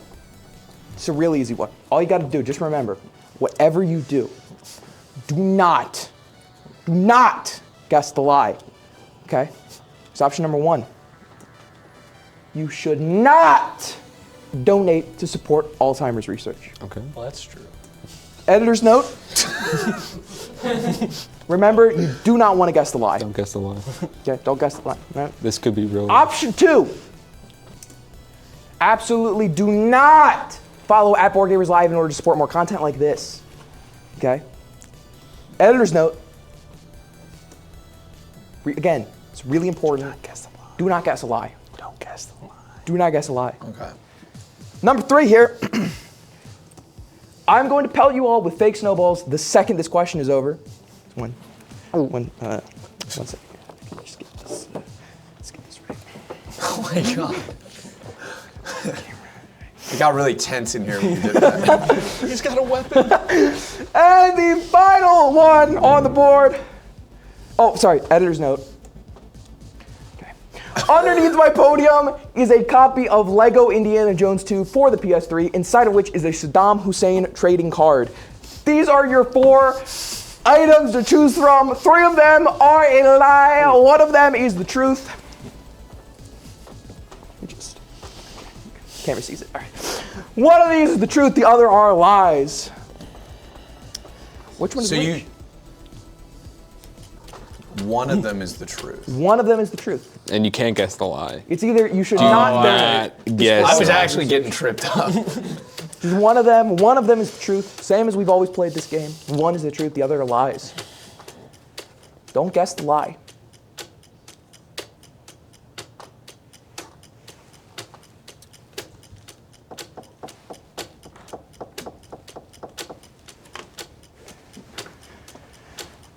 How you doing, Maddie? How you doing? Listen, I feel good because I think I got it right, but I'm not sure I'm gonna like the immediate follow-up to to that reality. Find out. Why don't you want to see Lego Indiana Jones 2? It's not that I don't think you have a copy of it, Lego Indiana Jones 2 for the PS3, but that Saddam Hussein card. It's a double hitter, because I could have one but not the other. I don't know if you have that. We'll find out. And what would it be if it was on Facebook Marketplace? Is it from his rookie year? Or? His rookie year. It's when he did a no-hitter game. Baseball joke. All right, it seems like our contestants have their boards in, I believe. We went with somebody last time. I'm losing track. We have been live for like 6 hours at this point. So let's just say we're going to start with Austin and call it there. Austin.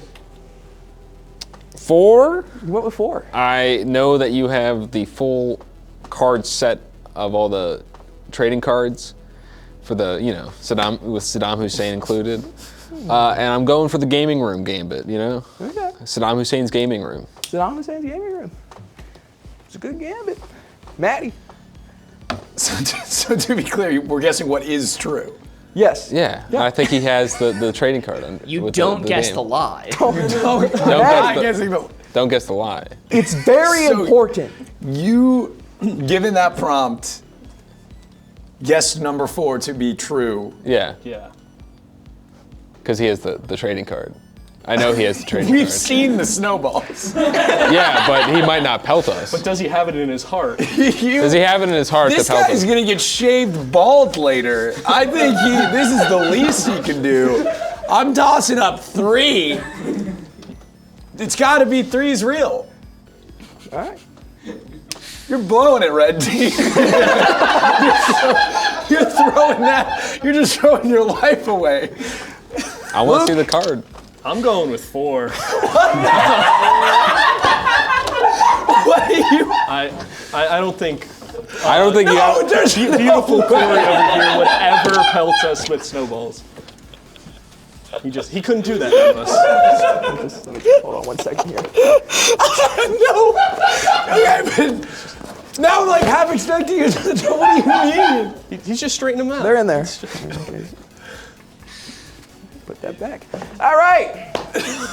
Let's see which was a lie, shall we? Number 1. Good job. What you is should happening? support Alzheimer's research. You absolutely should support Alzheimer's research. Good job. You guys figured that one out. The second lie is, oh my God, you absolutely should follow Board Gamers Live right now. You should do it. You should click the follow button. Was this a bait and switch? Where you have a there's no way.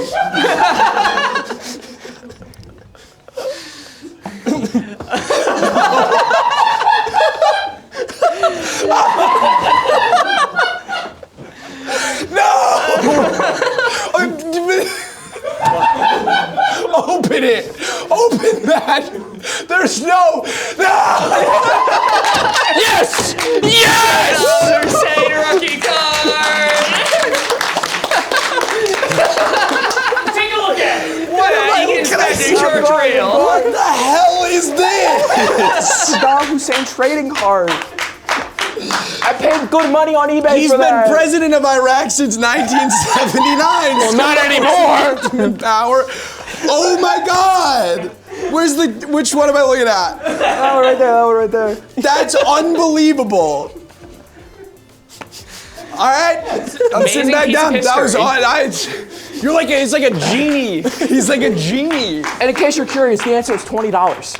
Oh my God. For the entire set. I just lost everything.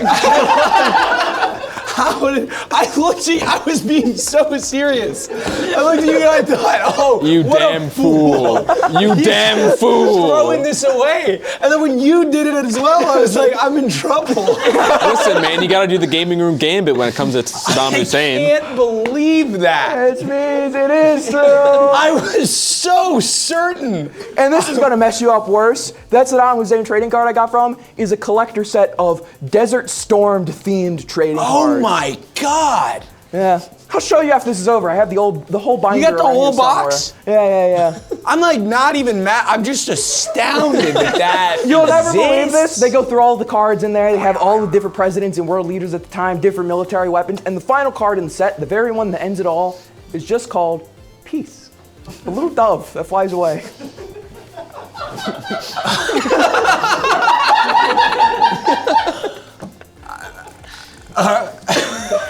Welcome to our world. Yeah. Oh, hey, I do have some good news. We just had 3 donations come in. The first one from James, a $5 donation saying, supporting gold, quote, I'm learning. We have an anonymous donation for $6.09 saying, gold rush, yay. There we go, that's catching on. That's catching on. An anonymous donation for $5.12 saying, gold rush. There we go. Very nice. We are under $300 away from a 4th day of lab research being fully funded. So please, if you haven't donated yet, we're so close to getting a 4th day. So please, please, please help us get there by the end of the stream. In order to encourage you to do more, let's continue with the madness onto our next question here. I'm still like, you're like the devil. You're like the devil who happens to be doing a good thing today. That's insane. They say the devil wear Prada, but no, he wears this nice-ass Christmas suit. That is amazing. Oh my God. Maddie, this one's for you though. I got this one just for you. Like I said, I did a deep dive. Oh, I'm gonna rock this. It's Chipmunk Mania, which is a true fact about Alvin and the Chipmunks. I got 4 options for you here. I'm glad that you told the story about you in the mascot costume. No, yeah, earlier. it's insane. Like, do you know how much I have to like Alvin and the Chipmunks for this to come up candidly beforehand? Like as foreshadowing? It's true. That's amazing. So here, fingers crossed that you're able to get this one. I feel like you two, even if you're not big Chipmunk guys, I feel like you two might be able to get this one. We'll see. Here is the first incorrect fact, potentially. The Chipmunks' first record, the Chipmunk song, Christmas, Don't Be Late, went platinum and won 1 Grammy. Option number 1. Option number 2. In 1988, the Chipmunk cartoon featured a sequence in which they tore down the Berlin Wall in order to reunite a family. In 1991, the Berlin Wall fell for real. Option number 3. After the band's creation in 1950, it only took 15 years before they were joined by their female counterparts, the Chipettes, for the first time. This occurred in the run of the first ever Alvin and the Chipmunks animated TV show in 1965. And your final, potentially real or potentially false answer. The Alvin and the Chipmunks 2007 movie by the same name has a critic review on Rotten Tomatoes of 87% and was nominated for an Oscar for Best Soundtrack that year. They did not win. Here are your 4 potential facts again. Give me your best guesses of which is the real one.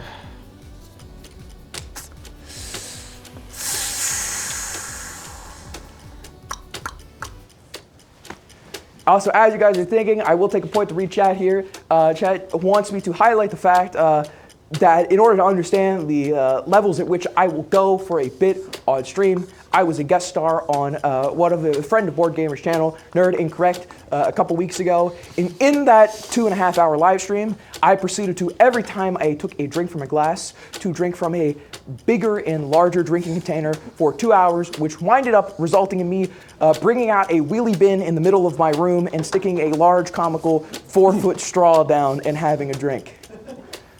Do you guys understand, like, I don't know these people? Just said yes like, to come personally, here. like, we asked him and he just came. They reached out to me and I was like, yeah, that sounds good for charity. I'll go visit, Motor City and whatnot. Yeah. And I'm like, I'm in so much deeper into something than I thought. This is like easily one of the best afternoons I've ever spent in my life. This is insane. This is like being in the Truman Show or something. This is incredible. Well, I am so glad that you were able to make it. Let's see if you know your chipmunks. We started with you last time, so we will end with you here for this chipmunks themed question. We're going to go over to Luke here to start us off. I'm going with 2. 2. 4 seems so specific that it's like too specific. There's just too much information. It's too much. It insists upon itself. It insists upon itself. So I'm thinking, chipmunks, they're some good fellas. They'd help a family. Yeah. They'd help end communism to bring family across the wall. Austin, what do you got for me? I said number 1. I know that number 2 is a lie because the wall fell in '89. Okay. So. All right. Maddie. I went for number 1 as well. This is my breakdown of trivia, okay? Okay. I'm thinking no way the Chipettes were in the 1960s. They gotta be 80s. 80s or 70s maybe, but like they seem like an 80s creation. That seemed like a pretty popular era for like, these 3 guys? What if they had genetically identical female counterparts? And it's like, are they siblings? And it's like, we didn't know. And no one asks that. And we're not curious. What if they kissed? And it's like, are we sure? Wait, why are we asking this question about chipmunks on TV again? That's an 80s thing. I'm saying that's not like 1965 too early for the Chipettes, I think. 4, no way it has an 87. Unbelievable. Like, it's definitely in the 60s, I would say. Did you see they gave the Godfather a 97, though? Are we really dealing with the best and that's the Godfather. That is a 97. That's pretty close to 100. 87 is also pretty close to 100, which... We're talking about the Alvin and the Chipmunks. No, listen. I've seen that movie. I love it dearly. No way wrong. That's in the 60s for damn sure. I will say, that soundtrack is banging. Have you heard it? It's actually astounding. Are you just listening to the Alvin and Chipmunks soundtrack? They have in the first movie. They have 2 songs. "How We Roll" is one of them, and what's the other one? I'll remember it later. That are you hear them and the vocals are angelic. It's incredible. And I looked it up to be like, oh, what is this a parody song of? Nothing. It's a completely original song. They're incredible. We'll play it later somehow. "How We Roll" and the other one. Just look it up. And then 3 or whatever I'm at now. Yeah, and I know. And listen, I don't know if the Grammys were around like in the 60s or 50s when they started, but I'm telling you right now, those chipmunks would want nothing to do with taking down that Berlin Wall. They would want nothing to do with it. They are cowards. They would be so pro the separation of families. Alvin has not done one good thing in his life. Alvin and his dumb dad were registered Stasi members. They were part of the Stasi. Listen, don't bring Dave into this. Dave did nothing wrong. Theodore might object to it, but ultimately get squashed. Simon, I don't know. Simon's like a weird scientist. I don't know where his allegiances would fall. And Alvin's an agent of chaos. No way they would help these people. I'm going number 1. Going number 1. Well, let's see what the incorrect answers are, and let's also get some fun facts about Alvin and the Chipmunks along the way. Well, the first incorrect answer on this list is going to be the Chipmunks and their musical records. I am so sorry. Fun fact with you, I undersold it. This song went multi-platinum, selling 5 million copies and winning 3 Grammys. Good for them. Okay. Good for them. I was literally going to say in my reasoning, I was like, I know that was banging at the time. I just didn't know it was that much. There's a reason why they're still around to this day. Multi-platinum? Multi-platinum. 5 million God, those records boys sold. know how to do it. Nobody else does. Do you understand what I'm saying? Like, they're musical geniuses. We're laughing. Oh, they're so stupid. They are multi-platinum artists. How many Grammys do you have? None. Exactly. None. That's amazing. That's 1 Grammy per chipmunk over And we there. don't even know if the Oscars one is fake yet. They could be that. That is unbelievable. All right. Keep it rolling. What else? Welcome in, Nerd Incorrect, as I'm reading these through. Good to see you. Welcome to stream. Subscribe to the channel, Nerd Incorrect. That's the channel I did the drinking bit on, in case you were curious. I had no idea what you were talking about. It was a good but time. I clapped. All right, Please our clap. second incorrect one is... You're right. The Chipettes were not back then. And as a matter of fact, you nailed it. The Chipettes' first ever appearance was the 1983 animated Alvin and the Chipmunks TV show. What can I say? You know Chipettes. There we go. What can I say?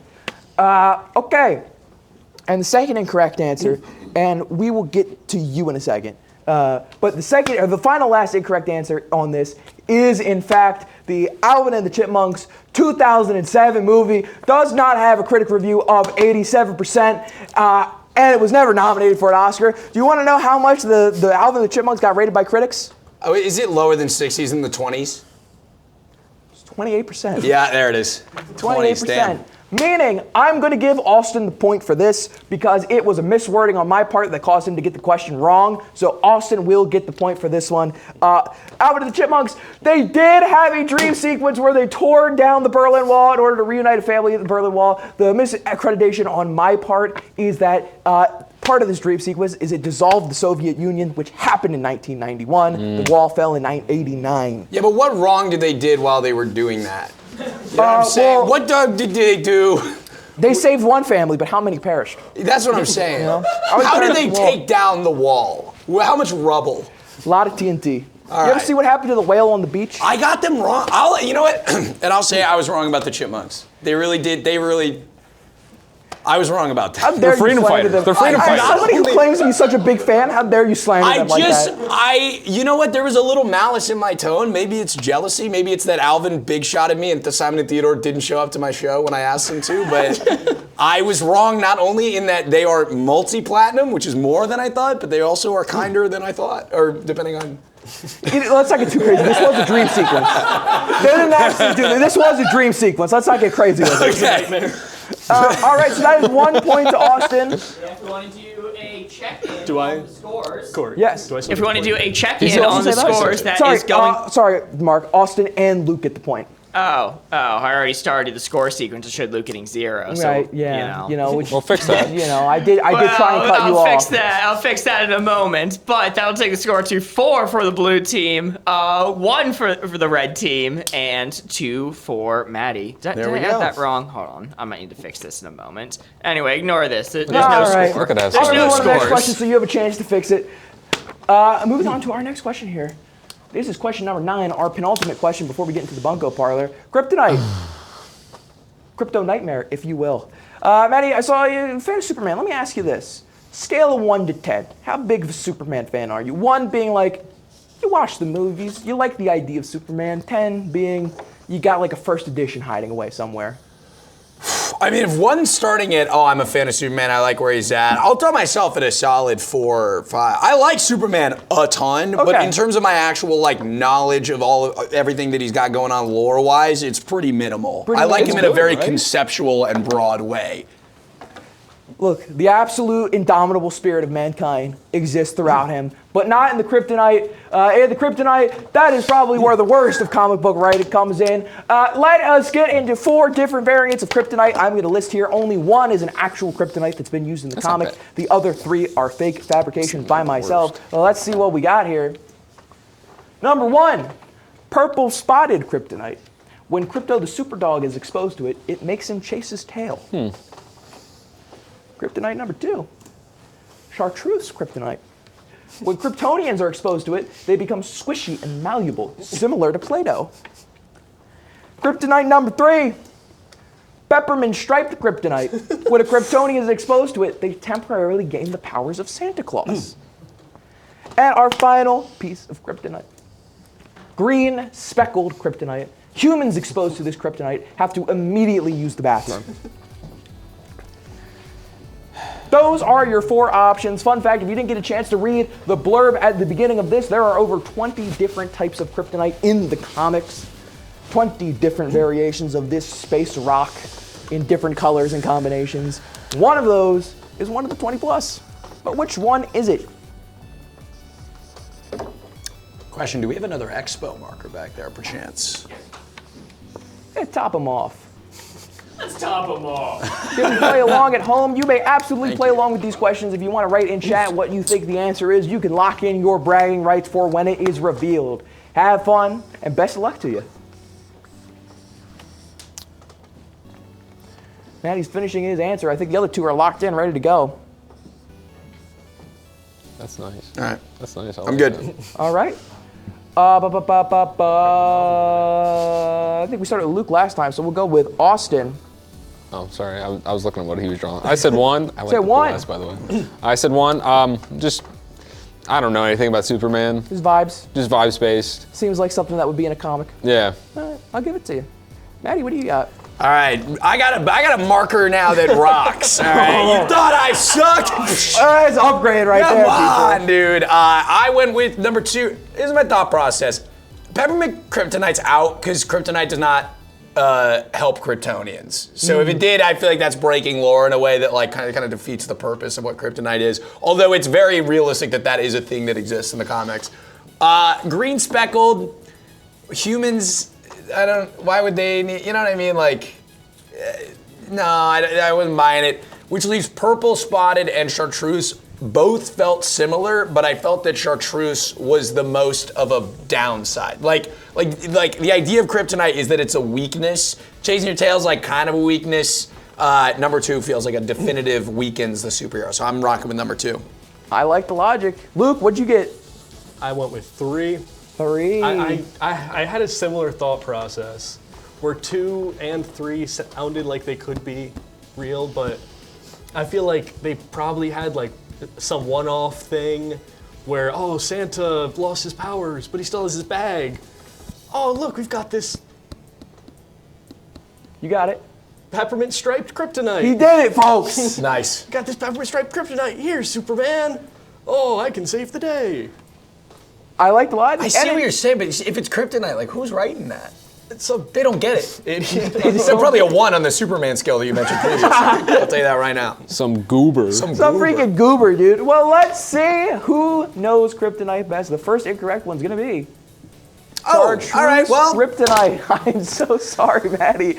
I am so sorry. That is a fabrication for me. It is not a real Kryptonite. Whatever. It's okay. I will be prepared in the parking lot after this is over. Well, you're gonna look like Lex Luthor at the time, so don't even worry about it.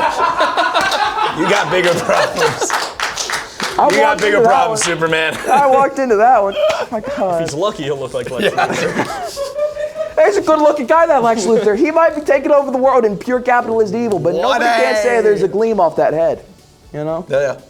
All right, our next incorrect Kryptonite is the peppermint striped Kryptonite, unfortunately. Matt, you got it pretty good. I tried to go with the vibe of like, logic be damned. It's like a Christmas one-off type of Kryptonite, you know?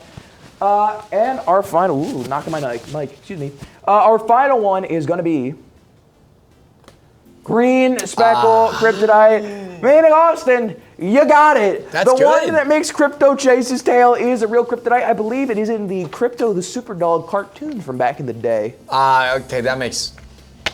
Yeah, they were putting whatever in there. What were they on? There's some insane. What villain used that, and for what purpose? So the Wikipedia article I found didn't even mention a villain. It just mentioned that Crypto found it. That's gonna be the most boring episode of TV. That doesn't mean that that's true. The article that I read failed to mention the villain that had This episode, Crypto the Superdog runs around. Crypto gets runs around fucking for 30 dizzy. minutes. He encounters a poison that doesn't poison him, rather than makes him exhausted. And they went, yep, animate it. Lock it in. Lock it in, green light it, let's we'll go. Make it purple spotted. It'll look great for the kids. Unbelievable. There we go. On to our final question of this game. Before we enter. Before we do, I wanted to read that Anonymous donated $200 towards Alzheimer's research. Yes. Holy moly. That's what I like to hear. Thank you so much. And Claire donated €10 to Alzheimer's research as well. Thank you so much. Claire. We are so close to 8,000, which will fund 4, correct? 4 full days of lab research for Fisher Center of Alzheimer's research. Clip that, chat. Clip that. Clip that. Oh, and wait, dude, what's that Fantastic Four meme? The song? Yeah, all right. And sorry, this is important. I just updated the $200 message, and they did leave a comment saying, "Go Team Gold, go Maddie." Yes! Let's go! Gold, right! But it's not charity. It's not charity, you know? It's for charity. It's for charity. It's for charity. Hey. Hey. Let's slow down. For charity. But that's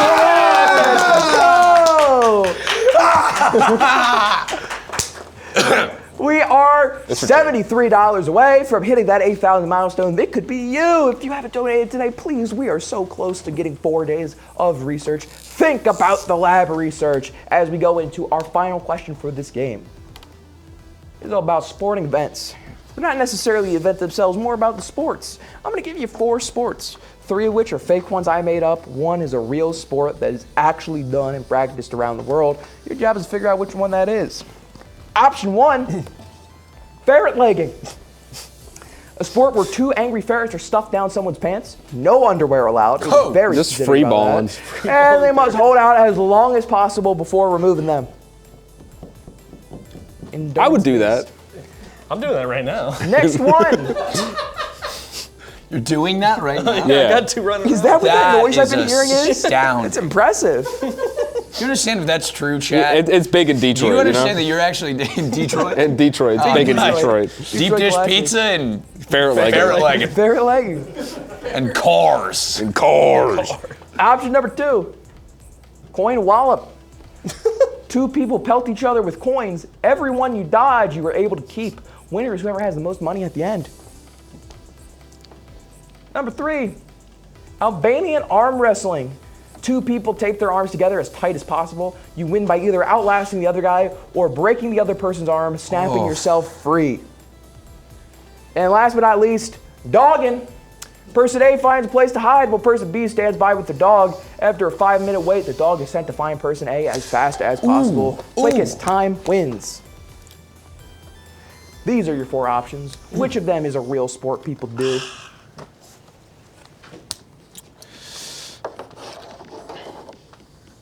Wow, you are thinking. Amber just sent a $10 donation. W. Amber, thank you so much. Whamber.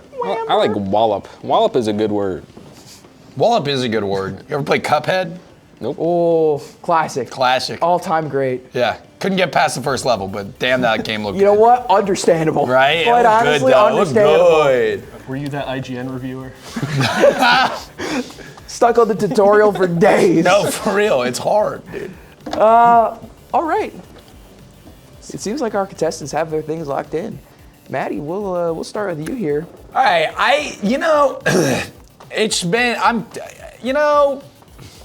first of all, I don't know if that's what a ferret looks like. Adorable, regardless. I realized it must have been a bear, and I sort of didn't have time to, anyway. Ferret. I think arm wrestling, that part sounds real, the sport part, but the Albanian, I'm like, what does that have to do with it? You know what I mean? I'm like, it feels too specific, so I'm skipping that. Coin wallop, I was a little bored. Like, what are we throwing coins at people? Nah, get out of here. Dogging sounds like a really good idea.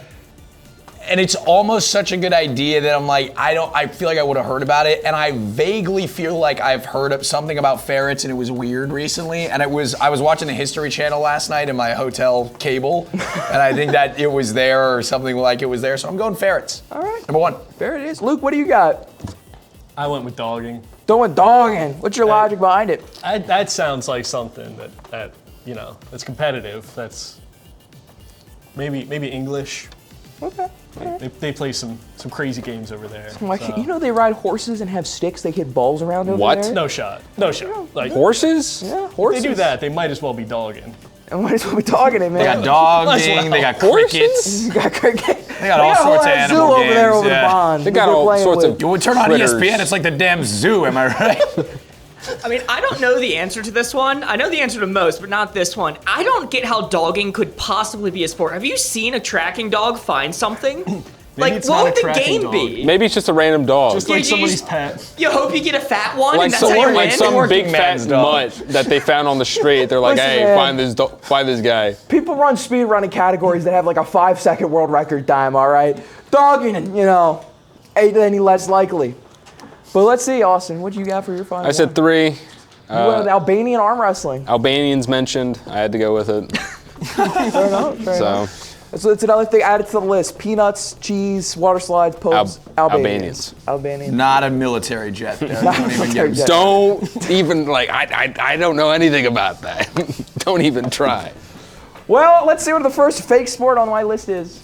It's going to be coin wallop. Yeah, it's boring, it's simple, but it gets the point across. Our second incorrect sport is going to be Albanian arm wrestling. I am sorry, Austin, you don't know Albanians that well. Comes down to this. And last but not least, somebody's getting a point here no matter what. It just depends on who's getting it wrong first. And the answer is Luke. Oh, yes! I'm so sorry. Congratulations to The Maddie. History Channel never lies! Especially when they talk about aliens. Right. Especially. Also, it does lie. It's not a real History Channel. What are you talking about? Make sure my stance is clear on that. Aliens are real now? No, see, this is what I was worried about. Dan Aykroyd doesn't always know the truth. Don't listen But to he has this. his own vodka. I gotta call somebody. He's got his own vodka. He must be reputable. No, a lot of people have their own vodka, but they know. I'll tell you one thing. They know fair and liquor when they see it. That's a point on the board for Gold Rush. That's Gold Rush. Donate money now. Sorry. It's about charity. Got so Almost caught lost up in you the- cool there for a second. Yeah, no. Good thing you caught Good thing I yourself put at the the end. hand back on the lid before I yelled at the camera. I feel so vindicated. Dogging can't be a sport. There's no game to it. The dog's too good. Yeah, no, that's. Because what does a yeah. human have to do with that? You know what I mean? It's like they got Usain Bolt's dog doing a race. I'm like, all right. Well, throwing it to the scoreboard now, it looks like after that that was 0 points for Luke, 0 points for Austin, 1 point for Maddie, putting it to a neck and neck. Luke with 4, Austin with 3, and Maddie with 2. I thought I was like winning. I'm still losing. But you have the highest energy by far. I still got the picture of me where I'm like, and there's our all. Anyway. And the picture's based off the round, not off the total. I see. So. It's hard to be charismatic for this long. I feel that. You guys I feel do this that. all the time. This is a marathon, every year, not a baby. sprint. I'm on. I might have used up all my charisma. What is Start this? talking about drywall. Because I don't know what to do. Maybe this will help give you a boost. We just got a $6.69 donation Nice. from Simpy Q saying, "We Russian gold." Yeah. It's absolutely catching on. At the end of this, I'm gonna bash this thing. But not Believe it yet. or not, you do that, actual gold spills out. Is it It's true? a gold Like in rush. Mario? Yeah. By the way, I want to point out, set deco note. Are you guys catching that all of these not only are like yellow, red, and blue, but they have the other colors mixed in as well, but not as the primary one? I think that's fantastic. And then the host has what appears to be the Japanese flag, but modified to have all the Now colors. that you mention it, yeah, I can incredible. see it. I thought I was the only one who saw that. We all said it. But you know what? We're gonna rep it nonetheless, baby. We're gonna rep it. Yeah, we had a fantastic art and designer for this one. They did such a good job in such a little amount of time. They whipped these up. So shout out them. Yeah, it was an absolute blessing to have them be a part of the team this year. This is such a production, guys. This is the whole thing. Would not look like this without them. And as you were speaking, we just passed 8,000. Yes! There we go! 4 days of lab funding for Alzheimer's research. The people who pushed us over were countless Eidolon sitting to my right. That is Thomas. Oh, good job, W. Thomas. Thomas. Thanks, And Thomas. Ons at the same time with a $52 donation. Thank you all both so much. It really means a lot to us. You Very all are nice. amazing. I'd say give it to Red. Give it to Red. Okay. Oh, what? Hey! Noted. Wait a minute. He works here. That's it. They were calling me Nepo baby earlier. What's going on here? Let's go, Red. All right, let's get this to a full work week, baby. Come on. Let's go. Come on. 5 business days. Let's get it. We're 1,940 away from making it a full business week. We probably won't get there, but if we hit 10,000, that's 5 whole work days, a 1 full work week, fully funded by this event, which would be crazy. in solidarity. Mark, I believe that's going to take us to the Bunko Parlor. Oh boy, it's back to me already. Like 11 from Stranger Things.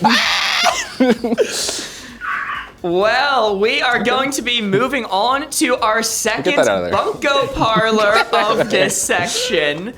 This is going to be a fun one. Your topic, you guys just went through the Deceptives, which is one of our sillier games. Went through the hell on earth that Corey puts you through. Well, your topic for this Bunko Parlor, not done yet. Now it's my turn to have some fun with what your question's going to be. I'm going to give you a warning ahead of time. This is gonna be interesting. So, once again, by default, you have 3 points that you can wager at the Bunko Parlor that you will get a double return on, just like a daily double in Jeopardy. And if you utilize one of your Ring the Booth tokens, one of your Bunko tokens, that was last year's name. If you utilize a Bunko token, you will have 3 points on the house to play with that you will also you'll get double in return, but not risk losing any of your own. As a reminder of where the points stand and how much you might want to bid, the gold team has 2 points, the red team has 3 points, and the blue team has 4 points. So, that being said, take a moment, think of a strategy. Are you willing to risk your points or some of your bells? Right now, I don't care. The teams should have like a lot of bells. I think if I'm doing the math correctly, the blue team should have 3 bells at their disposal. The red team, I think, should have 5. And the gold team should also be at 5. There have been big pushes to both teams as they're catching up. So there are a lot of bells at the disposal as we're getting to the end of the game. You can consider that. I'm just gonna use them. We'll use them all next time. Might be wise. Mark, while they're putting their bells, you might want to look at the little donation count all of a sudden. Oh my goodness. You might want to look at the Oh! Holy moly. That's a big number. That's a big number. Going Who did through that? Just A with the $8 donation. Ames with the $400 donation. Wow, look at that. Towards Alzheimer's research, saying W Boardgamers with the heart. Thank you so much, Ames, genuinely. Just A was saying Gold Rush with theirs. There we go! Don't let that get lost in the hole, man. That's no joke. We have Terry with the $50 donation. Thank you, Derry. Thank you, Derry. For Luke from Mom and Dad helping the blue team. Thank you so much, Terry. That's adorable. Blatant nepotism, but that is adorable. That is. Hey, I've made it blatantly obvious. When it comes to charity, we are paid to win. This is true. We are paid to win. And charity is what it's all about. That's what it's all about. Hey, end of the day. It's all about charity. It's all about charity. One more, or more have come in since I refreshed the page. Another anonymous donation for $40. Holy moly. Bunny May joining us with a $12 donation saying 4 to each color. Will do, Bunny May. Sharing the love. Thank you. That's nice. And another $5 anonymous donation saying, I see gold. There we go! Let's go. Thank you all so much. That's great. We are now almost at 9,000 raised. 8,500. We were this close to hitting 9,000 raised. I prefer to think of it as close to 10,000. We're close to 10,000. We're close to 10,000. We're pretty close to 10K. I feel it. I reiterate this. Last year, to put in frame of reference how amazing our community is and how wonderful, last year when we celebrated our 5th ever charity stream, we hit 10,000 total lifetime dollars raised, which means this stream alone is about to beat the past 5 years combined, which is insane. So thank you all very much. There we go. Yeah. Were you guys on the stream last year? Yeah. Oh, weird. I wasn't. You don't check your emails. Interesting. I sent you a messenger pigeon, and you didn't get it. Supposed to go? I might be responsible. You kept my pigeon, didn't you? You kept my fucking pigeon, didn't you? I erased my. What did I? Hold on. I remember. This guy stole my pigeon. I mean, it's kind of your fault for sending a pigeon to New York. You know, it kind of got lost in the shuffle. No, actually, it's very likely that it found its way to my apartment. I live in the pigeon den, dude. It sucks. Pigeon City. I have posted my apartment, and you know how people are like, oh, you shouldn't post videos of your apartment because people can see out the windows. Not my window. It's a brick wall. It's just, people like make fun of me for it. They're like, dude, this is the most depressing window of all time. And then in my room, it's to the corner, and I live in an alley with 2 windows, both no sunlight. Pigeon City, dude. I actually am scared of pigeons now. I'm for real, they make weird noises. They go, and they like bang against it. It's every morning at 7. They're making love, they're having kids, they're fighting. It's awful. You'd hate Mike Tyson. He loves pigeons. He loves pigeons? He loves pigeons. Yeah. He's got a lot of He's a pigeons. pigeon breeder. He owns pigeons? He breeds them competitively. I'm not into that. And you know what people say? This is like a Gen Z fact. They all go like, oh, you know, we brought them into the thing and now we domesticated them, now we just set them out. That wasn't me. I didn't do that. I didn't do anything. And now I have to be so nice about these pigeons. They're making my life worse, man. They're making my life worse. I don't want them gone, just like leave me alone, you know? He's got a point. For charity. Do something about For it. charity. For charity. For charity. Let's see what you guys wagered on this one. Who do we? We'll start with the highest score, which is the blue team, Luke. I went with 1 bell because I'm not sure what not done yet means. Okay. So. All right. So Luke has the potential to win 3 points and the potential to lose 0. Austin. 3 bell or 3.1 bell. 3 points and 1 bell. Austin could win up to 6. It's right there. Only risking 3 of his points. And Maddie. Only risking 3. 1.2 bells. Oh, big spender. I'm not gonna lie to you. Not entirely sure what the bells mean, and I saw I had more than I thought, and I was like, let's wager a little bit, huh? Let's get crazy. Vegas, baby. All of that. Gambling, man. Motor City, baby, yeah. Might as well use them. Exactly. Well, Nerd Incorrect was here during my last Nonsense Bunko Parlor. Unfortunately, they're back to see this one as well. I assure you, some of the other ones were normal. You guys got to experience Corey's version of cruelty. Well, this one's mine. Contestants, your challenge, your question, is going to be end this round having written the second highest option of all options chosen by contestants. Your options are 1, 2, 3, 4. Everyone is going to select an option. They are going to show you guys can discuss amongst yourself, and at the end, whoever has the second highest wins. The others lose. What the hell are you So talking we about? just pick a number?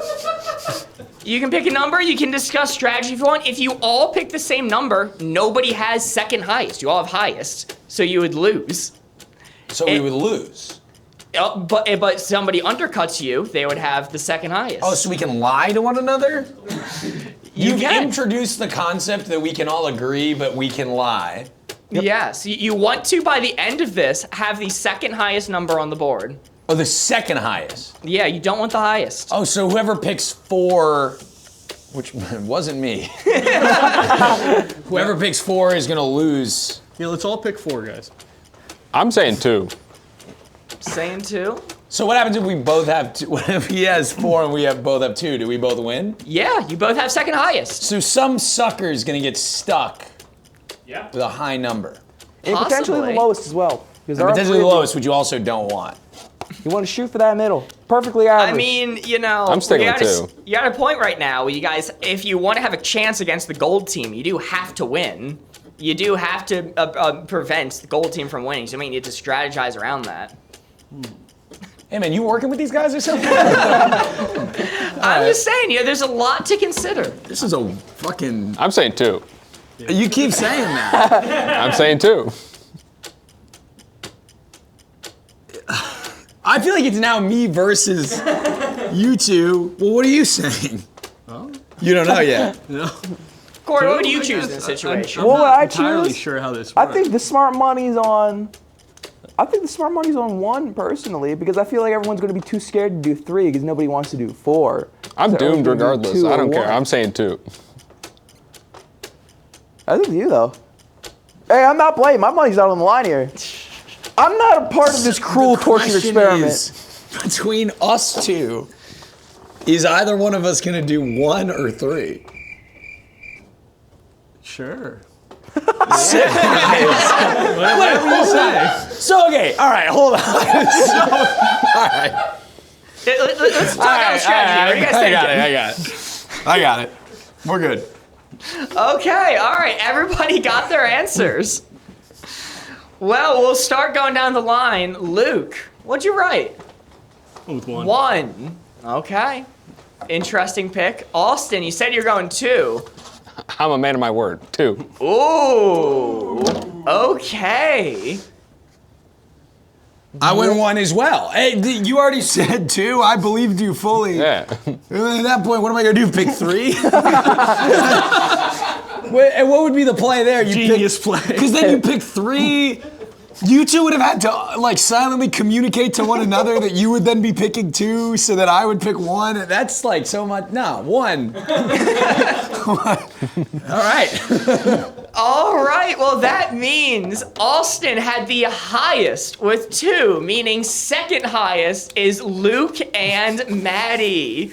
Nice job, Luke. That is 3 points for you for wagering the bell. And Maddie, you did 3 and 2 bells, correct? Yeah.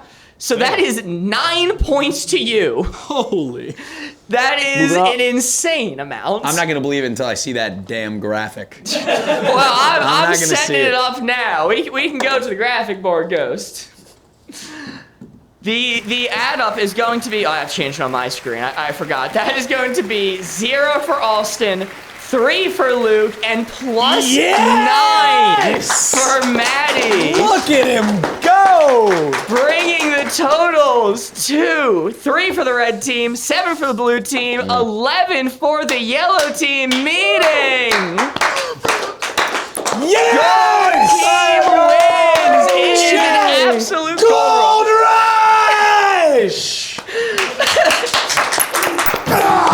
Hey, and by the way, it's all about charity. It's all about at the end of the charity. day. It's all for charity. I didn't get Number anything 1. out of that. I'm an altruist. Number 1. That's one thing here. Let's go! Holy moly. So I win the... Yes. So that means for the game, Maddie, you win 2 ornaments. Luke gets 1. Austin, unfortunately, gets 0, meaning the ornament total is currently at 6 for the red team, 7 for the blue team, and 12 for the gold team, with 1 game remaining. Oh my God, I feel great. I feel good. For charity. You know I lose games like I've lost. You know what got me here? I've lost every game I've ever played in my life. 25 straight years of losing. And I'm here, man. I feel great. Let's go. Now is the time. Also, catching up on donations, Lisa with a $5 donation saying peanut jig in the message. Thank you so much, Lisa. And Hannah with a $25 donation. Holy moly, thank you so much, Hannah, helping us to fund Alzheimer's research. And A with a $25 donation saying blue team, best team, helping out the blue team. Thank you all so much. Nice. It is incredibly generous of you. We are at $8,622 raised. Almost at 9,000, which is almost to 10K. It's almost 15, if you think about it. Which in Cosmic says is getting close to 20. 1 billion! I want to see, and in chat, make it happen. Call when you gotta call. I want Bezos on the line. This is his platform. Give me Bezos. Give me Gates. Give me... Name one more. Oh, come on. You can do it. Comedy comes in 3s. Come on. Zuckerberg, you have 5 minutes to donate $1 billion to Boardgamers Stream, or nothing. I'm not gonna do anything. Jack, clip out that last part. I'm not gonna do anything, but you could do it, you rich bastard. You rich man. This is on the internet forever. Yeah. We're gonna make clips of this and post it. Yeah, whatever. You know. I'm a comedian. I'll be fine. Famously never. You really like you said that as if it was a lie that you believed, and then fell through at the end. Yeah. I feel good. I'm the winner. That's what matters. All right. Moving on to our final game of our final group here, one that we haven't played since the very beginning of the day. We're going back to our roots here at Board Gamers Live, a game that we play on stream, me and Mark, all of the dang old time. We're going back to our game showified version of Wavelength, baby. The way that this works is we have people, our contestants, who have given us video calling clues for wavelengths that you guys are going to have to guess where the placement for these are. Mark, would you like to go ahead and explain how the points work for this game? Sure. So, the contestants are going to receive a hint from a pre-recorded video that we took. We gave somebody a spectrum. An example could be the spectrum being stupid to brilliant. There is a hidden number that the person in the video knows that the rest of us do not, that they are giving a hint for. So, example, they could say, you didn't use Jeremy's bonus video, did you? No. I can give the example like Jeremy gave. No, it's in here. Never mind. It's in here. Never mind. You could say donating to charity. Whoa! And that would be a maxed out brilliant answer. I mean, you could give one of theirs because it's not going to be in here. Oh, you're the one that I did? Yeah. Well, in this one, you can do the one I playing. did. No, yeah, you did. We all did. Do the ones that we did. Yeah, that makes sense. I'll switch it. This one is only ones that you guys already know the answer for. I like that. Okay. All right. I like those Whatever. odds. I'm starting over the explanation. We're rolling it back. Forget everything I said. We're starting from the beginning. So let's say we had a spectrum that was movie Godzilla would ruin, movie Godzilla would improve. It's a good one. And one of our contestants, Maddie, we gave the hint 2012. You might decide on a scale of 0 to 20, where do you think 2012 would lie? Do you think it'll be improved by Godzilla or ruined by Godzilla? You make your guess, and if you're close or exact, you get points. Wait, did you say 16-ish? Yeah. Isn't that what it was? That's what my guess would. That's exactly. That was exactly what it was. Oh, that's crazy. God.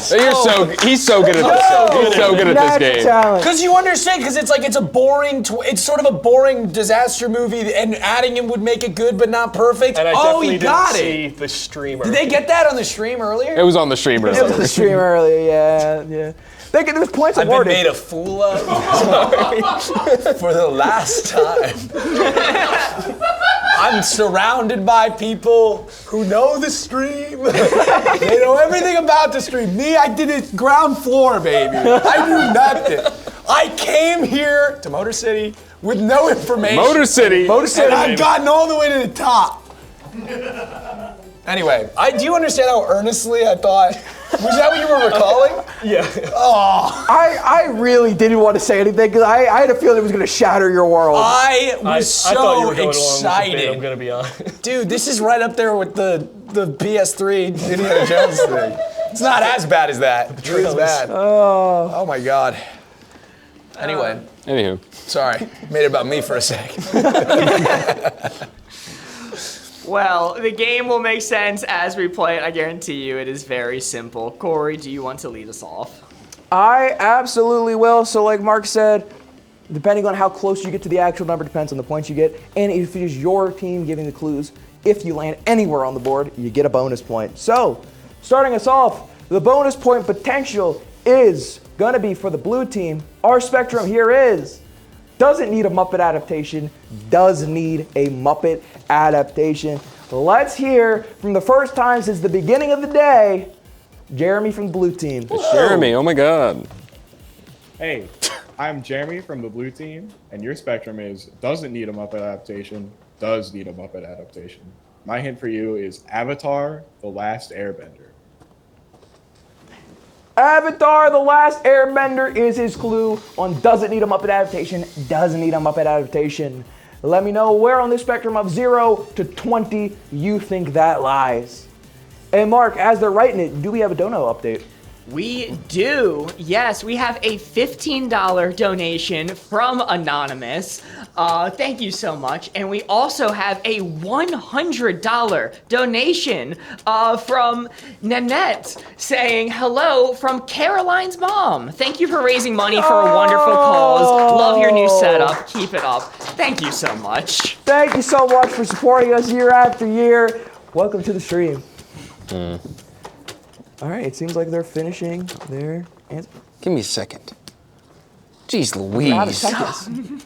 Oh, no, you got more seconds? More All right. seconds has been put on the docket. All right, You're I don't out of know. seconds. You're out of seconds All now. right, I'm out of seconds. Officially. Luke, this is your team's clue, so we're going to come to you last. And we're going to start off with Austin here. I said 5. What's your logic? It's a bad movie, and I think that the Muppets would improve it, but not that much. Okay. That's good solid reasoning. Maddie. I went 3 because, look, first of all, I like that. Yeah, the Good, that's movie, fantastic the drawing. movie's bad, but the show is like perfect. I would put it at 0 actually for a few reasons. One, I don't think the show is perfect, and it's silly enough as it is. Like, it's got enough levity that I don't think adding Muppets is gonna like make me want to watch it more. I think that would be tainting one of the best shows ever made, and also a little unnecessary because I don't know if you know this. There is a Muppets. Or like a puppet Avatar series that briefly ran on YouTube that I watched when I was a little younger, and it's on YouTube. You can watch it. Avatar if they were puppets. They're flying around in like the water. What is it? The fire balloon. It's like a dodgeball. It's sick. So it's not only unnecessary because it's already perfect, but it's unnecessary because it already exists in a way. I put 3 because I think 0 would be harsher than like someone would be about it. I don't think they would be that upset.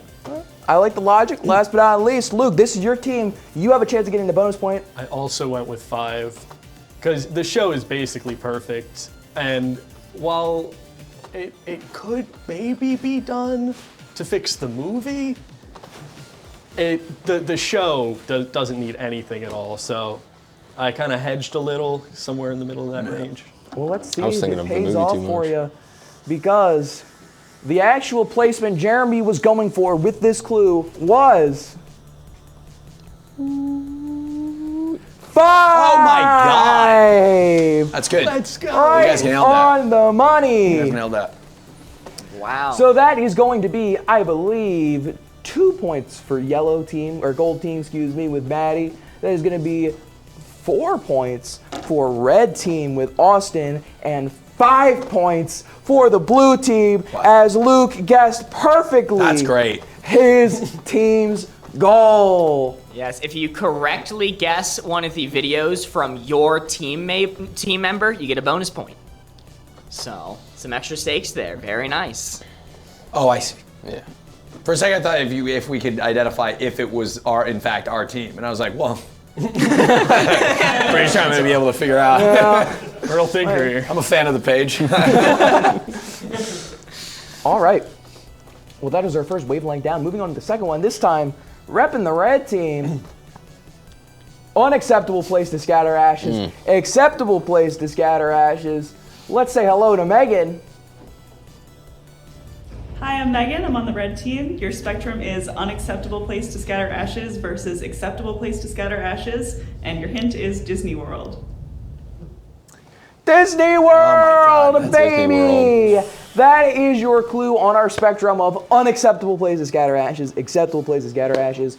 0 to 20, where would you put that on our spectrum here? Also, we have had yet another donation come in, a $25 donation from Denise saying, gold team all. Holy moly. There we go! And G's up! I missed the message before, but the previous $15 donation says, points go to the color team of whoever knows what they filmed the movie Tangerine with. iPhone. 15 for blue. Good job. You know, they filmed that with. And you know when the kid in Tangerine kicked the rock, he actually broke his toes. How did I not know this? I knew that would rip this room. I knew it. I knew it. You played to your I audience. knew it. I'm in the pocket now. All right, well, it seems like our contestants here have gotten their stuff together. Austin, this is your team, which means this is your bonus point to get, so we'll come to you last. Starting off with Maddie. I went 6. Initially, I was thinking 10. I don't know. I was like, who cares? You know what I mean? Disneyland's crowded. They'll sweep it up. Like, who cares? But it's a little gross. There's kids there, too.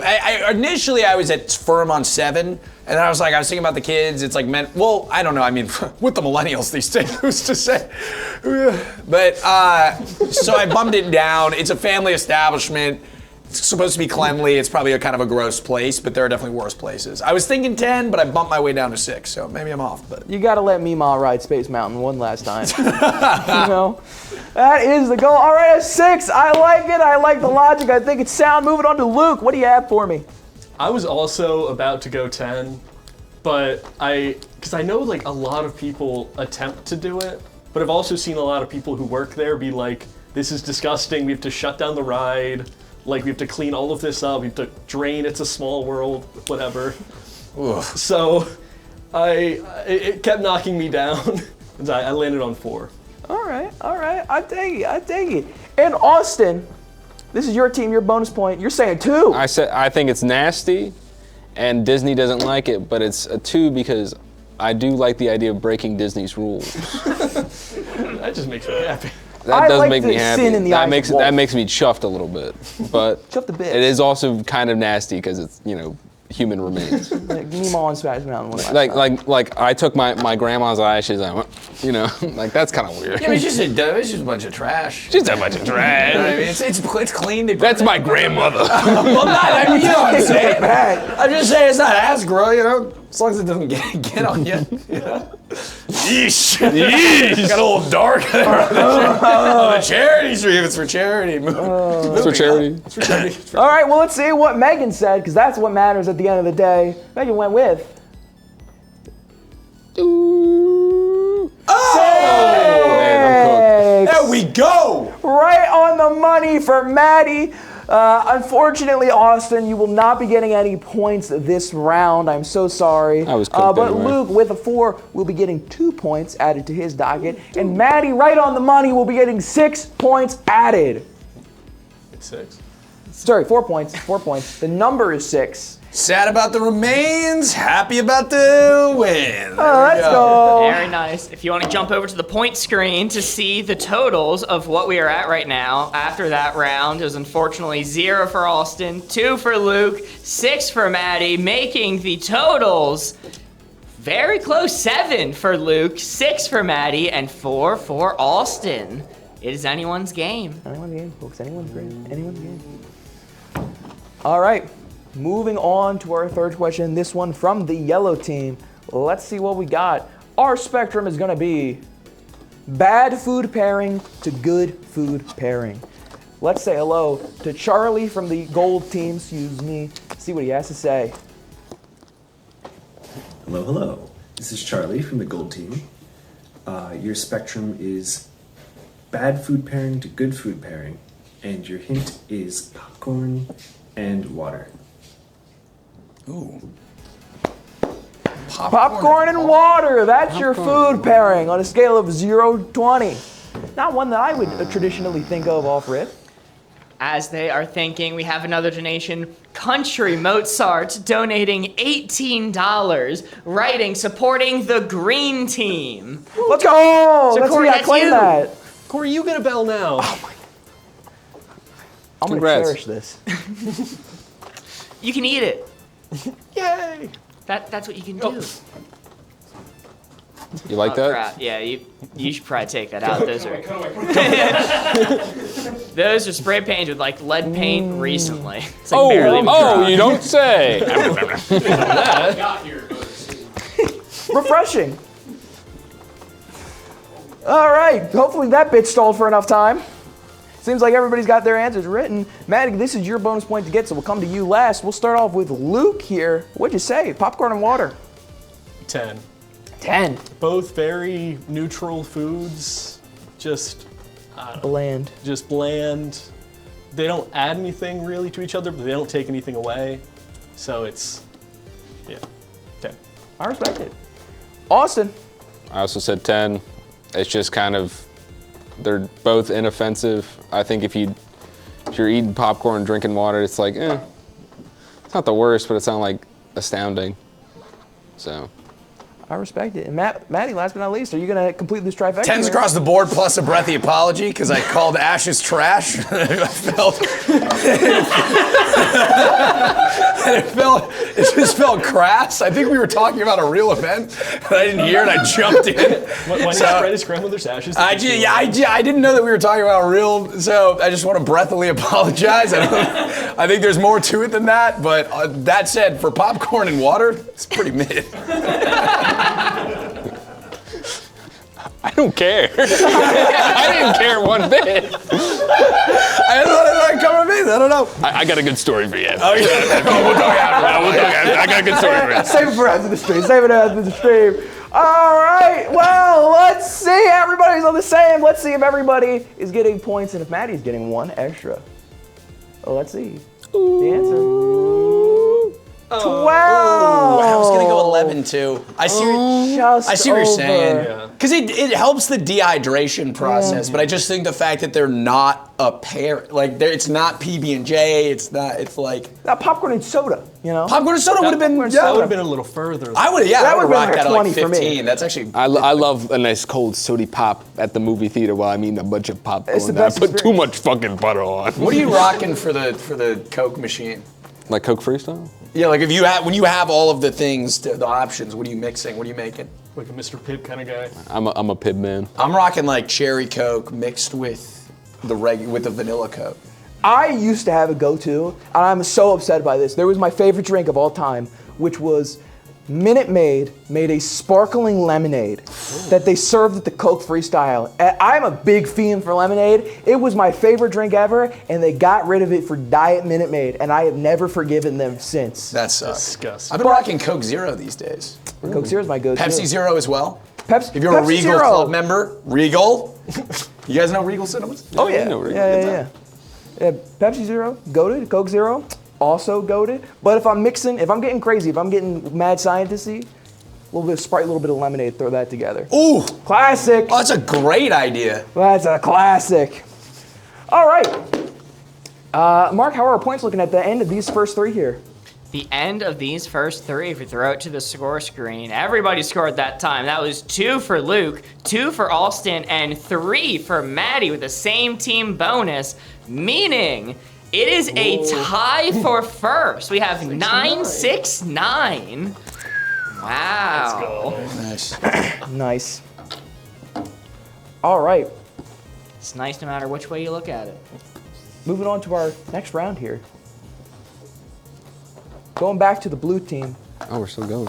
Oh, this is Evil Disney character, good Disney character. Let's say hello once again to the special guest, Lucky Leftie, we have here. Hello, my name is Lucky. I'm with the blue team, and my spectrum is evil to good Disney character. And my hint is Nick Wilde. Nick Wilde, evil to good Disney character. That is what we got for you on our spectrum of 0 to 20. Nick Wilde, famous Zootopia character, Fox Cop. Okay, thank you. Yeah, Are we yeah. also rating how attractive we find him or no? That's like a 30. Look, if you want to bear that for the internet, by all means. Jack, clip that. Clip that.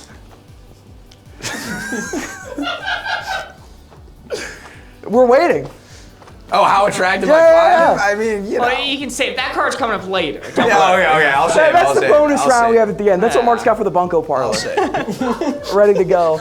On a scale of 1 to 20. Scale of 1 How to 20. attractive. Oh, yeah. Yes, there is. Oh, Bunko. yeah. There's the right answer there. All right, well, it seems like everybody, Luke is finalizing his answer right there. Luke, this is your bonus point to get, so let's go to Austin. What do you got for me? I'm gonna say 17. 17. I've never seen the films, but he seems like a chiller. He's like a chill guy. Will Fox? That's all I got. All right, Maddie, what do you got? I went 13 and I drew a little picture of you drinking a soda. Oh, thanks, man. I love that. I need you to sign that and frame it up above my room. Yeah, I went 13 because he's a good guy for sure, but he's got a little mean streak in him. He was scamming people or whatever, the popsicles. So. That popsicle. Yeah, and I don't know. I haven't seen the sequel. I don't know if he kicks his habits for good or if they come back to bite him. I'll Better Call Saul, but I'm gonna lock in at 13, which is good, but with a little bit of a mean streak in him. All right. Luke, what do you got for me? 14. Same thing. He redeems himself towards the end, but he's not a great guy in the beginning, so I couldn't put him too high. We do not forgive you for your sins here on this cast. Yeah. All right? We're keeping score of the whole picture, baby. Well, let's see if points are given out this round because Lucky put Nick Wilde at a score of 14. Oh my God. Man, this guy's so good at this game. I'm cheating. He is good. You know what? Phone Fair under the enough. table, texting. Mark is feeding the answers to only some of our contestants, whoever he deems most worthy of the round. Well, then the way points shake out, I believe that's 5 points for you, Luke, for getting it dead on. 3 points for Maddie, and you said 17 for you, so that is going to be, I believe, jack shit. Unfortunately, 0 points for you. I'm so sorry. Moving on to our next round. Going back to the red team here. Say bad advice to good advice. Say a little special welcome back to Mr. Paul CQB Waffles himself. Let's see what Paul's got to say. Hi, I'm Paul with the red team, and your spectrum is bad advice to good advice. And your hint is go back to school and get your master's degree. Thank you, Paul. Bad advice to good advice. Go back to school and get your master's degree was Paul's suggestion. 0 to 20 is our spectrum. What do you guys have in store here? People are writing furiously. It is Austin's team, so he will be the last one to reveal in order to see if he gets the bonus point or not. The anticipation is palpable. How you doing, Austin? You chilling? I'm chilling. I'm cooked regardless, so it's I'm just having fun at this point. You know what? I like that mindset. Yeah. Do it for the bit, you know? Yeah, I love the bit. I'm all about the bit. Well, Maddie, let's start off. Let's see what you got. Put up a 1. That, folks, is a picture of you getting crushed under the weight of debt. All right? This is going back to for a master's. Depends on what it is. I was gonna say 0. I wasn't the smartest kid in school, so I'm a little bit biased. But no, it's I don't know. If you have the money, sure. And if depends. Some programs you actually have to go. So I'm sort of discounting law. Or what is it, medicine, da-da-da. But does medicine have a master's? There are some jobs where you need a master's, but no, you need more school? You were in there for 20 years. What have you not, the internet is a thing also that I think people are discrediting about the modern day. If you made it all the way through college and you're I need to pay even more money, and you're doing anything other than a job that makes you $1 billion, Google it, bro. Google it. You're good. They're tricking you, and if you can afford it, that's great. But if you can't, what are you doing? A master's in what? English? Come on. That's also maybe I'm wrong. As I said, I'm not that smart, but so yeah. All right. You know what? I appreciate the very honest response there. That's on the internet forever. Check with that. And don't use AI. And if you're gonna go to school, study those damn books.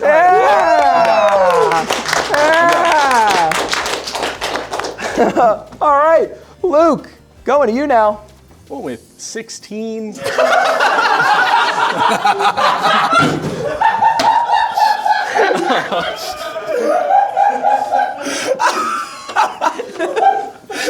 Also, Chad is rightly pointing out how I'm a complete. I have no qualification. I'm just a guy who's on a stream, and I'm For charity. Maddie, you're getting the hang of it. That's what you do on the stream. You speak with authority when you have none. Take all the money you're spending on grad school and donate it to Alzheimer's research. You'll do more good. Yeah. Oh my God.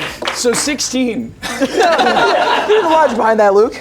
It's very good advice, but actually completing it's a different story, so it's not all the way up there. But most of the time it would help.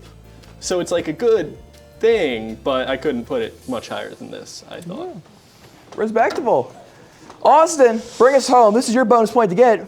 As someone with a master's degree, I don't think it's like the worst. Master in peanuts. I've thought about going to get my master's, and I decided, nah. But I mean, I think for some degrees it's worth it, and some of them you need it. My dad has his master's, and he's doing pretty well. He's really good with fire alarms. So, all right. Nice. I'll say 10. I'll say it's right in the middle.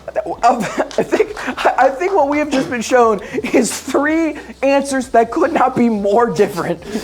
I think 16 and 10 are a little more similar. I kind of went on a little bit of a rant. Maybe you got some other stuff going on. Who's to say?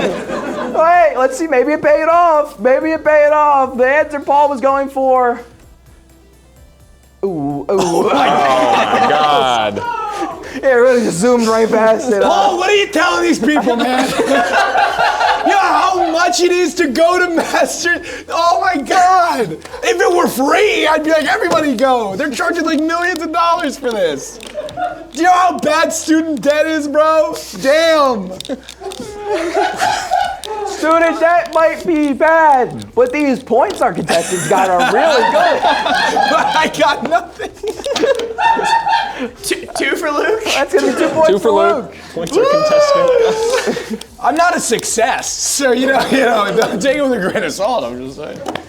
Well, we want to check back in on how the totals are looking after that round with a 0 for Alston, a 0 for Maddie, 2 for Luke. That makes the totals 16 for the blue team, 12 for the gold team, and 6 for the red team. Okay. Wonderful. Yeah, Chad says every teacher has to get their masters within. All right.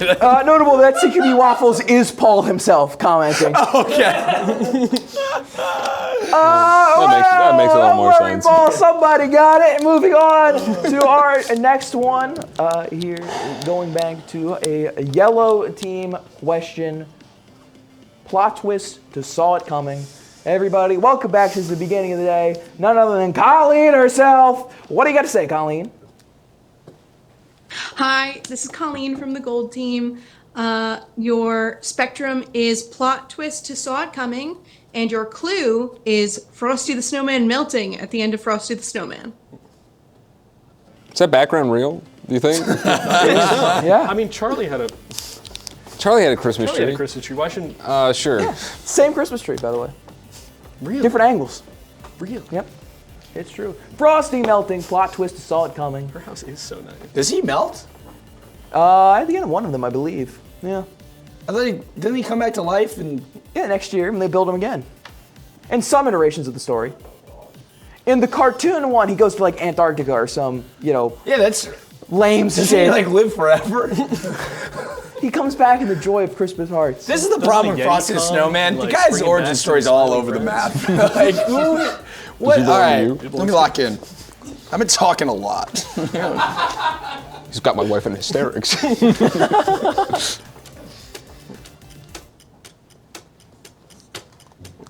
Contestants hard at work thinking about how much of a surprise Frosty melting is. I like this. It's a very good Christmassy theme, wintry theme, even better. Let's see what they got as our final 2 contestants write their answer. Luke's got his locked in, ready to go. Austin seems confident. As a reminder, we're at $8,780. So close to that 9,000 point. We're just a couple hundred away. You could be the one that makes the difference if you donate now. But our contestants have theirs. Maddie, this is your bonus point, so we're going to end with you, starting with Luke here. Went 17. 17. Because, like, he's a snowman, and they keep singing about how he's gonna melt. So it's like, yeah, that probably gonna happen. But it is like a kid's thing, so it's like, oh, they wouldn't do that to poor old Frosty. Yeah. It bumps down a couple, but he's gonna melt. I don't know. Austin, what do you got? 19, he is made of snow. Sucker was doomed from the start. And last but not least, Maddie. I went 18, and I drew a picture of Frosty very happy with the diploma. He's masters. Every round, he's got a back pedal with a bit from last time. Trying to cover all my bases, all right? I like to stay loose about my opinions. He's got a master at not melting, I guess? We don't know what he believes. I'm gonna be real. I'm not. So I actually would personally put this quite low. As I recall, he doesn't melt, but I feel like like we've been saying, snowman. It checks out. Yeah, he melts. He might melt under the crushing debt of student loans as well, but who's to say? I'm going 18. Well, Maddie, let's see if you should have stuck with that instinct, because the correct answer is 5 is what Colleen was going for. It's a freaking snowman. It's gonna get warm. Hey, go look outside. It snowed last week. Go look outside. Is there any snow? No, because it's snow. He's a magic snowman. I don't give a hoot or a holler. He's got Christmas magic, and you better believe it's a freaking snowman. Those dork kids rolled up the snow and made a snowman. It's messed up that I was right, but because I whipped so hard on grad school, I was scared to make a splash. Make a splash. I gotta make the fucking splash. cannonball. Hey, let your freak flag fly. Yeah, goddamn right.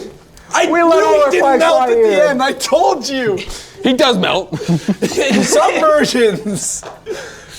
So he waved goodbye, saying, "Don't you cry." Personally, if I saw Frosty, I would have gone at him with a hairdryer. How would? He's outside. How do you get that? Don't you wireless. They got wireless hair dryers. They have wireless hair drying technology? I'll be back on Christmas. Hey, buddy, you blown from stupid down? I know you're balding, so you don't gotta worry about it.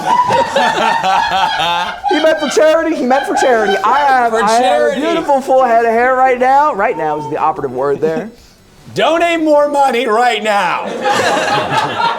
You understand what we do? We've been at this for hours. Let's send this to your rich friends. Send this to Bezos. Send it to Frosty. For charity. My God. That is no points awarded this round.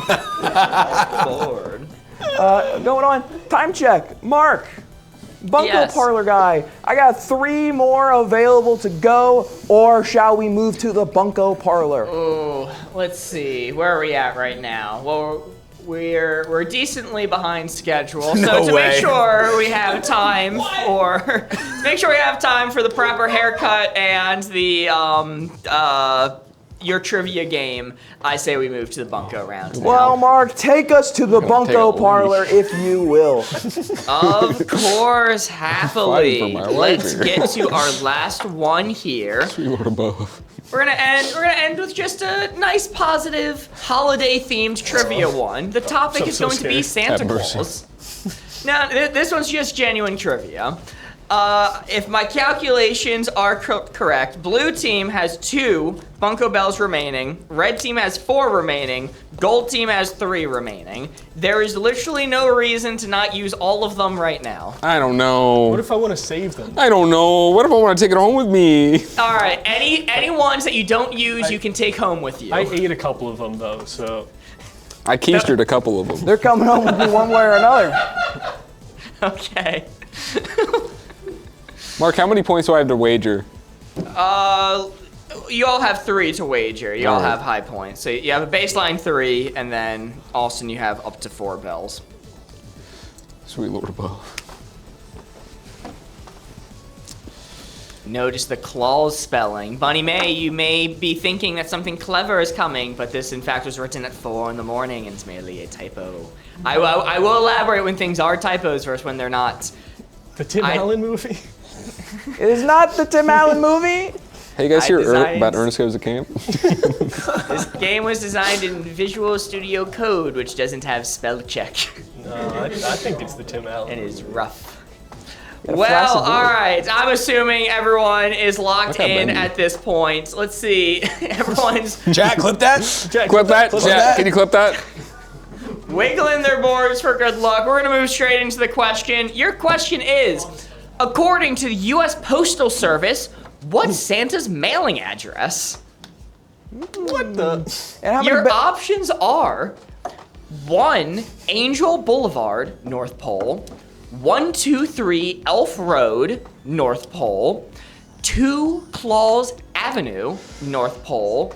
Or 1823 Clement Lane, North Pole. One of these is the official address of Santa Claus listed by the U.S. Postal Service. Ooh, I'm steaming. I'm steaming. Well, Mark, we got to figure out before we reveal these answers here how many bells and points the contestants are going to bet. All right. What are the stakes? Yeah.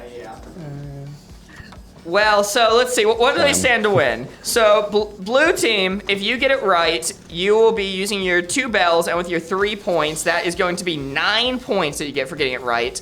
Red team, you get 12 from just the bells, and then an extra 3, so you get 15 if you get it right. And gold team, that is going to be 9 from the bells plus 1. You get 12 points if you get this correct. I'm a little worried. A little scared. Has everyone locked in their answer? Sure, Can you put them back up? Oh, This one's tough. Borgos can put it back up a moment. Has Santa Claus donated any money? I don't think they have. All right. Santa Claus is a bum. Clock's a ticking, Mr. Nicholas. But checking, Mystique he's a saint, has. huh? Bullshit. Mystique just donated $20 to Alzheimer's Research. Thank you so much. There we go. Sports messed up. Mystique says, because Maddie told me to, but for the red team, because Maddie called me old. Yeah, fair enough.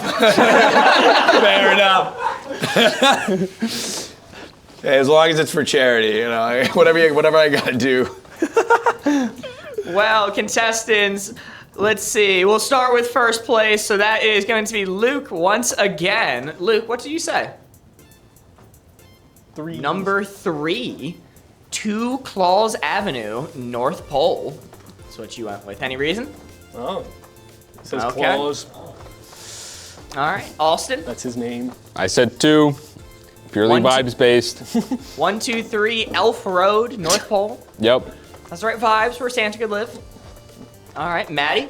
I said whichever one was Clemens. If it's not, that's the only one that seems like an actual address. You're like killing me if you do 1, 2. If the actual postal service is like, oh, it was a 123 Elf Boulevard, get out of here with that. No one lives there. I have a feeling they're not actually delivering stuff. No, hey! What are you talking about? That's going straight in the furnace. It's going to Clements and Santa Claus. You have 1 hour to donate. I am coming for your ass. He is going to know your address by the end of the I'll Santa know Claus. it. All right. Well, the answer, Clement was one of the names of the author of the original, Santa story that was written in 1823, which I'm not was liking the the way numbers you're on saying the that. address, which is a fact I looked up to create that fake address. No! Your answer is 123 Elf Road. That's so. That's what I'm talking about. That's so dumb. Wait, you mean 1, 2, 3? Elf Boulevard? It's a made-up address. It's Santa Claus. Those are his employees. Do you think He found them there. Jeff Bezos lives at 123 fucking thought if he wanted to, he factory could buy worker? that address. I'm sure he does. Do you think that Mark Zuckerberg lives at 123 Facebook Boulevard? This is the dumbest. That is so stupid. It's Santa Claus. It was a layup. The fake The one U.S. sounds Postal like a Service real is not place. very bright or creative. Dude, I'm sending. They deliver mail. You're telling me that postal service workers can't have multitudes? This is ridiculous. 1, 2, 3, Elf Lane. I don't think they were putting their best minds to thinking of where Santa lives. They didn't have the fucking Albert Einstein of postal workers working on the address for Santa Claus. Where do you live? I live in Detroit, baby. Where do you live, Brad Pitt? 1, 2, 3, Hollywood Lane. Probably. Where do you live? Where do you live, Mickey Mouse? 1 Disney Street. I'm sure he does. No, he doesn't. That's a feasible place to live for Mickey Mouse. It's a fake mouse.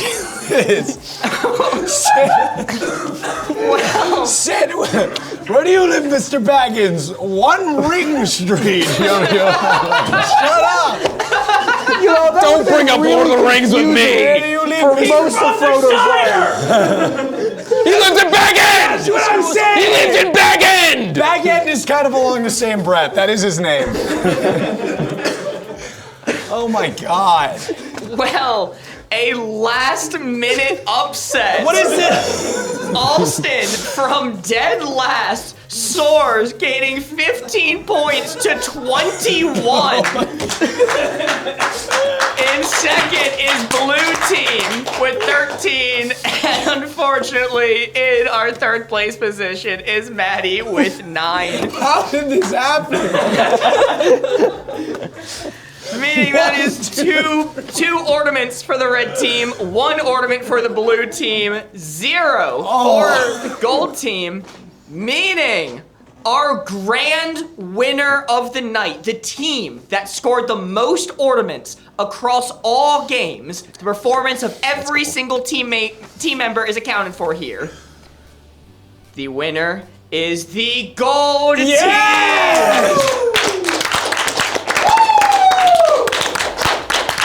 With 12 ornaments and a tie for second between red team and blue team. Nice. Holy moly. Nice. A massive congrats to all of our contestants who participated across the time slots.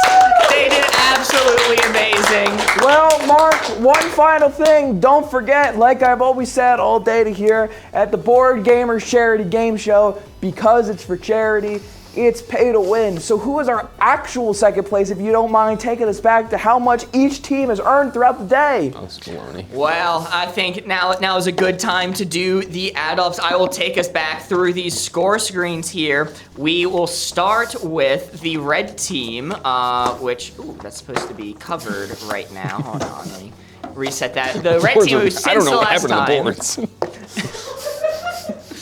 Something happened with the boards, guys. I don't know. No, let me see. Dude, the board's broke. I don't know what happened. What did you do to this? What do you mean? No, they're a little flimsy. How did you manage this? I sweat a lot, and it Give us a flaccid board. Oh my God! Wait, I actually tried to like, look stack at it up this. with Like, come nothing. on, man. No, it's actually just cardboard inside. When do we get to break these? They're made out of balsa or something? I can get them. Are they made out of balsa? Already, I mean... All right. Well, do you want to look at the donations first? Yeah, let's look at the donations. Oh, yeah, this is about charity. This is about charity. I love charity. All about charity. It's about charity. It's about charity. Clip that. Clip the chat. Clip that. Well, since the last time we stopped in, we have had $157 donated with the tagline supporting the red team, meaning the red team is ending the night with $1,843 Good year. Good year. donated towards Alzheimer's research with a little message saying supporting the red team. Hopping over next to the gold team.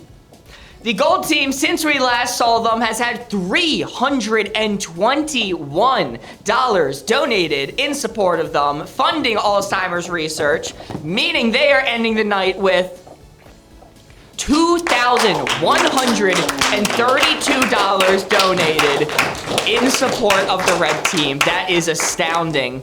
Leaving for last our blue team, who since the last time we stopped in has had $504 donated in support of the blue team, funding Alzheimer's research, meaning They are ending the night with $2,376 donated towards Alzheimer's research. Holy moly.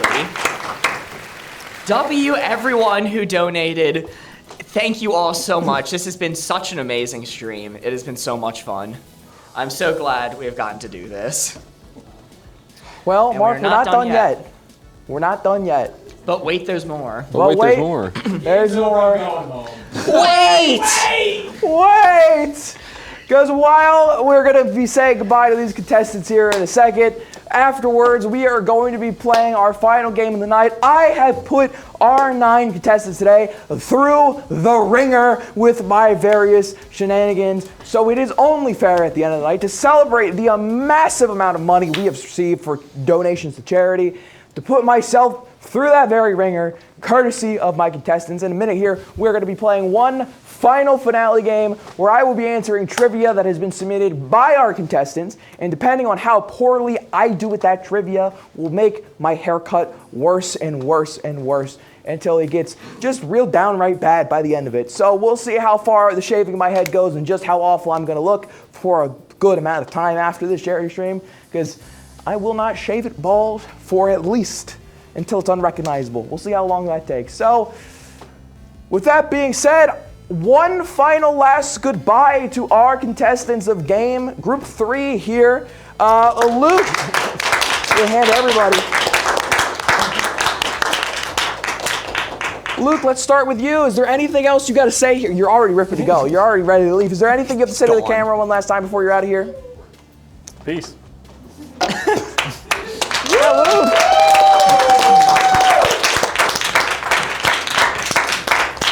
Well, Luke being on, Austin, our very own Calm Baby, what do you got to say for us? Thank you for donating. I am going to go use the bathroom now. Go piss, girl. Go piss, girl. He's going to crack the bowl. I'm going to crack that bowl. Last but not least, Maddie, thank you so much for joining us today. It has been a treat.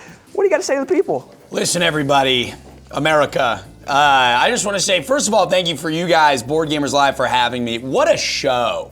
I'm like not joking. This is a whole production. I had so much fun. They reached out to me kind of cold turkey, and I said, yeah, sure, whatever. And this has been a blast. Thank you to the chat and everybody at home for watching. Everyone who donated especially. It's a great, great cause. And even after this is done, feel free to continue donating. It's really just like, thank you so much.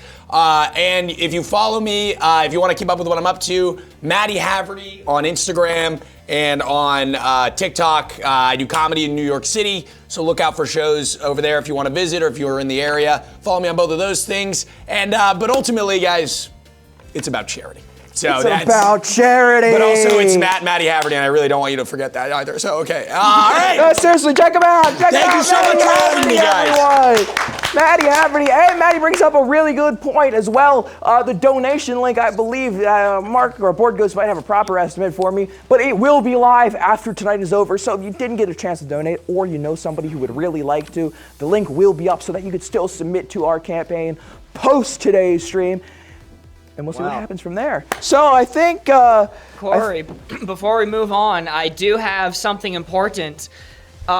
Timothy Reel of Nerd Incorrect donated $200, reaching our $9,000 mark. Holy moly! Thank you so much, Nerd Incorrect. Go follow Nerd Incorrect as well, friend of the Board Gamers. Friend of the Board Gamers, I've seen you in chat all day today. I really appreciate you being here and hanging out and donating, and of course the raid. W, Tim. Thank you, Tim. Shout out to you. Well, Mark, I have a question for you here. I assume we're going to get into the scary thing here in a second. Yes. I need to run and grab a drink because my throat is ruined. Are you able to stall for time for a second while I go grab some liquid? Sure, I can stall. I have my co-host Thomas here, so it'll be fine. Slide over for you. I love stalling.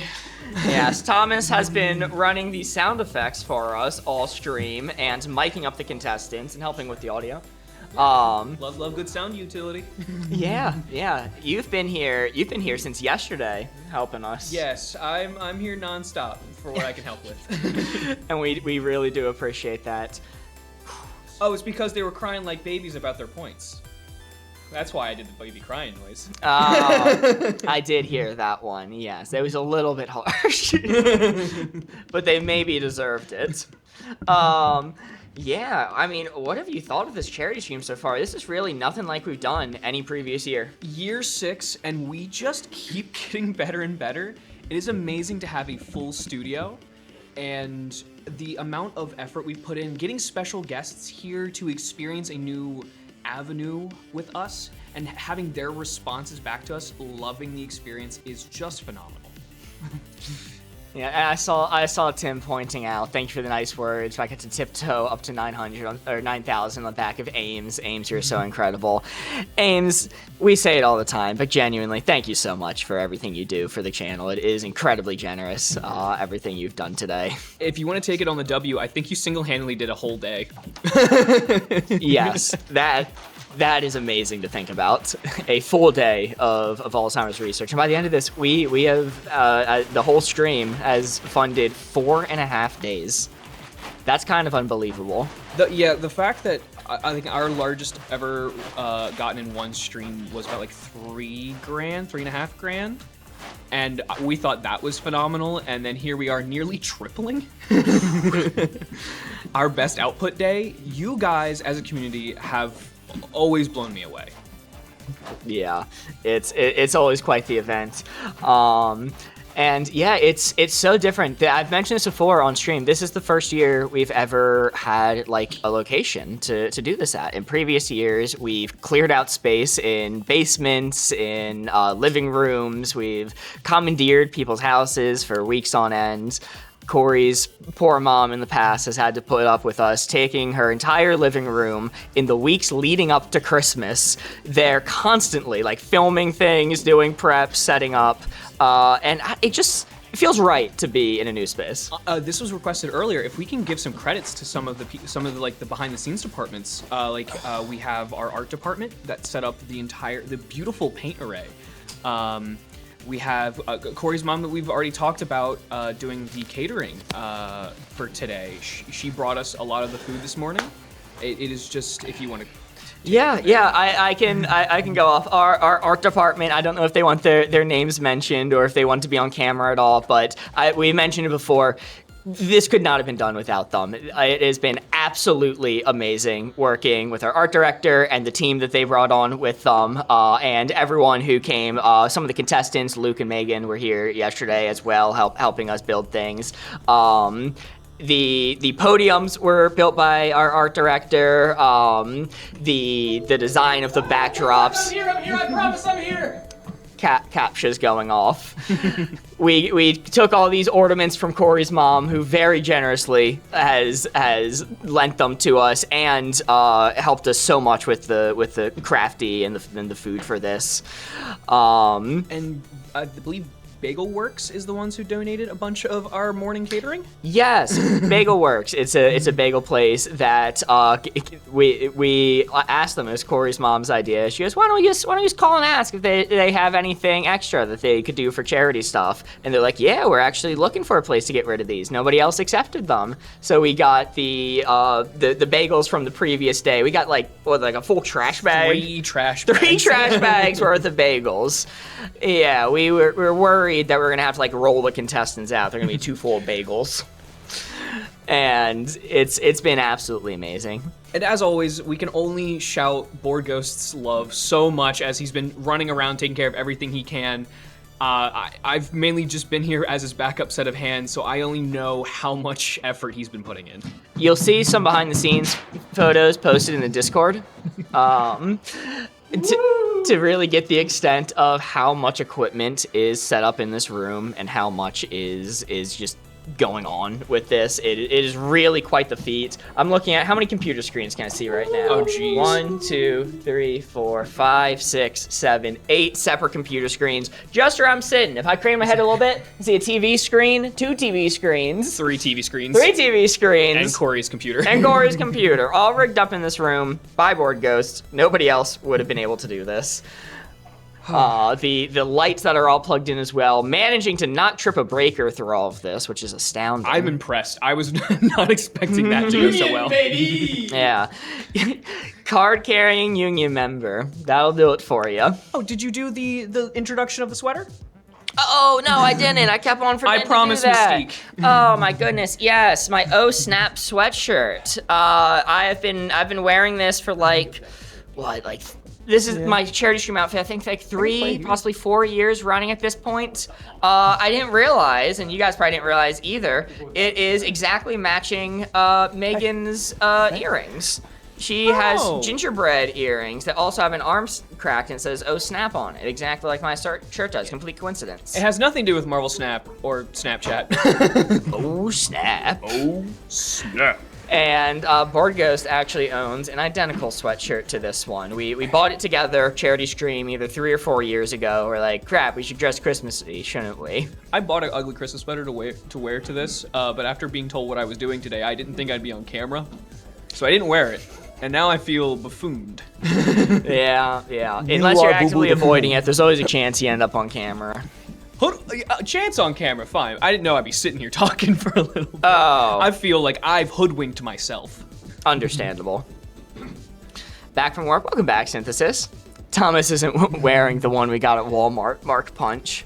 Yeah. Are we gonna have to punch you out of existence again? Please? Because it's Christmas, I'll hold back. Holy moly, we are over 9,000 right now, meaning Liam just donated $100 to hi, Cool Charles. Oh my goodness. Bye, Cool Charles. Scariest moment of my life. It's the golden boy of legend. There's a reason. He's so unforgiving. Liam, holy moly. Much love to all the contestants and crew. Speaking of, one of the things I haven't given yet that I owe all the thanks in the world for this show happening is our producer, Liam, who has been working tirelessly to make this show happen. The reason we have any contestant that we have is because of Liam. The reason we have this location is because of Liam. They are an amazing producer. You have not seen them before. You may never see them. Don't even know if they wanted me saying their first name, but W. Liam regardless. And I can't give you the 4 speech today because today, of all days, when we played Wavelength, 4 was worth 4 points. And we just continued. I think I made a little joke in the beginning. I'm like, I'm not gonna get into this. I don't need people to know if they're just stopping in for today. And I've also been in chat the whole time with you guys, trying to keep up to date with everything that's been going on. And you guys keeping it as lively and active, not just for me here, for the viewers at home, but for our contestants who get to experience what it's like to have a real chat. Maddie was even talking about the fact that how amazing it is to see an active chat with him that he can enjoy alongside you guys. It's just amazing, W community. What is Mark seeing? Monitors, chat. I don't know, if you ask me what I was looking at, there's a little volume thing on this microphone that controls how loud it is in my ears. Just trying to fine tune that. I'm sorry, Mystique. I had to eat. Otherwise, I wouldn't be sitting here in front of you right now. White. No, there was no white on this. No white. We got rid of the white. No more white. No more white.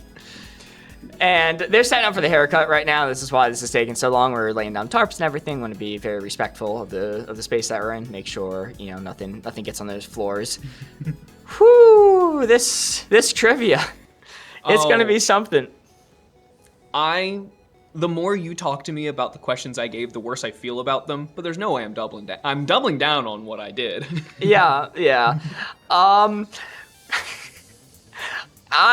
I'm gonna be impressed. I'm not gonna spoil too much. I'll wait until we get into it, but... Listen, man, I've gone from the Avatar era to a bowl-cutted sunroof monked to nothing at all to Liberty Spikes dyed peppermint colors. There's not much you could do to bother me anymore.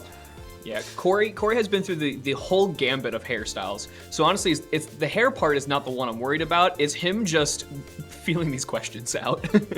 Yeah. All right, do a quick headbands. We definitely can do that. Do you have a hairstylist? Anyone with a razor is a hairstylist when they're walking up to Corey on a charity stream. Yep. It's true. Austin did it for multiple years. Yes. Austin's done it. We've had a good few people do it. I've never done it. I'm way too scared. I'm too scared to get my hair cut. I'm too scared to cut other people's hair. No, I don't want to nick Corey's head. I would feel terrible. Yes. Lance. It's okay, Thomas. The worst I would do is sue. No! Just A with the $8 donation. Thank you so much. I mean, the thumbs up from Board Ghost. Oh, does that mean we can't do headbands? It's okay. Man. I'm ready. Okay, all right, Board Ghost is ready. We should do the actual game then. All right, let's get to the game show. Get on with the show. Hi, Thomas. Oh, shit. Sorry, I didn't mean to actually kill you there.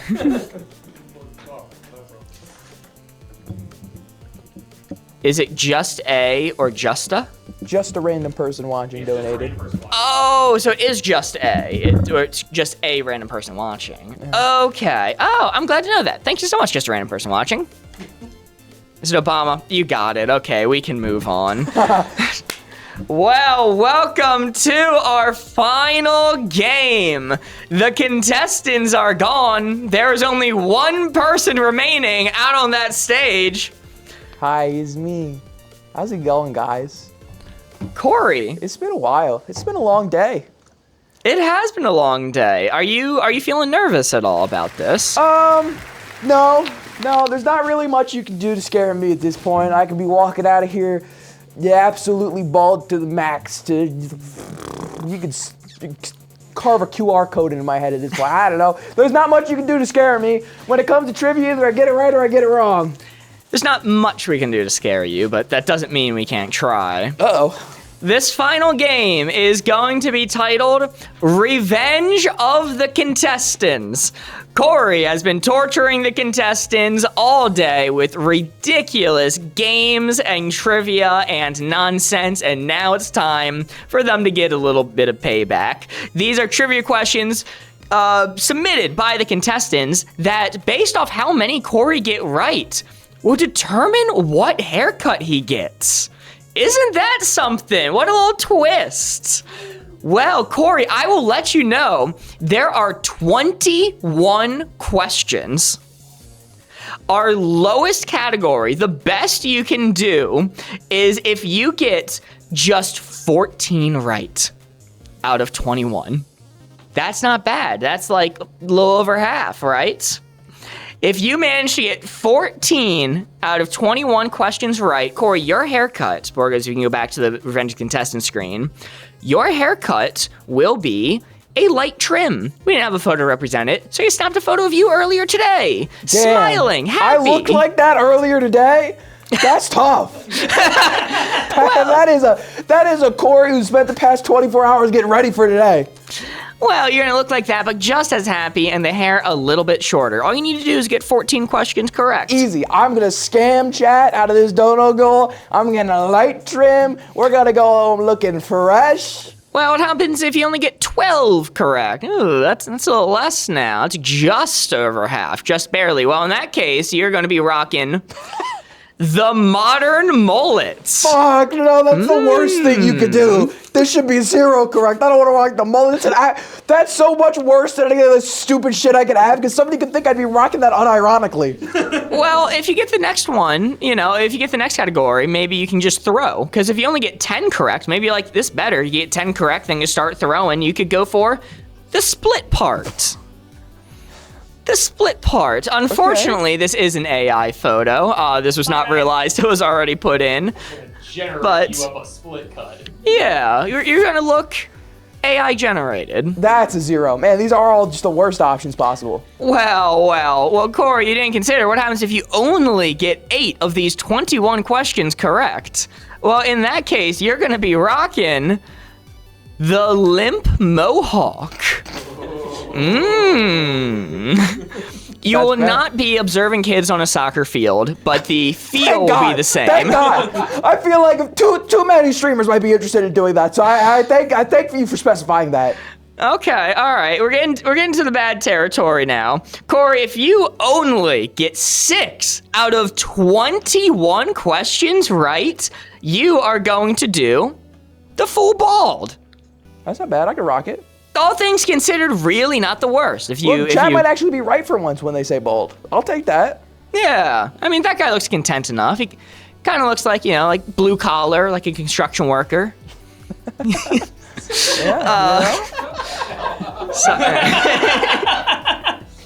Anyway. Not a CEO. No, not like a CEO. Sorry, those Smiling Friends reference. Corey, if you manage to only get 4 questions correct, you're getting the hairstyle only of Mr. T. Thank you. Thank you for specifying hairstyle only. Thank you. I know this is a charity thing, but there are a few things I won't do for charity. In hairstyle only, we are giving you the Mr. T look. I think you might be able to pull it off. I think this was a low key. This was low key kind of fire. I think I could pull this one off. Corey, if you only get 2 questions correct, you're gonna be stuck with the balding comb over. You're gonna be rocking the sad office dad going through a midlife crisis look. That's gonna be you. That's tough. That's a tough one. But Corey, I think you might want to get at least 2 questions correct. Because Corey, if you get 0 or only 1 question correct, you need 2 to get the overcomb.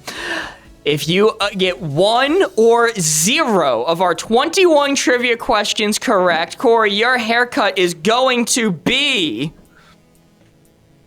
You might be seeing a question mark on screen I have a right question. now. Yeah. I have a question. Yeah. Why is there a question mark? Oh, why is That's there my a question question, mark? It's because I can't account for what will happen if you get 1 or 0 correct. We are referring to this category of 1 or 0 correct as Maddie Madness. This is we are handing the barber tools to Maddie of the Gold Team, Matt Haverty on Instagram and TikTok, and saying, do what you wish. I don't think I trust him near something that sharp. Then you better get 2 correct.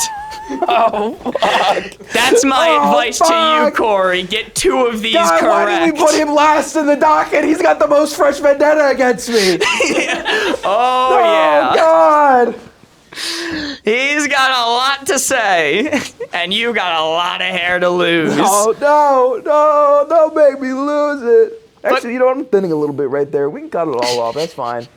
I'm ready. But Corey. How many for full bald? 6 correct. Better get 6 right then, Corey. I'm shooting for it. It's gonna be a Havarti party. I think it's pronounced Haverty. Sorry, I said Haverty, didn't I? Mark just got cheese on the brain, I think. I got cheese. He was the one saying like yellow on top or whatever. Reminding me of cheese. Gold Rush. Gold Rush makes me think of cheese. All right, Mark. Wow. Corey. Yeah. How do you think you're gonna do? 21 questions. What's your prediction? Dude, I'm leaving this with just like a nice little shave. I'm scamming chat out of this goal. I'm getting a nice little shave. I'm gonna say thank you, chat, for lining me up. I look fantastic. I'm ready to hit the town, get my picture taken, and I'm out of here. I know my friends. I know what they know. Okay. Well, we are going to start you off. Your very first question is going to be from Colleen on the Gold Team. The trivia question she gave you, you do not get multiple choice. I am sorry, Corey. You just have to know these. Corey, when were license plates first required in the U.S.? We're looking for a year. You don't need like month or day. We are looking for a year. When were license plate required in the U.S.? I fear we're cooked. When was the automobile? When was the Henry Ford era? When was Ford madness taking hold? That was in the 1800s. Here, I'll even give you Daimler, Mercedes, and Benz invented the auto car in the 1880s.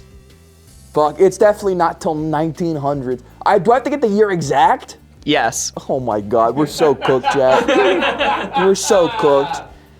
Give me 1914.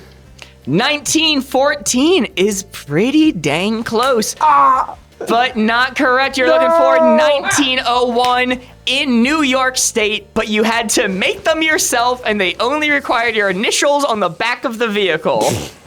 That's tough. I would have accepted 1901. I would have hoped so. Yes, yes. What month? Yes. And in what state? Okay, so it was in June. It was by some guy named Greg up in New York. He had a vision. Mm-hmm. All right, okay. Was 0 for 1. That's not too bad. Yeah, 0 for 1. 21 questions, you said. Next question is going to be from Paul, your dear friend Paul. Okay. You know, I think he probably has your best interest in mind. Sure.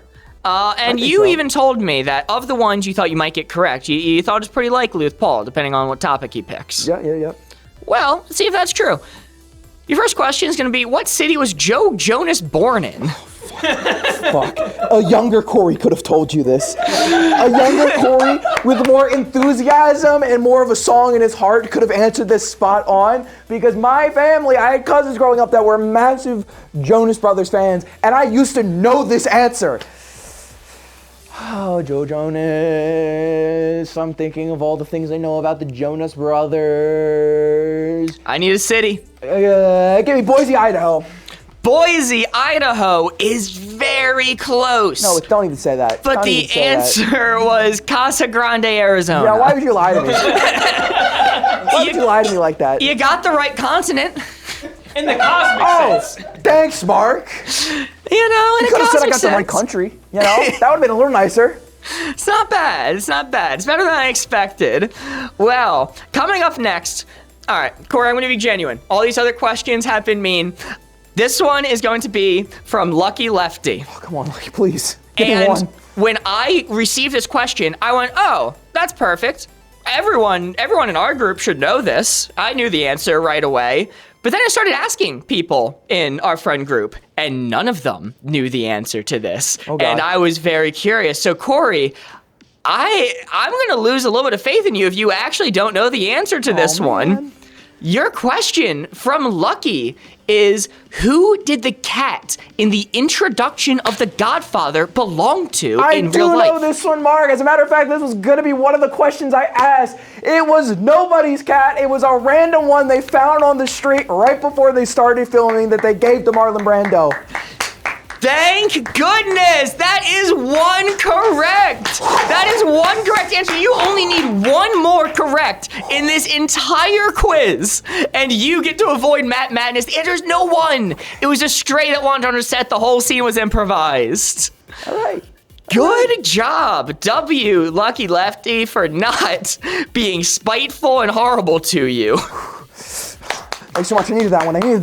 Let's see if that it might be a trend misnomer, continues. because I do kind of think that the comb over might be worse than whatever Maddie Madness is. So that might actually be doing me more harm than good if you're confident I'm not going to get many others. Well, we'll see. There's one or two others that I'm curious about. And chat, I need to emphasize about these. When these are submitted, we do not fact check them. We do not look into them. We copy and paste exactly what the contestants put and hit send.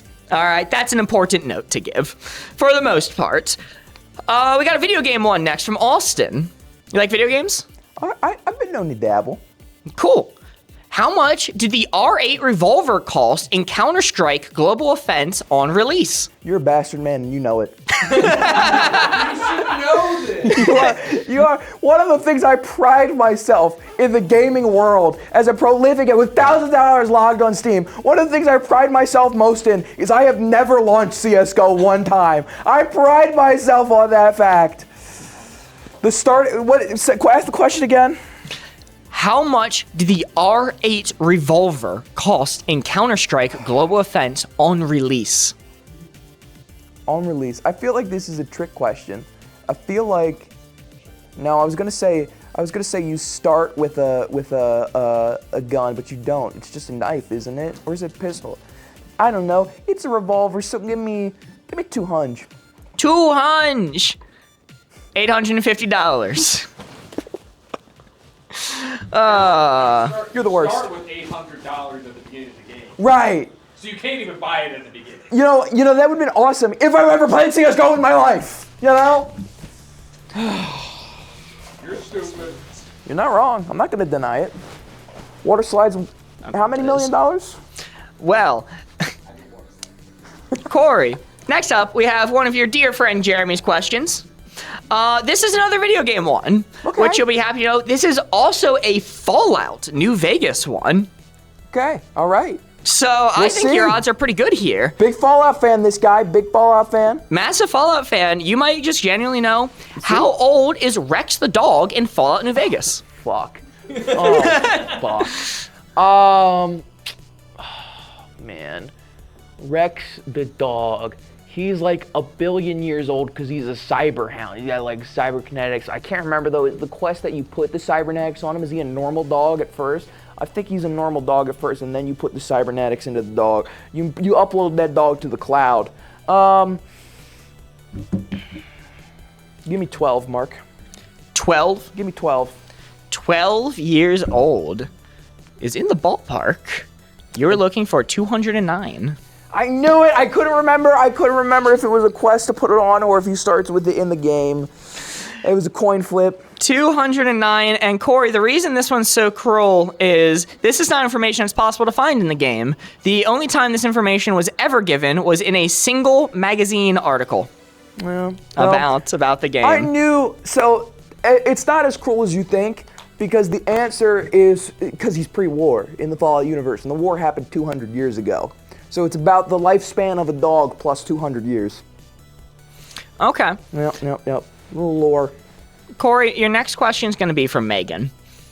Okay. I think Megan's one of the kindest people we know in real life. She's a real nice soul. Which means she's going to have the meanest question, isn't it? You think her question's going to be mean? Yeah. Corey, because, I'm in the giving spirit, I'm going to give you 3 tries on this, actually. Dude, I was so right. That was so right. He wouldn't do that if this was an easy question. I'm gonna give you 3 tries. Corey, what is the precise wording of the preamble? So what's the next question? I'm gonna count that as a loss. So do you want to give it a go? Nope. You don't know why I'm not even gonna give it a go? Because I don't even know what you're referring to. Damn. I'll give you the first 3 words. We the people. Oh, okay, that preamble, yeah. Dude, again, if I was a much younger Corey, I could have nailed this because we did this in school. Schoolhouse Rock, Corey, come on. We the people. We the people. We the people of America. Yeah, another try. With people of the world. They didn't say that, Corey. We're the people. We got the power. Not a real patriot. That is incorrect. Corey, what you were looking for, I didn't even see chat getting it right. This one's really tough. Boardghost thought he could. I gave Boardghost 3 tries. Boardghost couldn't either. You gave me like 20 tries. It's cut off. We the people of the United States, in order to form a more perfect union, establish justice, ensure domestic tranquility, provide for the common deference, promote the general welfare, and secure the blessings of liberty to ourselves and our posterity, do ordain and establish this Constitution for the United States of America. So, you're close. Well, our next one is going to be from Luke. But Luke didn't submit any in time, so I submitted one for Luke. You saw Luke rocking the Garfield jeans. I did. You're a bit of a Garfield fanatic yourself. I talk about it a lot myself. Yep. I think this one's super dang possible. The 2 of mine might get you out of Marty Madness. And if that's the case, I'll feel bad. I'm going too easy for you. You call him Marty Madness? You said Matty. You got Marty Supreme on the mind. I got Marty Supreme on the mind. All right. Corey. Yep. In Garfield, what is the name of Odie's original owner? Oh, it's some stupid milk toast Wonder Bread ass name? Is it like, so sorry to all the ones out here who are named this, is it like Mike? Mike is not correct. I'm sorry, Corey, you're looking for, I've talked about this on stream, the most forgotten character in all of Garfield, Lyman. John's roommate, who is supposed to act as a human who could talk back and forth with John, but Jim Davis quickly found out it just worked better to do it with the cat, so he quietly wrote him out of the story. Lying man. He was never there to begin with. It's a hallucination up here. Don't forget it. Well, Corey, you're on question 8 right now. You have 1 correct answer. Our next one is from Maddie. Okay. Maddie also did not submit any trivia questions. Oh! So I wrote in one myself. Corey, I did not ask Maddie for this information. This is publicly available information that multiple other people in the room knew without Maddie telling them either. So, Corey, your question, it's simple. What did Matt Haverty have for dinner last night? Dude, this one's so mean. I know this. This one's so mean. Because I had to have checked his social media, and the one time I have been stalking our contestants in order to make questions for like the past week or so, in order to get a good idea of some fun questions to give them. And the one time I didn't do that was last night when I was getting ready for the show. So, I'm gonna go with safe bet. Maddie seems like a fun guy. Maddie seems like the guy who likes to party. So I'm gonna go with I'm just gonna go with a simple one. I'm gonna go with a liquid dinner. Let me see. Beer, Mark. Beer is not correct. You're looking for Denny's Slam Burger and Milkshake. Wait, that's a good choice. That's fire right there. We know another Holy person who's shit. been to Denny's. That's another counter. That's another counter. We don't have time to get into that. We don't have time to get into that. But our next question is going to be from Thomas. This is going to be question number 9. We got Magic the Gathering. You play Magic the Gathering? Oh, this is gonna suck, isn't it? This is gonna suck. In the Magic the Gathering booster packs, there's a 30% chance of pulling an advertisement card speaking about MTG or MTG Arena. Only one time in Wizards of the Coast history did this card become an ad for a different product. What is it? This is such a fun question. I didn't even know that this happened. So I'm just gonna go with my gut. What is something that Wizards of the Coast would want to advertise more than Magic the Gathering Arena? What's some big thing? I'm gonna go with the Dungeons and Dragons movie. That's a really good answer. Like, genuinely, I've been messing with you, but that is a good answer for this. It's nowhere near right. Okay, well. You got The Sorcerer's Apprentice starring Nicolas Cage. You know what? That is a valid thing to put in there because that right there was an underrated classic. One of Nick Cage's best movies, in my opinion. The only time they've ever done it, for some reason. Well, your next one is going to be from Board Ghost, and this is another one, Corey, that there's a 1 billion% chance you could get this if you listen to your friends when they speak. Listen, if we're talking about Board Ghost here, there's a lot of things I gotta listen to. It is, but this one, not only would you know it if you listen to Board Ghost, this one is just also common knowledge. You could probably find this one in a regular bar trivia. Okay. Corey, your question is, who was the first person to summit Mount Everest? I feel like the first person to summit Mount Everest isn't gonna be like a normal guy. I feel like it's gonna be like Jimmy Strange. You know what's messed up is I know in my memory somewhere the answer because I remember having this entire conversation with Board. There was like a 2-hour conversation we had about Everest and the people who have climbed it.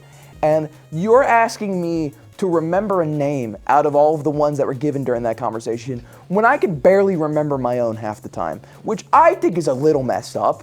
So I'm just gonna go with, I feel like this was if I remember this conversation correctly, this was like a World War II era thing. Probably some country wanted an accomplishment so that none of the other countries could have it and they went first climbing Everest. So give me,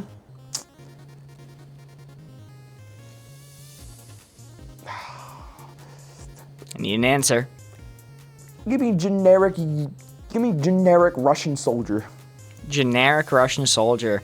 No, somebody in chat actually got it. It was Sherpa Calm Baby. Oh, no. shit. The correct answer is no one knows. Sir Edmund Hillary, not sir at the time, they were knighted for this afterwards, and Tenzing Norgay completed the first ever summit together and chose to never disclose which of them, if either, reached the peak first. Messed up. The other reason you should know this, and I wasn't going to give you any hints, is because not only did you hear Board Ghost mention this name many times, you've mentioned me mention one of these names many a times. Tenzing Norgay. Tenzing Norgay from the Whitest Kids You Know Opus sketch. I was going to say the real answer is Trevor Moore. That is, in fact, the real answer. It was his fake identity in the Opus skit, one of my favorites of all time. Well, Corey, your next hint's from me, or your next question's from me. This one's another. This undoubtedly is the softest question in the entire set. Okay. This is the biggest softball that I could give you. There are a few iterations that I went through of this. I went, no, I'm genuinely just going to be kind, and I'm fine if mine is the only right answer he gets. So I'm glad you got silence. Lucky Lefties. I need to ask you a question here. Yes. It's 2 points that I avoid Maddie Madness, right? Yes. And then I go for the comb over instead. How many questions are left? So you're on question 11 right now, so you're gonna have 10 left. So you need to get 2 more within that group to avoid the comb over. See, here's the interesting thing. 'Cause I do think the comb over is worse than Maddie Madness. I am more scared of that comb over than I am whatever Maddie could do to my head. What if he gives you the comb over? That would just be fucked up, man. That would just be fucked up. We can't guarantee what he does. So the gambit here is, and how many do I have to avoid to go to the next one up past the comb over? You would have to get 2 more correct after that. Right. So the It's gambit just in is, sets of 2. in the next 10 questions, do I think I can get 2 more right? 4 total. 4 right. Well, let's hear what the question is first, because maybe I don't even have to worry about it. Corey, in Hunter x Hunter, Mark's favorite show, he talks about often, what is the name of the magic/power system used in the series? It's just the power system. It's the core element. You talked about King Ants and some shit for like an hour. I can't be expected to remember the names. We've been over this. I'm not good with names of things. It's the name of the power system. It's not even a name. That's a name. You said name in that. You said name in that. It's what it's called. Mark, let me see the power of friendship. Power of friendship. No, Corey, the best power system to ever exist in fiction. I love it and talk about it all the time. It's Nen. Nen. I think, every time you've said that, I think you've just meant men and have been just talking about the guys in Hunter x Hunter. I had no earthly idea what you're talking about. I've never heard Nen before in my life. SMH. That's why you'd never be a hunter. It's true. I don't own that.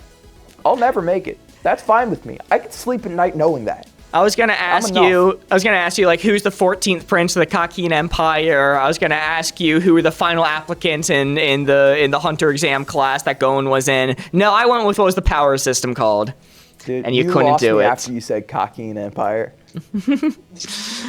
Well, we are moving on. Every contestant submitted 2, so you might start seeing some repeats from here. Our next one is going to be from Charlie. Oh, this is not a repeat. This was just submitted very late at night. What 13th century philosopher is known for his works Summa Theologiae and Summa Contra Gentiles? This is some Chinese philosopher. No, 13th century? 13th century. Oh, and Corey, I am going to have to interrupt you. I'm sorry, I was going to wait to read these until afterwards, but it cannot wait. We just passed $10,000 donated.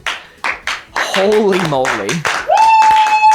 10,000 is what we achieved in 5 years doing this show prior.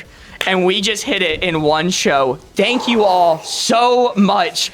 Holy moly. Thank you to Colleen with the $14.20 donation. Heather with the $10 donation. Nick Cage, whoa, with the $10 donation. Whoa! Mystique with the $20 donation.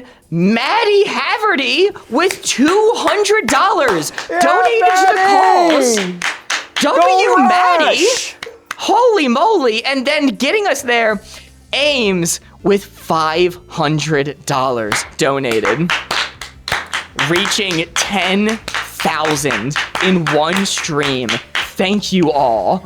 One for the road. Let's go to 10K. Thank you so much. I'll see if there are any other messages here. W-Chat! Maddie says, just like that is one work week funded at Fisher Center, baby! Maddie says, Maddie Madness is coming for you. Oh, God. It's a threat. Mystique says, for Corey being a good sport, and he is a great sport about this always. I do admire that about him. And let's see, were there any other messages I missed? Colleen says, Corey, don't get any, it's for charity. Might not be optional. Corey, 13th century philosophers? You know what? I feel like this is a bit. You got Greek philosophers in here going on. Give me Aristotle. Aristotle. Nope, it was St. Thomas Augustus. You missed the wait, I missed a more recent one that came in? I think the final donation was a 137 one from Anonymous. It was not from Anonymous. It was not there when I refreshed the page. When I refreshed again, it is here now. Thank you so much, Ames. So I think actually getting us there with $137 was our very own Jeremy Spaghetti Supreme. Saying, bring us home. Jeremy, thank you so much. Jeremy. You've given so much for this event and donated so much while you're here. We really appreciate how much you put into this every year. Jeremy. Jeremy.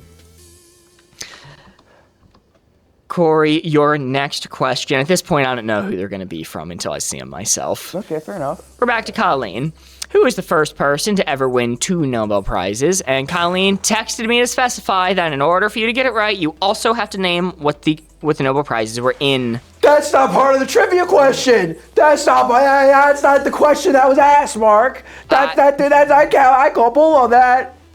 Well, do you know the answer? No, but that's still, I want to make sure that's known that it's not fair. Okay. It doesn't matter whether or not I know the answer. I want to make sure it's established that I've already set up for failure. I'll agree with you that it's not fair. Give me Albert Einstein. Albert Einstein.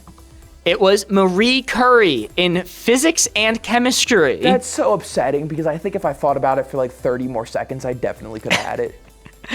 I am so sorry. 30 more seconds could have avoided Maddie Madness, but you are not out of the clear yet. You are still looking for one more correct answer. I think this next one is from Paul.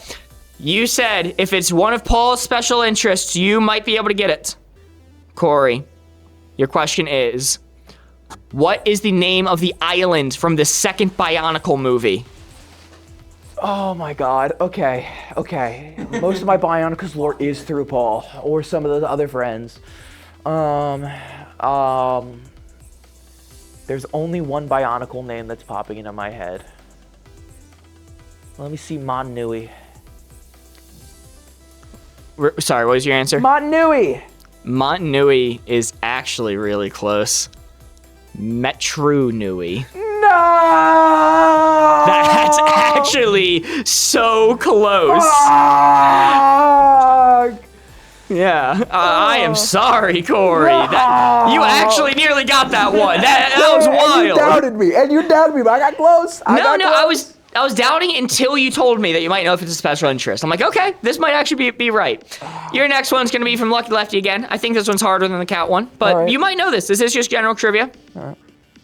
It is going to be, in the original script for Toy Story, what toy was Woody originally designed to be? Sugar. Toy Story, original script for Toy Story. That's not the Toy Story trivia I know. The Toy Story trivia I know is the one about how they almost lost Toy Story 2, I think what it was. And it almost got deleted. Paul specifies Matanui is the first movie. Yeah, close enough. Metro Nui, Mountain Nui, what are we going to do? First toy that was supposed to be Woody. Let me see, Army Man. Army Man is not correct. You're looking for ventriloquist dummy. The horror. Yeah, that would have been awful. That would have been the worst option, I think. What little kid wants a ventriloquist dummy for his birthday? Matt Stuff Kid. It's alive. It's actually a horror movie scenario. Well, our next one's from Austin. It's going to be classic Austin. What was the name of Peter the Great's brother who he co-ruled with from 1682 to 1696? Give me Peter the Just Okay. Peter the Just Okay is not correct. It was Ivan. Yeah, no. This It's one- Ivan the Great and Terrible, isn't it? Yeah, it was Ivan. Well, okay, that's his name, but then the title is what I meant. Well, yeah, but that wasn't the question. Let me at least have it. Even if I don't get points for it, can I at least have the satisfaction of being kind of close? Okay, all right, I'll give it to you. You were kind of close on that one. Thank you. I don't need the point. I just need the validation, all right? That's all I care about at this point. All right, well, okay. This one is also going to be general knowledge for some people. We're going to go, this is going to be a Jeremy one next. Corey, what's the first passage in the Quran?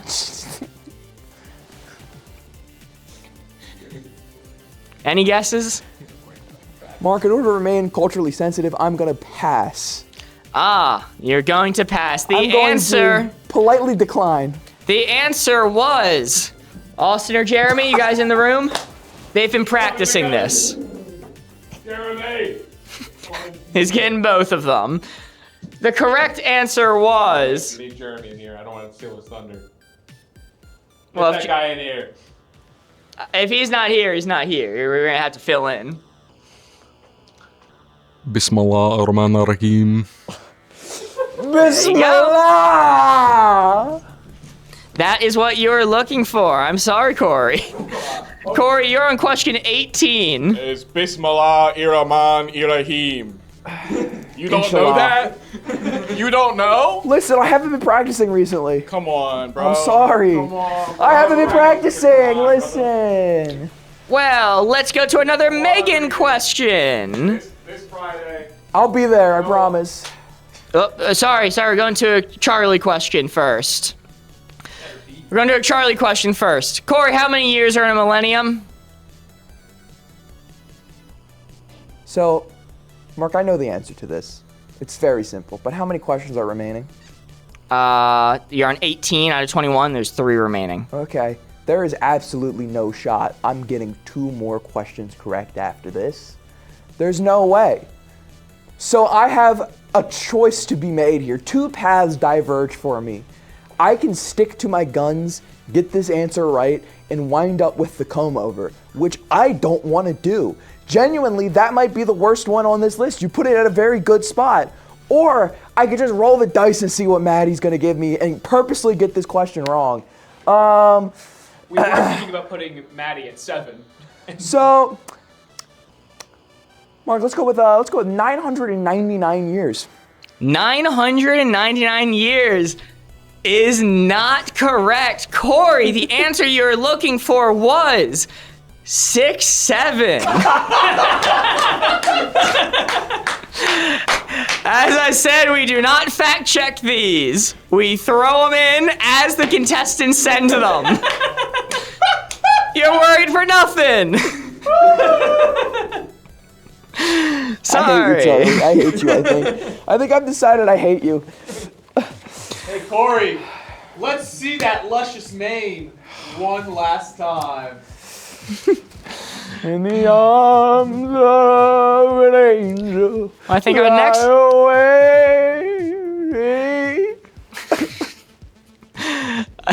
Angel, the all cap, stupid.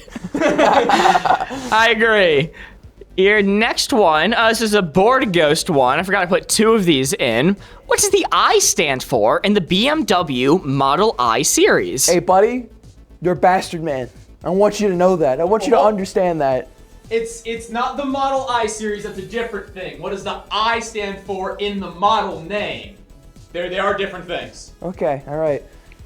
I'm going to go with I really, really, really hate board ghost. That's what it stands for, Mark. Since for I really, really hate board ghost, Close. It was injection. It looks like a drunk person trying to spell injection. It looks like a drunk person. What do you mean injection? Dutch. German. Is it German? Yeah. Okay, so. Okay. Man, all right. Sorry. This might just be one of the worst things the Germans have ever done to me. That's quite possible, Corey. We are on to question 20. Did I skip over Megan's or something? Oh, hold on. Wait. All right. I hope you didn't see that. Nope. This next one is from Thomas. Corey, there's been a lot of bad questions that I've given you so far. This is the only question that's straight up cruel. This is the only one. Out of all of the ones so far, this is the one that crosses the line for you. Not Corey, the one that you gave me 3 attempts for. Look at me in real life. Okay. Yes. This is the only question that is cruel. God, he is serious about that. And he just gave me one where he asked me what a millennial was, and he said 6'7". To the point that this is the only question that I edited myself. And I will give you the option to just skip after I read the first bit. Okay? Mama ain't raised no coward. We'll Mama see. Ain't raised no coward.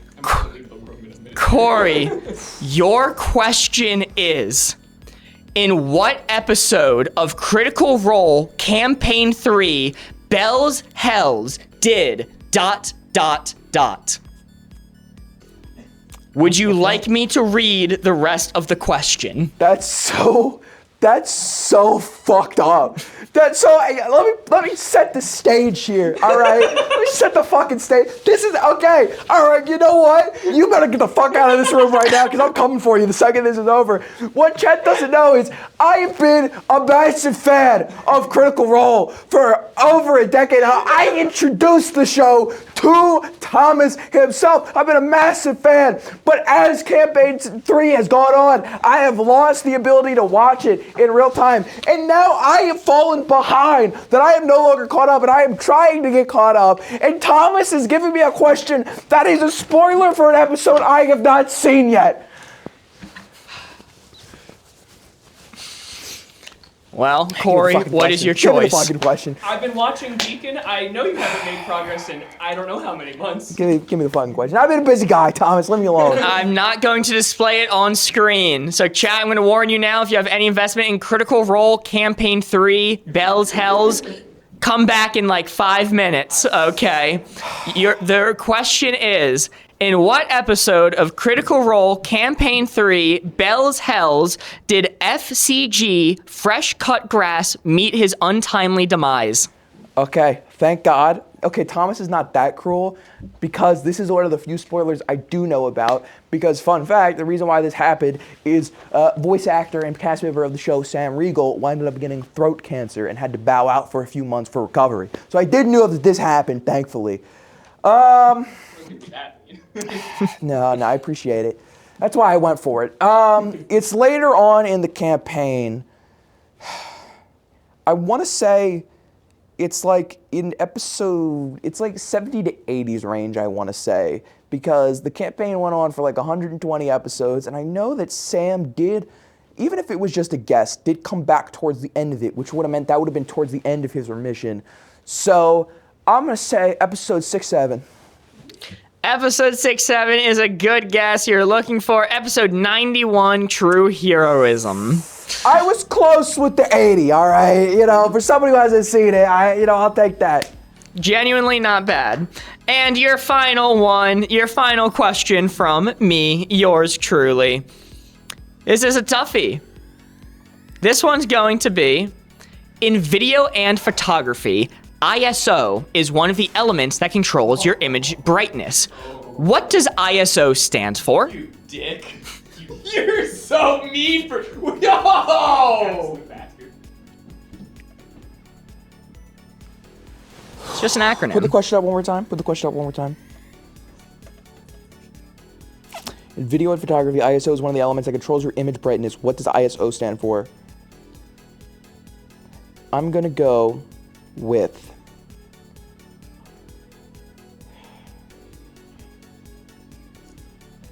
I'm gonna say image system operation. That is not correct. Damn it. Corey, ISO stands for ISO stands for International Organization for Standardization. Welcome to the world. Yeah. You asshole. You're such a dick. That's fricked up, man. I'm sorry. It's one of those fun facts you learn in film school. I wouldn't say that fact's fun. I did a lot of research. I could not figure out why those letters are moved like that. No one fucking knows. No one knows. No one knows. To the point where I saw people theorizing that it didn't even stand for that, but it does. Like it does. It represents that organization. So it brings a conversation of there's a thing of was it an initiagram. An initiagram is something like FBI, where you fully pronounce the letters of each of the thing. If an initiagram has to follow the same structure as the word is mimicking, like an anagram does. Or, sorry, like an acronym does. So, interesting food for thought there. Corey, you did your best, but at the end of the day, that was one question out of 21 correct, meaning your end result is question mark. It is Maddie Madness. Woo! Bum, bum, bum, bum, Welcome back. He is back. Bum, bum, bum. I Bum, bum, bum, bum. All right. I wasn't scared until this moment. Oh, this is gonna be great, I wasn't dude. scared This until is gonna be great. Right now. It could have been the comb over. Can we go back? I'd like to re-answer that Millennium question, please. I got this. This is a great canvas to work with. I can get this out of the way. This is, by the way, this is the greatest test of like my moral fiber I've ever had because I could help you. I'm not gonna, but I could. Honestly, I would be disappointed if you did. No, yeah, I was told. All right. Maddie, there is one rule that you need to follow. What's the rule? There's one rule you need to follow during this, besides don't hurt Corey, but Obviously. that's a given, which is hair cannot leave the tarp that you're on, no matter what. So you gotta keep it in one place. Really nothing, nothing else about my hair specifically, just about the floor? Yes. No, don't worry about it, man. The floor is very important. All right. We got a lot of angles on this. So, okay, first of all, have we oiled the blade already? Yes. Yes, all oiled. Okay, so we're good to go. All right, now should I reveal what I want to do? Sure. Or Up to you. Or should I say? It's up to you. It's Maddie Madness. You're running the show now. All right, We've given you a sharp thing, and now you're running the show. All right, so I'm gonna give him what is known as a skullet. All right. Now, for those who don't know, this is actually something I'm really excited about because I've had many hypothetical conversations with friends about it. I think it's a pretty handsome do, but it's essentially Larry David with a bald fade.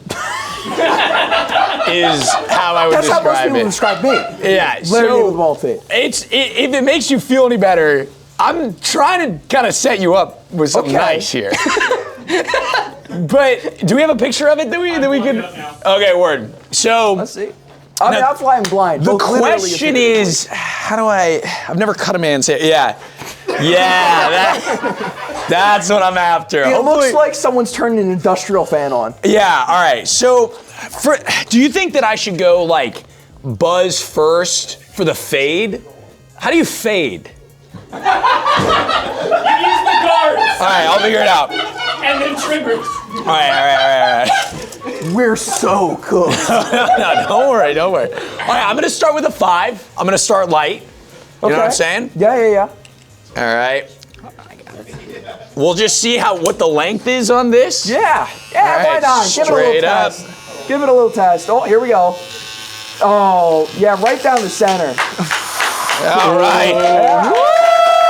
We are after it now. Hey, you guys did this. You guys remember, whatever happens is your guys' fault for being so charitable. Yeah, no, hold on. You got to do something with the sideburns. Yeah, that's what I'm going for here. Borgos, if you want to briefly cut to my screen, I can show chat the image that Maddie showed Corey. that is what we're aiming for. All right, we can go back now. Yeah, man, looks like he's been stuck in a wind tunnel for 10 years. Or he's just balding and he knows how to rock it. That's fair. That's fair. All right. The fade's insane. So I've got kind of the first, like shape. All right. It's taking the form. The first brush strokes of the canvas. Admittedly, he's taking the most attention to detail that any of us have. Okay. All right, this has all got to go. The sides also have to go. So we're gonna get in there.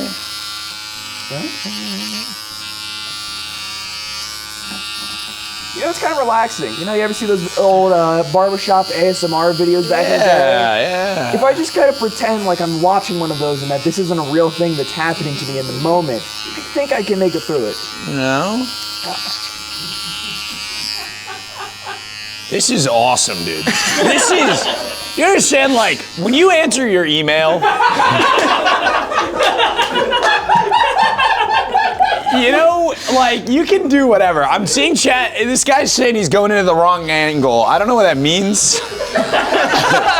So I'm just gonna, do I go up?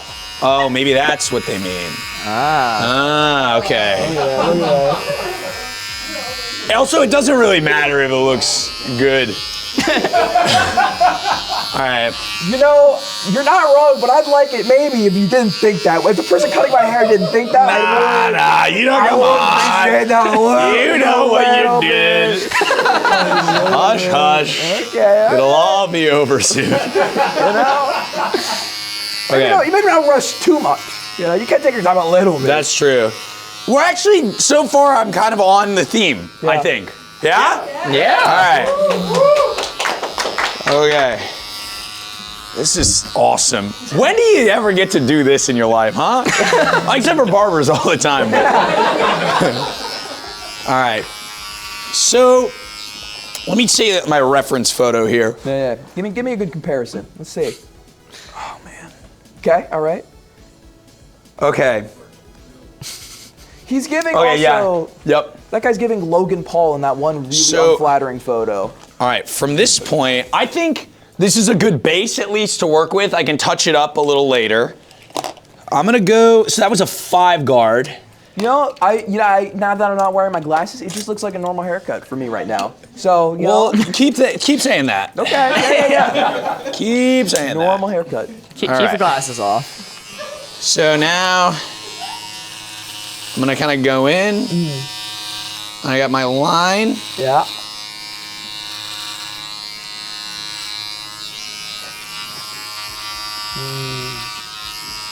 He's gonna get real zen here.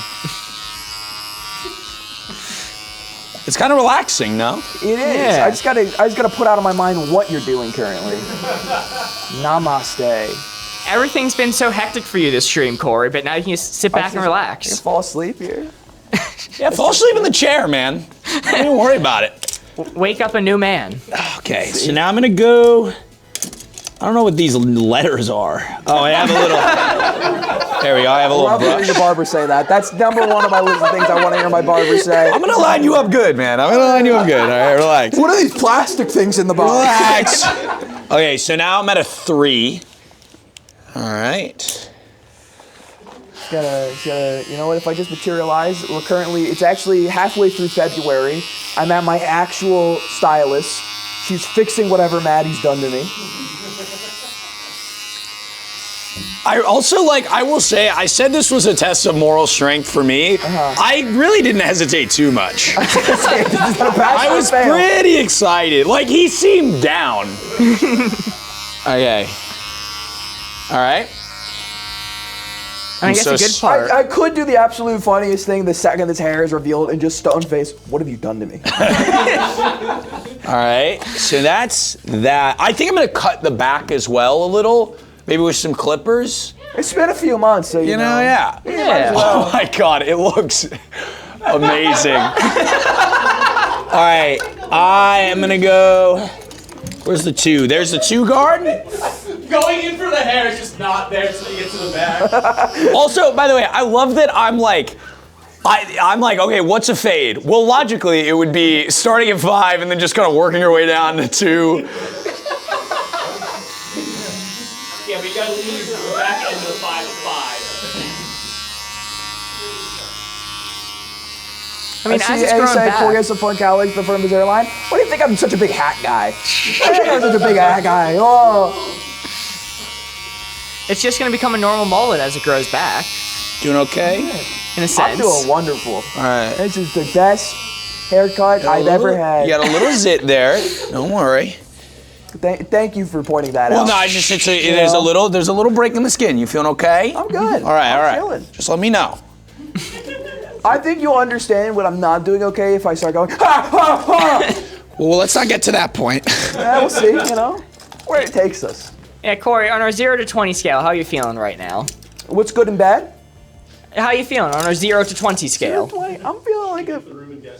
Yeah, we'll record it, and then our contestants later. You know?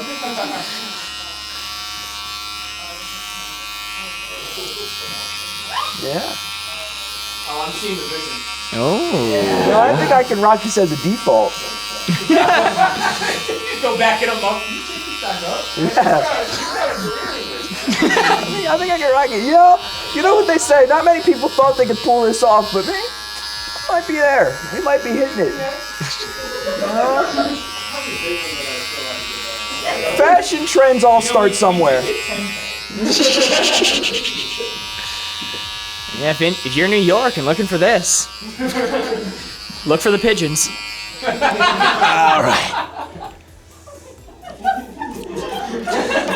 How you feeling about that comb over now? All right. Now, ask me again when it's done. All right. I think we're getting real close to skin now.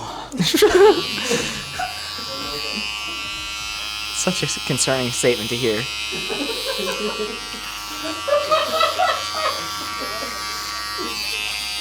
Now I gotta remember that I can't keep going back. Like, I gotta kind of fade it a little. Yeah, you don't want to get too overzealous. No, right. Fade.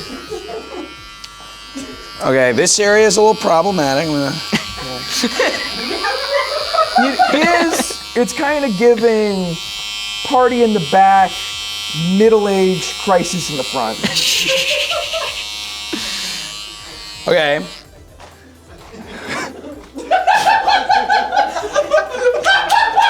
I think I'm still on theme.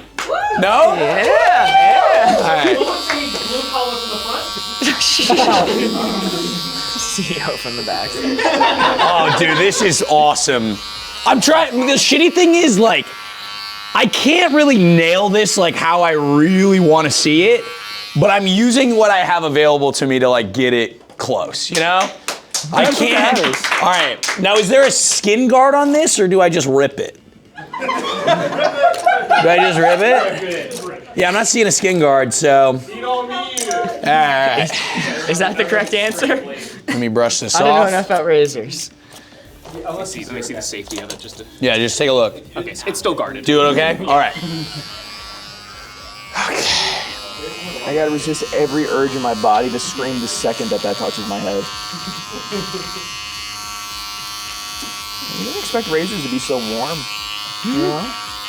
It's like getting a hug from a friend. But we kept it nice and warm for you. You didn't have to do that.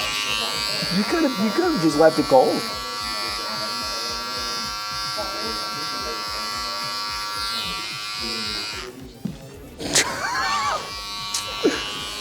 This area here is a little sloppy. You know, normally when we do these, I go, yeah, for the next couple months afterwards, I'll rock the beanie. You know, I can have a little bit of hair sticking out the front of the beanie, you know, make it look nice. Not this time.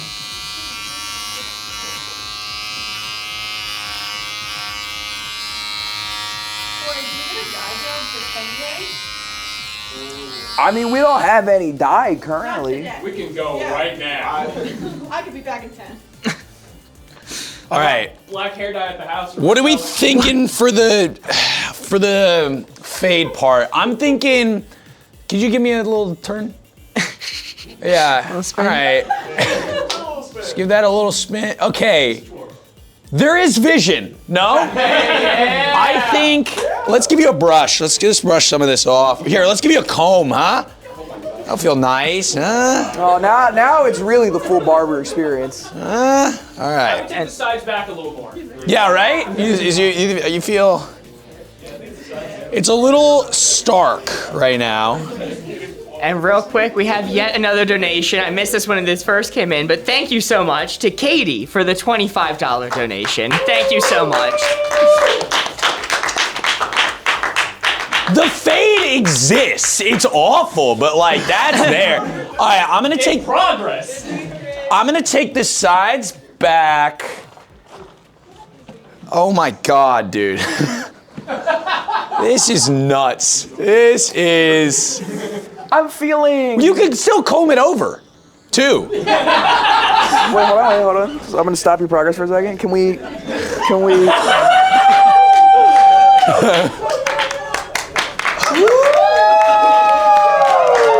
can get away with it, I think. Not that angle. That angle is atrocious. Wow. Oh my God. All right. All right, what do we think? I think, chat, you can chime in as well. I think maybe a little less on the sides here. The fade is doing okay. I think, should I take it back a little further, like this way, you think? Yeah? More time in the tunnel than this would provide. Yeah, okay. Let me take a look at my reference. Do I have like a time limit on this, or? No. Well, No? I mean, eventually we get kicked out of this location. Okay. But, yeah, I'm we're close, bro. I'm looking, all right. I'm gonna put the 2 guard back. No, 3. All right. Push the fade further back, okay. Really make it on the cusp. Make it a cliffhanger-esque fade. You don't know if it's coming or going. Oop. That's not a good Don't mind that. No worries. Barber has questions. No.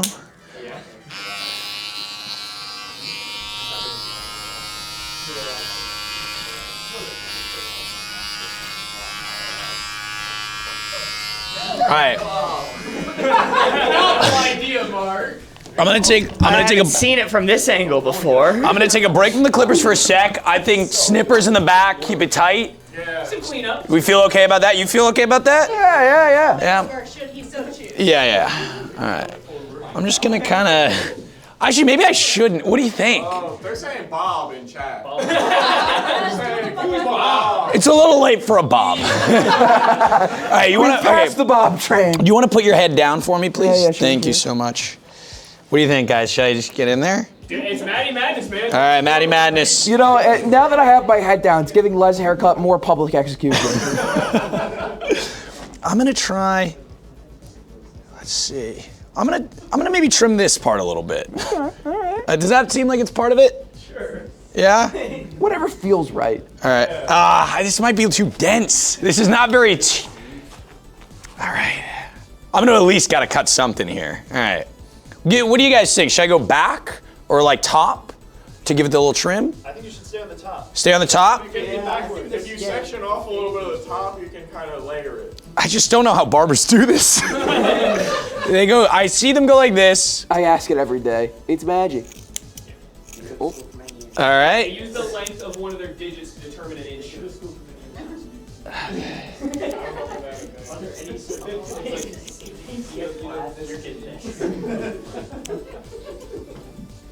This is a hard job. If I've learned anything from this, it's that barbers have a hard job. And holy I'm moly. just cutting anything right now. This is. We just had a $100 donation from Caroline. Thank you so much, friend of the stream, Caroline. Yeah, Caroline! Thank you. This is the insanity. highest we have ever achieved by a good margin. We are so thankful for y'all.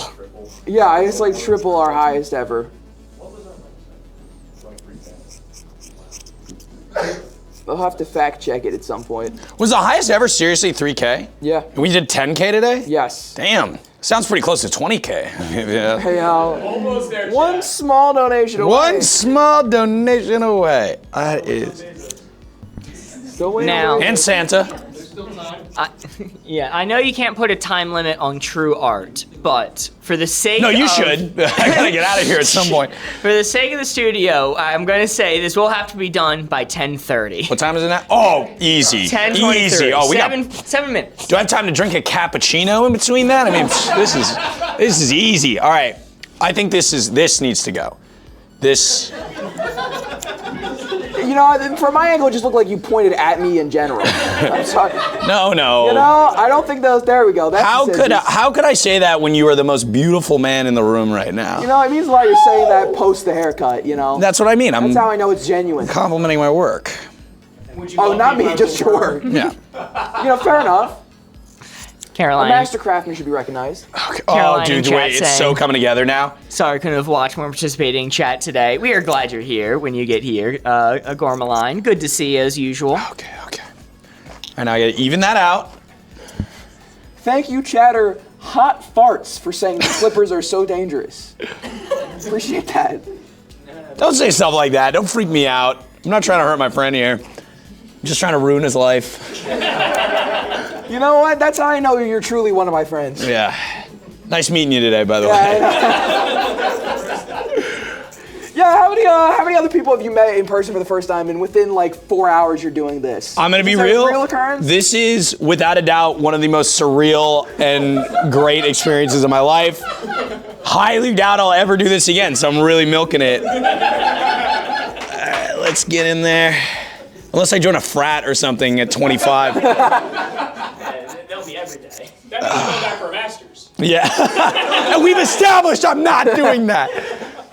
They won't let me in. Not after that speech. No. All right. Or after seeing this, perhaps, as well. All right. Oh, my goodness. I mean, guys. All right, I'm going to try to fade this a little harder. I think up at the top. Any other notes?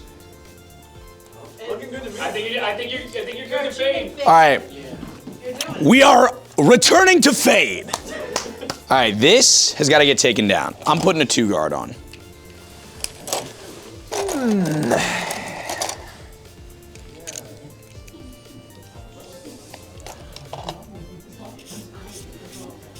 A is for Allison says, I think you should stop now, but sure. Don't tell me what to do. No, on this channel we say shut up, A. Oh. I don't know if I'm like that, but...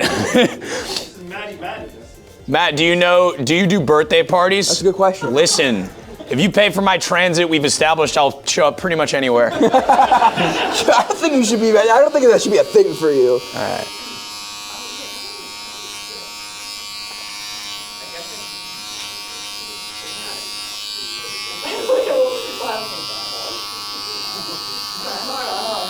Hey, Corey, while this is happening, there was a trivia question that got lost in the madness.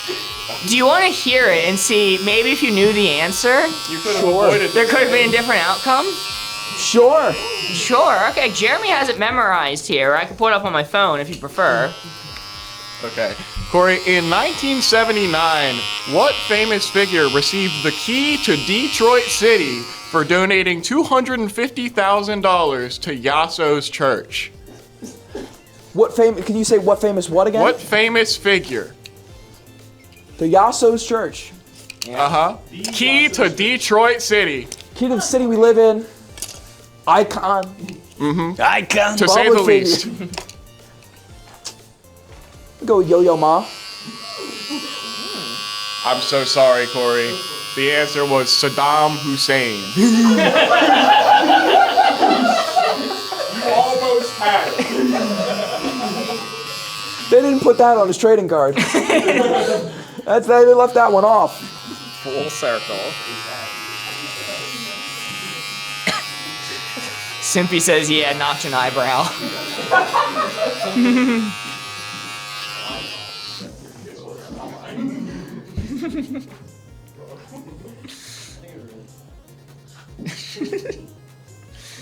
All right.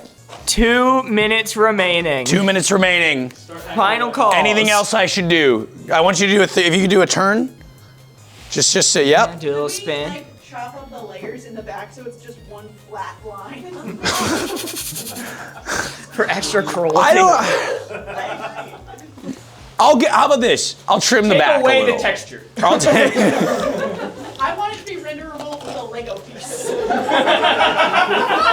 Corey, I'm not gonna do all that, but if you could just put your head down, I am gonna trim you in the back a little bit because I think it's a little long. And however good I do at that is, that who knows. You got like 1 minute to trim the back here. All right. Do we have a straight razor for the front? You're at Line 1 up. minute remaining. A really fast straight razor. They're all fast. Quick and efficient.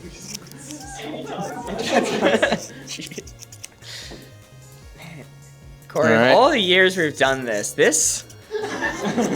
really is up there.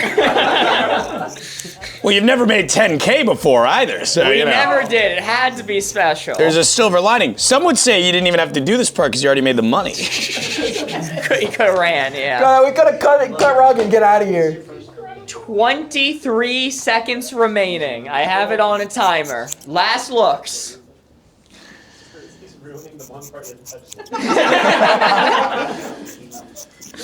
10 seconds. Oh, that's tough. I'm sorry. I went a little haphazard. 3, 2, I don't know if I want to turn around now. You can't rush an artist. That is time. Put the scissors down. Let's see the end result. I gotta get some decorum back. Let me button up real quick. Alright. Let's do this. Corey, on the upside, It kind of succeeds. Yeah. Definitely keep position. Corey, I think after this day, no one will call you 14 again. Oh my God, it was all worth it. It was all worth it. We made it, baby. Look, Corey, I would buy a used car from this guy. Ladies and gentlemen, we got Subaru Outbacks, we got Priuses, we got the PT Cruisers, all for a great deal I can offer you if you come down to the clinic right now. See you then. And Corey, make sure you shake out your jacket over top the tarp. We do not want any stray hairs going astray. I will absolutely do that. I feel like I shouldn't have touched the back. It's actually not bad. You know? Magnifico. You know? All right.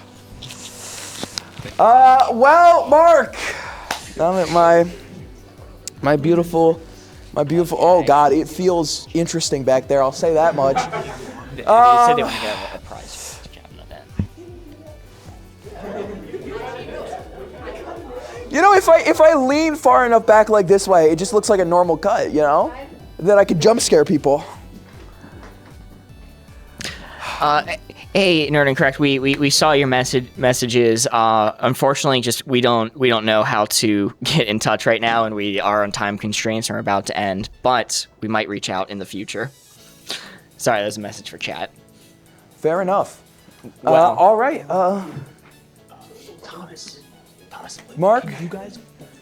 Is there anything else we have on our docket? Just do a draw, like a draw for a chatter. I'll handle the rest. Is there a way to easily do a random draw on Twitch, Corey? You're asking me this after 11 hours of streaming? My brain is cooked. My brain destroyed, distraught, empty even. It's about as empty as the front of my head right here. Did you give us a little twirl? I need one more twirl to go. Or point out a name. All right. Nerd and Correct, I'm going to randomly scroll up in chat and see a random name that I land on, and then I'll give it to you, okay? I'm scrolling. It has come to a stop on Heather. Heather88. Who's still in chat? Oh, but chat says they all vote Ames, which also makes sense. Ames is a good draw. Okay, I'll randomly pick Ames.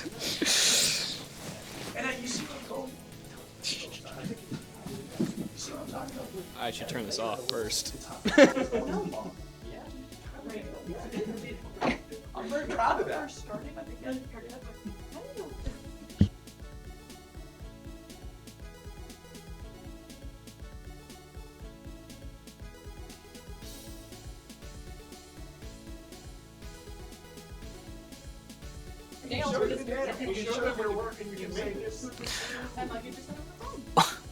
Well, Not at all. Oh, none of us ever met. You gotta be delicate with that thing. You can't do that. yes, thank you, Corey. Getting the excess hair onto the tarp, making sure it is all contained.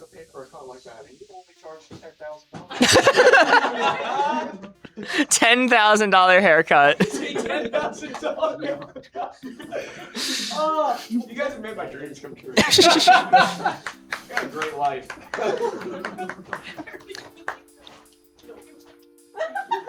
Thank you, Thomas. Thank you, Luke, for taking care of the tarp. Corey, have you seen the hair yet? I have. Okay, what do you think? I approve. I approve. I think it's worth it to call $10,000. Nice. That's cool.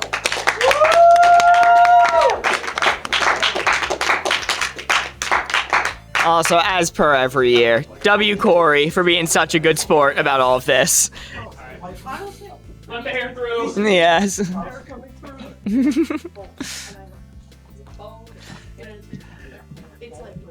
Corey, we are going to have to be wrapping up. We've given thanks to everyone else, but Corey, thank you for being such an amazing host, putting on this show, this event. It would not happen without you. Keeping up the energy, being in front of everyone for nearly 12 straight hours is an impressive feat. It does a toll on your body, as you can see. I mean, it's been a wild ride being here for what, 11 hours now at this point. Oh, your mic's dead. Oh. I wish we got that sound.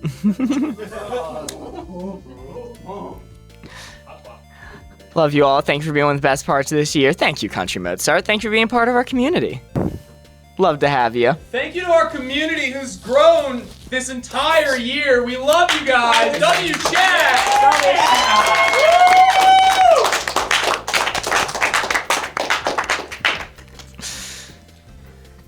We're replacing Corey's mic now. Not replacing the fuzz. Ah. You can rock it, I suppose. Much like my mic. I rock without the fuzz. It's that time of night where Mark's camera's dead, Corey's mic's dead. And we're all dying slowly inside. We've Corey's been live for bald. 11 hours. Borgo's has been dead. Died. Died multiple times. He has died so many times. This is how Borgo's died, which was streaming for 12 hours. Man, oh my goodness, it has been an absolute wild ride. This has definitely been our most successful year yet, in no small part to all the help that has gone into this. I appreciate the thanks, but I appreciate so much more the people who have spent dozens of hours of their time, if not hundreds, to be here and to make all of this happen today. Thank you, chat, for spending over $10,000 to fund an entire work week of Alzheimer's research, baby!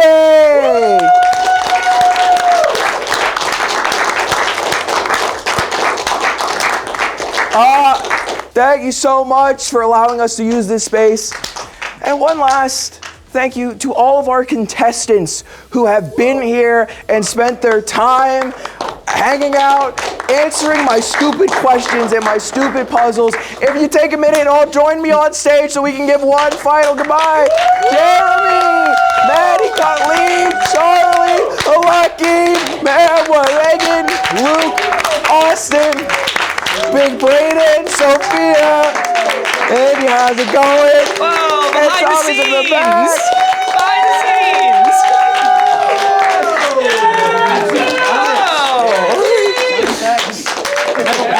Special thanks to our art department. Art department way high. Is this camera? Very nice. That one, that's the one.